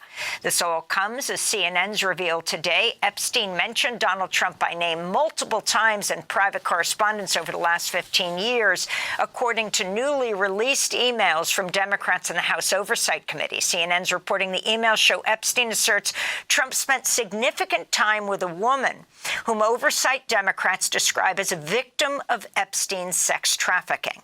We're joined now by Dropsite's Murtaza Hussain, who's been reporting on Epstein with his colleague Ryan Grim. Murtaza, welcome back to Democracy Now! Explain what you feel the media is not covering. What is the role of Jeffrey Epstein when it comes to U.S. foreign policy? So there's been a lot of justifiable focus on Epstein's very grave crimes and facilitation of the crimes of others related to sex trafficking and sex abuse. But one critical aspect of the story has not been covered is Epstein's own relations to foreign governments, the U.S. governments, and particularly foreign intelligence agencies. Now, this information is not entirely private. A lot of it is out there, actually, in House disclosures, as parts of certain lawsuits which have been leveled against Epstein or over Epstein's activities over the past few years, and in a few databases of leaked emails from certain figures around the world which have come out showing extensive contacts with Epstein. So I think that a lot of these coverage of him so far, to date at least, it's focused again on salacious details of his life and the crimes he was involved in related to minors and women. But the other aspect, the political aspect, and who he was and the role he played at this very high level, facilitating deals, interacting and liaisoning with intelligence agencies in different parts of the world, has not been covered. We don't know exactly who Epstein was specifically to be in the position to commit the crimes that he was doing. And our story is aiming to focus and shedding light upon one particular aspect, which is Epstein's extensive relationship with Israeli intelligence, U.S. intelligence, and the intelligence agency of other countries as well, too. He was a deal maker and a fixer at a very, very elite level, and he was making deals that were ultimately wound up, in some cases, being signed as formal security agreements between the government of Israel and other countries. That's what our series is focusing on right now. And it's just coming across naturally looking at the information contained in the publicly available data about his communications over the past, during the period of about 2013 to 2016. So tell us who Yoni Koren is. You reveal that this senior Israeli intelligence officer lives in one of Epstein's apartments, had close personal ties to former CIA director Leon Panetta. Can you talk about what specific intelligence gathering operations you believe that Koren was conducting from Epstein's apartment? And also, the relationship between Jeffrey Epstein and the former Prime Minister of Israel, Ehud Barak, which has been documented over and over again. So a lot of the information we have now coming out about these intelligence ties do come from private correspondence between Barak and Epstein, which were leaked by hackers some years ago and posted online, but have never really been analyzed in great detail, but shed profound light on Epstein's ties, not just to Barak, but officials all over the world in foreign governments in Africa and Central Asia and Europe and Russia, whom he was helping connect Barak with. Interestingly, Barak was relying on Epstein's support rather than vice versa, despite the fact that Barak was a very powerful figure in the Israeli security establishment. And so these emails, in addition to House disclosures, which also pointed the same information, showed that this intelligence agent, who was a longtime military intelligence agent in Israel, who was Barak's chief aide for many years, lived at Epstein's house for significant stretches of time, weeks at a time, between this period of 2013 2015. He was staying in Epstein's house. We don't know specifically from the communications what they may have been working on or what his role may have been there, or the reason he was staying at his house. Barak would also stay at his house sometimes to hold meetings and to do business in New York. That was facilitated by that. But we do see that they were corresponding. And at one point, Epstein does transfer money to Coren. And there is also some communication between Barak and Coren in the inbox, which we believe is coded communication, perhaps referring to dead drops of information or something else in New York City that they're engaged in. It's hard to tell, because part of the reason that this correspondence is interesting is that we knew from the Snowden disclosures many years ago that Barak and Coren were being surveilled by the NSA in New York around this time, or in the United States around this time. So whatever they were doing with Epstein, or in his house, in New York, amongst each other, with money, with sharing information or data or packages or something else, it was taking place in this period. And again, the interesting thing is that even if one would not look at the emails and keep those separate, this information is in the House disclosures. In Jeffrey Epstein's calendars, it's mentioned the Coren's coming and going from his home and the day of his departure, that he was staying, how long he was staying for. So this is stuff that the media could be covering, the broader media could be covering. It's just escaped attention for reasons which, one can speculate, or it's hard to say exactly. But we're going to continue drilling down this, not shying away from the political implications of his activities, Epstein's activities, and the ties he had with powerful figures like Barak and intelligence agents like Coren. The leaked emails showed that the former Prime Minister, Ehud Barak, bookmarked a private initiative with Oracle's Larry Ellison. Can you talk about the significance of this initiative? So what we saw from the email is effectively that around the time that Epstein and Barak were corresponding, that Coren's activities in New York at Epstein's home were going on, Barak himself had gone on to have a separate meeting with Larry Ellison. Now, Larry Ellison is a very well-known pro-Israel donor. He's a billionaire and founder of Oracle. Currently, he's involved with his son buying up much of the American media. We've done other reporting on Ellison, drawn not from this database, but from a separate database of communications, which are also leaked and are posted on a website called the Distributed Denial Service, Denial of Secrets. And they showed that Ellison had been very involved with the Israeli government and other facets, helping, in a way, shape the American political system for Israel. He was helping vet political candidates at the behest of Israeli officials for their favorability towards Israel to determine who he give money to. So we don't know from the correspondence with Barak what he was discussing with Ellison at that time, or what the private initiative may have been. There's no further, not everything was discussed by email. A lot of things were discussed by phone, so not everything is documented in that manner. But we do know that Ellison was very closely involved in promoting the perceived interests of the Israel in the United States at that time, and Barak was doing the same thing. And interestingly, Epstein was doing the same thing. Epstein was helping Barak facilitate Israeli interests around the world, different countries, helping him refine his pitches, connecting with people to help pursue, the geopolitical interests of the Israeli government. And this is all coming as for one parcel of that. And so at Barak's meeting with Ellison, one can imagine it would have something to do with the ongoing efforts he'd be engaged in.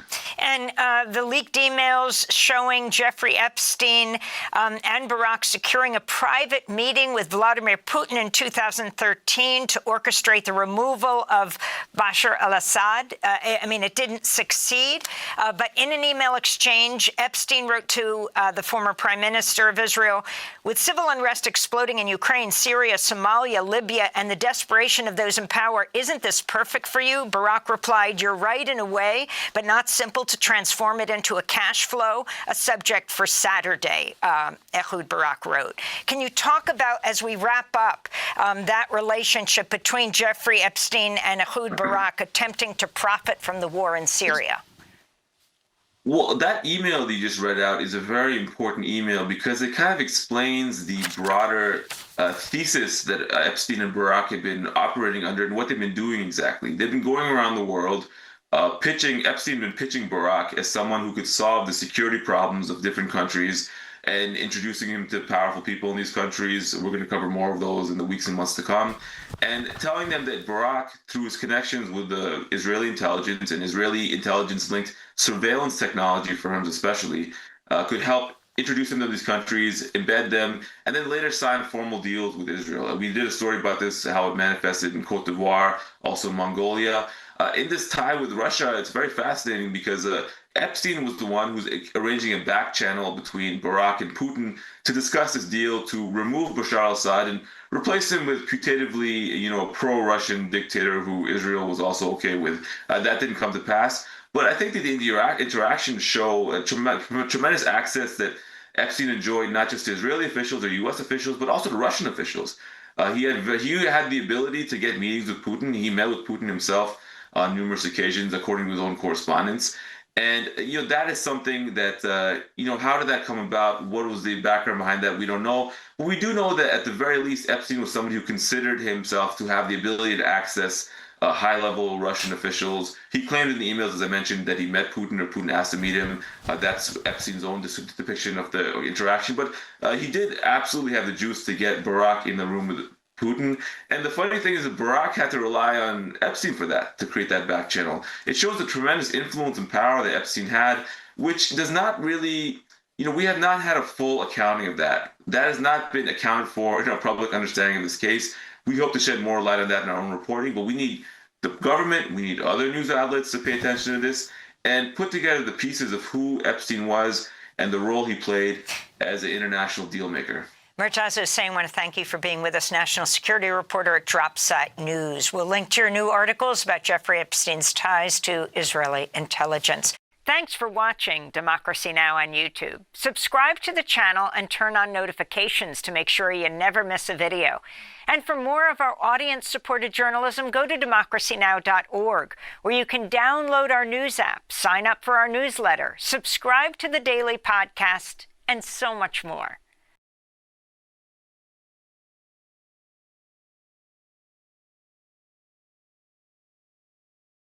This is Democracy Now!, democracynow.org, the War and Peace Report. I'm Amy Goodman. We turn now to Gaza, where Israel's carried out repeated attacks, killing about 100 Palestinians over the past 2 weeks since the U.S.-backed ceasefire deal with Hamas came into effect.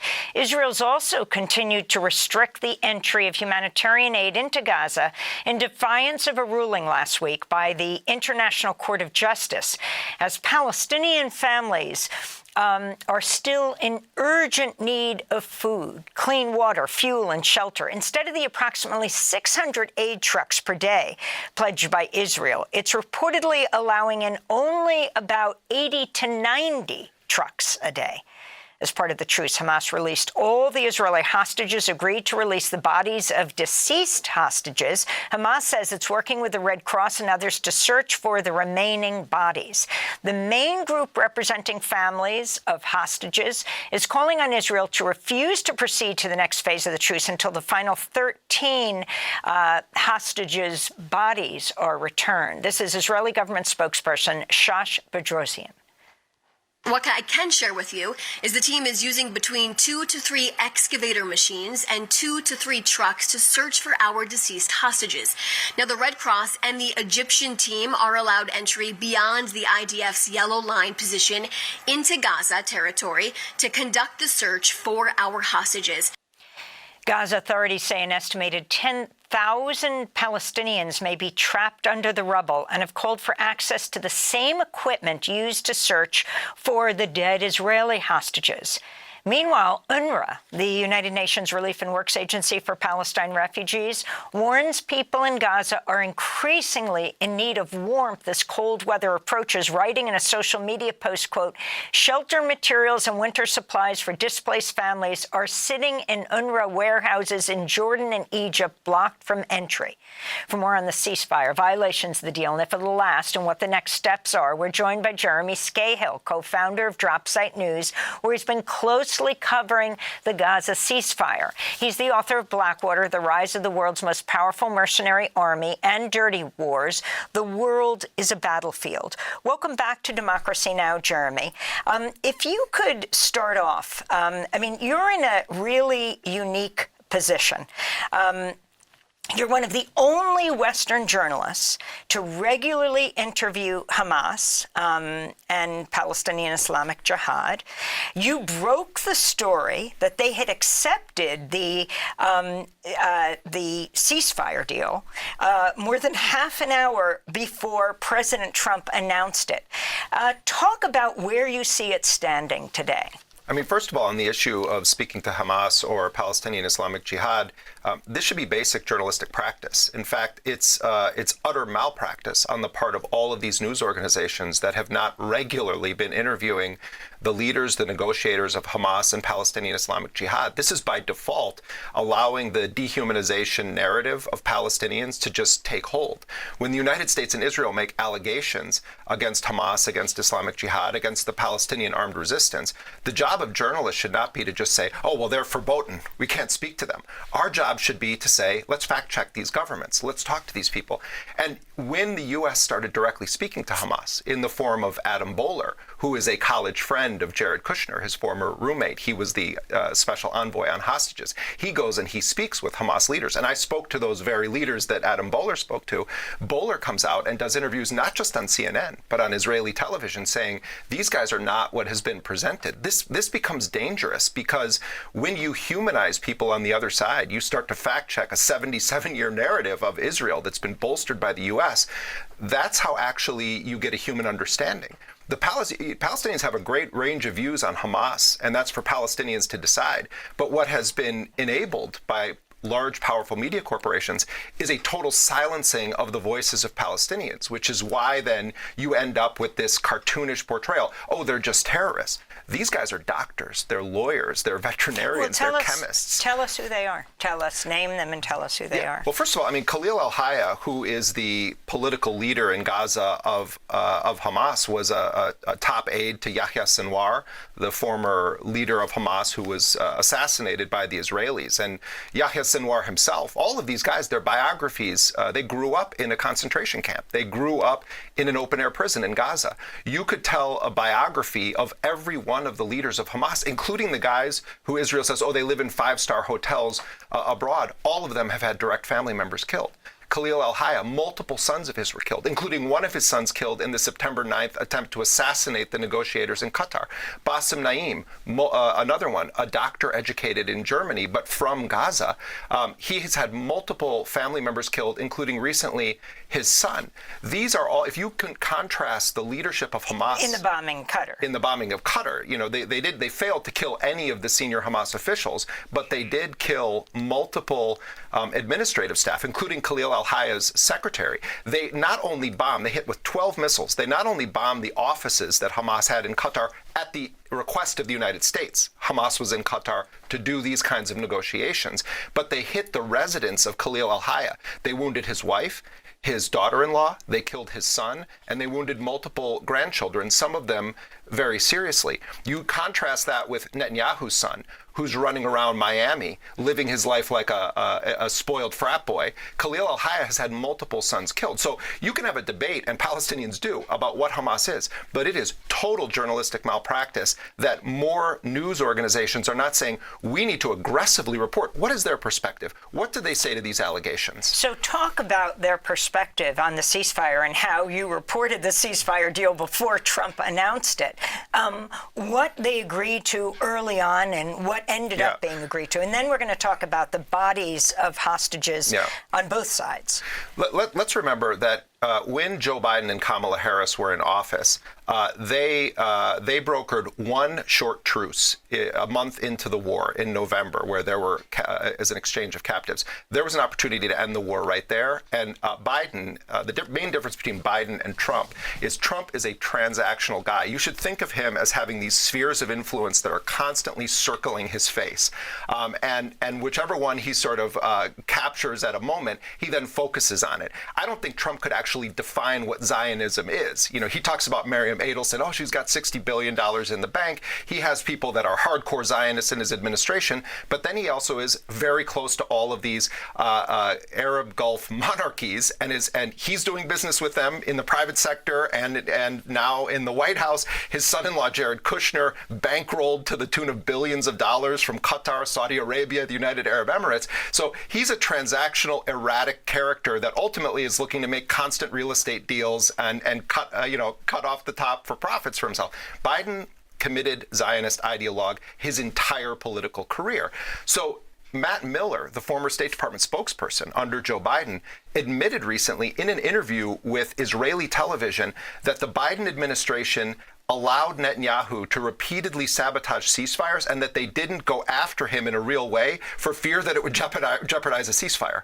I mean, you just think of the logic of it, but this was admitted by the State Department spokesperson that was the default policy of Biden. So when Trump becomes the president-elect, he then says, I want a ceasefire by the time that I come into office. And part of this was just his ego. He said, I'm going to end the war in Ukraine, within an hour of taking office or a day of taking office. A lot of this was bluster. He would say whatever he needed to say to win. He also was able to exploit the fact that Kamala Harris's position when asked about all of this was, I wouldn't change a thing. The position on the Gaza war was a huge factor in why Donald Trump took power. And, Democrats need to face that. And Kamala Harris is on this revisionist book tour right now. She doesn't like it when people bring this up, but that's a fact. She had an opportunity to distinguish herself from Biden, and she doubled down on, I wouldn't change a thing. So whatever we think of Donald Trump and his motives, there wouldn't have been that original January ceasefire deal. 42 days into it, Trump allows the Israelis to blow it up. They immediately, on March 2nd, reimpose a massive full-spectrum blockade on Gaza. We shouldn't call it humanitarian aid. Israel's an occupying power. These are life essentials. Humanitarian aid makes it sound like we need to just supplement the nutrition. They locked Gaza down completely. No food, no medicine, no life essentials, and starvation starts to take hold. March 18th, Israel resumes scorched earth terror bombing with the full enthusiastic support of the White House, and it goes on like that. To fast forward a bit through this, there were rumblings about trying to restart a ceasefire process, the U.S. and Israel demanding that Hamas and Islamic Jihad accept what they called the Witkoff framework, 13-point plan that would have started with an initial 60-day ceasefire in exchange of roughly half the captives that the Palestinians hoped would lead to a permanent end to the war, but there were not great guarantees in it. By August 18th, Hamas officially accepts what the Qatari mediator said was 98% of the terms that the U.S. and Israel had demanded. Instead of responding to that, Israel begins to publicly threaten the external political leadership of Hamas, culminating with Trump saying, if you don't accept this deal, nasty things are going to happen to you. Not talking about the Palestinians in general, talking about the Hamas leadership. It's very important. Trump, at a time when Israel starts to say, we're going to assassinate the external leadership, the negotiators of Hamas that are in Qatar because the U.S. asked Qatar to house them, it's pretty clear that Trump, one of two things, either greenlit an operation to kill those leaders or allowed it to happen. This cover story, Steve Witkoff just didn't make it in time to WhatsApp to tell the Emir of Qatar, that was the dominant story, is nonsense. And Witkoff then goes on 60 Minutes and tells a different story, that they didn't know anything about it. So already there's a disconnect in their cover story, which is classic for the Trump administration. So instead of then saying to the Palestinian side, after they accept this deal, let's talk about some of the technical aspects of this, Israel then conducts an attempt to assassinate the political leadership of Hamas, the chief negotiators of Hamas. Remember, under Biden, the last real serious ceasefire discussion was the summer of 2024.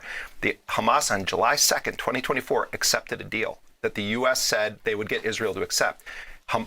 Israel's response was to assassinate Ismail Haniyeh, the head of Hamas, in Tehran, Iran, where he was attending the inauguration of the new Iranian president. They bombed Ismail Haniyeh in a guest house owned by the most elite unit of the Iranian military. For 77 years, the Israelis are constantly assassinating any Palestinian that is willing to make a deal. And people around the world should be asking why. So then nothing happens, and they were sitting in Qatar looking at a 100-word ceasefire proposal that they were told came from Donald Trump. They gathered to do this, and that's when the assassination strike the latest took assassination place. strike. And they failed to kill any of the political leaders. And I knew two of the senior Hamas leaders that were targets in this, and have interviewed them numerous times, Bassem Naim and Ghazi Hamad.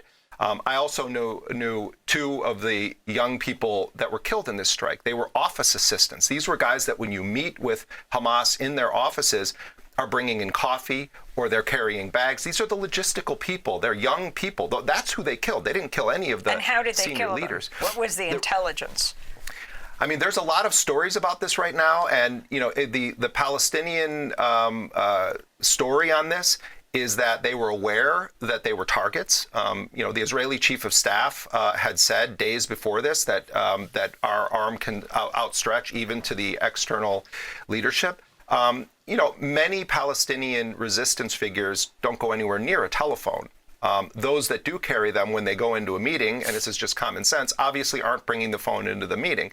Now, 10 years ago, we would have said that the Israelis were using geolocation data from the phones. We saw this under Obama's, drone strike program. I think now the Israelis have, far more sophisticated technology than we understand. So people tend to think, it was that, it has to do with the phones. Being in another room where the assistants were. Obviously, the Mossad has extensive intelligence operations all around the world. I think there's some question of whether the intent was to actually kill Khalil al-Hayya and the negotiators, or the intent was to do exactly what they did, try to kill family members and others as a warning shot.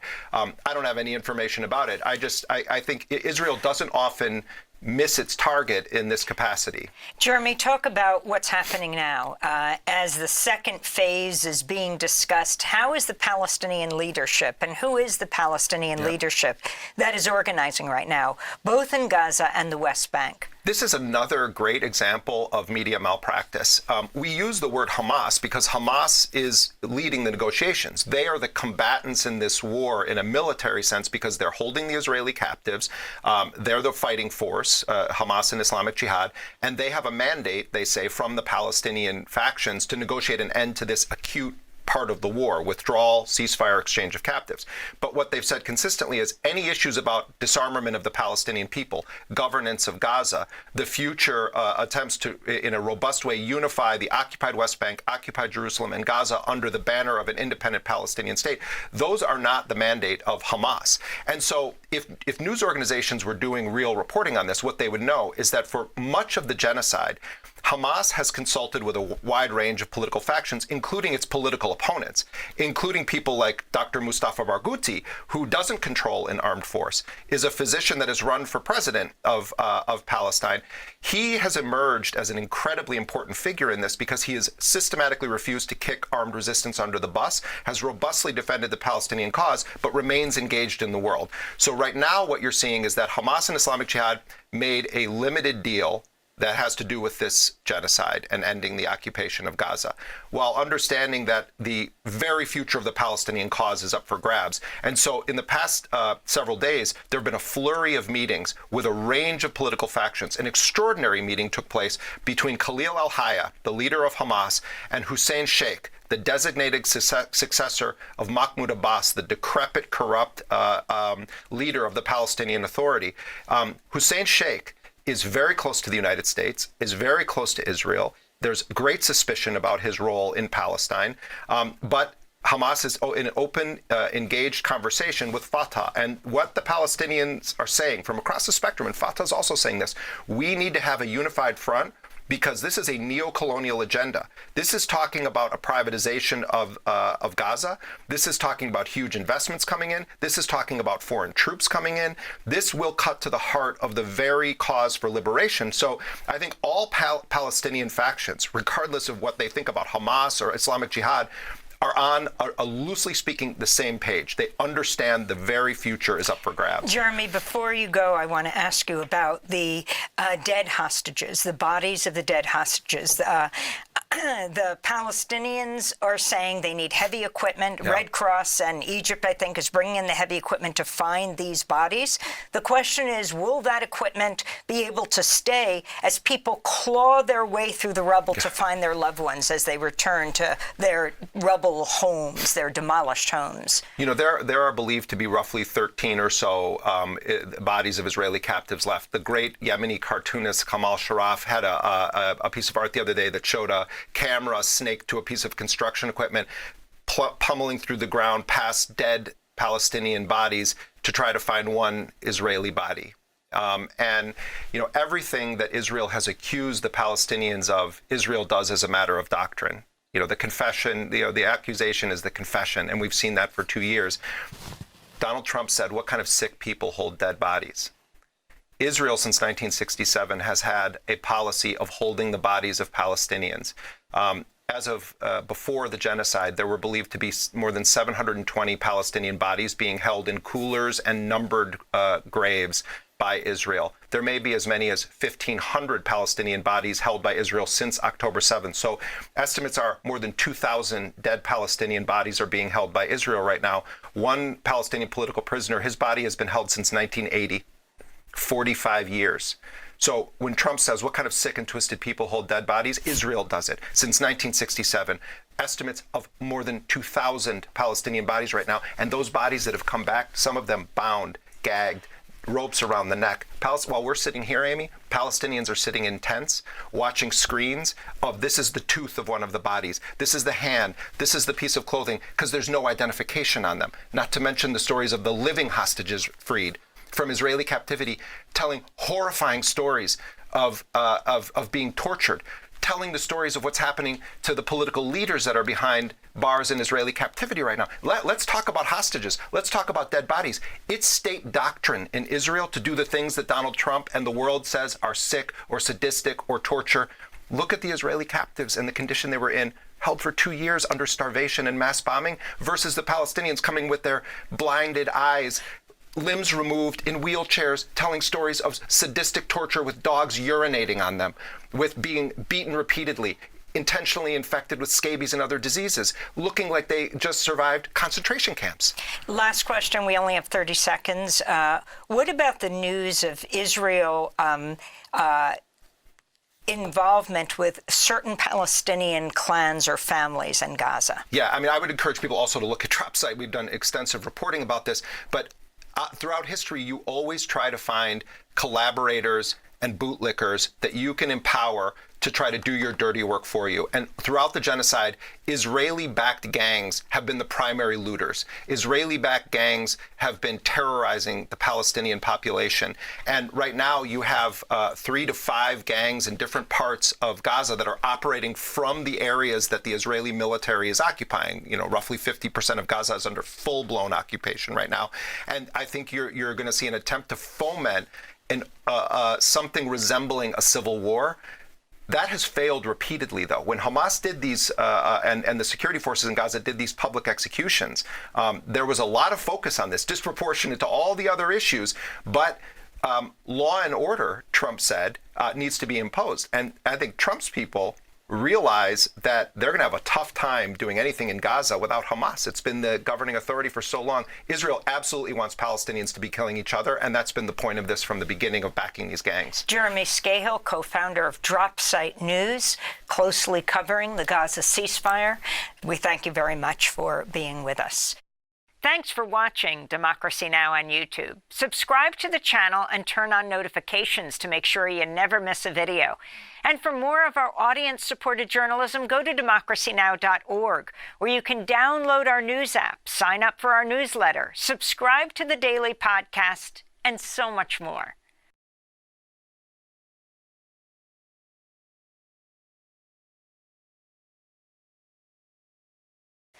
U.S. officials who closely examined the May 11th, 2022 shooting death of an American journalist, Palestinian-American Shireen Abu Akleh, in the occupied West Bank, were deeply divided over the Biden administration's public conclusions, with some officials convinced that her killing was intentional. That's according to the New York Times, citing 5 current and former U.S. officials who worked on the case, including a career military policeman with 30 years' experience. Speaking publicly for the first time, Colonel Steve Gabovitz said the U.S. government had soft-pedaled his office's findings to appease the Israeli government. He said he and his colleagues were left flabbergasted by the Biden State Department statement attributing Shireen's killing to, quote, tragic circumstances. Colonel Gabovitz was a key source in the Zateo documentary, Who Killed Shireen? This is Diane Nissenbaum interviewing him when he was still anonymous. Would you say that the Biden administration failed Shireen Abu Akleh? I would say so. The U.S. should have absolutely come forward and actually pressed the fact that an American citizen was killed intentionally by IDF. For more, we are joined by retired Colonel Gabovitz in Washington, D.C. We welcome you to Democracy Now!, Colonel Steve Gavovix. You are speaking out after Zateo for the first time in this global radio television broadcast. If you can talk about what your involvement was exactly in the investigation of the killing of this American journalist, leading Palestinian-American journalist on Al Jazeera, known around the world. Tell us how you came to be involved with the case and how you investigated it. Absolutely. Good morning. So I was at the time, I was the chief of staff for the Office of the United States Security Coordinator for Israel and the Palestinian Authority. So we had interactions on a regular basis with the Palestinian Authority, the Palestinian Authority security forces, and then also the government of Israel and the IDF. When Shireen Abu Akleh was killed on May 11, 2022, immediately became a large concern for the United States to try to figure out what had happened for this. On that same day, we started looking, okay, what can we possibly do for an investigation into her killing? Because there were reports initially that it was by a Palestinian gunman. There was no reports initially that it was by an IDF, at least not from the Israeli side. And the ambassador at the time asked our office, just because of the relationships we had, to talk to the FBI and see if they'd be possibly that they could do do an investigation into her killing. At that point in time, we waited for the FBI to get back like a day or two, and they came back and said that we cannot do so. The government of Israel has not asked us to, and does not appear to be an act of terrorism. As such, they did not have jurisdiction. After this determination was made, Lieutenant General Fenzel talked with Ambassador Nides and indicated that we had law enforcement capacity, trained individuals within the USSC, myself being at that point in time 27 years as a military police officer, as well as other members from different nations that were part of the USSC. So since there was no one else to do that investigation inquiry, I was tasked to lead that on behalf of the embassy to look into the killing of Shireen Abu Akleh. Once that was initially determined, we started looking at all the different evidence that existed from every type of communications that were there, video, sound recordings. Immediately went out and met with the Attorney General for the Palestinian Authority. We had one of our other officers go and meet with the IDF, the Central Command G3, to get a rundown of what had happened that day and how their forces were aligned. And we started to see the different things happening in the media at the same point in time. So we continued to build up our capacity and understanding of the event before we went out actually to the site and put ourselves in position to see what actually happened on the ground, knowing what the disposition was of the Israeli forces and knowing exactly the timing and location of Shireen Abu Akleh and the rest of the journalist crew that was out there that morning. So just to set that scene, May 11th, 2022, she's outside with a team of journalists, the Jenin refugee camp, clearly wearing that press vest and a helmet. So the vest goes up near to her neck. You've got the helmet, so you have to really aim to get her in the neck. So explain what your conclusion was, who you were allowed to speak to, who you were prevented from speaking to, and what was the Israeli military unit in charge there on the ground at the time? Yeah, absolutely. So after we reviewed all the video evidence, we looked at the autopsy as well and where the bullet had struck her. When we went out to the ground, we wanted to see exactly what type of aiming that the sniper had in relation to his targets and verify whether or not he would have had the ability to see Shireen Abu Akleh and the rest of the media crew walking down the middle of the street. So when we went out there, the day was basically the same thing as exactly it was on May 11th. Beautiful sunny day, clear as could be, no obstructions from where the IDF sat at 190 meters away down to where Shireen Abu Akleh was at and where she was actually shot. And a clear view also down to the road where they had actually staged to start their movement up there to do recordings of what was going on with the IDF interactions that day. We looked at not only the video first to see the different shots that were fired and how they were fired. Al Samudi was shot first, and then there was a break in between, and then it was Shireen Abu Akleh who was shot. And we went to the location of the carob tree. We looked at the bullet holes themselves. There were 3 actually in the carob tree. One obviously hit her as well. And we saw where other ones had hit between the video. All the shots that were at the carob tree and where she was hit in the head were aim shots in a very tight group. which means that they were aimed for headshots at that location. You could see it very easily.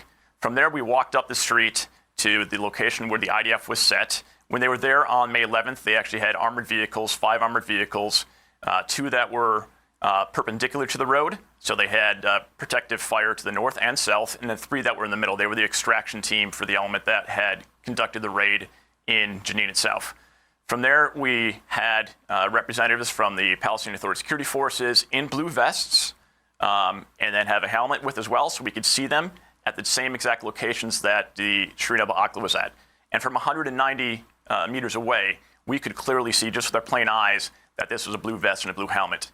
From there, we looked and did straight line trajectory, utilizing some capabilities to see exactly how the angles of the shots would have gone from where they were at, and then also with an optic to see how clearly we'd be able to see that the individual was wearing a blue vest that would have said media and a blue helmet.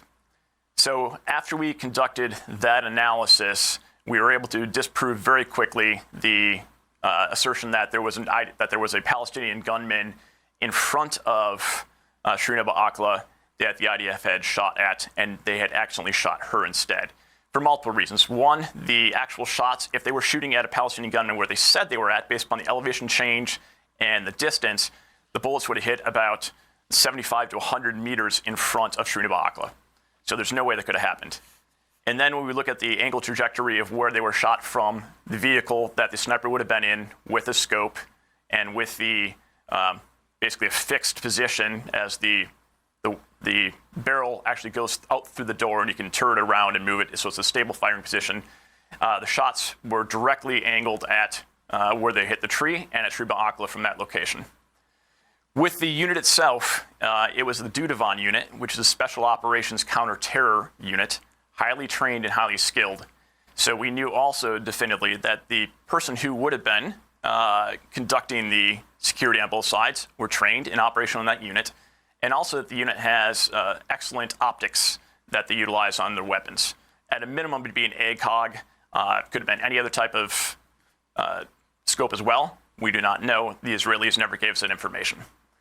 So after we gathered all this up, the indications of everything we read, from the reports that we got from the IDF on their locations and proximity to where the event happened, what we got from the investigation from the Palestinian Authority and our investigation, to us it was very clear that the individual in the vehicle who took the shots, and it was one individual, would have had a clear line of sight and would have had visibility of Shireen Abu Akleh walking down the middle of the street for a period of time before he took the shots.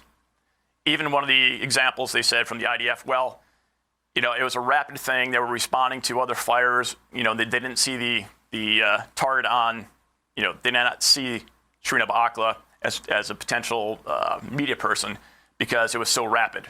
That's, is dispelled also by the fact that there was the break after he already taken aim and hit El Samudi, and then subsequently took aim shots then. So no matter what, they would have had the scope and optic down the road by the time Shireen Abu Akleh was shot. And they were in clear view in the middle of the road. Did the Israeli government allow you to question the Israeli military?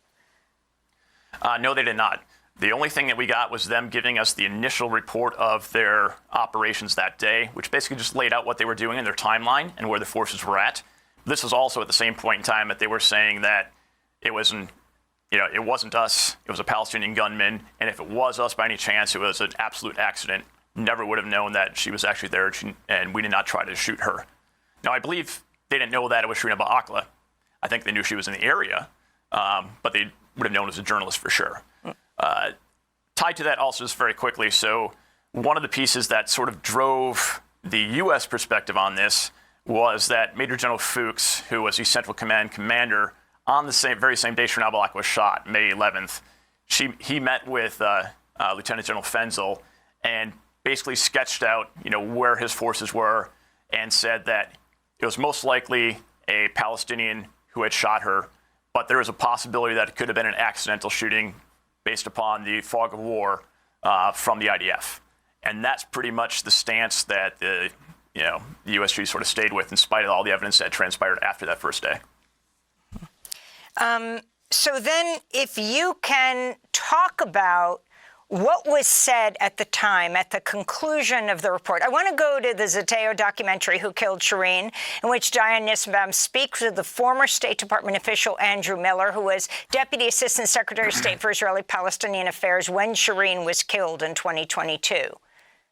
It's nearly 100% certain that an Israeli soldier, likely a sniper, fired the shot that killed, or the shots that killed Shireen Abu Akleh. Based on all the information we have, it is not credible to suggest that there were targets either in front of or behind Shireen Abu Akleh. The fact that the official Israeli position remains that this was a case of crossfire. The entire episode was a mistake, as opposed to potentially a mistake in identification or the deliberate targeting of this individual, points to, I think, a broader policy of seeking to manage the narrative. And did these Israelis ever make the soldier available to the U.S. to talk about it? No, and the Israelis were not willing to present that person for even informal questioning. So that is the former State Department official, Andrew Miller. He was Deputy Assistant Secretary of State for Israeli-Palestinian Affairs when Shireen was killed back in May 2022. Not to be confused with Matthew Miller. And we want to play a clip from him from last year under President Biden. A reporter is questioning the State Department spokesperson, Matthew Miller. I'm asking, why USA didn't take Aisha Nouri case and Shireen Abu Akleh case seriously and suspended military aid to Israel? We have taken those cases. And they are American. We have taken those cases extremely seriously. If you heard me yesterday when I talked at this podium, I talked at length about our interactions with the government of Israel, about most recently the Aisha Nouri case, where we have made clear to them that her death was unacceptable, that it should have been avoided, it should have never happened in the first place, that we want to see the results of their investigation and we want to see them change their rules of engagement. So that was Matthew Miller. If you can explain your response, I think the term was flabbergasted. A number of the people engaged in this investigation, like you were, retired colonel, explain what exactly the responses of the State Department, their conclusions that this was tragic circumstances. Yeah, absolutely. And I'll actually back it up a little bit because it ties very well into the comments from Andrew Miller as well. So after we had completed this, we were on regular video calls, classified and unclassified, with the State Department. I spoke with Andrew Miller several times about our findings. I spoke to Ambassador Nides about my findings as well, and I indicated to both of them in different times that the evidence to me indicated that there would have been enough if we actually built a criminal case to have enough information and facts to be beyond a reasonable doubt for a conviction at some level. It would be manslaughter or something of that nature. So that was briefed to both the ambassador, to General Fenzl, and then also to the State Department during these different engagements. So that's one reason why I've worked very closely with Andrew Miller since that point in time as well. So we were anticipating and we were pushing for the fact that they needed to formally admit the fact that it was not an accident, that a soldier killed Shireen Abu Akleh, that it was an intentional shooting, and unfortunately, that was not what came out on July 4th. I had been going back and forth predominantly with Lieutenant General Fenzl and saying we need to make this and hold them accountable for their actions. We need the Biden administration to absolutely press Israel to follow through on this and give us answers for the killing of an American citizen, where all evidence indicates that it was an intentional thing. And we saw the false narratives that Israel was trying to press continuously, all the way until September of actually 2022, when they finally admitted that it was the IDF that likely killed her, but still as an accident.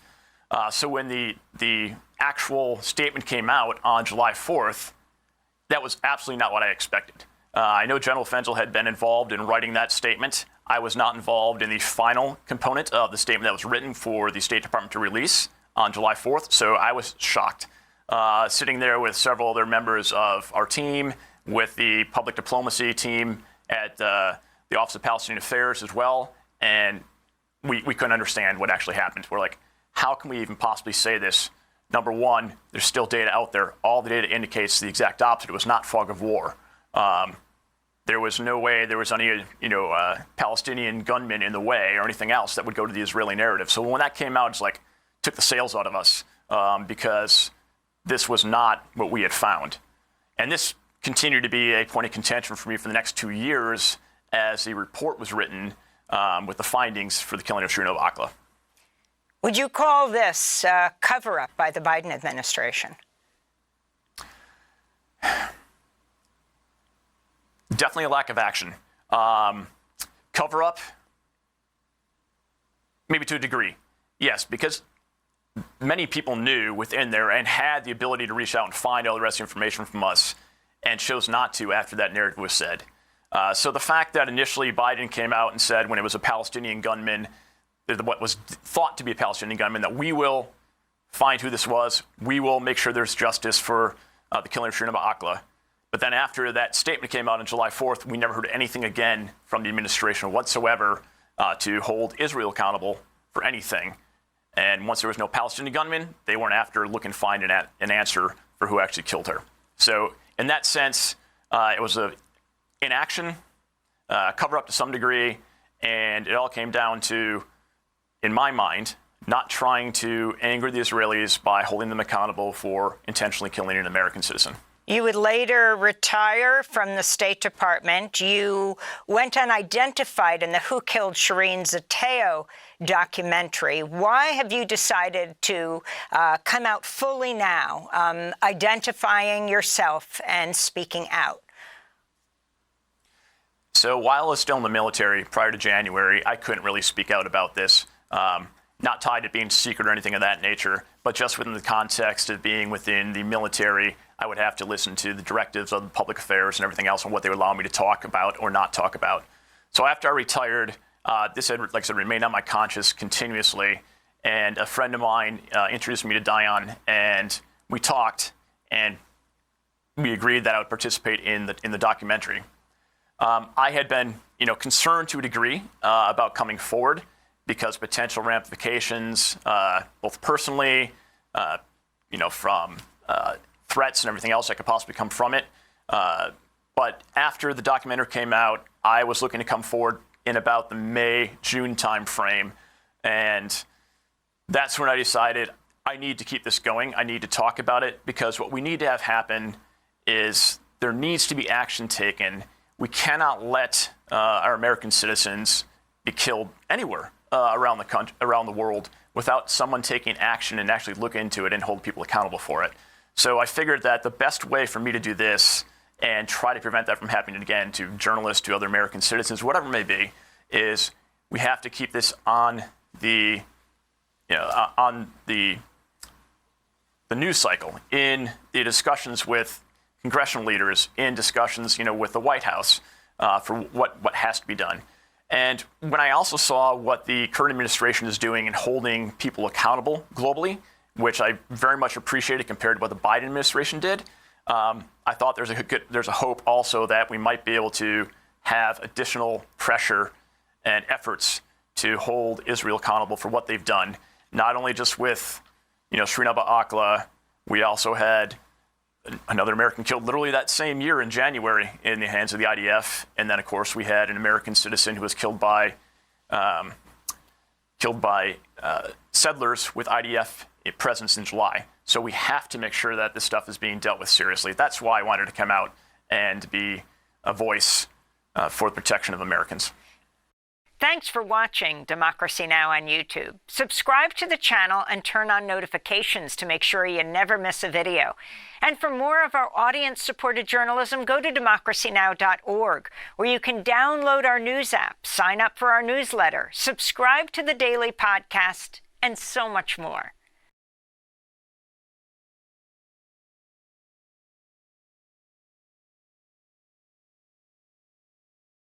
Universal human rights, everything's fucking bullshit.